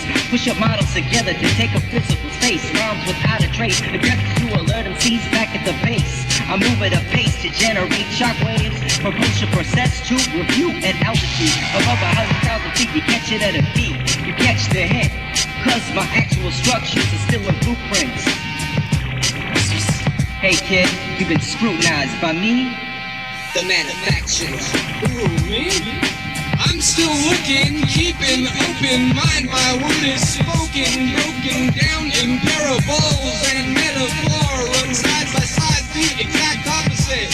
Fighting over rights in my lifetime. Prime for future primitive. Are you thinking the same thing that I'm talking about? Or how's about? There ain't a doubt in my mind. The Pope is blasphemous. Santa Claus is on the cross and it's about time. I'm still listening. And if you can't take what I'm saying, chances are you can't take a thing. I wanna know, is your lid flipping yet? Trips, pyramids were built with either human slave labor or by space travelers with actual lightsabers. Stone cutters slice through rock solid like warm butter, weighing a ton. Adding up the distance from the earth to the sun, and that's another thing. Can God build a boat that's so large even he or she or it can't live? I guess that's who we are. Now watch me shift back to past ancestors possessing mind power so powerful that they could rip a planet in half.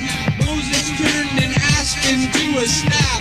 Climb inside my mind and I could find a time where we all can laugh. But as of now, we're all trapped in heavy traffic. Were we defeated by Thundar?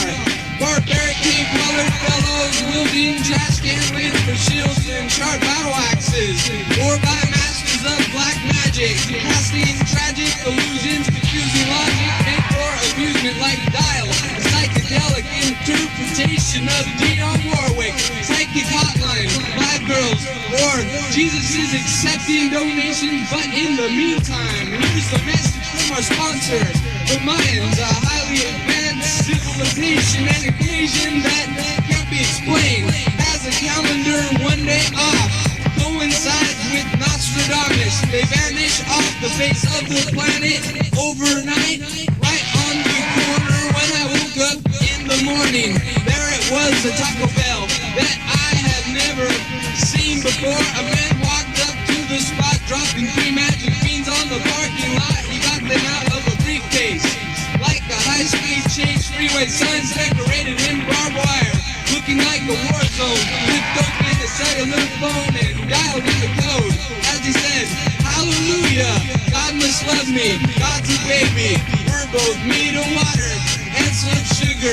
Dolphin brains are 2 times the size that of Homo sapien cranium.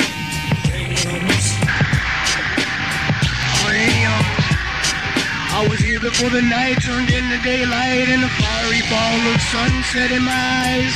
The clothes on my back, as old as fossils. B-boy apostle, hostile prehistoric. It's like Harley having a sleeve stack. Baby turns and bones into fuel.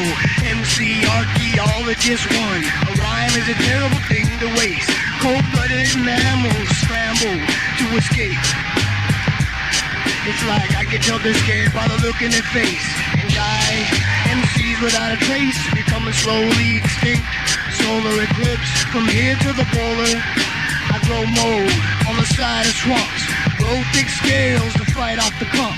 Me, 3 million years old MC, killing off the dolphins.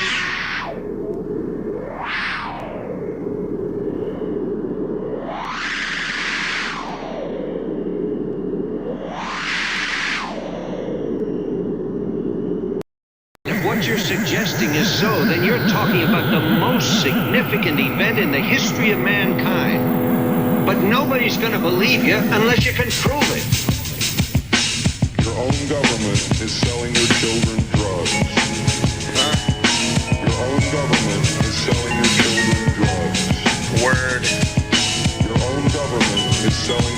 children drugs. Dope. Your own government is selling your children drugs. Right on. Go for it. We are here today. We are here tomorrow. We will be here next year, but we will soon appear in the past. We are here today. We are here tomorrow.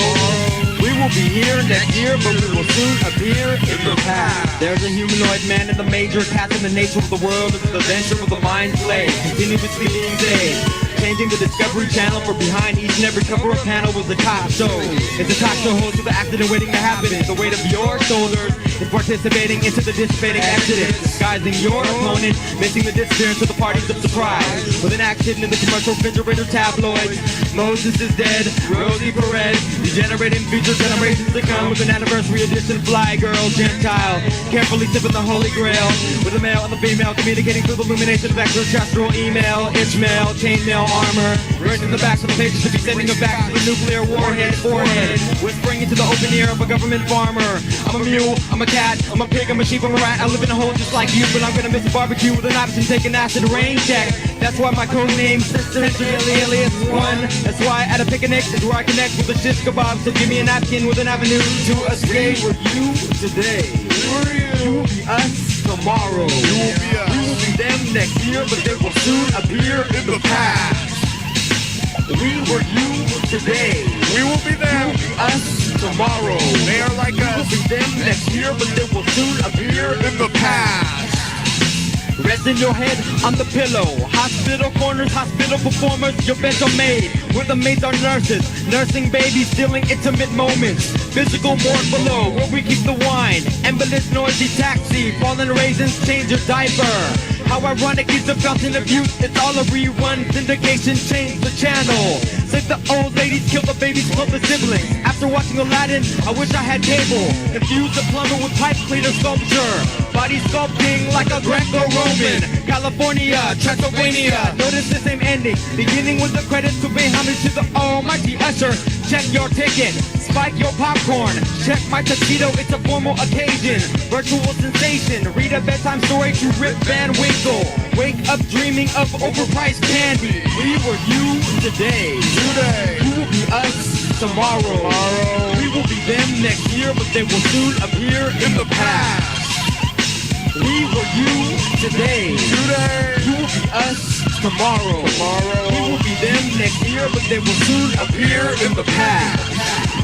I stepped in closet, wearing an eternal outfit, looking mighty charming from the inside. I'm a heavy human weasel statue, as a work of art, standing on your heart, standing on your every movement, looking within your mental easel at you. Tapped you on the shoulder of your chromosome, told you that your microphone was tapped. Feel the elbow of my psyche double jointed.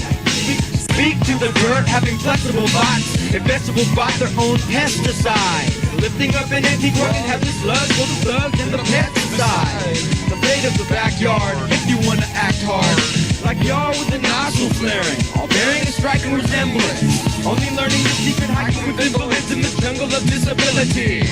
We were fibbing titles under the bow, threw you in a tunnel in a bungalow, at a millipede. It's not militant, I nailed out of 10 out of dead sleeping bags. Sleeping in the cab cause I didn't pay the IRS. Don't get high unless I'm playing a junkie. Tacky with a vacuum in the mail order bride. One of those snail motor guys with a nickel-plated pager from the Enterprise. An unidentified nigga teenager, victim of potential anger, potentially stranger, generation before, ornamental regeneration of limbs. Lab dancing, headache in your lab dancing. Shirley Temple, Shirley living with a burn. Shirley searching the burn, searching for Shirley MacLaine. Shirley MacLaine will play. Animation suspended, invitation, no tournament gold. Fully engulfed, South America's border. I'm a reporter, a short order cook, ordering rooks to move. I kick it with people who live on in books. So many fools abuse the angles of pool cues, ricocheting off the shallow end. We are here today. We're here. We are here tomorrow. We will be here next year, but we will soon appear in the past. We are here today. In the present. We are here tomorrow. In the future. We will be here next year, but we will soon appear in the past. Real people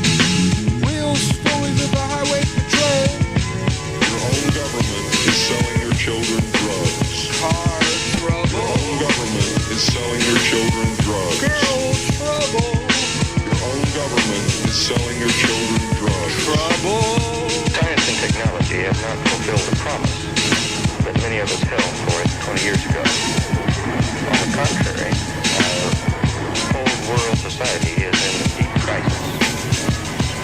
And it does not seem that science and technology are capable of providing the answers.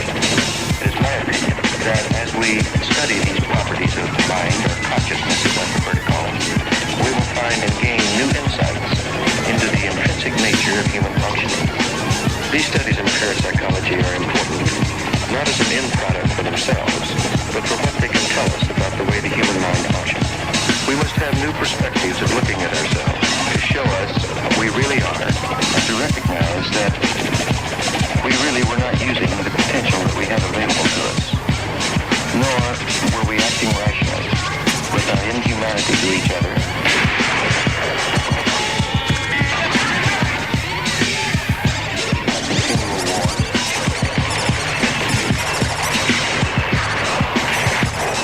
Continual utilization in a wasteful way of the planet's resources. Our problems of pollution.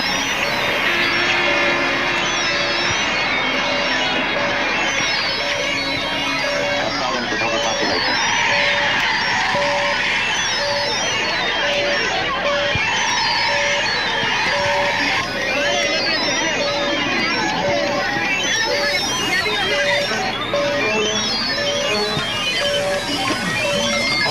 Begin to take on enormous implications for us if I have a chance to think about these things from space. I only wish that the leaders of this planet had the opportunity to see it come about by beginning this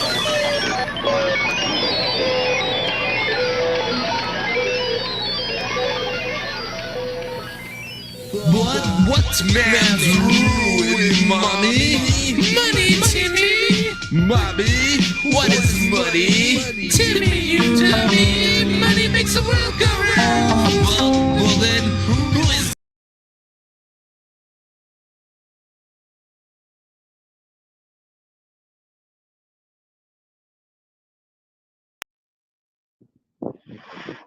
Yo, what's up? We're live here, brother. We're gonna go on there. You hit to go live, bro. No, we're live. We're live. There we go. Yeah. So like fucking. Yeah, man. I mean, I've been eyeball fucking a bunch of land myself. You know what I mean? Just going like, maybe I should just get like a piece of land and just start fucking figuring it the fuck out. You know what I mean? Start moving towards that. Just move in a general direction. You know? Yeah, and I think like more and more I am coming to that conclusion where like if enough of us just kind of go to that direction, maybe it'll shift things enough to make somewhat of a difference. I think that's about the most you can hope for, you know? You know what the problem is? The problem is the people who live there, right? They all want to be like New York City people. Yeah, that's true. That's the issue. The grass is always greener. Cities and all that type of shit. And our family went and did all these things, right? And our family fucking hated it, and then they moved to the fucking suburbs, right? And now all of us like are like, yeah, listen, we want to go back to the land because this shit fucking is terrible. We fucking hate it, right? And then like the human beings who are like on the land, right? Their family, like, you know, I mean, has had this land. They're like, God, it's so fucking boring here, and there's nothing to do. I was like, I would kill for fucking boring, right? You know what? It'd be so nice. I didn't have gay music playing outside. You know what I mean? Right.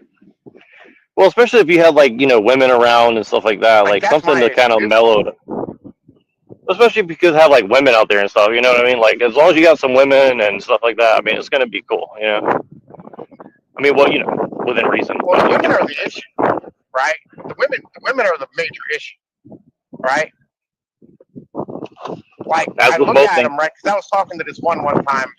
I stopped. I was talking to this cashier, and she was like, "Oh, fucking man, listen, I just want to fucking leave and go to like fucking some place that has something to do." And I was like, "No, the fuck you don't. Like, you have no idea how amazing it is that you live in this small little town, and like your life is fucking basic, right? You know what I mean? Like that's true. Yep. That's true. Yeah, and that's the motherfucker about it, right? Like they don't know how good they have it. Like they have no idea. Yeah, I remember I was driving through across the country a few years ago during C19, and I stopped in some like middle of nowhere city, like in Kansas or Iowa or one of these places. I can't remember, but and just nothing but fucking cornfields until you get to like these like little exits that have like a gas station or something. I walk in, and this girl's like one of the most beautiful women I've ever seen. I'm pretty sure she was like a single mom, and she's like 22, 23 or something like that, but just drop dead, beautiful white girl, and she was just, and I kind of just talked to her and stuff, and I was like, oh, I was like, what's it like living out here? And she's like, same thing, like you said, like it's just boring, blah blah. And I was like, I said pretty much the same thing. I was like, man, you're actually really lucky, because like this place looks like so much nicer than anywhere else. And I had the same experience when I went to like Southeast Asia, right? And you go out to these like little villages where there's like no white people whatsoever, and it's like there's only a few people who speak English, and you talk to them, and they're like, where are you from? And I'm like, I'm from America, and like San Francisco, and blah blah blah. And they're like, oh my God, I would just love to live there. And I was like, really? I was like, I'd really like to live here where there's like nothing to do, and everybody's driving a motorcycle with no helmet on, and everybody just gets drunk at 3 o'clock in the afternoon or after work from like 6 a.m. till 3. You know what I mean? Because it's too hot in the middle of the day, so people just finish up before the sun gets too hot. You know what I mean? So you know what I mean? So it's just like one of those things where it's like, the grass is always greener kind of thing, and that is a real problem. And a lot of it is driven by women for sure, I've lived sides, right? And I'm from the East Coast in Philly. I've lived in Baltimore. I've lived in Richmond, right? I've lived in, and I mean fucking a burg. Like I've lived in like fucking cities, right? You know what I mean? And then like I lived in the country. Oh my God, was living in the fucking country nice. Like, and I never enjoyed being in the city.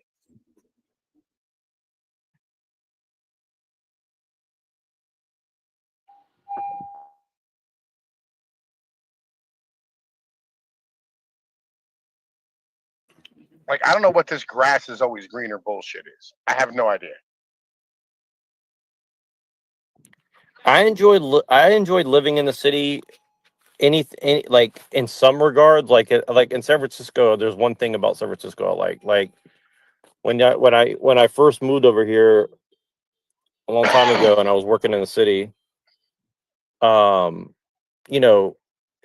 You could walk around and meet people pretty easy. Is like chill. A lot of people smoke weed, so you could pretty much just like meet people pretty easy. And then like obviously the culture's shifted a lot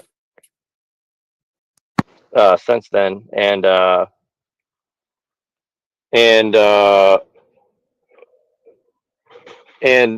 guess the other thing is like you can hike up and down the hills, and like you're in, like I was in great shape just walking like 2-3 miles a day up and down these like giant fucking hills, and like you know what I mean. It's like the weather's always good, so you're not like bundled. You're not like wearing like a fucking parka to go out to the car or go to the park or something. You know what I mean? So like, and it's like it's very convenient, right? But then all the bad things is like you got to work this job you hate 12 hours a day. You got, you know what I mean? Like you pretty much like anytime you go anywhere, you got to pay a shitload of money just to go to like dinner with somebody or go to the bar or something. You know what I mean? So it's like you go out to the bar, you buy like 2 drinks, you're like $30 in pretty much. You know what I mean? So I don't know. Yeah, I mean, like, yeah, I don't know. Like, I've never. All right, listen. So, like, I lived in like cities, right? I mean, not like San Francisco because, well, like, I'm on the East Coast, right? But I've lived in all these East Coast cities, and they're fucking dog shit,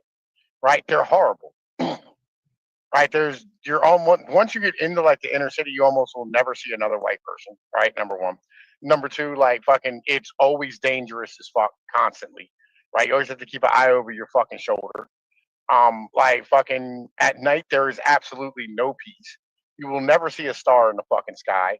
Like fucking everything is just massively fucking overpriced all the fucking time. Right? Everybody's hostile constantly. Right? And then you go to the country and like it's beautiful and it's scenic and it's quiet and like I can like fucking go out back and light a fire and hang out and my kids are safe to play out back and I don't have to worry about You know what I mean? Some fucking crack fiend trying some nonsense. Right? It's fucking, I loved living in the fucking country. I can go fishing whenever the fuck I want. And I can go hiking every fucking day. And the people are like just free. And you can just go do shit. Like, it's so much nicer. Like, I've never fucking like enjoyed living in a fucking city. It was always just, it was literally like war. Even as a fucking kid, it was literally like every day was on a thought pattern of like, bro, like, it's constant politics and fucking violence and bullshit. Fucking hated it. I still hate it today. It's fucking terrible. Parking and nonsense and fucking traffic and people and fucking immigrants. Oh my fucking God. Like, it was cool for about like 3 or 4 minutes when I was like 15 and I was an edgy little kid and I'm like, oh man, listen, fucking yo, go down here. We can score weed in the corner and we can fucking go do whatever. Like, no. Fucking that was cool for like a few minutes and then it sucked. Forever after that. Fuck cities, bro. They're fucking terrible. Yeah, no, you're definitely right, and it's something where I've seen it. Definitely, your attitude changes as you get older, but it's like, yeah, it's like I could just put it like this, like I when I came to California, I really think I was like I didn't have a racist bone in my body. You know what I mean? I really didn't. You know. And the longer I've been here, the more and more I'm just like, man, I do not want to be around these people who are not like me. I mean, it's like, again, it's not that I don't like respect them or something. It's just like why, like you know, like you say, it's like you just get the feeling it's like, man, these people are being like used against me, like make me miserable, make my existence more expensive, more shit, you know. And don't get me wrong, like there's very good exceptions to the rule, right? But it's kind of like, you know, a very low percentage. You know, like you find the diamond in the rough. Like I went to a Middle Eastern kind of like restaurant yesterday, and the people were like, the restaurant's super clean, the food's super clean, they're very nice, they're very respectful. You know what I mean? Like, I love it. You know what I mean? I'm all about it. But like you go to like a lot of these places and you just get looked at like you're a fucking like plump little turkey and they're hungry. You know what I mean? Like they don't look at you like a person. You know what I mean? They look at you like a resource essentially. You know what I mean? So it's like, and yeah, like and honestly, like I'll tell you, like the West Coast is way more chill than the East Coast, which is one of the reasons like it's been hard for me to go back. But like when I go to the East Coast, man, like I swear to God, like the closer you get to NYC or DC or any major city, like you like that fucking like oppression and that aggression and all that shit, like you really feel it. It's here too, but it's a lot more subtle. You know what I mean?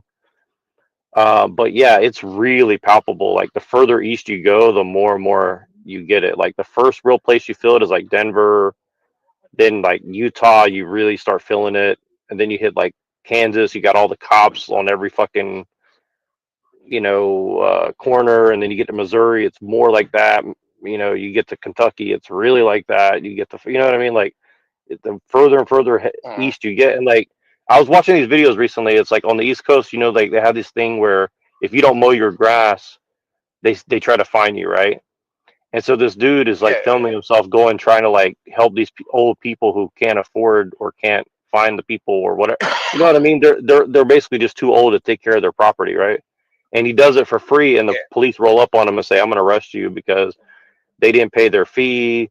They can't. They need to use our like our city service to like rectify the issue." So like basically they put you in a trap where you got to pay a fee, then you got to use their like specific service that's like a racket. You know what I mean? And that's one of the things that drove me crazy on the East Coast. Like even in like where I'm from, out in the middle of nowhere, like I saw the corruption. And it's all white people, you know, and they're doing it to each other, you know what I mean? Where they just like do that kind of shit, you know? And I just never could understand like why people didn't, I mean, take matters into their own hand, I guess you'd say, right? Like I never could understand that. I was like, man, fuck that. Like, how are you gonna let? Like I remember I went to a park at like 8 o'clock at night one night in like the shopping center, right? And there's like a place, it's like a place where they had shopping and whatever. And this cop came over and said, "You guys live here?" I said, "Yes." And he's like, "Oh, you're lying, blah blah blah. I'm gonna get you arrested." And I was like, "What the fuck, man? Like, Like, we're under 18. We're at a park. It's not like that late. It's like 8, 9 o'clock at night. We don't have no drugs. We're not drinking. Like, what the fuck do you want, man? He's like, I want you to get the fuck out of here. I was like, dude, what is this fucking not, Nazi Germany or something, And that was my attitude, because it's just like, you can't do shit, you know what I mean? And that was in like early 2000s. So like, I guess now, like, if you're black, you can do whatever you want in the same place, I'm sure, because they're too scared that they're gonna get shot. But still, you know what I mean? Like, it's just kind of ironic, Like, yo, in one of the towns in my area, they fucking decided that fucking you're not as a all right.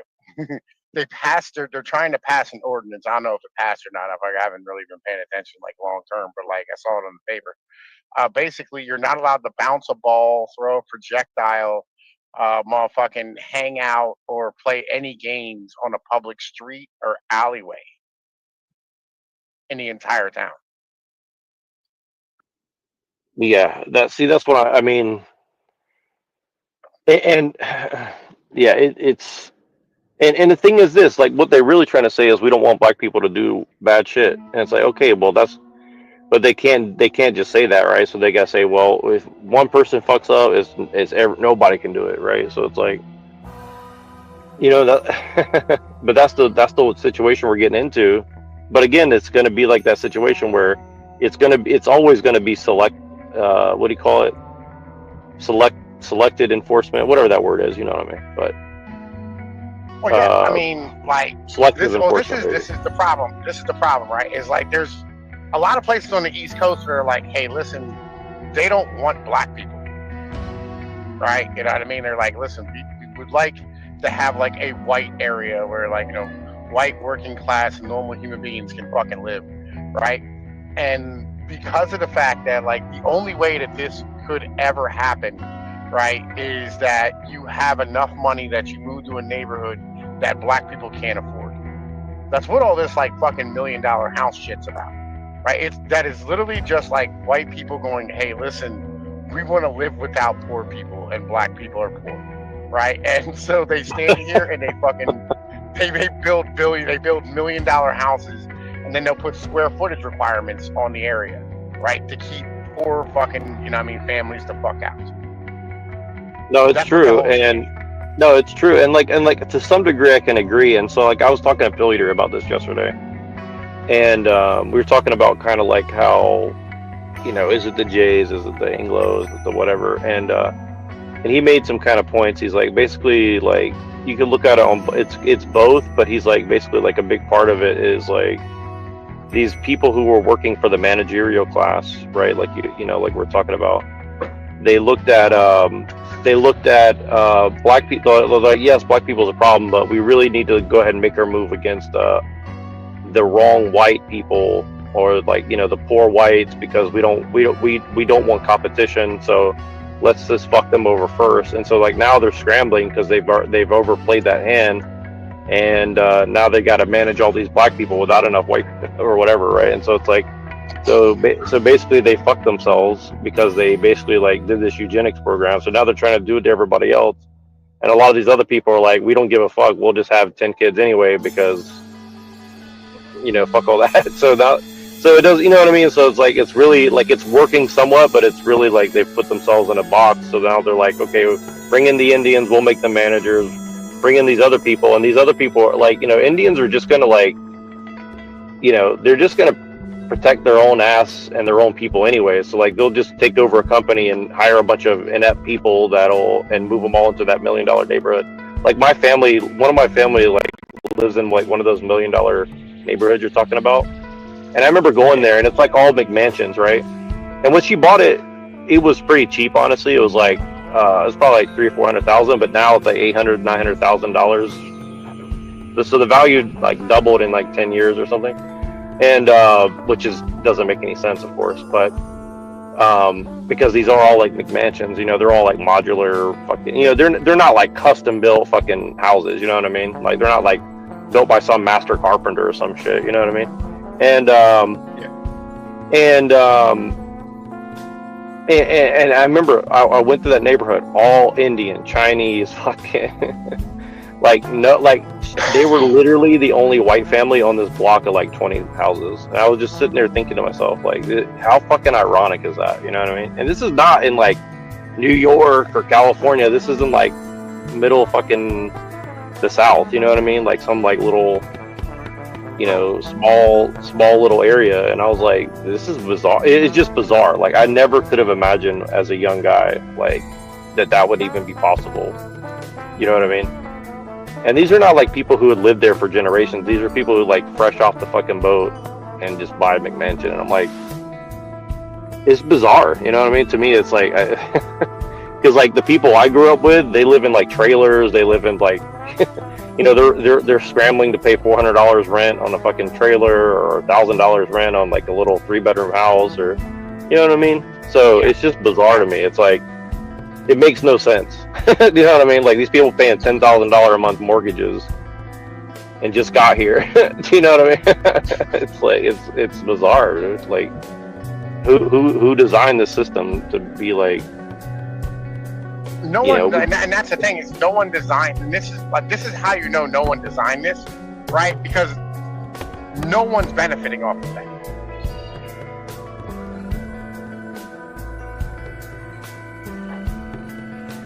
Yeah, what? How do you mean? I think I pretty much agree, but I just want to know what you mean. If you have $10,000 fucking a month, people paying $10,000 a month mortgages, fresh off the boat, them niggas ain't helping any corporation. You know what I mean?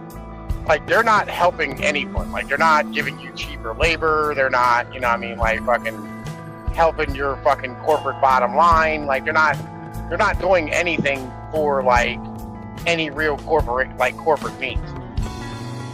You know what I mean? Because there's only like, you know, they're not going to have that many kids because like they're, you know, fucking upper class, right?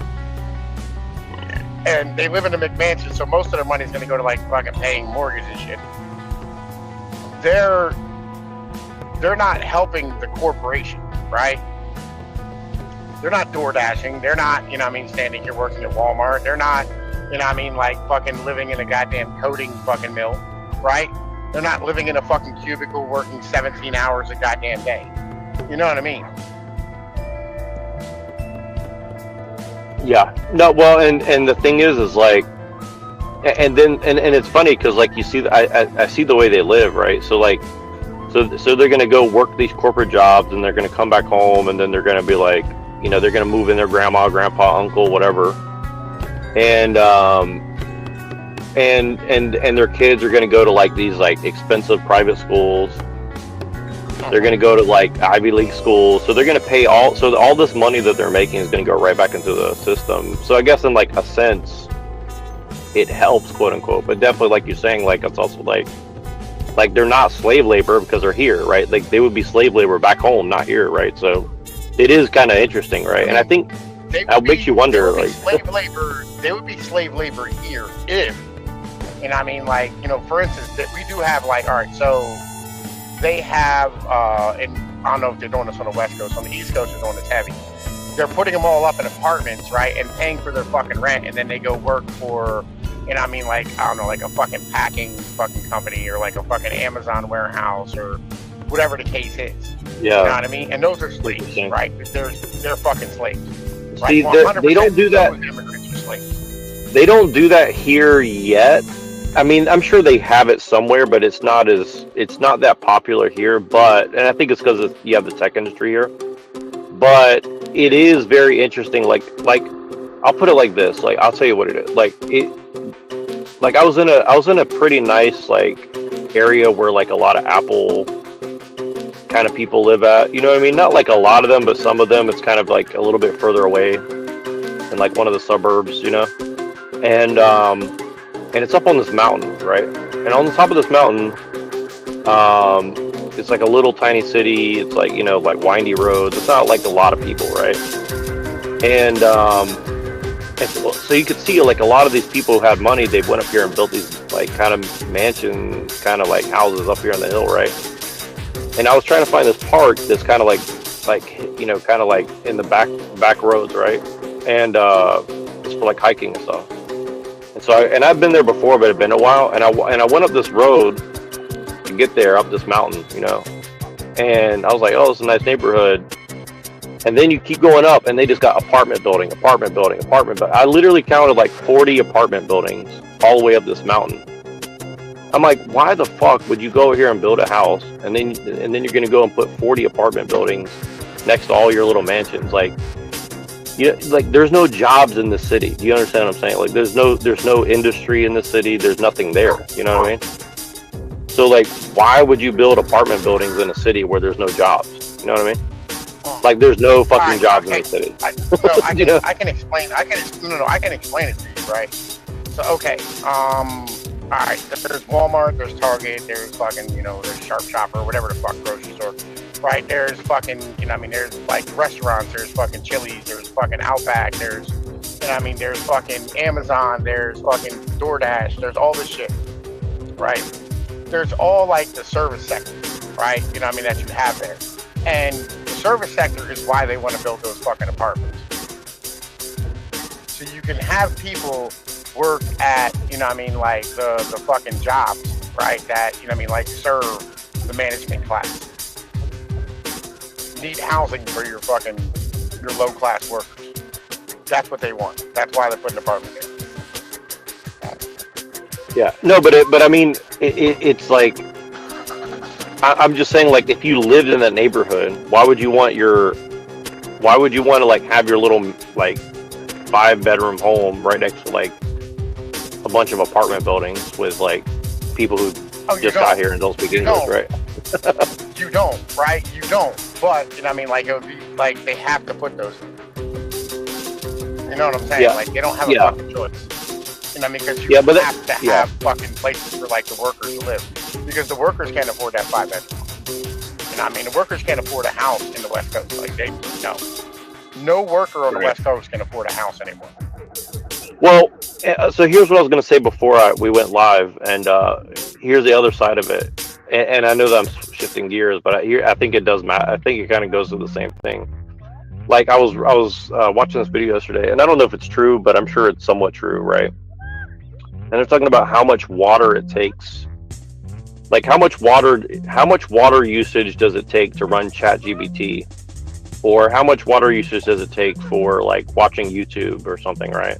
Because, you know, you have all these data centers and all this stuff, electricity, etc., right? Cooling systems, whatever. And it's like 3 gallons an hour or something, or some crazy number or something, right? And so you're sitting there thinking, like, how many people are using all this different technology, right? And how much natural resources does it take that's being diverted, right? And so then you're sitting there thinking, like, okay, so if you try to go into and like move into the woods or buy this piece of land or whatever, right? And this system keeps getting bigger and bigger, and people keep using these technologies more and more, right? Like math is going to dictate that they're going to need more and more resources and more harder to get places, right? So that this kind of entails to me that like they're going to eventually come to your land, restrict your water use, your animal husbandry, or whatever, right? And I'm just saying, like, that's kind of my big concern. I guess it shouldn't be a big concern, like in my lifetime, but I guess I'm just saying, like, that seems to be like the natural progression of things. I've been advocating for that for years, right? Like, listen, I think we do need to like curtail the amount of water use, right, for farms, right? Because like, basically, the ability. I agree. By the way, I agree. You know, like the ability of a human being on a farm to sit here and just, you know what I mean, suck up fucking 4 generations worth of fucking groundwater, you know what I mean, for his own use and collapse an aquifer needs to fucking stop. Yeah, well, in California, it's a big deal because they have like all these pistachio trees and almond trees and all these other things, and they just suck all this water out of the ground and just flood the Central Valley because there's like very little rainfall there, right? And so they're not replacing that water, and then on top of it, I'm sure there's like chemicals that are going back into it with it. And again, this is another reason I'm against immigration, because, and again, I'm not saying white people wouldn't do this, but I'm just saying, like, you know, it's like the amount of waste like I don't think people really grasp. But like I would rather just like not eat pistachios, and pistachios are already $10 a fucking pound. I mean, it's not like they're cheap as it is, right? And well, at least you know, they have some nutritional value. Lettuce, on the other hand, should be banned. I mean, lettuce is good. I think it has like vitamin C or something. I mean, lettuce. I mean, it has zero nutritional value. Look it up. It's completely worth. The only reason people use it is to add crunch to sandwiches. I swear to God. I mean, I think there's some value to it, but I mean, like I think it helps your digestion or something like that. But I don't know. It is 99% water. It's not. It's water held together with a little fiber. That's all it is. Well, water hydrates at least, but. Well, the problem. So here's the problem. Like the problem is like we're basically terraforming, right? A lot of these fucking areas, and so instead of growing things where they naturally grow, right? You know, I mean, we're growing shit that is unnatural, like lettuce, for instance, right? Like I think lettuce like usually only grows in like colder environments. You know what I mean? That are like fucking heavy amounts of rainfall or some shit like that on like large plains. Right, and so we've been growing this shit in like fucking deserts, just sucking up massive amounts of fucking water. Yeah, exactly. Yeah, no, I agree. I mean, like in like the upper part of Germany or England or something, lettuce probably makes a lot of sense. But definitely like out here in the middle of California where it's arid, probably doesn't make much sense to be growing lettuce. You know what I mean?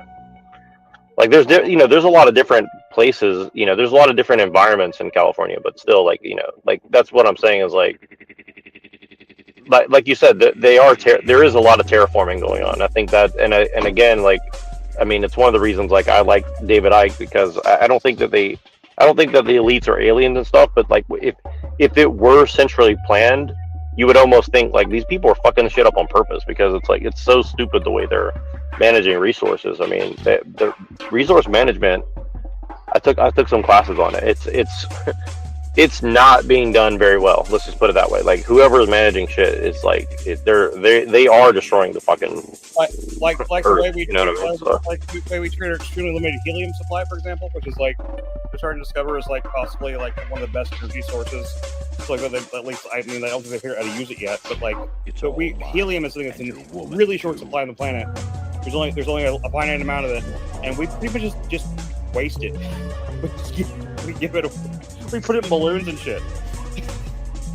Well, like, balloons are pretty. Do you know about peak helium? Like what happened a couple years back? Maybe not. Like, maybe all right. Yeah, all right. So, like, basically, there was like one supply of helium for the entire United States. It was like out in Arizona or some shit, right? Yeah. And it ran out, and nobody had any idea because they weren't paying attention. Yeah. Yeah, I heard about that. Yeah. It's insane. I don't think anybody's managing this shit. No, I know. It's just fucking. See, but and again, this is what drives me crazy. Is like I can guarantee you that Arjun from India is not going to care, right? You know what I mean? And again, this is like part of the thing. Like I'm trying to figure out, like whoever, like if you're an elite, right? Like I just literally can't understand. Like you already have all the power, you already have all the money, you already own all the property. Like what exactly are you going to get by just like hitting the gas pedal and like let's just fucking like.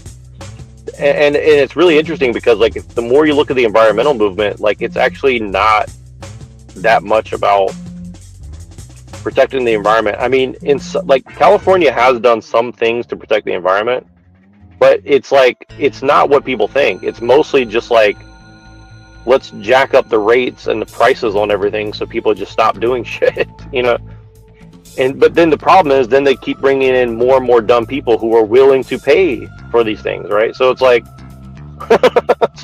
okay, so is this a racket or is this is this something else? Like I don't know. So I don't know. It's very interesting. Like there's social engineering going on, but it's definitely not as well thought out as you would think if like they have this sort of scientific approach to like social engineering or something, or environmental science, or like or whatever, right? Like we can build all these giant fucking data centers But that's the other thing is like I wonder how much waste of resources even go into that. Like how many mistakes are they going to make because they're like well, we could make this thing that lasts 100 years, but also the technology is going to keep going up. So let's just slap it together really quick, and then in 30 years we'll scrap it and pull all the stuff out and recycle it or something. You know what I mean? So it's like it really makes you wonder, like, is there any cost benefit analysis for like how humans are going to survive, or not really? I don't know.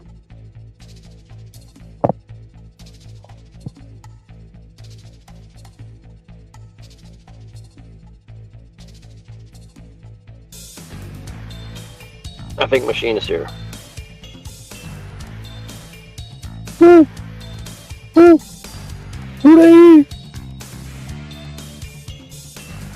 Hello, Bob.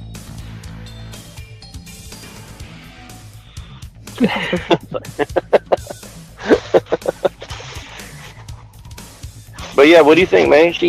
You think they plan this shit out or what, man? Oh yeah, the whole series, Deep Ecology. You know, people need to read about ecology versus technology. You know, and obviously the ecological landscape. If we tie into that, we could actually have a future for people. I mean, but do you think that they're purposefully making it where they're gonna have to get rid of people? I mean, I'll be honest. Like, I think there's no way I don't think there's any way forward with or without technology where there's not going to have to be less people. Like, I think that the Earth could sustain 6 billion people, like with organic farming and stuff like this, but we'd have to be so far advanced, like morally and ecologically, that's just like not in the cards right now. You know what I mean? Like I am hopeful that we could find some way to like transition in that direction, but the thing is, like, everything seems to be against that direction. So, you know, and I guess the question is, like, you know, I know that you take the position like these people are not really in charge of it, but I guess the other side of it is like, obviously they have enough wherewithal to, like, you know, keep hitting the acceleration button, but like, do you think that they're like, whoever's picking and choosing like the direction of the research, like if they can just print money, right? Like, why wouldn't they just put more money into like ecological advancements so we could like minimize the destruction while we do things? You know what I mean? Like, why not just like put all this AI system back into like analyzing ecological systems? See what I mean? Like why is it that like, it's not profit, right? Like, I don't think the system's being run for profit only. I mean, I think there's some level of that, yes, but I don't think that's the end all be all of, like, because if it was, the technology wouldn't be advancing the way it is, I don't think. I mean, I could be wrong, but that's kind of the way I look at it. But well, I mean, You know the system. do you know the difference between complicated systems and complex systems? Right. Sorry, Machine. Go ahead, buddy. Oh no, I forgot what I was. I remember you guys talking about it, and I remember complicated like means like you have some control over it, and complex means you don't really have control, if I remember correctly, something like that. Yeah, I mean, like with complex systems, you don't have the ability to change anything, right? You know what I mean? Like, it's Yeah, that's right, basically yeah. with a complex system, you're not like, you make one change and it like the ripples out are unpredictable. Yeah, and that's the same reason why they can't control nature. I mean, like, that's why they can't like that's why you can't have I mean, ecological advancement, as you said. I mean, because you know they can't even predict like what the clouds are going to do like in the next 3 days, so they couldn't predict anything. Right? Yep. There you go. So it'd be like, you know. But in terms of population control, you know, Kaczynski and Skrbina have a very interesting discussion about this. I mean, and I went over it on the show. You know, obviously Skrbina thinks that some level of overpopulation is causing, you know, the problem of technology to become advanced, right? Because the system needs people to function, right? So, you know, what Kaczynski says is pretty interesting. He says, actually, we need revolutionaries right? And we need kids that know what's going on, and we need to produce children that want to take a revolutionary stance against the technological system. So he disagrees that overpopulation is causing this huge problem, right? But yeah. Right. Well, and I guess the question is like, as the system gets more and more complex, which obviously it is. I guess it's more complex than complicated, is what you guys are saying, and I guess I agree. I guess the thing is like, how could you? I don't want to say anything Fed posty, because I genuinely don't know that would even work. But I think that the other question is like, the only upshot to a revolution against technological system is that it requires less people than trying to change the system. That takes forever, right? If you just replace the system, right, by taking it over, and you don't need a large group of people to do that, right? It's way more feasible than trying to change the system. As Pinoid was pointing out, the complex system. Well, I guess it depends on what time scale too, because like, let's say that all technology, So I wish his argument was not so rational, because it's so extreme, right? But yeah, the problem it's both rational and extreme. I think it's rational. It's not that's not rational. I'm just trying to I'm trying to gauge it out, because you could say that like, okay, let's say that tomorrow there's like a solar flare and all technology was like wiped out overnight, right? Like anything with like microprocessors or whatever the fuck, right? Like, let's just say that happens, right? First of all, a lot of the cars aren't going to work. Something like that is inevitable, like, because there's too many of those types of scenarios, right? You got genetic engineering, you got different problems in population, and and all that stuff. So you could have any number of so there's a whole list of existential crises that could be caused by technological civilization, that could just take it out. And yeah, like what you just mentioned is highly unlikely version of that. But yeah, there's so many. There's nuclear fallout, there's computer viruses, there's biological illnesses, there's all sorts of things. Right. And one of my biggest arguments against technology is not necessarily that we shouldn't ever advance it. It's just that there's no safeguards built in. There's no like mitigation processes. There's no, like, you know what I mean? Like they're not mitigating for and if they are, it's definitely not apparent. So like if they're mitigating for like genetic research, they're mitigating for solar flares, they're mitigating for crime or hacking or whatever. Well, it's the opposite. They have lost that they can only mitigate the effects, right? So this is the stage that they're at. Like, like in viral studies and all this stuff, they can only premeditate and then mitigate the looming disaster, right? So they can only control, the effects. They can't control the system as a whole, right? And who are they? They're a dispersed set of experts, right? So it's like,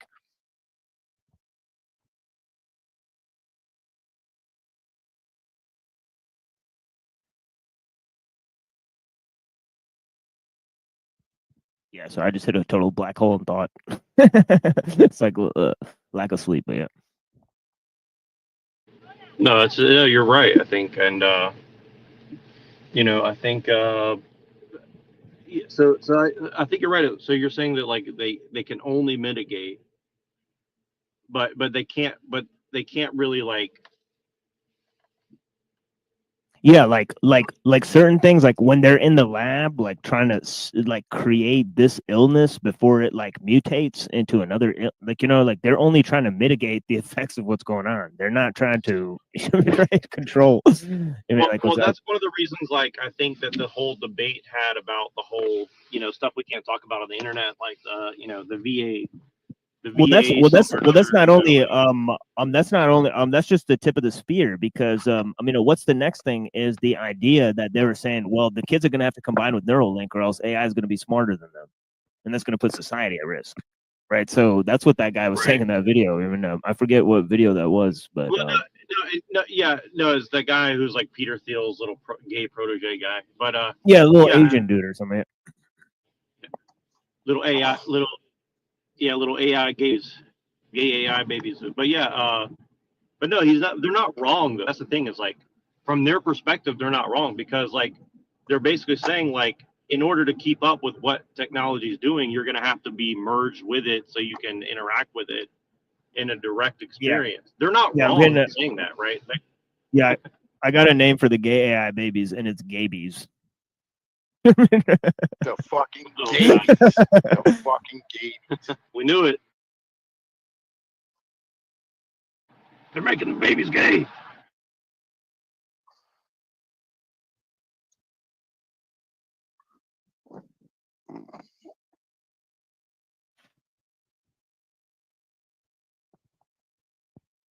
But that's why they had to do all this trans children and stuff like that, because they needed to like lay the groundwork for you know, the stuff that they have to like if they oh my fucking god, bro! They don't think this far ahead. No one's thinking this far ahead, bro. Stop. So they did this. Stop. So like, okay. So they did the trans children stuff because it's funny. Then is that what it was? Like it's just funny. It's just like no. Like I've explained this to you like 75 times. You never listen. I don't know why, right? But basically, like the premise is that, you know, when you need a certain type of human being in your economy, right? The school system will create that certain type of human being, because the fucking education system, which by the way, it lags a little bit behind, like fucking, like you know what I mean, like what would it's on like a fucking 10 or 15-year lag.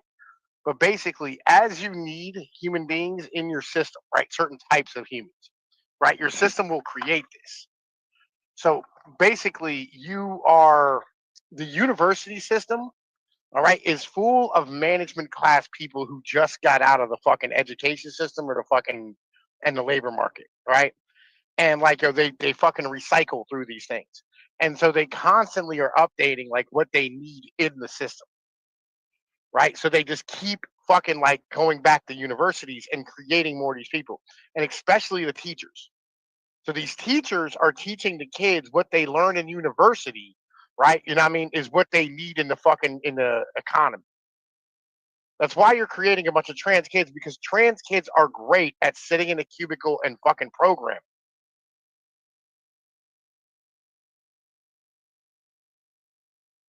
It's nothing more. I know you want it to be more complicated. I know you want it to be evil, but it's not. Your system, right? And this is a byproduct of the system. This is the problem that, like, you know, every fucking white person has, is that they want all this shit, but they don't want the byproducts of their shit. Well, hold up now. I think the system is evil because in terms of it's not led by you know, righteous leaders. I mean, because it could be possible. I mean, you could have people with honor, you know, that are actually in charge. I mean, they are righteous. I mean, in what way? I mean, first of all, see, already it's like, who is they? Who they is? Okay, all right. So your bureaucrats and managers, right? Right, but that's such a dispersed group of people. You know what I mean? You could just say experts. No. Rule of experts. Good. Right? Yeah, you know where we are, right? Me and you've had this conversation. Right.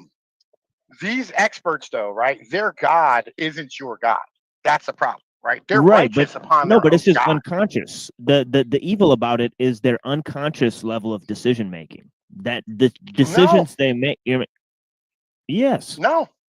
Yeah, the king was tied to his people. I mean, he was tied to like the health of his people. Like, you know, the system does like the system, like the people for the system are, like, you know, different part. Like they're treated as machines within the system itself, right? So that's a different level. You know what I mean, right? A king actually cares about his people, you know, right?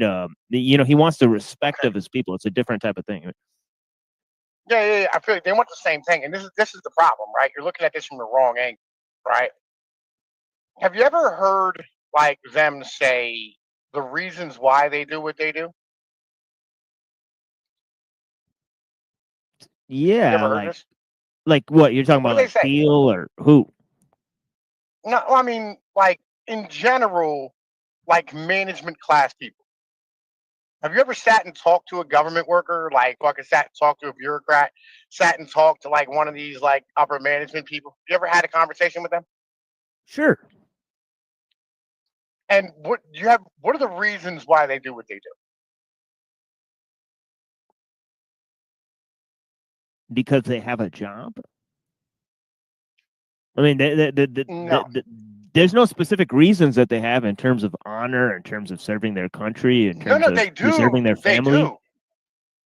No, they I don't do. know. They do. Not all of them. Almost to a man, they will, right? They've been taught, right? And it's the same way we were taught, you know, I mean, like our morals and shit of this nature, right? By like our families. They were taught by their family and their education and in college that the things that they do most good for other humans. Them pushing technology and like allowing the system to continue, right? Of course. Brings medicine, brings like I've fucking looked at technology this that allows people to thousands of live. times. They're I've looked at this saving thousands of babies. times. The ideas of progress Yeah, and this is why they their. think that. Yeah, I Oh understand. yeah. But Yeah. this is their I God, understand though. what you're saying. This is, oh yeah, this is their Oh yeah, God. yeah. Oh yeah, progress is their Right? So God. Yeah, they're technological righteous. progress is their They God. are So righteous. no, I know, They're no, righteous no, I get what you're about their saying. They're shit. righteous in their own eyes, but I'm saying like, we have to evaluate their decisions, Yeah. and if we want to corral people, right, and say the decisions these people are making are bad, we have to call them evil, right? Because it's a battle of sloganeering. They're willing to call us all types of names, right, to get their point across, right? So, I want to call their unconscious process of decision making evil, right? Like, the drive for technological progress, their God is an idol. False idol. And those false idols, what happens to them in history? Look what happens. Oops.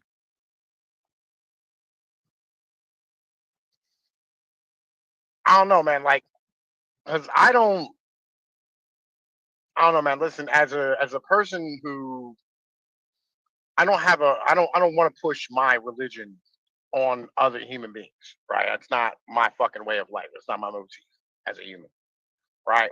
That's not my. There's no need for compulsion in religion. It says that right in the Quran. So, Allah guides whom He wills, and He leads astray whom He wills. I'm not trying to force my religion on anyone either. But whether my religion's laws would make society better, I think I'm apt to say they probably would, right? Because children would know who their father is, and that's really important. Right?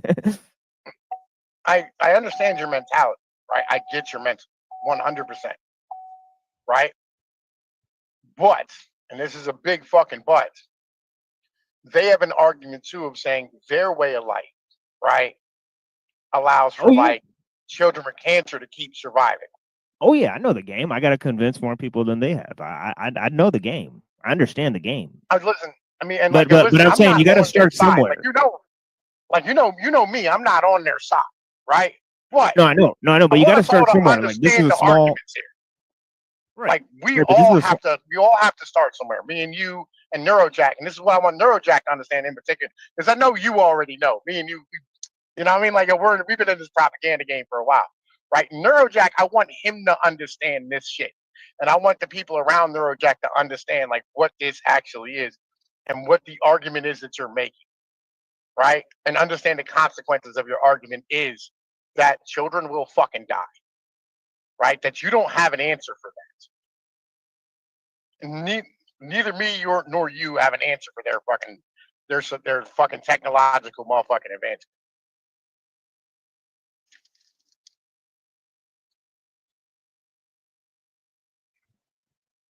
I mean, I got a few ideas that I want to work out with people. Huh? There's at least three. What's up? One is revolution against technological system. Two is parallel institutions. Right. Three is a global reconstruction, right, and relinquishment of technology and knowledge. Right. The third one, extremely implausible.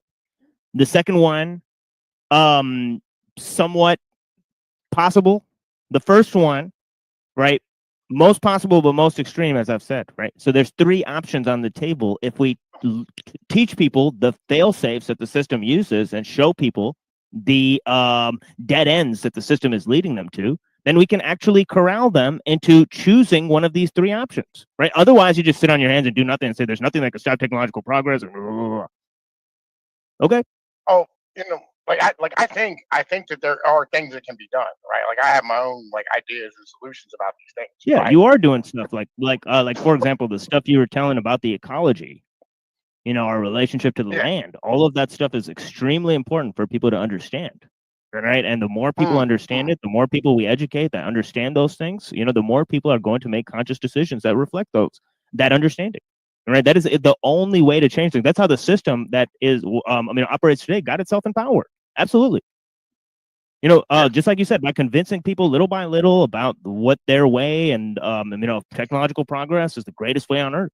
Of course, you know, I'm trying to convince people that anti-technology, pro-ecology, Taoism, Islam, fuck it, let's go. I mean, like, here's my thing, right? So, like, you know, as somebody who descends from like the Roman people, right? And I mean, as somebody whose family's from Italy, right? I look at my people and I go, all right, well, like my people, let's keep it 100. We're still our people.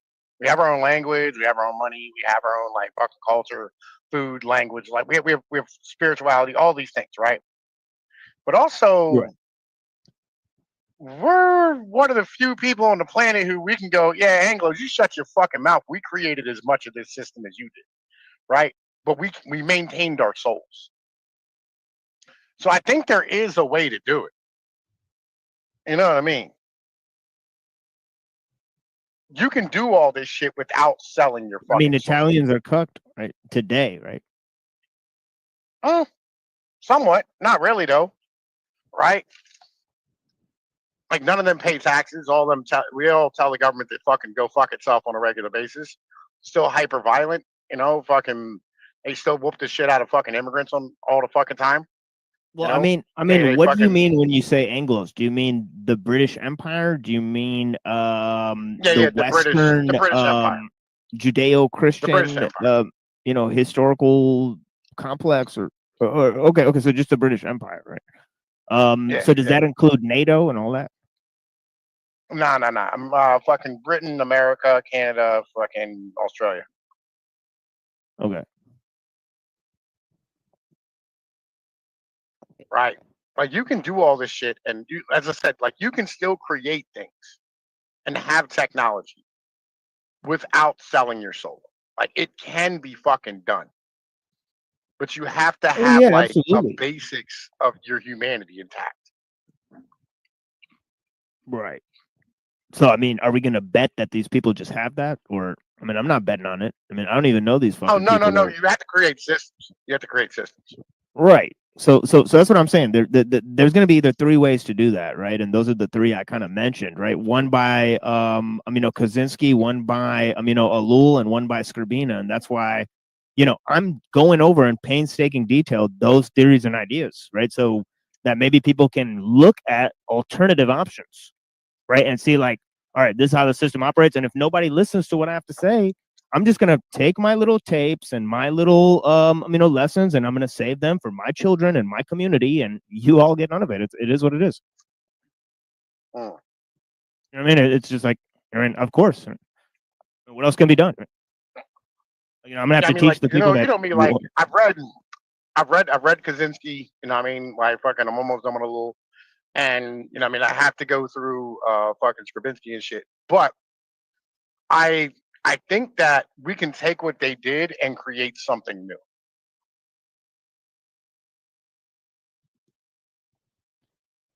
I mean, there's no going back, so it's gonna have to move forward from here. So I mean, yeah, totally. I agree. I mean, it's gonna have to rise out of the ashes of whatever's here now. And yeah, dude, you can't just like shut down a nuclear reactor and sayonara, right? You're gonna have to do something about that, or else it's gonna melt through the earth. I mean, so I mean, obviously, there's hundreds of nuclear reactors, and obviously, You know, unless you keep pouring water over it, it'll explode. All right. So I mean, most people don't even know this type of stuff. All right. So I mean, you're gonna have to take some care to, I mean, Yeah, but I think undo the damage. we can. Me and you, I think we can, right? I think there's enough brain power on Discord and the internet that we can come up with something new. It just we have to be willing to stand here and bang our ideas around and have these conversations. Exactly. You know what I mean? Right. Exactly. Right. And not between us and our little hug box. Right. We got to take it to the people. Like you have to get out here in these these Discord channels and argue with motherfuckers and squabble with them on these servers because there's a lot of brain power out there. You know what I mean? And tighten up your ideas. Tighten up. Maybe it's the fact that the goddamn fucking, you ain't got the spice quite right.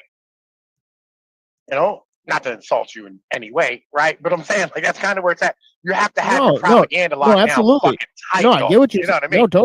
No, totally. No, I want people to, like I said, like I could go up and, just read my own writings and my poetry and play music. It could be I could fuck and I can suck and I could, feel myself on stage and it could just be the whole show.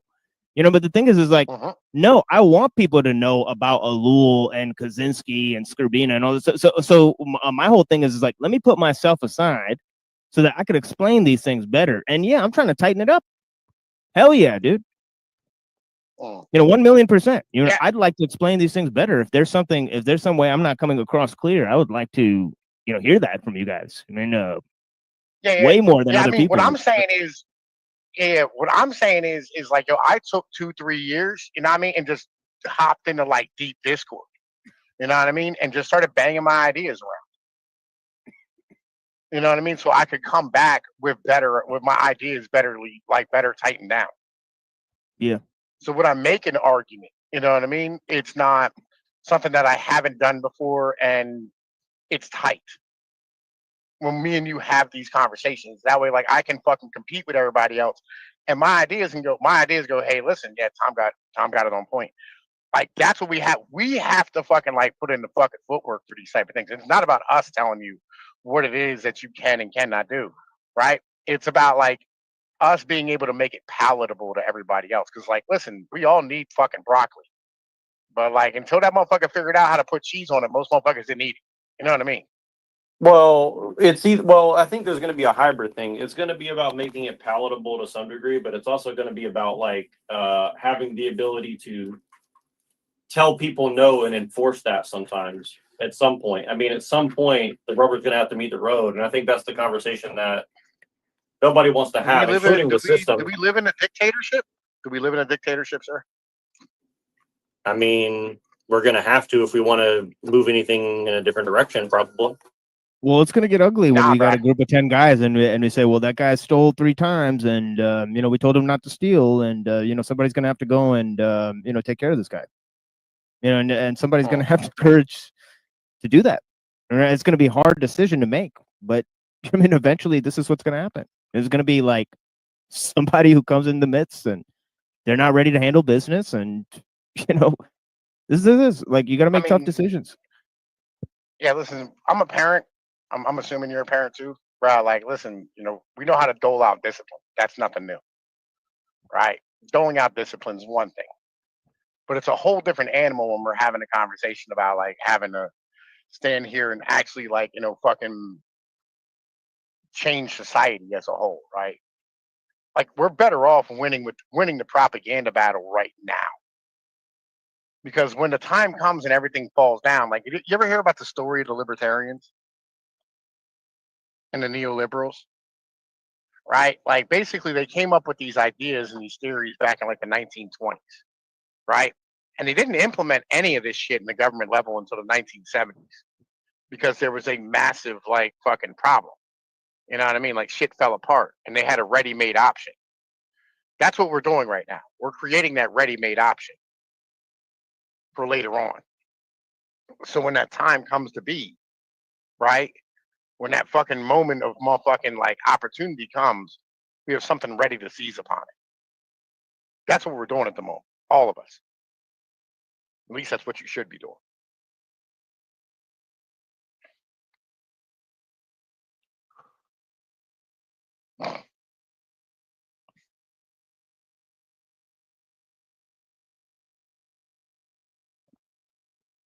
Oh yeah. Joe, listen, I'm at my kid's crib. I'm about to motherfucking go and hang out in my fucking seats. I'm gonna holla at y'all motherfuckers. I'm out. All right, cool. Yeah. Yeah. And yeah, I mean, I don't disagree with what he's saying there. I mean, I pretty much agree. I think it's just a matter of you know, you know, it's like, you know, there's you either plan for the collapse or you make the collapse happen or you try to work with the system. And I guess either way you go, you know, it's going to get ugly one way or the other, right? And I think that's what I think we all agree on that much. You know, I don't want to glorify it, but I think that those of us who can handle the truth, we need to at least like be honest with ourselves that that's kind of what we're going to have to unenviably deal with at some point, you know. Yes. I put some videos in the back, and I'll probably take over in a little bit. But if you want to play a couple of them, it might be interesting to review a couple of them. They should. I think most of them are pretty short, but I wanted to laugh today, but I don't know if they're going to get a chance to laugh. But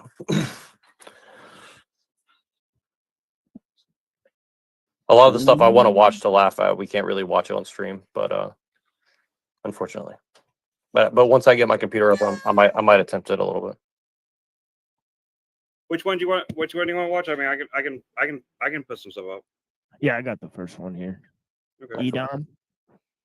Yeah. Let's do the Edom one. Yeah. Yeah, I got it, Chris. All right, cool. I just sorry, I walked away for a second. I was going to check on the baby. Yeah, it's no worries.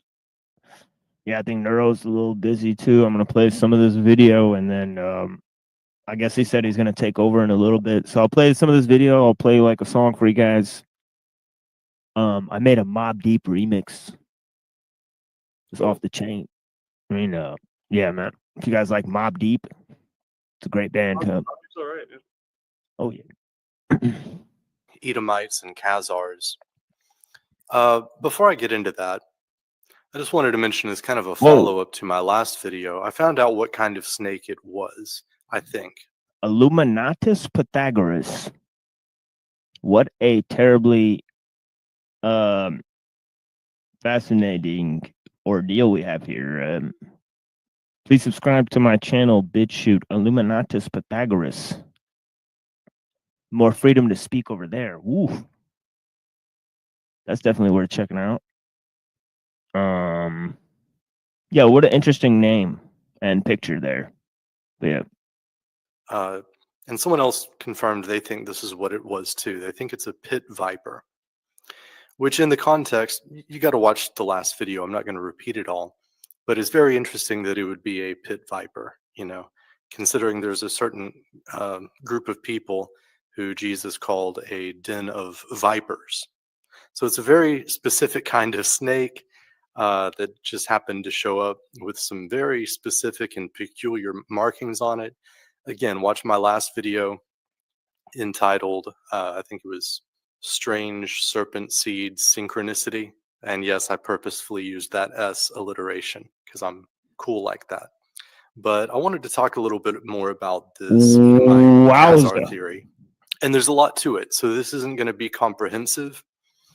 But I just wanted to share a couple of things I've come across. I recommend that you do your own research. If you just start out by, you know, Googling Edomite Jews or something like that, you're going to find a lot of articles.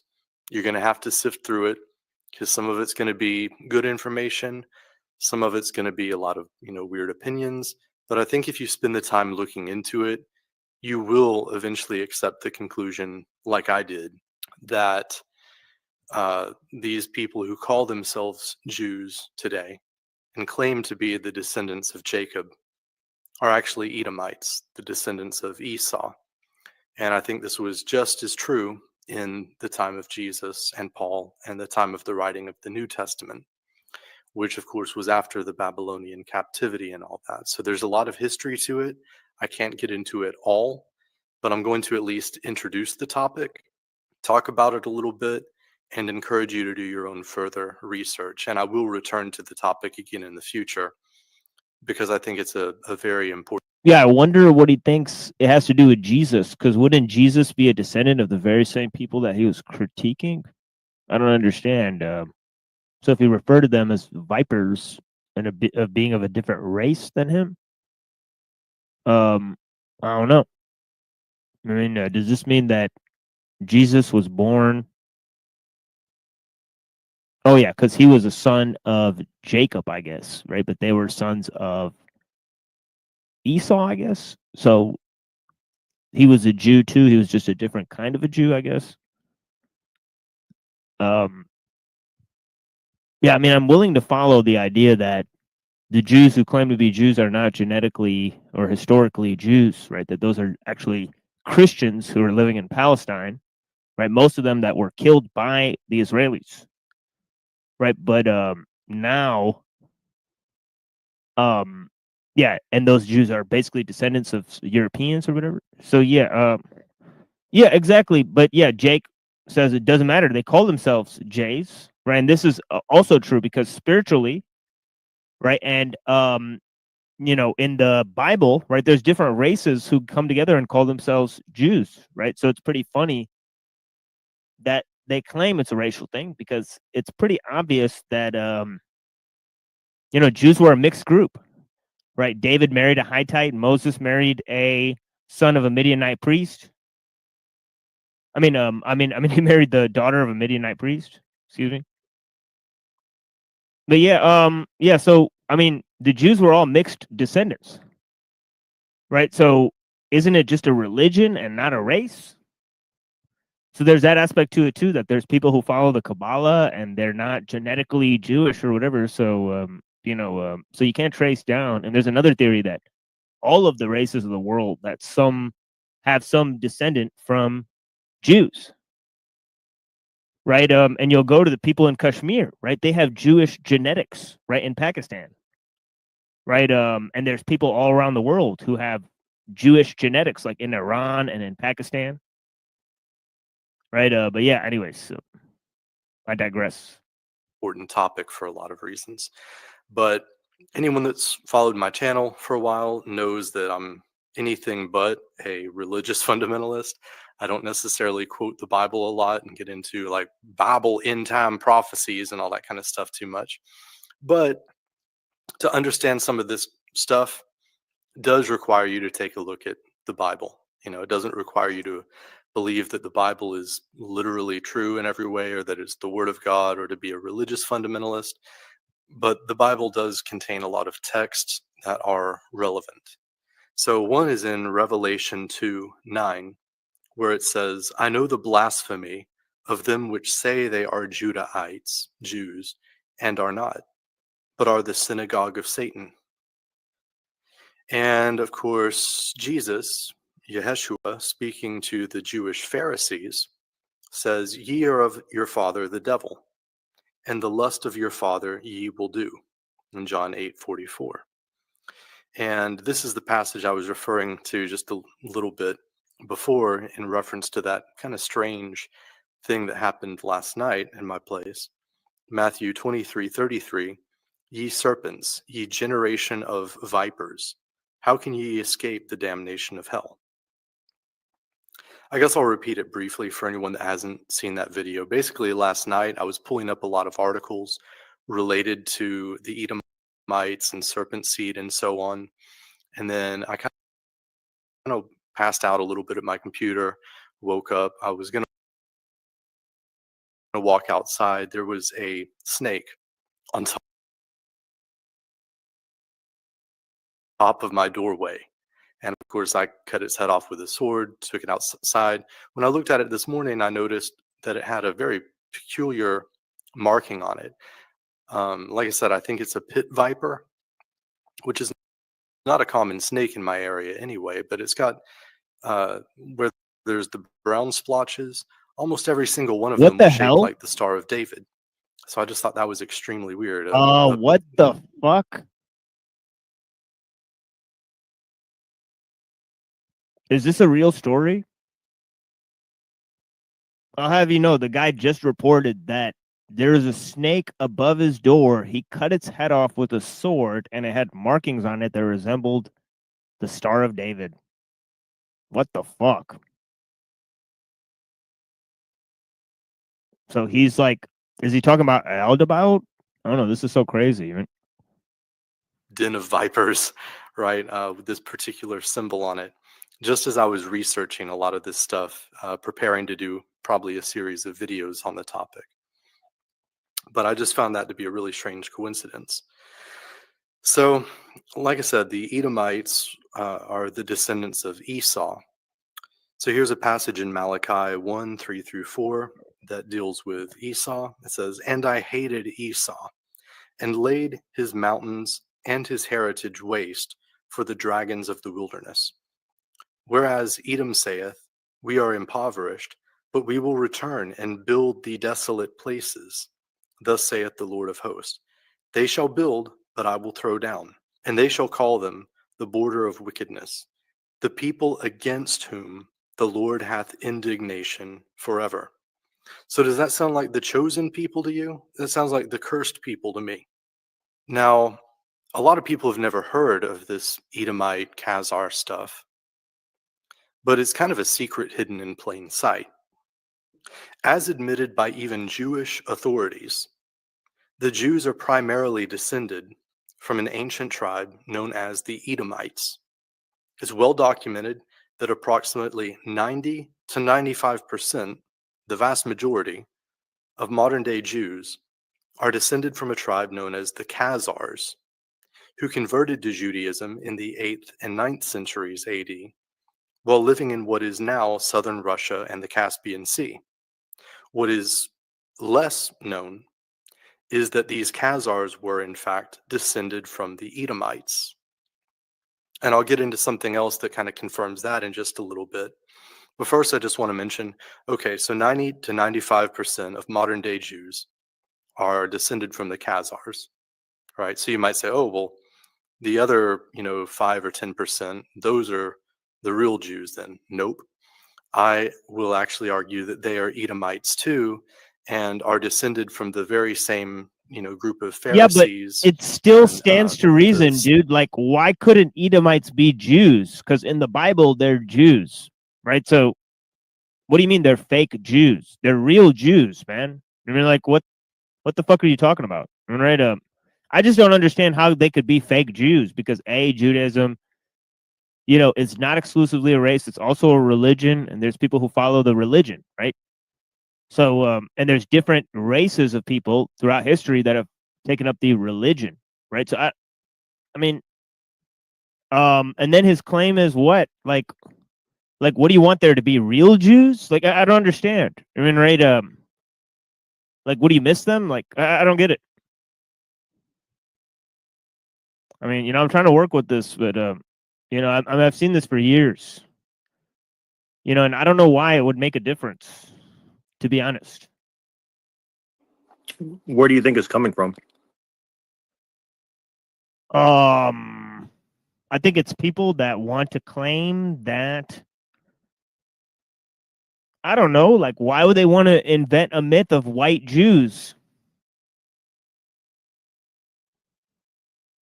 Or red Jews, or whatever the hell they are, right? I mean, it seems like what they want to do is, and actually this is tied to Arthur Kessler, right? This theory.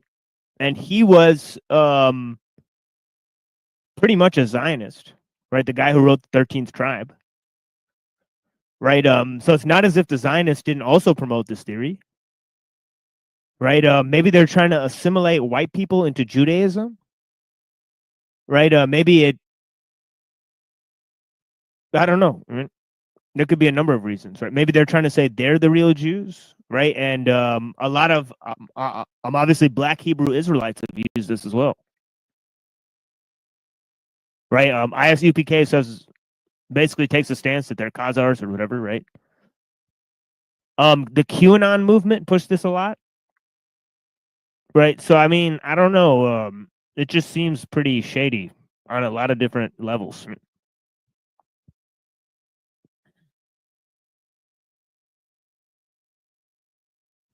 But yeah, that's my 2 cents on it for now.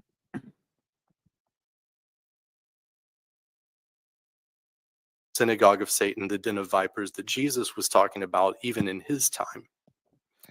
But there's a lot to that. So basically, whether you're a Khazar or not, you are an Edomite. So here's something else I found that deals with that. And it has some weird words in it that I might pronounce wrong, so just bear with me. Hasdai ibn Shaprut, who was foreign minister to Aben al-Raham, Sultan of Cordova. So he's gonna relate the legend of King Bulan. I mean, this is such old stuff. I mean, yeah, a lot of this stuff is like, obviously mentioned in my book and different stuff. So yeah, there's theories about the origin of Jews and the modern occult or whatever. And obviously this has a lot to do with British Israelism as well, this theory. Right? You can also understand how, the ideas of Jacob and Esau and the 13th tribe are literally right there front and center within British Israelism, right? So I mean, who's creating this idea? I mean, it seems pretty obvious. Right? Who's alleging that the Jews are an exclusively racial group? All right.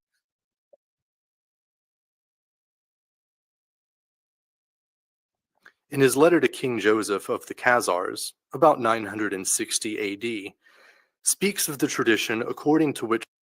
And it should be pointed out that a lot of Protestant Christians are spiritually Jewish, meaning that they think that the Jews represent a higher level of understanding, okay, within the context of the Old and New Testament, right?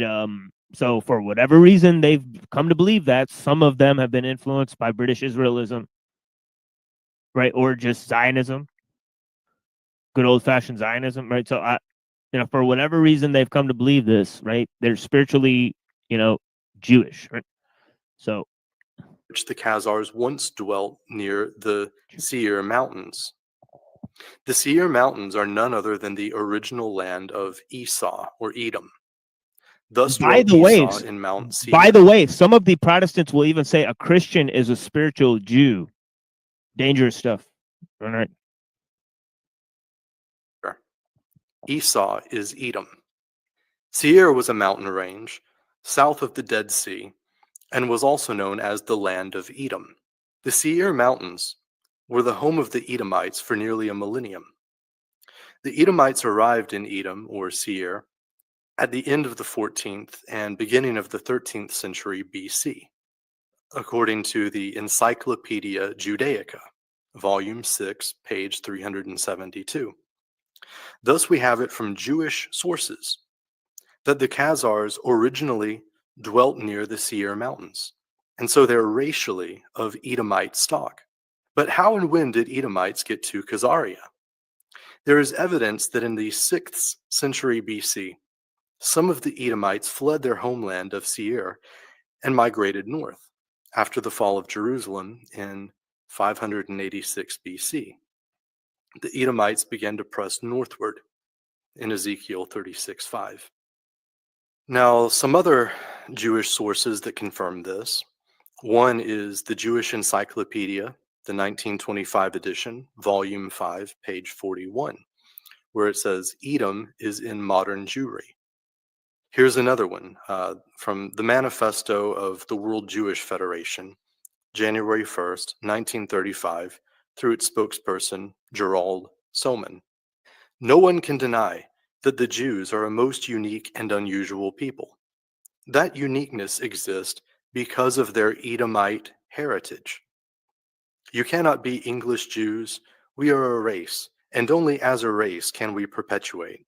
Our mentality is of Edomitish character and differs from that of an Englishman. Enough subterfuges. Let us assert openly that we are international Jews.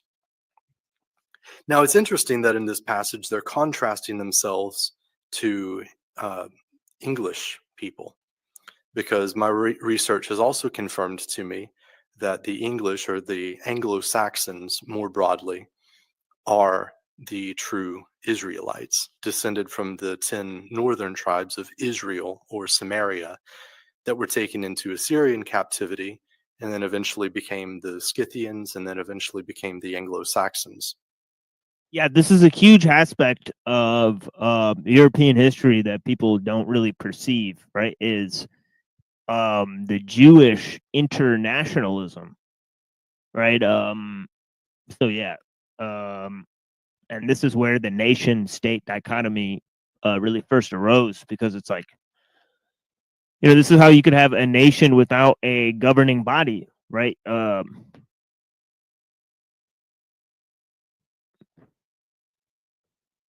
So that's a very interesting contrast to bring up in that passage from the World Jewish Federation.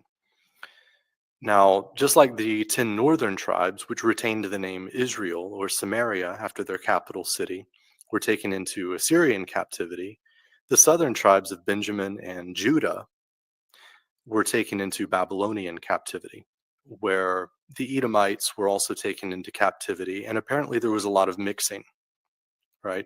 So their race was more or less destroyed through intermarriages and so on.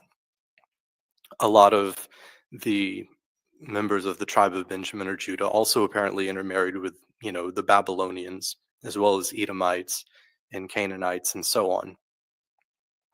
But also, while they were taken into Babylonian captivity, the Babylonians kind of brought the Edomites into the land of Judea. So even in Jesus' time, which was after the return, and by the way, not all of the tribes of Benjamin and Judah actually returned. So in the time of Jesus and Paul, the land of Judea, which was called Idumea after the Edomites, that's how much the demographic shift had occurred at that time. It was probably even a majority Edomite, or, you know, kind of a mixed race mass at most. So everyone that was a so-called Judean, because they lived in the land of Judea or Idumea, was not necessarily a descendant of Jacob or a true Israelite. Probably most of them were Edomites. And that's why you get passages like the one I read earlier, where Jesus is getting into arguments with the Pharisees and saying, you're not descendants of Abraham. In other words, you're not true Israelites. You're not Hebrews. You are of your father, the devil. You're of the serpent seed, or you're sons of Cain. He says your father was a murderer from the beginning. Well, who's that talking about? It's talking about Cain. Yeah, but I don't know, man. From what I've heard is that the sons of Isaac are collectively referred to as, you know, Jews. I don't know. So I mean, is it Edom and Jacob? Jacob and Esau? I don't know. So, like I say, even in New Testament times, this was going on. This group of people calling themselves Jews who are not. Here's another little quote I found from the Jewish Encyclopedia, 1905, volume 10, page 284. Some anthropologists are inclined to associate the racial origins of the Jews not with the Semites, whose language they adopted, but with the Armenians and Hittites of Mesopotamia, whose broad skulls and curved noses they appear to have inherited. So again, that's a Jewish source that confirms this. And it's interesting that if this is true, they're not even Semites. They're basically Hamites. So you can't call someone anti-Semitic. To be more accurate, you should call them anti-Hamitic. Because the Semitic people, according to the Bible, are the people that descended from Noah's son, Shem. The Hamitic people are those who descended from Noah's cursed son, Ham. And I've alluded to this in another video. I just didn't go into much depth. But one of Ham's descendants. So, I mean, how do you have the genetic records from, like, the time of the flood? Like, what? I don't even...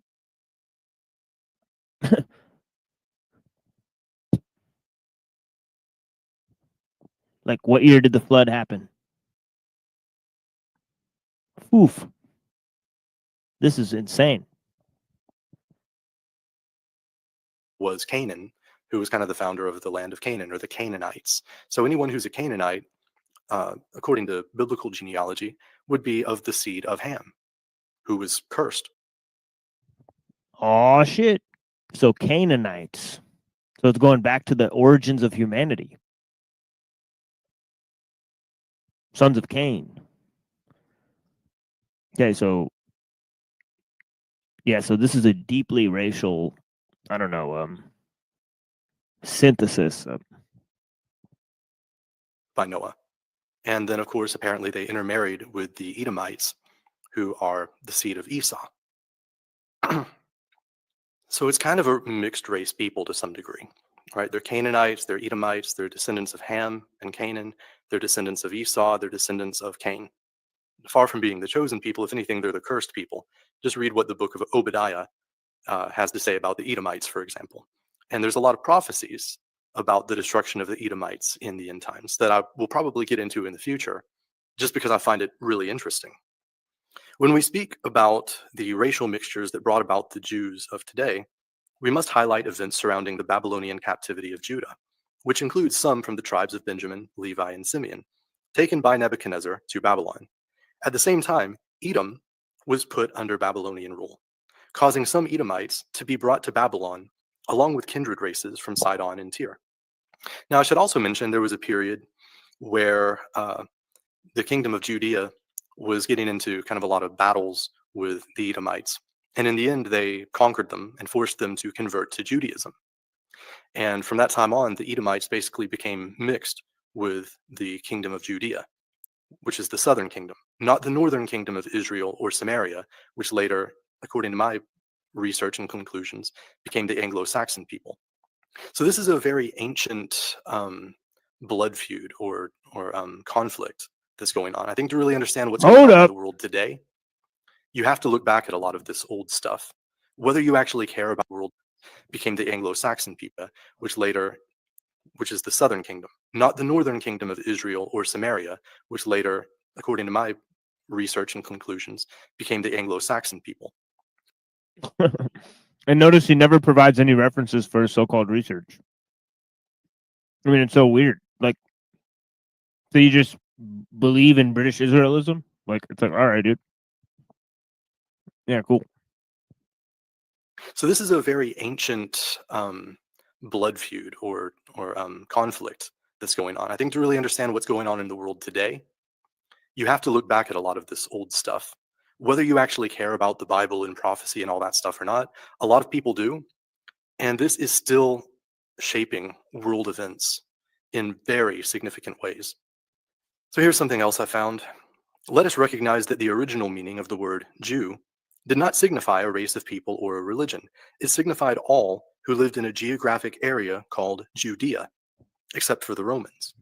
In the days of Jesus, it's probably true that most of the residents of Jerusalem were Edomites. For with the exception of Judas, Jesus chose his disciples from Galilee. Jesus returned to the capital to fulfill the prophecy that his enemies, the Canaanite Jews, would crucify him. The word Jew or Judean had only a geographic import until after the death and resurrection of Jesus. The only people who held the name Jew were those who rejected Jesus and whose descendants will too. Intermarriage with Canaanites, Edomites, and Hittites was forbidden. It constitutes genocide, a word coined by self-styled Polish Jew Raphael Lemkin, meaning the extermination of an entire race. Scripture identifies the Canaanites, Hittites, and Hivites as among the descendants of Cain, who was the serpent seed. Esau married 2 serpent seed women and 1 Ishmaelite wife. Their children, the Edomites, intermarried with the Horites, Amalekites, and other serpent seed peoples. But even going back before that, before that time, you could say that the true Jews would be the people that are born in the tribe of Judah. Yeah, this is one of those Robert Sepper, like, fuck nuts. But yeah.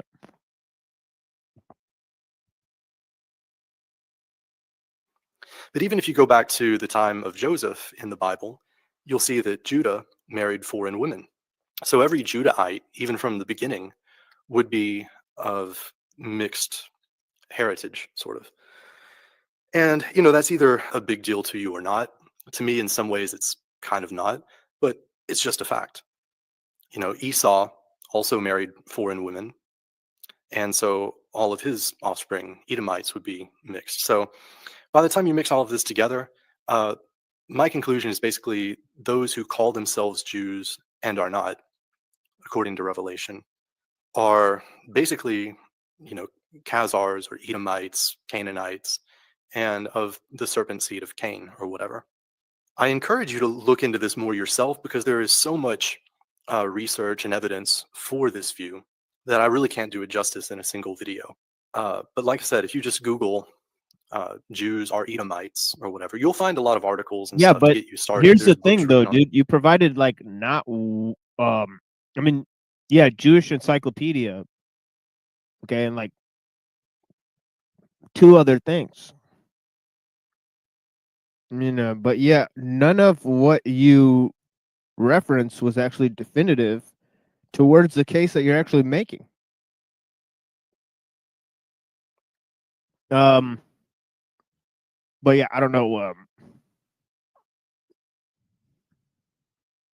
But yeah, I guess. But I guess what's the point of it? What do you think the point he's trying to drive home is? Like either white people are the real Jews, or is it that these people are? I think he wants to be a Jew for sure. I think he thinks white people are Jews, and he thinks that that carries some type of significance beyond the religion.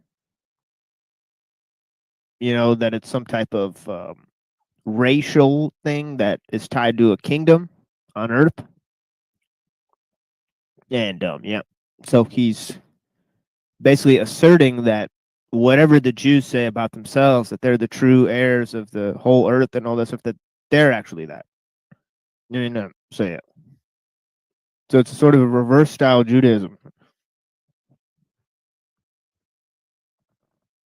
Inverted Judaism. Oh yeah. It's like externalized Judaism.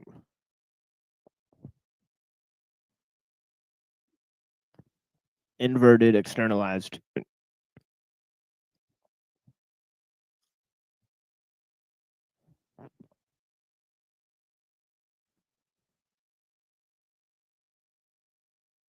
The topic and so on. I've read a few of them. I'm still learning more about this. But like I said, you will have to sift through some kind of questionable material. And since I'm not like a religious fundamentalist or a Bible literalist, I take some of it with a grain of salt. But in terms of the big picture, I think it's right. The so-called Jews of today are Edomites. And the second part of that is that the so-called Anglo-Saxon people of today are basically the true Israelites, the true descendants of Jacob. So it's like this weird identity swap that's happened. And all these Judeo-Christians in the West who are actually the true. Holy shit, wait till Pinoid gets a load of this. Oh yeah, by the way, the Anglo-Saxons are Jews. Good Lord.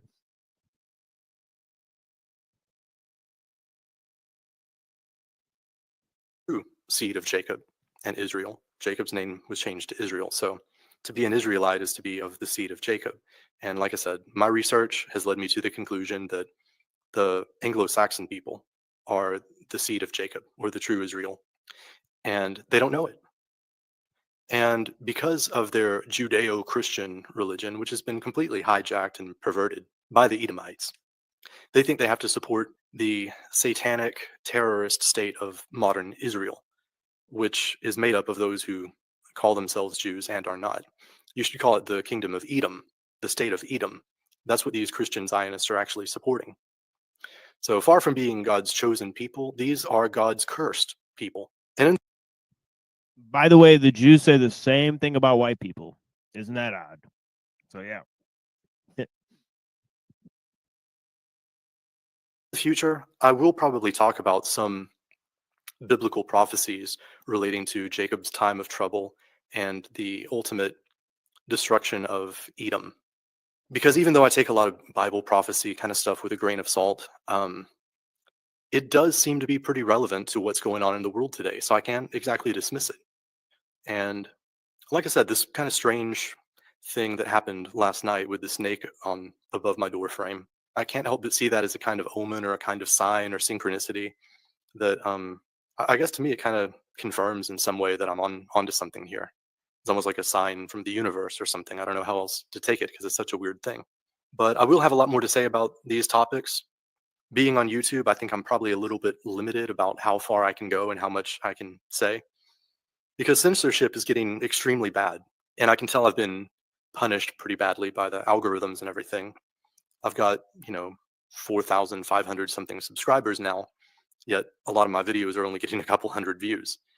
So I think for one thing, my subscribers are not getting notifications when I post a new video, so they're not watching them. But then also I'm not really Cry me a river, bro. Like, welcome to the club. Stop talking about Jays and you'll get the promotion, man. I don't know what to tell you. getting new views because my videos are not turning up in search results. So I feel like my channel is kind of dying right now. Shouldn't have talked about the Jays. Whoops. And that's a little bit discouraging. Sometimes it kind of makes me feel like, well, why keep doing it then?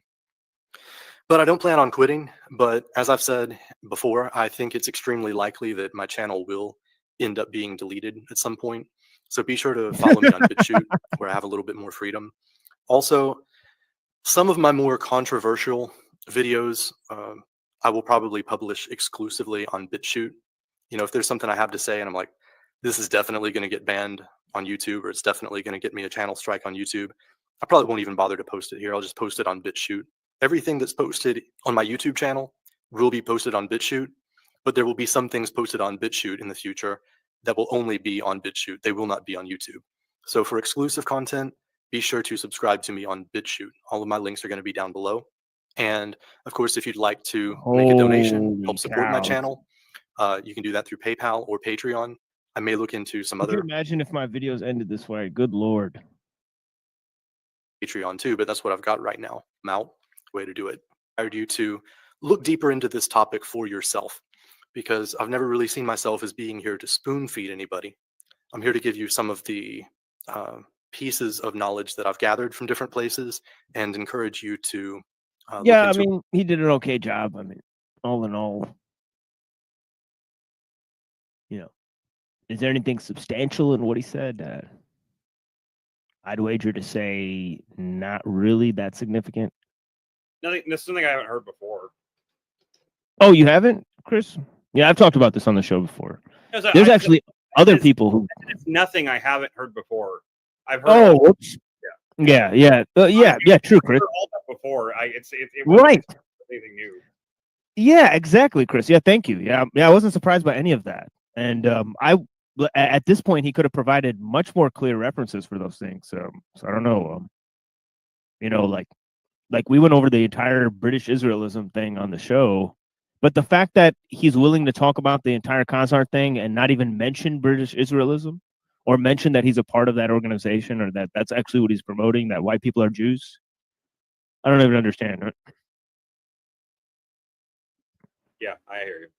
I don't really know. Of course, maybe it's one of those things where you'd have to go and listen to all of his videos and everything to to understand his perspective and everything. And I'm not going to do that. But yeah, I mean, I don't really know what his point of view is. I don't understand what the point of any of that was, except for regurgitating some stuff that's been in conspiracy circles on the internet since I was a teenager. So I don't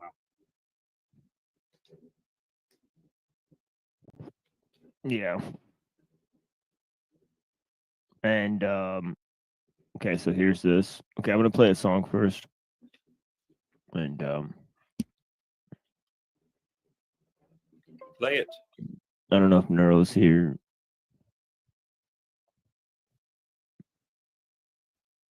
Okay, I'll take that as a no. But yeah, and then we got the occult teachings of Rick Rubin. I guess that's what's on the docket. Rick Rubin is an interesting guy. I don't know what this video is, but he certainly, I don't know if I agree with him, but he definitely has some weird shit. If you're talking about Rick Rubin, the producer, he's a pretty weird guy. Yeah, apparently, yeah, the guy who did System of a Down and some other things. He produced he was at least present for some of Kanye's best work, and he seems to be around a lot of this stuff, but he also seems to be really embedded in cult stuff too. So it's I don't know where he stands and stuff, but he's certainly an interesting producer. I mean, he's worked over from Radiohead to fucking like R&B and rap and everything. I mean, he's like on all that shit. So anyway, yeah, play your music, man. Yeah, I like him. In terms of the music, he's definitely great. I think he did Beastie Boys too, but yeah. I mean, he's pretty much more responsible for Beastie Boys than the Beastie Boys were. Yeah. Yeah, that's great stuff, Beastie Boys. Huge fan. But yeah. Especially Grab the Mic. Everybody's acting like it's a commercial. Acting like life is a big commercial. This is what I got to say to you all. Be true to yourself and you will never fall. I love Beastie Boys. Right. This beat I got off this album by this band, Shapeshifters. Man, it's weird, man. But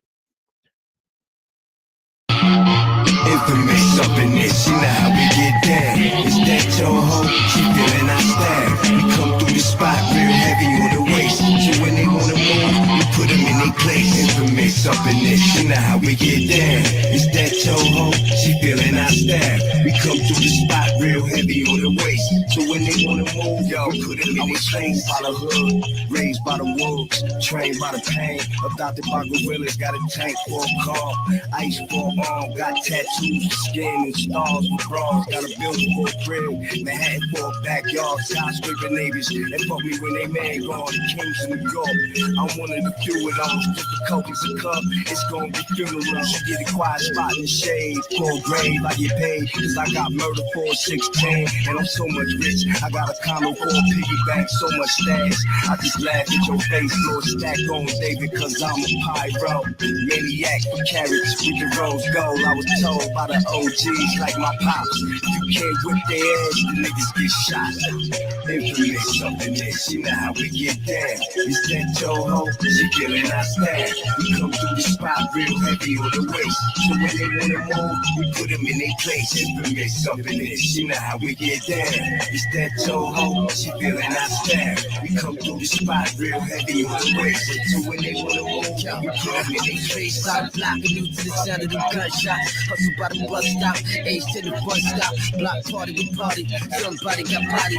Right before I snatch this little number from a hottie. Yeah, young Joe with Joes and bad romance. And the bones on the dose, flicking it up in the mix. Fast forward to 06, getting headed to 06. Have a chick feeling like she working out on that boat. Flex up focus, look through my lens, see my vision. Surprise myself and came to what I once was missing. On that hallway, pissing at was rooms in the coffin. I can smell it in the air, be in that next room sparking. Me, I let the heady flow, meet me at the telly ho. You don't do them telly, oh, fuck it, bitch, you gotta go. Working with a lot of dough and a little bit of time. Bitch, I'm more fuck, I don't wanna know what's on your mind. Infamous up in this, you know how we get down. It's that your hoe, she feeling our style. We come through the spot real heavy on the waist. So when they wanna move, we put them in their place. Infamous up in this, you know how we get down. It's that your hoe, she feeling our style. We come through the spot real heavy on the waist. So when they wanna move, then we put them in their place.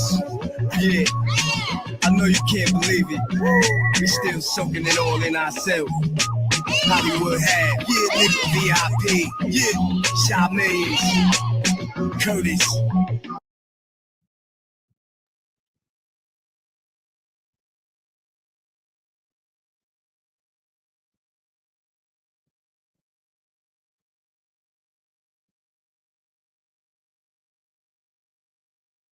Actually does. He can't play an instrument. He doesn't know music theory. He knows nothing about engineering, and he knows pretty much nothing about the technical side of producing a record. However, the biggest artists on the planet constantly are using Rick Rubin again and again on their massive albums and musical projects. Rick Rubin has done interviews What where the he's been hell? asked, what is it that you do? And he never really has an answer. He doesn't beat around the bush with the question. He just doesn't really know. Now, the point of this video is to pinpoint what it is that Rick Rubin does. I don't know if Rick Rubin knows what he does, but I know that I know what Rick Rubin does. And we're going to get to the bottom of whether or not Rick Rubin knows what it is that Rick Rubin does. Because there is a very loose and esoteric side of what it is that he does. And this is sort of the approach that he takes when describing not knowing what it is that he does. But then there is also an insanely in-depth and complex side of what it is that he does that I have spent the last several months painstakingly uncovering, and I am about to unveil to you. But before we do that, we're going to do a couple of things. First, I'm going to give a listening It's been a few months. Lately, I have been finding That's people it. hitting me up, and they really are getting everything I'm saying wrong. And I think that there is so much noise in the world, it's really hard to focus, and listening closely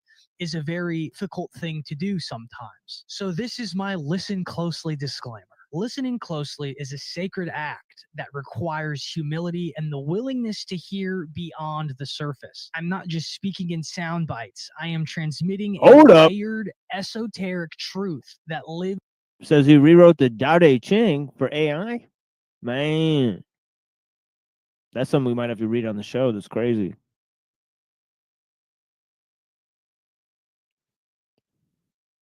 Between the words. And when you don't really listen, you are projecting assumptions and missing the deeper meaning of what it is that I am saying. This work is not just casual content. It is intentional, it is deeply coded, and it is meant to activate something within you and to resonate with you. If you are not listening closely, you are going to misunderstand me, and you're going to miss the entire point of what this entire thing is. So please listen carefully. Now that that's out of the way, let's talk about Rick Rubin. So Rick Rubin is a legendary music producer known for his minimalist approach and his deep spiritual philosophy towards creativity. He co-founded Def Jam Records in the 1980s and was instrumental in launching hip-hop into the mainstream with artists like LL Cool J, Run DMC, and the Beastie Boys. He later expanded into rock and country, and he's worked with everyone from Johnny Cash and the Red Hot Chili Peppers to Kanye West and Adele. His style involves stripping away excess and guiding artists to access their most authentic emotional core. Rubin is often described as a guru or a creative shaman, helping musicians tune into the source rather than simply craft hits. He rarely touches deeply influent. He doesn't touch instruments. He doesn't touch computers, but he is instead focused on his presence, energy, and intention within the studio. And how we're going to answer what it is that Rick Rubin does is from his book, A Creative Act, A Way of Being. I have read this book and I have painstakingly figured out what it is that Rick Rubin does. Rick Rubin sees the artist as a vessel, one that is essentially an antenna that is receiving and not forcing art to projectile out of them. He is attempting to get the artist to channel universal truth. And the truth is something that resonates along a frequency. When someone's lying to you, you can just tell, you know when someone's lying. Truth resonates. The truth has a certain feeling. And Rick Rubin's legacy does not lie in any one genre, but it lies in the awakening of a divine frequency that's already inside of you, the listener. Rick Rubin's job is to activate the truth. So I think, like, basically, if like Rick Rubin was a dumbass, right, he'd present his book like it's an occult teaching, right? But he didn't. He present his book as if it's like, you know, like some type of Eastern, you know, philosophy or some other type of thing. I don't know, man. But yeah, the point is that he's doing the sleazy thing that Rick Rubin would never think of doing, but by being like, oh, well, I'm just going to boil this down to like all these cute little adages, you know, about like, that I learned when I was studying the occult.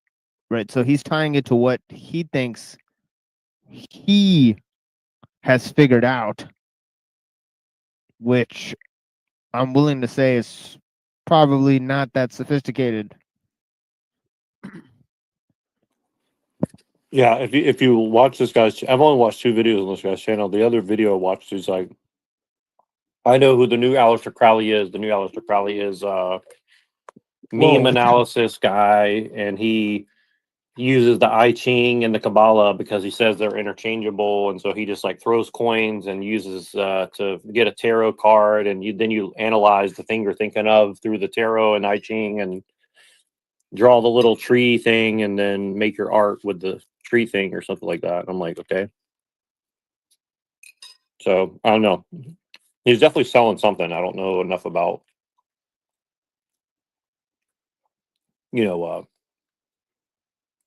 the occult to know exactly what's going on, but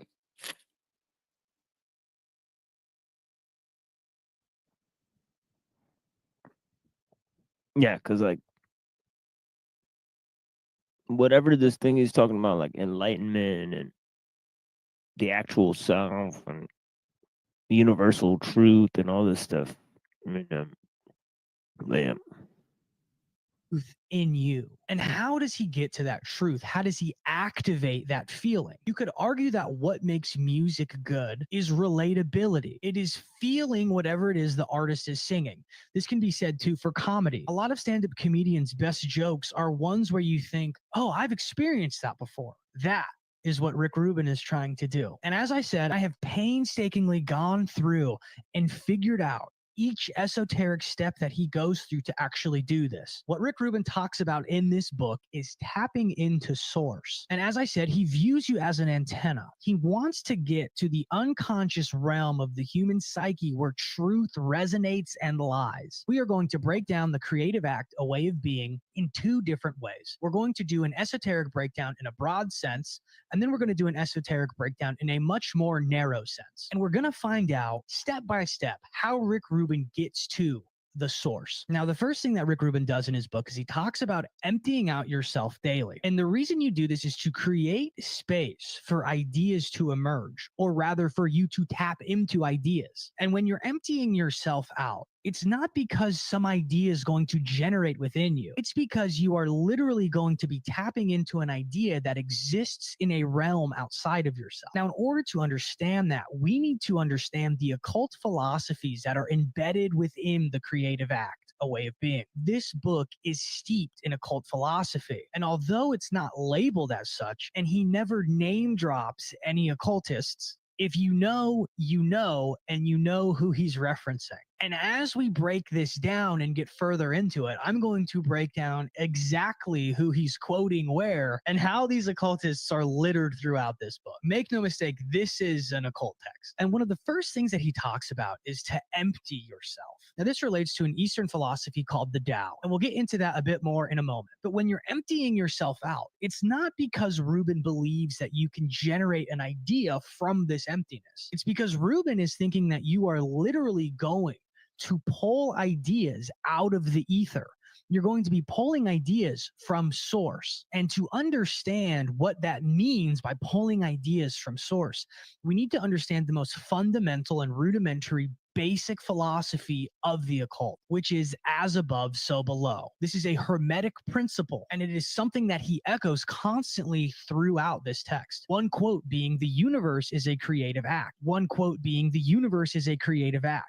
The same force that created the stars and planets is available to you." This parallels the Hermetic idea that the macrocosm, the divine realm, reflects the microcosm of human creativity, and that creativity becomes an act of cosmic mirroring. The things you are creating is just a mirroring of the universe itself. It's very similar to the idea that consciousness is the universe observing itself. And this is what as above, so below means. It means what is within me is also outside of me, and everything is a mirrored inversion of itself. Now, what does it mean to pull something from source into you? Well, now that we understand that creativity to Rick Rubin is a mirroring, and that it echoes this as above, so below principle of the occult, we have to understand that there is a Platonic realm of forms that exists all around us. Now, the realm of forms goes back to Socrates and Plato. And the idea is that there is an idealized version of everything that exists within a metaphysical realm. If you can think of a tree right now, that tree that you can think of does not actually exist, but it does exist in this metaphysical realm of forms. It's not an actual Yeah, it sounds like if you want to get deeper into this, you just check out my my presentation yesterday on Hegel, and I mean, you'll pretty much get the same exact type of stuff. Yeah, I don't know. Is it coming from the occult, or is it just coming from like Neoplatonism and philosophy and all these different sources, the Kabbalah and so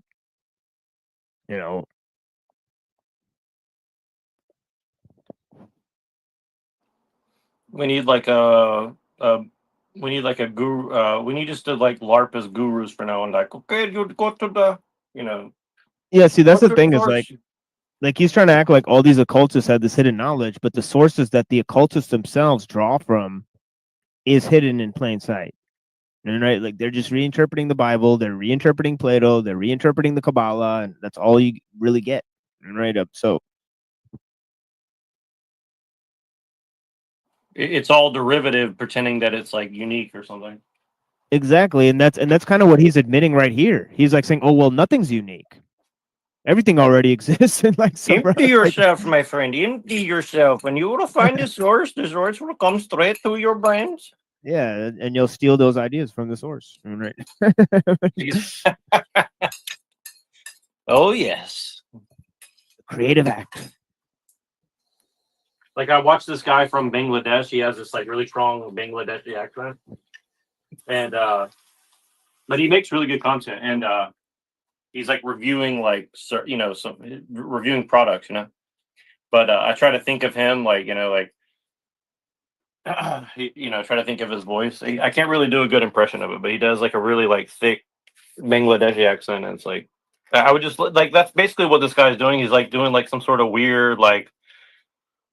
It's like very basic bitch new age stuff like okay, empty self and then you connect to the source and then like all they need it's just not it just doesn't hit when it's like a white guy speaking at 0.75 speed and now we're going to connect to source. It's kind of like that's where Jim Bob actually excels, where he's like doing an impersonation of like these like white gurus and stuff. Like because it is there.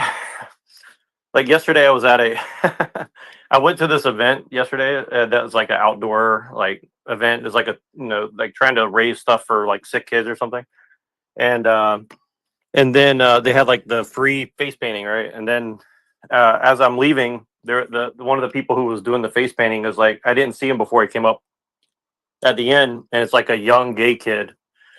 Probably like 18, 19 or something. And then I saw the tarot. He had like a tarot deck on there. And because I keep seeing like all these Instagram things, and it's like all these young people are just like doing tarot readings in the park. And I started laughing, and I was like, "Oh, there's a tarot card here." And he's like, "Do you want a reading?" And I was like, "No, I don't think so." And but it's just funny. It's like like he's kind of like doing like he's making this video for like that's what I don't understand. It's like who's going to click on this video? Is it going to be some young person who has no experience with the occult? Probably not, I would guess, because they probably have no idea who Rick Rubin is. But he's talking to whoever's clicked the video like they're 5 years old and they never heard of occultism before. So what you want to do is go to source. Now, how do you do that? You're going to empty yourself. It's like, so like that's where I'm confused when I watch these kind of videos. I'm like, who exactly is he making this video for? You know what I mean? Like, it doesn't seem like it's like he doesn't know what audience he's talking to, right? Like who like is there going to be like some 15-year-old kid who's never dabbled in occultism, or is he trying to reach like the 35 or 50-year-old guy who's well, it's pretty obvious because Rick Rubin's not styling his book this way because he couldn't sell it like that. This guy is using occult teachings to sell I mean he's using Rick Rubin to sell occult teachings. All right. And the reason is so he could appear smart to the people who are going to follow on his channel, that maybe they'll think he has some deeper knowledge about the occult, right? And donate to his channel. I mean, so I mean, it's pretty obvious what his goal is. But yeah, what he's putting out front is the occult teachings. He's not putting Rick Rubin out front, right? He's using the clickbait, of Rick Rubin to lure you into his explanations of the occult, which are very surface level, right? So, yeah. Yeah, let's watch a little bit more because he mentioned some guy. That's why I picked this video. He mentioned some guy I've never heard of. I wanted to see if you heard of the guy he mentions. Real material tree. Now, this realm of forms is the realm that source exists in that we can pull ideas from. Now, this term is used almost identically in the Kybalion, Kabbalah, and the Vedic astrology mystical systems. Rubin is quoted as saying, "Ideas are not yours. They exist in the other. We just tune in." And again, this mirrors the as above, so below principle. The ideas are not ours. We are grabbing them, borrowing them, and giving them back. And this is the belief that there is a collective wellspring of ideas, a cosmic consciousness. This is straight out of Hermetic monism and Jungian occultism. Jung refers to this as the collective unconscious. And we're going to get a lot into Jung in this. So if you're not a fan of Jung, if you don't know who he is, you're going to get to know him, especially in the other parts of this series. The next thing we're going to be talking about is magical receptivity and the artist as a channel or an antenna. Rather than controlling this artistic process and generating ourselves, Rubin emphasizes that there is a ritual preparation that comes from clearing the space within and receiving inspiration like a magician that is invoking a spirit or a prophet receiving divine gnosis from above. Think of it as literally a beam of knowledge being downloaded into your consciousness, and you are reflecting that out. You're an antenna receiving word from the cosmic consciousness that he calls source. And Rubin says we are not the creators. We are the receivers of creation. And this mirrors a ton of different occult practices and ideologies, mainly Thelema, as well as types of shamanism, which is something Rick Rubin is often called a shaman. Now, this also taps into the sacred fool archetype, which is something I'm going to break down in depth, like super in depth, in the narrow breakdown of Rubin's book. Next, we're going to get a little bit into Kabbalah. Now, don't get nervous. We're not practicing magic here. I'm just explaining concepts that exist within Kabbalah. And the first one is the... So see what I said? Right? He's like, oh, I got all these occult teachings. By the way, it's all based on Plato and the Kabbalah, which are not occult. Right? It's just somebody's religion and somebody's philosophy. By the way, not yours. So, pretty funny.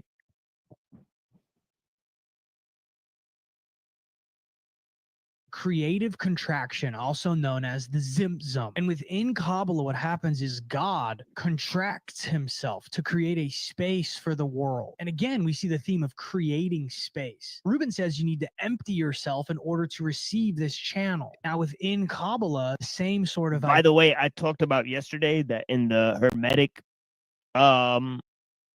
you know, notion of creation, right? Like, creation is basically unfolding, right? Because God is basically creatively involved, right? In getting to understand his own potential through creation, right? So creation, the whole project of creation is exploration, right? So this is why Hegel can claim, like, you know, the world spirit is unfolding through time and leading to the progress of freedom, right? And the ideal of the state, right? Because he's basically claiming that, you know, that it's about this, you know, notion of transformation, right? And the transformation is happening on the level of God himself transforming, right? While he's creating things, right? So that aspect of creation reflected in the notion that he's talking about, this Kabbalistic notion of the Zimtzum, right? God making space for his creation, that he's becoming changed for the project of creation, right? So it's sort of a quasi-hermetic notion, right? But yeah, again, I mean, you know, it's funny they say it was all this occult stuff, you know, that the occult people made up, right? But they didn't make it up, right? They got it from other places. I don't know, man. Idea, and God creates space within himself to make room for the world. And Rubin says that sometimes doing less creates more space for magic to appear. And Rubin encourages the artist to take a step back, to empty and to subtract. And this is actually Taoist too, right? Why couldn't you just use Taoism, working with nothing, right? Using what is not there for what is there, right? I mean, this guy's going straight to the Kabbalah, right? He totally misses all this other stuff. Clear your mind and to allow creative light to filter into your. By the way, the idea of clearing your mind, I don't know the idea about creative light, right? But the idea about clearing your mind, right? That seems like Eastern philosophy too. So, I mean, obviously he's becoming theosophical, you know what I mean? And it's no reason not to expect Rick Rubin to do this, right? He's drawing from both Eastern philosophy and the Kabbalah, right? So, I mean, I don't know what this guy's talking about, right? I'm thinking that Rick Rubin has a much more nuanced take than this guy's presenting, that, oh, he just kind of took these ideas from the occult. You know, he's probably taking it from like philosophy, theology, the occult, like a number of places. Your vessel, creating this space within us. By the way, this guy studied it for 3 months before he made this video, he said. So that's a notable fact. He did not study it for that long. Again, is tapping into the as above, so below principle and the mirroring of everything. Because within this Kabbalistic vessel theory, the theory posits that before creation, the infinite divine light filled all of existence. And to create space for the world, God had to create a void within himself and perform this contraction. And Rubin believes we need to do the same thing. And this is also mirrored over in the Tao. Now, this is something I learned in philosophy discourse in college that I always... Yeah, I could have like wrote this whole video. Like, I don't understand. Like what the hell? Like, this is so weird, man. Like, you could just take like any like 20 minutes of my show, and I mean, there's so many 20-minute sections of my show that would suffice for this video. So weird, dude. But yeah, I don't know. This thought was extremely profound. My professor said a bowl is And not it took him 3 months of studying to produce this. Crazy. the physical material object of a bowl. A bowl is that creates space for things to be held within. Now, this is exactly how Rubin sees us. We are these vessels for channeling source and emitting that divine light out into reality as our art. Now, the next concept that is constantly seen throughout Rubin's book is alchemy, which is the transformation through process. His entire book is about inner transformation through the fire of the creative act. Now, this gets into the 4 key parts of the process of what is called the great work within alchemy. And this is a type of spiritual alchemy, which refers to the negretto, which is the emptiness. Essentially, when you don't know what to make and you're making that empty space for you to channel whatever it is within you. Once you have created that emptiness, you then tap into the albedo, which is when clarity about what it is that you want to create emerges. Next is the citrinus, which would refer to a sort of consciousness coming about from this emptiness and this reflection, and you begin to start creating. You begin to start making this divine light that we saw in this previous step, where I referenced the Kabbalistic vessel theory of Zimzum. You are now creating that light. And finally, you have the rubido, which would be the final illuminated work. And in this final illuminated work, now through this, we have refined a part of our soul alchemically, and we have furthered ourselves into the becoming of ourself in the alchemical concept of the great work. Now, Yeah, this guy's sipping the fucking Kool-Aid, man. I mean, he's off to the fucking horse races. I mean, it's crazy, man. But yeah, man. You know, sometimes you want to study things for a lot longer before you like dive headfirst into them. But yeah, crazy. Now, the alchemical concept of the great work, I talked about a ton in a previous video about the rebus. That's something else. Next, we have the Tao, the stillness, and the Eastern mysticism of the creative act. Much of Rubin's esoteric view is Eastern adjacent, and it really borrows heavily from these Eastern ideas that Yep, called it. often can sort of be at conflict with Western occultic philosophies. But 3 of the main things is silence being a ritual. This is exactly how we are able to be emptied out.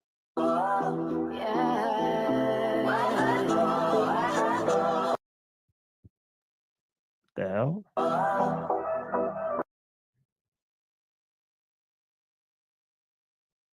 Wow.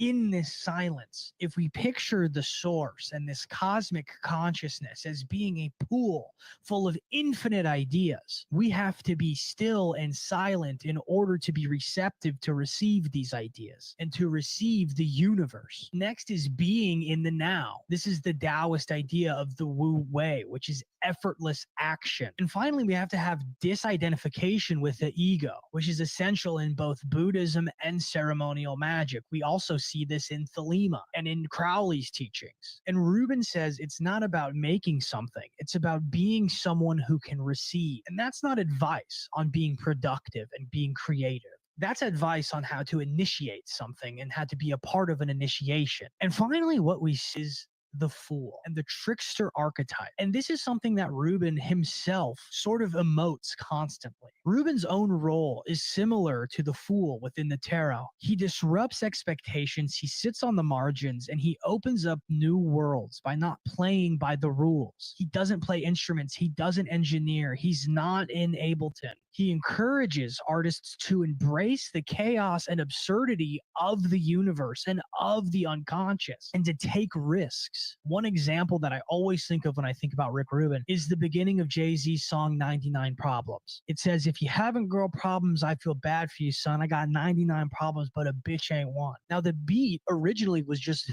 thumping under those words. Rick Rubin was like, no, do it a cappella. Everyone has a problem. A lot of people have bitch problems, but not Jay-Z. And that is the risk and the sort of foolish nature that Rick Rubin brings along with his aesthetic philosophy. And in this way, Rick Rubin's book is essentially a ritual manual. Creative work is a ritual magic. You creating in this way is a part of a ritual. You, as the artist, are the vessel. You are the magician. And the source of all of this is the divine all. It's the universe. You are creating and performing this magic ritual in silence as your altar. Your process of creating is the initiation, and doubt is your ego coming in and telling you what the universe should or shouldn't be. And the result of this work of creating is in of itself a alchemical transmutation of the self. You have changed by working on this piece.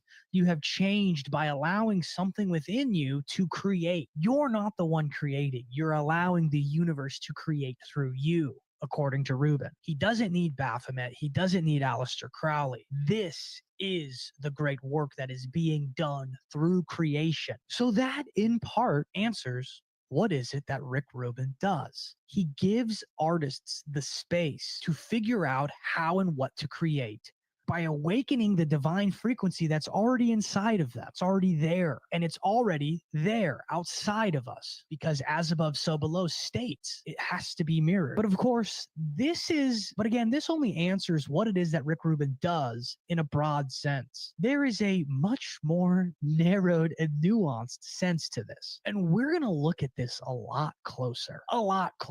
And this is where that careful listening needs to come into play, because what I'm about to break down to you next is going to blow your fucking mind. If you're an artist, it's going to change the way you create. If you're not an artist, it's going to change your mind and make you want to become one. And if you are simply somebody that is entertained by art, it will change the way that you interpret it. Now, to get a really good grasp of what Rick Rubin is... Good Lord, dude. Like, speaking of art and creativity, dude, you could use less jump cuts, more fluid, like, good Lord, like, don't you hate when you're watching these videos? Like, dude, the jump cut is every 5 seconds. Like, how many times did this guy have to cut what he's saying? You know, it's so weird. It's like hearing a fucking DJ scratch. I mean, it's crazy, man. Trying to do with his book, we need to look at an interesting character from the 1800s named Franz Hartmann. Franz was not only a doctor, astrologer, and an author, but he was also an occultist and a geomancer, and he was a close associate of famed theosophist and occultist Helena Blavatsky. In fact, Franz was the chairman of the board of control of the Theosophical Society. So I called it twice, dude. With the Eastern philosophy and the motherfucking Theosophical Society, dude. I'm 2 for 2, and I haven't even touched this book. This is crazy stuff.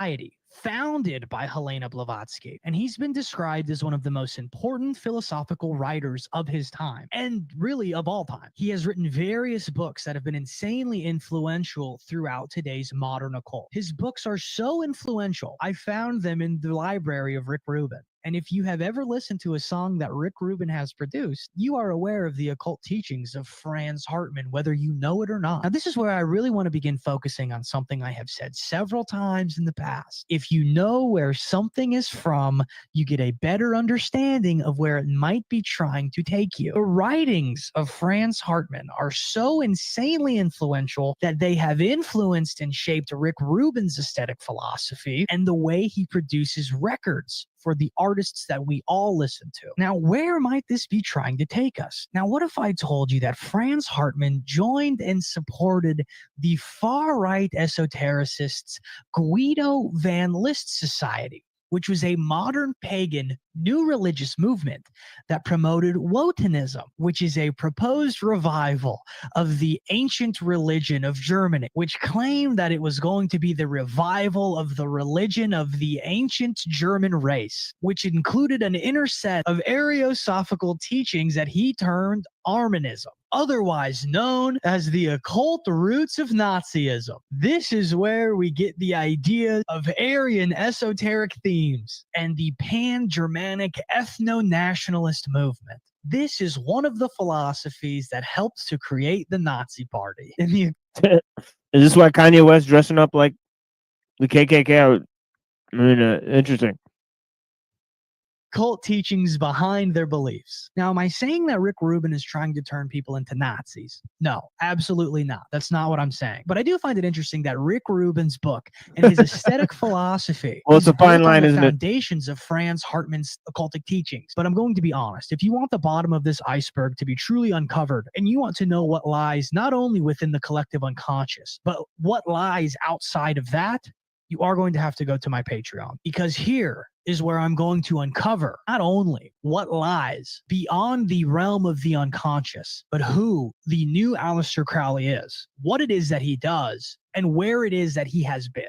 And it is a he. No, it's not Rick Rubin. And now the reason that I am putting this information on my Patreon is for several reasons. I never intended to even have a YouTube at all. I never wanted a YouTube. I didn't even start posting on YouTube really until about 4 months ago. But Matthew 7:6 says, "Do not give to dogs what is holy. Do not throw your pearls before swine." I'm not calling you swine. I'm not calling anybody anything. But I do think that a lot Oh of this my God! information Here it truly comes. is sacred. And there's Here a comes his. Oh, it's sacred information. That's why you need money for it, right? What a fucking joke, dude! Total clown show. reason this information is not just widely available. The reason that I only posted on Patreon for a year was because I want the people who want this information, who are truly serious about seeking truth, to be the ones that have it. There is a reason why Rick Rubin says he does not know what it is that he does. And I don't want the truth to be treated as something that can and should be trampled underfoot. The truth is sacred, and those that are truly serious about learning it can take the extra steps to obtain. I do offer free 1-week trials, and there you will find the answers as to who is the new Aleister Crowley and what it is. Well, you got to love that about sacred knowledge. You know, if you pay more, you get more of it. I mean, so that's always how it works, man. Because it truly is going to blow your fucking mind. See you there. See ya, you fucking charlatan.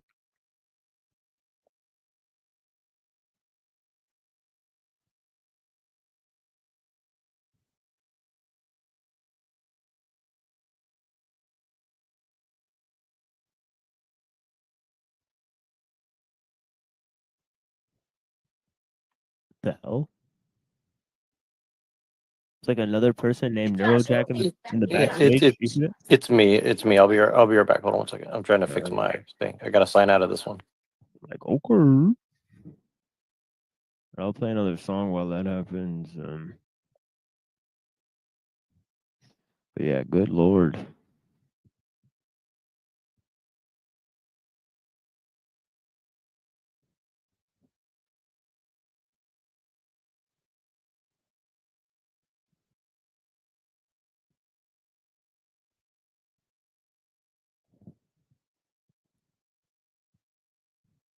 They're following the OT double goat. The motherfucking Aleister Crowley. Yo, Rick Rubin, a satanic priest.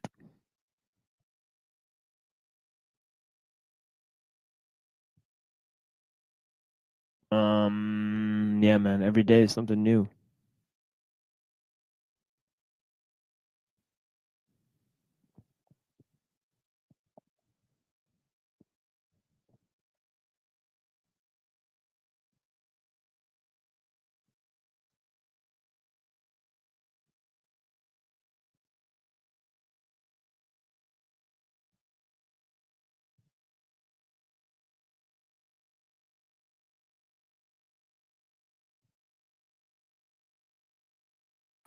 My bad, my bad.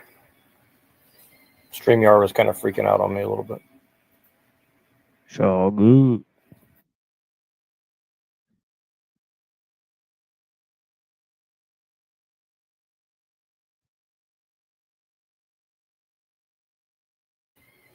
So I'm going to play a little bit of something here and see if it works. Oh, here we go. Egyptian George Floyd. That's right.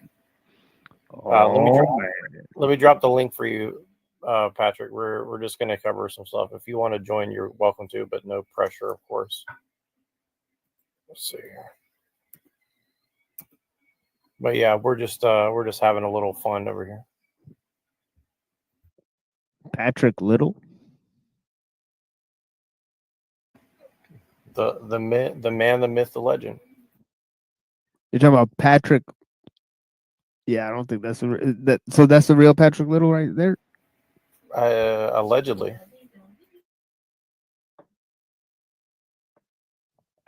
Yeah, I don't know, man. I don't know about that, man.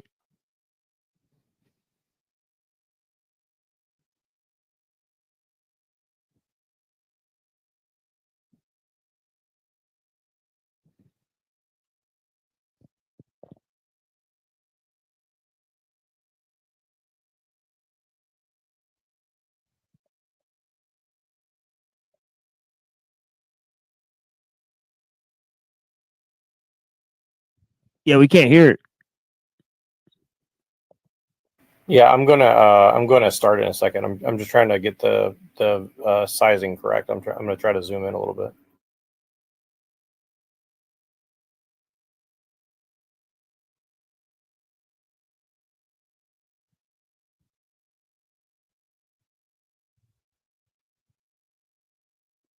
George Droid with nigger missile. We need George Droid deployed into Gaza with all the Patriot nigger missiles that he can hold. I'm Jewish as fuck, nigga. I told him, if you want George Droid with nigger missiles, you will get George Droid with nigger missiles. We need George Droid deployed into Gaza with all the Patriot nigger missiles that he can hold. I'm Jewish. Okay. É que tá passeando. Por que as mãos nos bolsos? Eles estão em pé de igualdade. É, o corpo dela é fantástico. Cara! Isso! É uma técnica. Ele é forte. Ela não consegue virar ele. É isso aí. Ele virou ela. É uma técnica. Ela não consegue reagir. Ele prendeu ela com o joelho, já era. Vamos soltar ela! Isso não é legal!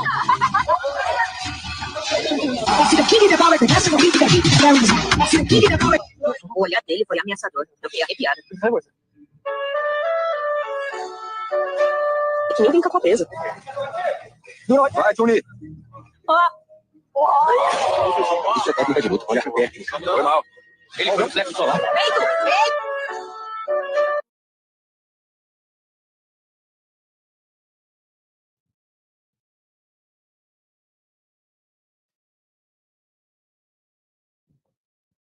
Yo, NPC, what's up? Yeah, top of the morning, dude. I tried watching your show last night. Hi, can you trim that music down? No, thank you. Ma'am, roll your window down, please. What's that going on? Can you roll your window down, please? Thank you so much. Can you turn that music off, Thank please? you so much. Ma'am, I can't hear you. We need to have a Oh, conversation. dude, this is a skit, but it's hilarious. Sheriff Landon. I saw this the other day. This is I'm good, yeah, hilarious. thank you, though. Okay. How old do you think I am? That's my age. I'm not going to guess your age. Seriously, will you guess my age? Can I just get your ID and registration, please? Yes, of course. Thank you. Pussy. What? Okay, I'm going to have you step out. Why don't you do it, freak ass? Yeah, you're going to fall down if you stand up. When you see your friends later tonight, what are you going to say about me? Please stop leaning in the car. Please stand. Stop. Don't spit. No spitting and don't lean in the car. Stop spitting. No spitting. Stop spitting. You think I'm pretty? My finger with just your eyes. I'm a disabled veteran, by the way. Focus. You and I should get out of here. Don't move your You're butt. under arrest. Oh, shit, lady. Are your body cams on? Yes. God, I know the government. I know the president. I know the social services. Turn around and put your hands behind your back. I know it's not your guys' fault. I'm going through like a lot right now, and I'm on my period, and it's like I'm being sheltered. You're under arrest. No, I don't want to. You have to watch the rest. That's a skit from this sketch group called Almost Friday or something like that. I can't remember what they're called. And they're pretty funny on some side, but like that skit is so good. In fact, it actually doesn't cut that much. It actually stays with like that one shot the whole time, and it had me fooled. I thought it was one of those real like those police camera videos, body cam videos at first.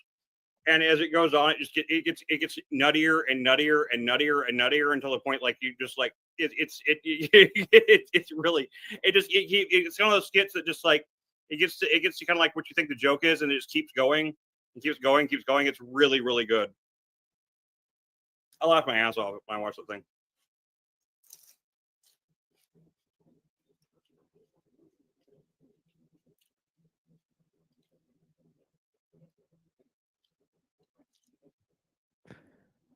Hi.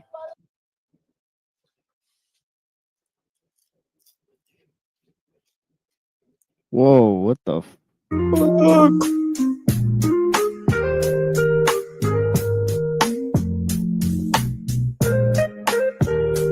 It's alive.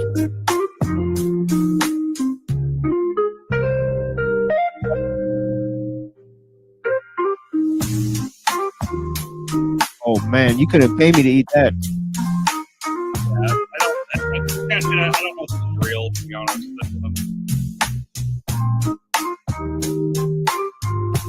Oh! I don't know.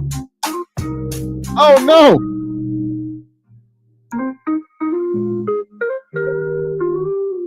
Damn, dude.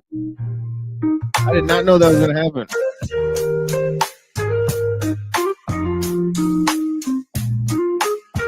Did you do a show again, man? What the fuck?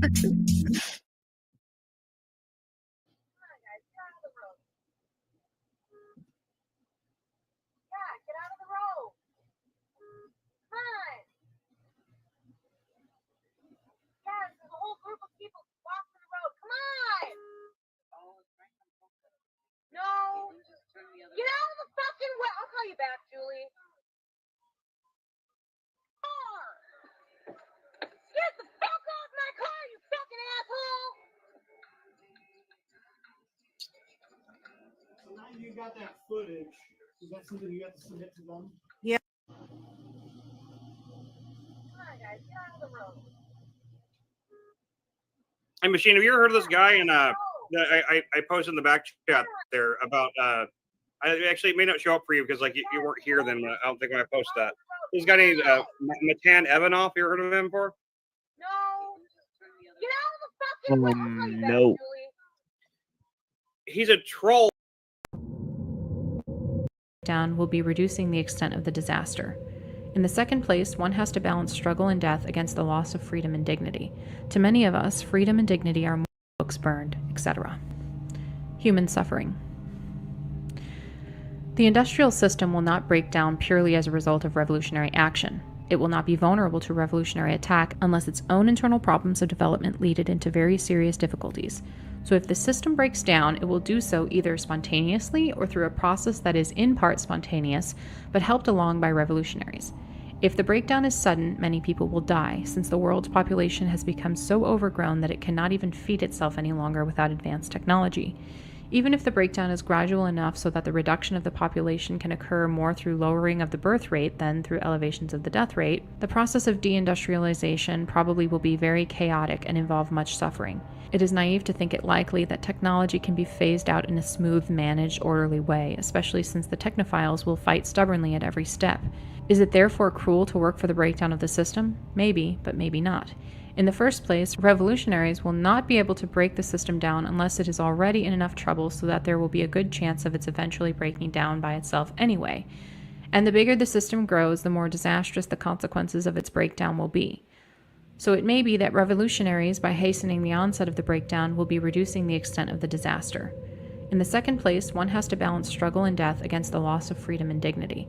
To many of us, freedom and dignity are more important than a long life or avoidance of physical pain. Besides, we all have to die sometime, and it may be better to die fighting for survival for a cause than to live a long but empty and purposeless life. In the third place, it is not certain that the survival of the system will lead to less suffering than the breakdown of the system would. The system has already caused and is continuing to cause immense suffering all over the world. Ancient cultures that for hundreds of years gave people a satisfactory relationship with each other and with their environment have been shattered by contact with the industrial society, and the result has been a whole catalog of economic, environmental, social, and psychological problems. One of the effects of the intrusion of industrial society has been that over much of the world, traditional controls on population have been thrown out of balance. Hence the population explosion with all that implies. Then there is the psychological suffering that is widespread throughout the supposedly fortunate countries of the West. No one knows what will happen as a result of ozone depletion, the greenhouse effect, and other environmental problems that cannot yet be foreseen. And, as nuclear proliferation has shown, new technology cannot be kept out of the hands of dictators and the irresponsible third world nations. Would you like to speculate about what Iraq or North Korea will do with genetic engineering? Oh, say the technophiles, science is going to fix all that. We will conquer famine, eliminate psychological suffering, and make everybody healthy and happy. Yeah, sure. That's what they said 200 years ago. The Industrial Revolution was supposed to eliminate poverty, make everybody happy, etc. The actual result has been quite different. The technophiles are hopelessly naive or self-deceiving in their understanding of social problems. They are unaware or choose to ignore the fact that when large changes, even seemingly beneficial ones, are introduced into society, they lead to a long consequence of other changes, most of which are impossible to predict. The result is disruption of the society. So it is very probable that in their attempts to end poverty and disease, engineer docile, happy personalities, and so forth, the technophiles will create social systems that are terribly troubled, even more so than the present ones. For example, scientists boast that they will end famine by creating new genetically engineered food plants. But this will allow the human population to keep expanding indefinitely, and it is well known that crowding leads to increased stress and aggression. This is merely one example of the predictable problems that will arise. We emphasize that, as past experience has shown, technical progress will lead to other new problems that cannot be predicted in advance. In fact, ever since the Industrial Revolution, technology has been creating new problems for society far more rapidly than it has been solving old ones. Thus, it will take a long and difficult period of trial and error for the technophiles to work the bugs out of their brave new world, if they ever do. In the meantime, there will be great suffering. So it is not at all clear that the survival of industrial society would involve less suffering than the breakdown of that society would. Technology has gotten the human race into a fix from which there is not likely to be any escape. The future. But suppose now that industrial society does survive the next several decades, and that the bugs do eventually get worked out of the system so that it functions smoothly. What kind of system will it be? We will consider several possibilities. First, let us postulate that the computer scientists succeed in developing intelligent machines that can do all things better than human beings can do them. In that case, presumably, all work will be done by vast, highly organized systems of machines, and no human effort will be necessary. Either of two cases might occur. The machines might be permitted to make all of their own decisions without human oversight, or else human control over the machines might be retained. If the machines are permitted to make all their own decisions, we can't make any conjectures as to the results, because it is impossible to guess how such machines might behave. We only point out that the fate of the human race would be at the mercy of the machines. It might be argued that the human race would never be foolish enough to hand over all power to the machines, but we are suggesting neither that the human race would voluntarily turn power over to the machines, nor that the machines would willfully seize power. What we do suggest is that the human race might easily permit itself to drift into a position of such dependence on the machines that it would have no practical choice but to accept all of the machines' decisions. As society and the problems that face it become more and more complex, and as machines become more and more intelligent, people will let machines make more and more of their decisions for them, simply because machine-made decisions will bring better results than man-made ones. Eventually, a stage may be reached at which the decisions necessary to keep the system running will be so complex that human beings will be incapable of making them intelligently. At that stage, the machines will be in effective control. People won't be able to just turn the machine off, because they will be so dependent on them that turning them off would amount to suicide. On the other hand, it is possible that human control over the machines may be retained. In that case, the average man may have control over certain private machines of his own, such as his car or his personal computer. But control over large systems of machines would be in the hands of a tiny elite, just as it is today, but with two differences. Due to improved techniques, the elite will have greater control over the masses. Because human work will no longer be necessary, the masses will be superfluous, a useless burden on the system. If the elite is ruthless, they may decide to exterminate the mass of humanity. If they are humane, they may use propaganda or other psychological or biological techniques to reduce the birth rate until the mass of humanity has become extinct, leaving the world to the elite. Or, if the elite consists of soft-hearted liberals, they may decide to play the role of good shepherds to the rest of the human race. They will see to it that everyone's physical needs are satisfied, that all children are raised under psychologically hygienic conditions, that everyone has a wholesome hobby to keep him busy, and that anyone who may become dissatisfied undergoes treatment to cure his problem. Of course, life will be so purposeless that people will have to be biologically or psychologically engineered, either to remove their need for the power process or to make them sublimate their drive for power into some harmless hobby. These engineered human beings may be happy in such a society, but they will most certainly not be free. They will have been reduced to the status of domestic animals. But suppose now that the computer scientists do not succeed in developing artificial intelligence, so that human work remains necessary. Even so, machines will take care of more and more of the simpler tasks so that there will be an increasing surplus of human workers at the lower levels of ability. We see this happening already. There are many people who find it difficult or impossible to get work because, for intellectual or psychological reasons, they cannot acquire the level of training necessary to make themselves useful in the present system. On those who are employed, ever-increasing demands will be placed. They will need more and more training, more and more ability, and will have to be more reliable, conforming, and docile, because they will be more and more like cells of a giant organism. Their tasks will be increasingly specialized so that their work will be, in a sense, out of touch with the real world, being concentrated on one tiny slice of reality. The system will have to use any means that it can, whether psychological or biological, to engineer people to be docile, to have the abilities that the system requires, and to sublimate their drive for power into some specialized task. But the statement that the people of such a society will have to be docile may require qualification. The society may find competitiveness useful, provided that ways are found of directing competitiveness into channels that serve the needs of the system. We can imagine a future society in which there is endless competition for positions of prestige and power, but no more than very few people will ever reach the top, where the only real power is. Very repellent is a society in which a person can satisfy his need for power only by pushing large numbers of other people out of the way and depriving them of their opportunity for power. One can envision scenarios that incorporate aspects of more than one of the possibilities that we have just discussed. For instance, it may be that machines will take over most of the work that is of real practical importance, but that human beings will be kept busy by giving relatively unimportant work. It has been suggested, for example, that a great development of the service industries might provide work for human beings.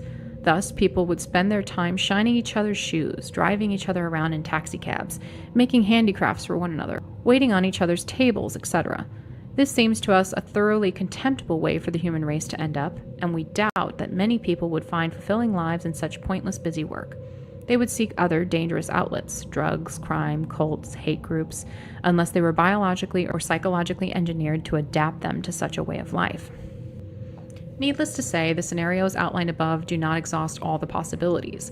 They only indicate the kinds of outcomes that seem to us most likely. But we can envision no plausible scenarios that are any more palatable than the ones we've just described. It is overwhelmingly probable that if the industrial technological system survives the next 40 to 100 years, it will by that time have developed certain general characteristics. Individuals, at least those of the bourgeois type who are integrated into the system and make it run, and who therefore have all the power, will be more dependent than ever on large organizations. They will become more socialized than ever, and their physical and mental qualities, to a significant extent, possibly to a very great extent, will be those that are engineered into them rather than being the result of chance or God's will or whatever. And whatever may be left of wild nature will be reduced to remnants preserved for scientific study and kept under the supervision and management of scientists. Hence it will no longer be truly wild. In the long run, say a few centuries from now, it is likely that neither the human race nor any other important organisms will exist as we know them today, because once you start modifying organisms through genetic engineering, there is no reason to stop at any particular point, so that the modifications will probably continue until man and other organisms have been utterly transformed. Whatever else may be the case, it is certain that technology is creating for human beings a new physical and social environment radically different from the spectrum of environments to which natural selection has adapted the human race physically and psychologically. If man is not adjusted to this new environment by being artificially re-engineered, then he will be adapted to it through a long and painful process of natural selection. The former is far more likely than the latter. It would be better to dump the whole stinking system and take the consequences. Strategy. The technophiles are taking us all on an utterly reckless ride into the unknown. Many people understand something of what technological progress is doing to us, yet take a passive attitude towards it because they think it is inevitable. But we don't think it is inevitable. We think it can be stopped, and we will give here some indications of how to go about stopping it. As we stated in paragraph 166, the two main tasks for the present are to promote social stress and instability in industrial society and to develop and propagate an ideology that opposes technology and the industrial system. When the system becomes sufficiently stressed and unstable, a revolution against technology may be possible. The pattern would be similar to that of the French and Russian revolutions. French society and Russian society, for several decades prior to their respective revolutions, showed increasing signs of stress and weakness. Meanwhile, ideologies were being developed that offered a new worldview that was quite different from the old one. In the Russian case, revolutionaries were actively working to undermine the old order. Then, when the old system was put under sufficient additional stress by financial crisis in France, by military defeat in Russia, it was swept away by revolution. What we propose is something along the same lines. It will be objected that the French and Russian revolutions were failures, but most revolutions have two goals. One is to destroy an old form of society, and the other is to set up a new form of society envisioned by the revolutionaries. The French and Russian revolutionaries failed, fortunately, to create the new kind of society of which they dreamed, but they were quite successful in destroying the old society. We have no illusions about the feasibility of creating a new ideal form of society. Our goal is only to destroy the existing form of society. But an ideology, in order to gain enthusiastic support, must have a positive ideal as well as a negative one. It must be for something as well as against something. The positive ideal that we propose is nature, that is, wild nature. Those aspects of the functioning of the earth and its living things that are independent of human management and free of human interference and control. And with wild nature, we include human nature, by which we mean those aspects of the functioning of the human individual that are not subject to regulation by organized society, but are products of chance or free will or God, depending on your philosophical or religious opinions. Nature makes a perfect counter-ideal to technology for several reasons. Nature, which is outside the power of the system, is the opposite of technology, which seeks to expand indefinitely the power of the system. Most people will agree that nature is beautiful. Certainly, it has tremendous popular appeal. The radical environmentalists already hold an ideology that exalts nature and opposes technology. It is not necessary for the sake of nature to set up some chimerical utopia or any new kind of social order. Nature takes care of itself. It was a spontaneous creation that existed long before any human society, and for countless centuries, many different kinds of human societies coexisted with nature without doing it an excessive amount of damage. Only with the Industrial Revolution did the effect of human society on nature become really devastating. To relieve the pressure on nature, it is not necessary to create some special kind of social system. It is only necessary to get rid of industrial society. Granted, this will not solve all problems. Industrial society has already done tremendous damage to nature and will take a very long time for the scars to heal. Besides, even pre-industrial societies can do significant damage to nature. Nevertheless, getting rid of industrial society will accomplish a great deal. It will relieve the worst of the pressure on nature so that the scars can begin to heal. It will remove the capacity of organized society to keep increasing its control over nature, including human nature. Whatever kind of society may exist after the demise of the industrial system, it is certain that most people will live close to nature, because in the absence of advanced technology, there is no other way people can live. To feed themselves, they must be peasants, or herdsmen, or fishermen, or hunters, etc. And generally speaking, local autonomy should tend to increase, because lack of advanced technology and rapid communications will limit the capacity of governments or other large organizations to control local communities. As for the negative cake can have it too. To gain one thing, you must sacrifice another. Most people hate psychological conflict. For this reason, they avoid doing any serious thinking about difficult social issues, and they like to have such issues presented them in simple black and white terms. This is all good, and that is all bad. The revolutionary ideology should therefore be developed on two levels. On the more sophisticated level, the ideology should address itself to people who are intelligent, thoughtful, and rational. The object should be to create a core of people who will be opposed to the industrial system on a rational, thought-out basis, with full appreciation of the problems and ambiguities involved. and of the price that has to be paid for getting rid of the system. It is particularly important to attract people of this type as they are capable people and will be instrumental in influencing others. These people should be addressed on as rational a level as possible. Facts should never intentionally be distorted, and intemperate language should be avoided. This does not mean that no appeal can be made to the emotions, but in making such appeal, care should be taken to avoid misrepresenting the truth or doing anything else that would destroy the intellectual respectability of the ideology. On a second level, the ideology should be propagated in a simplified form that will enable the unthinking majority to see the conflict of technology versus nature in unambiguous terms. But even on the second level, the ideology should not be expressed in language that is so cheap, intemperate, or irrational that it alienates people from the thoughtful and rational type. Cheap, intemperate propaganda sometimes achieves impressive short-term gains, but it will be more advantageous in the long run to keep the loyalty of a small number of intelligently committed people than to arouse the passions of an unthinking, fickle mob who will change their attitude as soon as someone comes along with a better propaganda gimmick. However, propaganda of the rabble-rousing type may be necessary when the system is nearing the point of collapse, and there is a final struggle between rival ideologies to determine which will become dominant when the old worldview goes under. Prior to that final struggle, the revolutionaries should not expect to have a majority of people on their side. History is made by active, determined minorities, not by the majority, which seldom has a clear and consistent idea of what it really wants. Until the time comes for the final push toward revolution, the task of revolutionaries will be less to win the shallow support of the majority than to build a small core of deeply committed people. As for the majority, it will be enough to make them aware of the existence of the new ideology and remind them of it frequently, though of course it will be desirable to get majority support to the extent that this can be done without weakening the core of seriously committed people. Any kind of social conflict helps to destabilize the system, but one should be careful about what kind of conflict one encourages. The line of conflict should be drawn between the mass of people and the power-holding elite of the industrial society, politicians, scientists, upper-level business executives, government officials, etc. It should not be drawn between the revolutionaries and the mass of the people. For example, it would be a bad strategy for the revolutionaries to condemn Americans for their habits of consumption. Instead, the average American should be portrayed as a victim of the advertising and marketing industry, which has suckered him into buying a lot of junk that he doesn't need and that is very poor compensation for his lost freedom.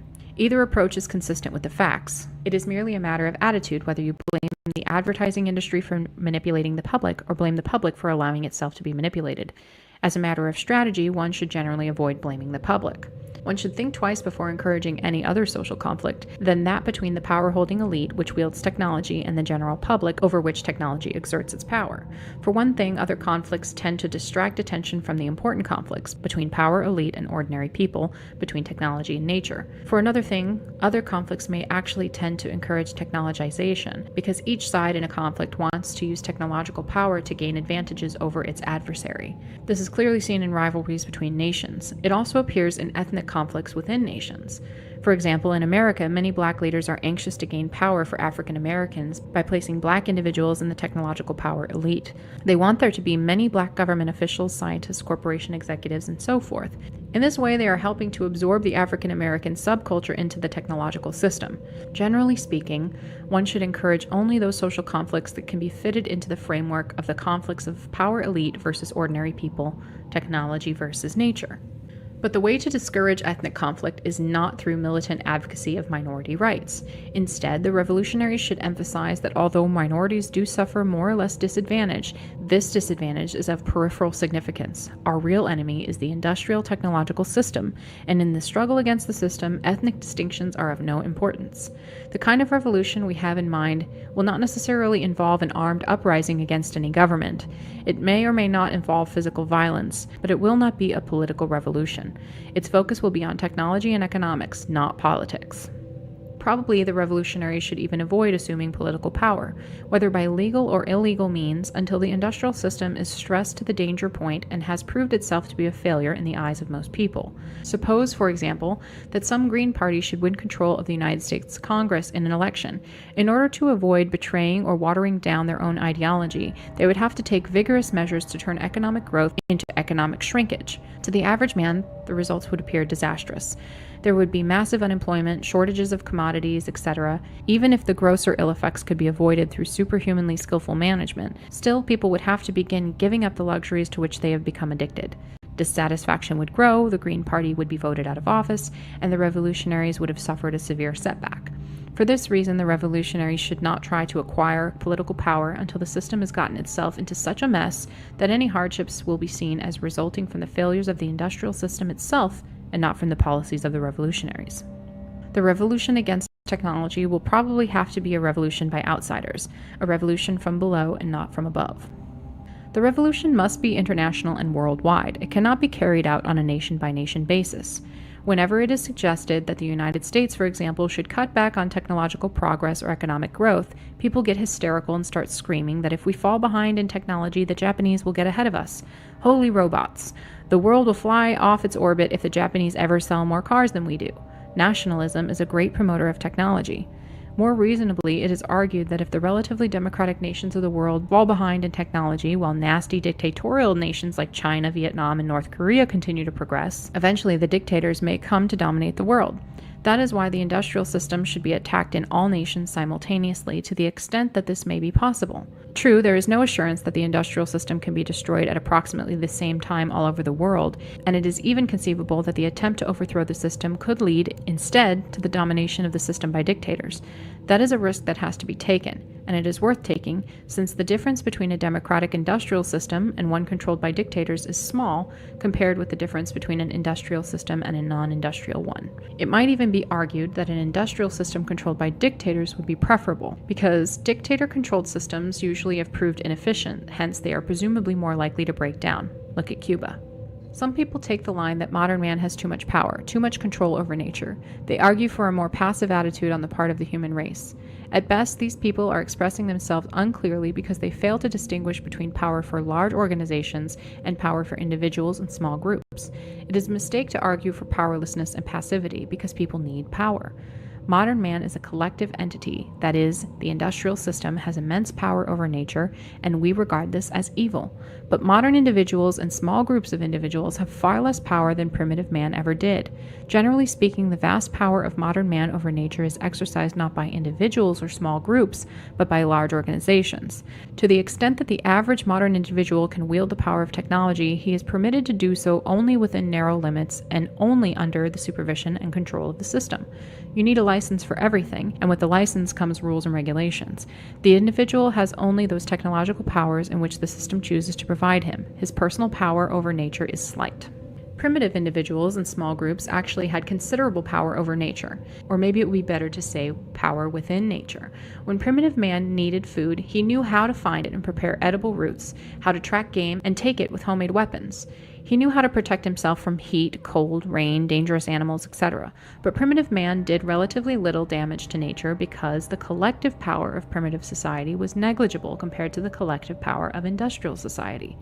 Instead of arguing for powerlessness and passivity, one should argue that the power of the industrial system should be broken, and that this will greatly increase the power and freedom of individuals and small groups. Until the industrial system has been thoroughly wrecked, the destruction of that system must be the revolutionaries' only goal. Other goals would distract attention and energy from the main goal. More importantly, if the revolutionaries permit themselves to have any other goal than the destruction of technology, they will be tempted to use technology as a tool for reaching that other goal. If they give in to that temptation, they will fall right back into the technological trap, because modern technology is a unified, tightly organized system, so that in order to retain some technology, one finds oneself obliged to retain most technology. Hence, one ends up sacrificing only token amounts of technology. Suppose, for example, that the revolutionaries took social justice as a human goal. Human nature being what it is, social justice would not come about spontaneously. It would have to be enforced. In order to enforce it, the revolutionaries would have to retain central organization and control. For that, they would need rapid, long-distance transportation and communication, and therefore all the technology needed to support the transportation and communication systems. To feed and clothe poor people, they would have to use agricultural and manufacturing technology, and so forth. So that the attempt to ensure social justice would force them to retain most parts of the technological system. Not that we have anything against social justice, but it must not be allowed to interfere with the effort to get rid of the technological system. It would be hopeless for revolutionaries to try and attack the system without using some modern technology. If nothing else, they must use the communications media to spread their message. But they should use modern technology for only one purpose: to attack the technological system. Imagine an alcoholic sitting with a barrel of wine in front of him. Suppose he starts saying to himself, "Wine isn't bad for you if you drink in moderation. Why, they say small amounts of wine are even good for you. It won't do me any harm if I just take one little drink." Well, you know what's going to happen. Never forget that the human race with technology is just like an alcoholic with a barrel of wine.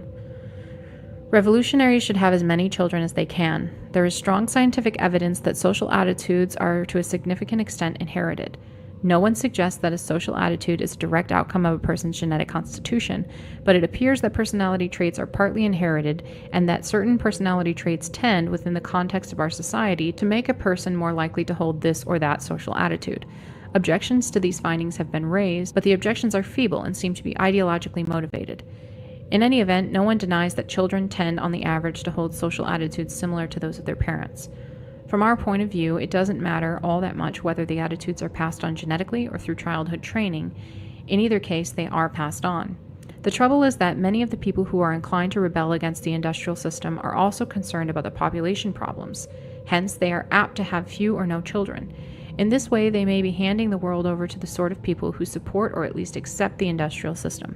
To ensure the strength of the next generation of revolutionaries, the present generation should reproduce itself abundantly. In doing so, they will be worsening the population problem only slightly. And the important problem is to get rid of the industrial system, because once the industrial system is gone, the world's population necessarily will decrease. Whereas if the industrial system survives, it will continue developing new techniques of food production that may enable the world's population to keep increasing almost indefinitely. With regard to revolutionary strategy, the only points on which we absolutely insist are that the single overriding goal must be the elimination of modern technology, and that no other goal can be allowed to compete with this one. For the rest, revolutionaries should take an empirical approach. If experience indicates that some of the recommendations made in the foregoing paragraphs are not going to give good results, then those recommendations should be discarded. 2 kinds of technology. An argument likely to be raised against our proposed revolution is that it is bound to fail because, it is claimed, throughout history technology has always progressed, never regressed. Hence, technological regression is impossible, but this claim is false. We distinguish between 2 kinds of technology, which we will call small-scale technology and organization-dependent technology. Small-scale technology is technology that can be used by small-scale communities without outside assistance. Organization-dependent technology is technology that is dependent on large-scale social organization. We are aware of no significant cases of regression in small-scale technology, but organization-dependent technology does regress when the social organization on which it depends breaks down. Example: when the Roman Empire fell apart, the Romans' small-scale technology survived because any clever village craftsman could build, for instance, a water wheel. Any skilled smith could make steel by Roman methods, and so forth. But the Romans' organization-dependent technology did regress. Their aqueducts fell into disrepair and were never rebuilt. Their techniques of road construction were lost. The Roman system of urban sanitation was forgotten, so that not until rather recent times did the sanitation of European cities equal that of ancient Rome. The reason why technology has always seemed to progress is that until perhaps a century or 2 before the Industrial Revolution, most technology was small-scale technology. But most of the technology developed since the Industrial Revolution is organization-dependent technology. Take the refrigerator, for example. Without factory-made parts or the facilities of a post-industrial machine shop, it would be virtually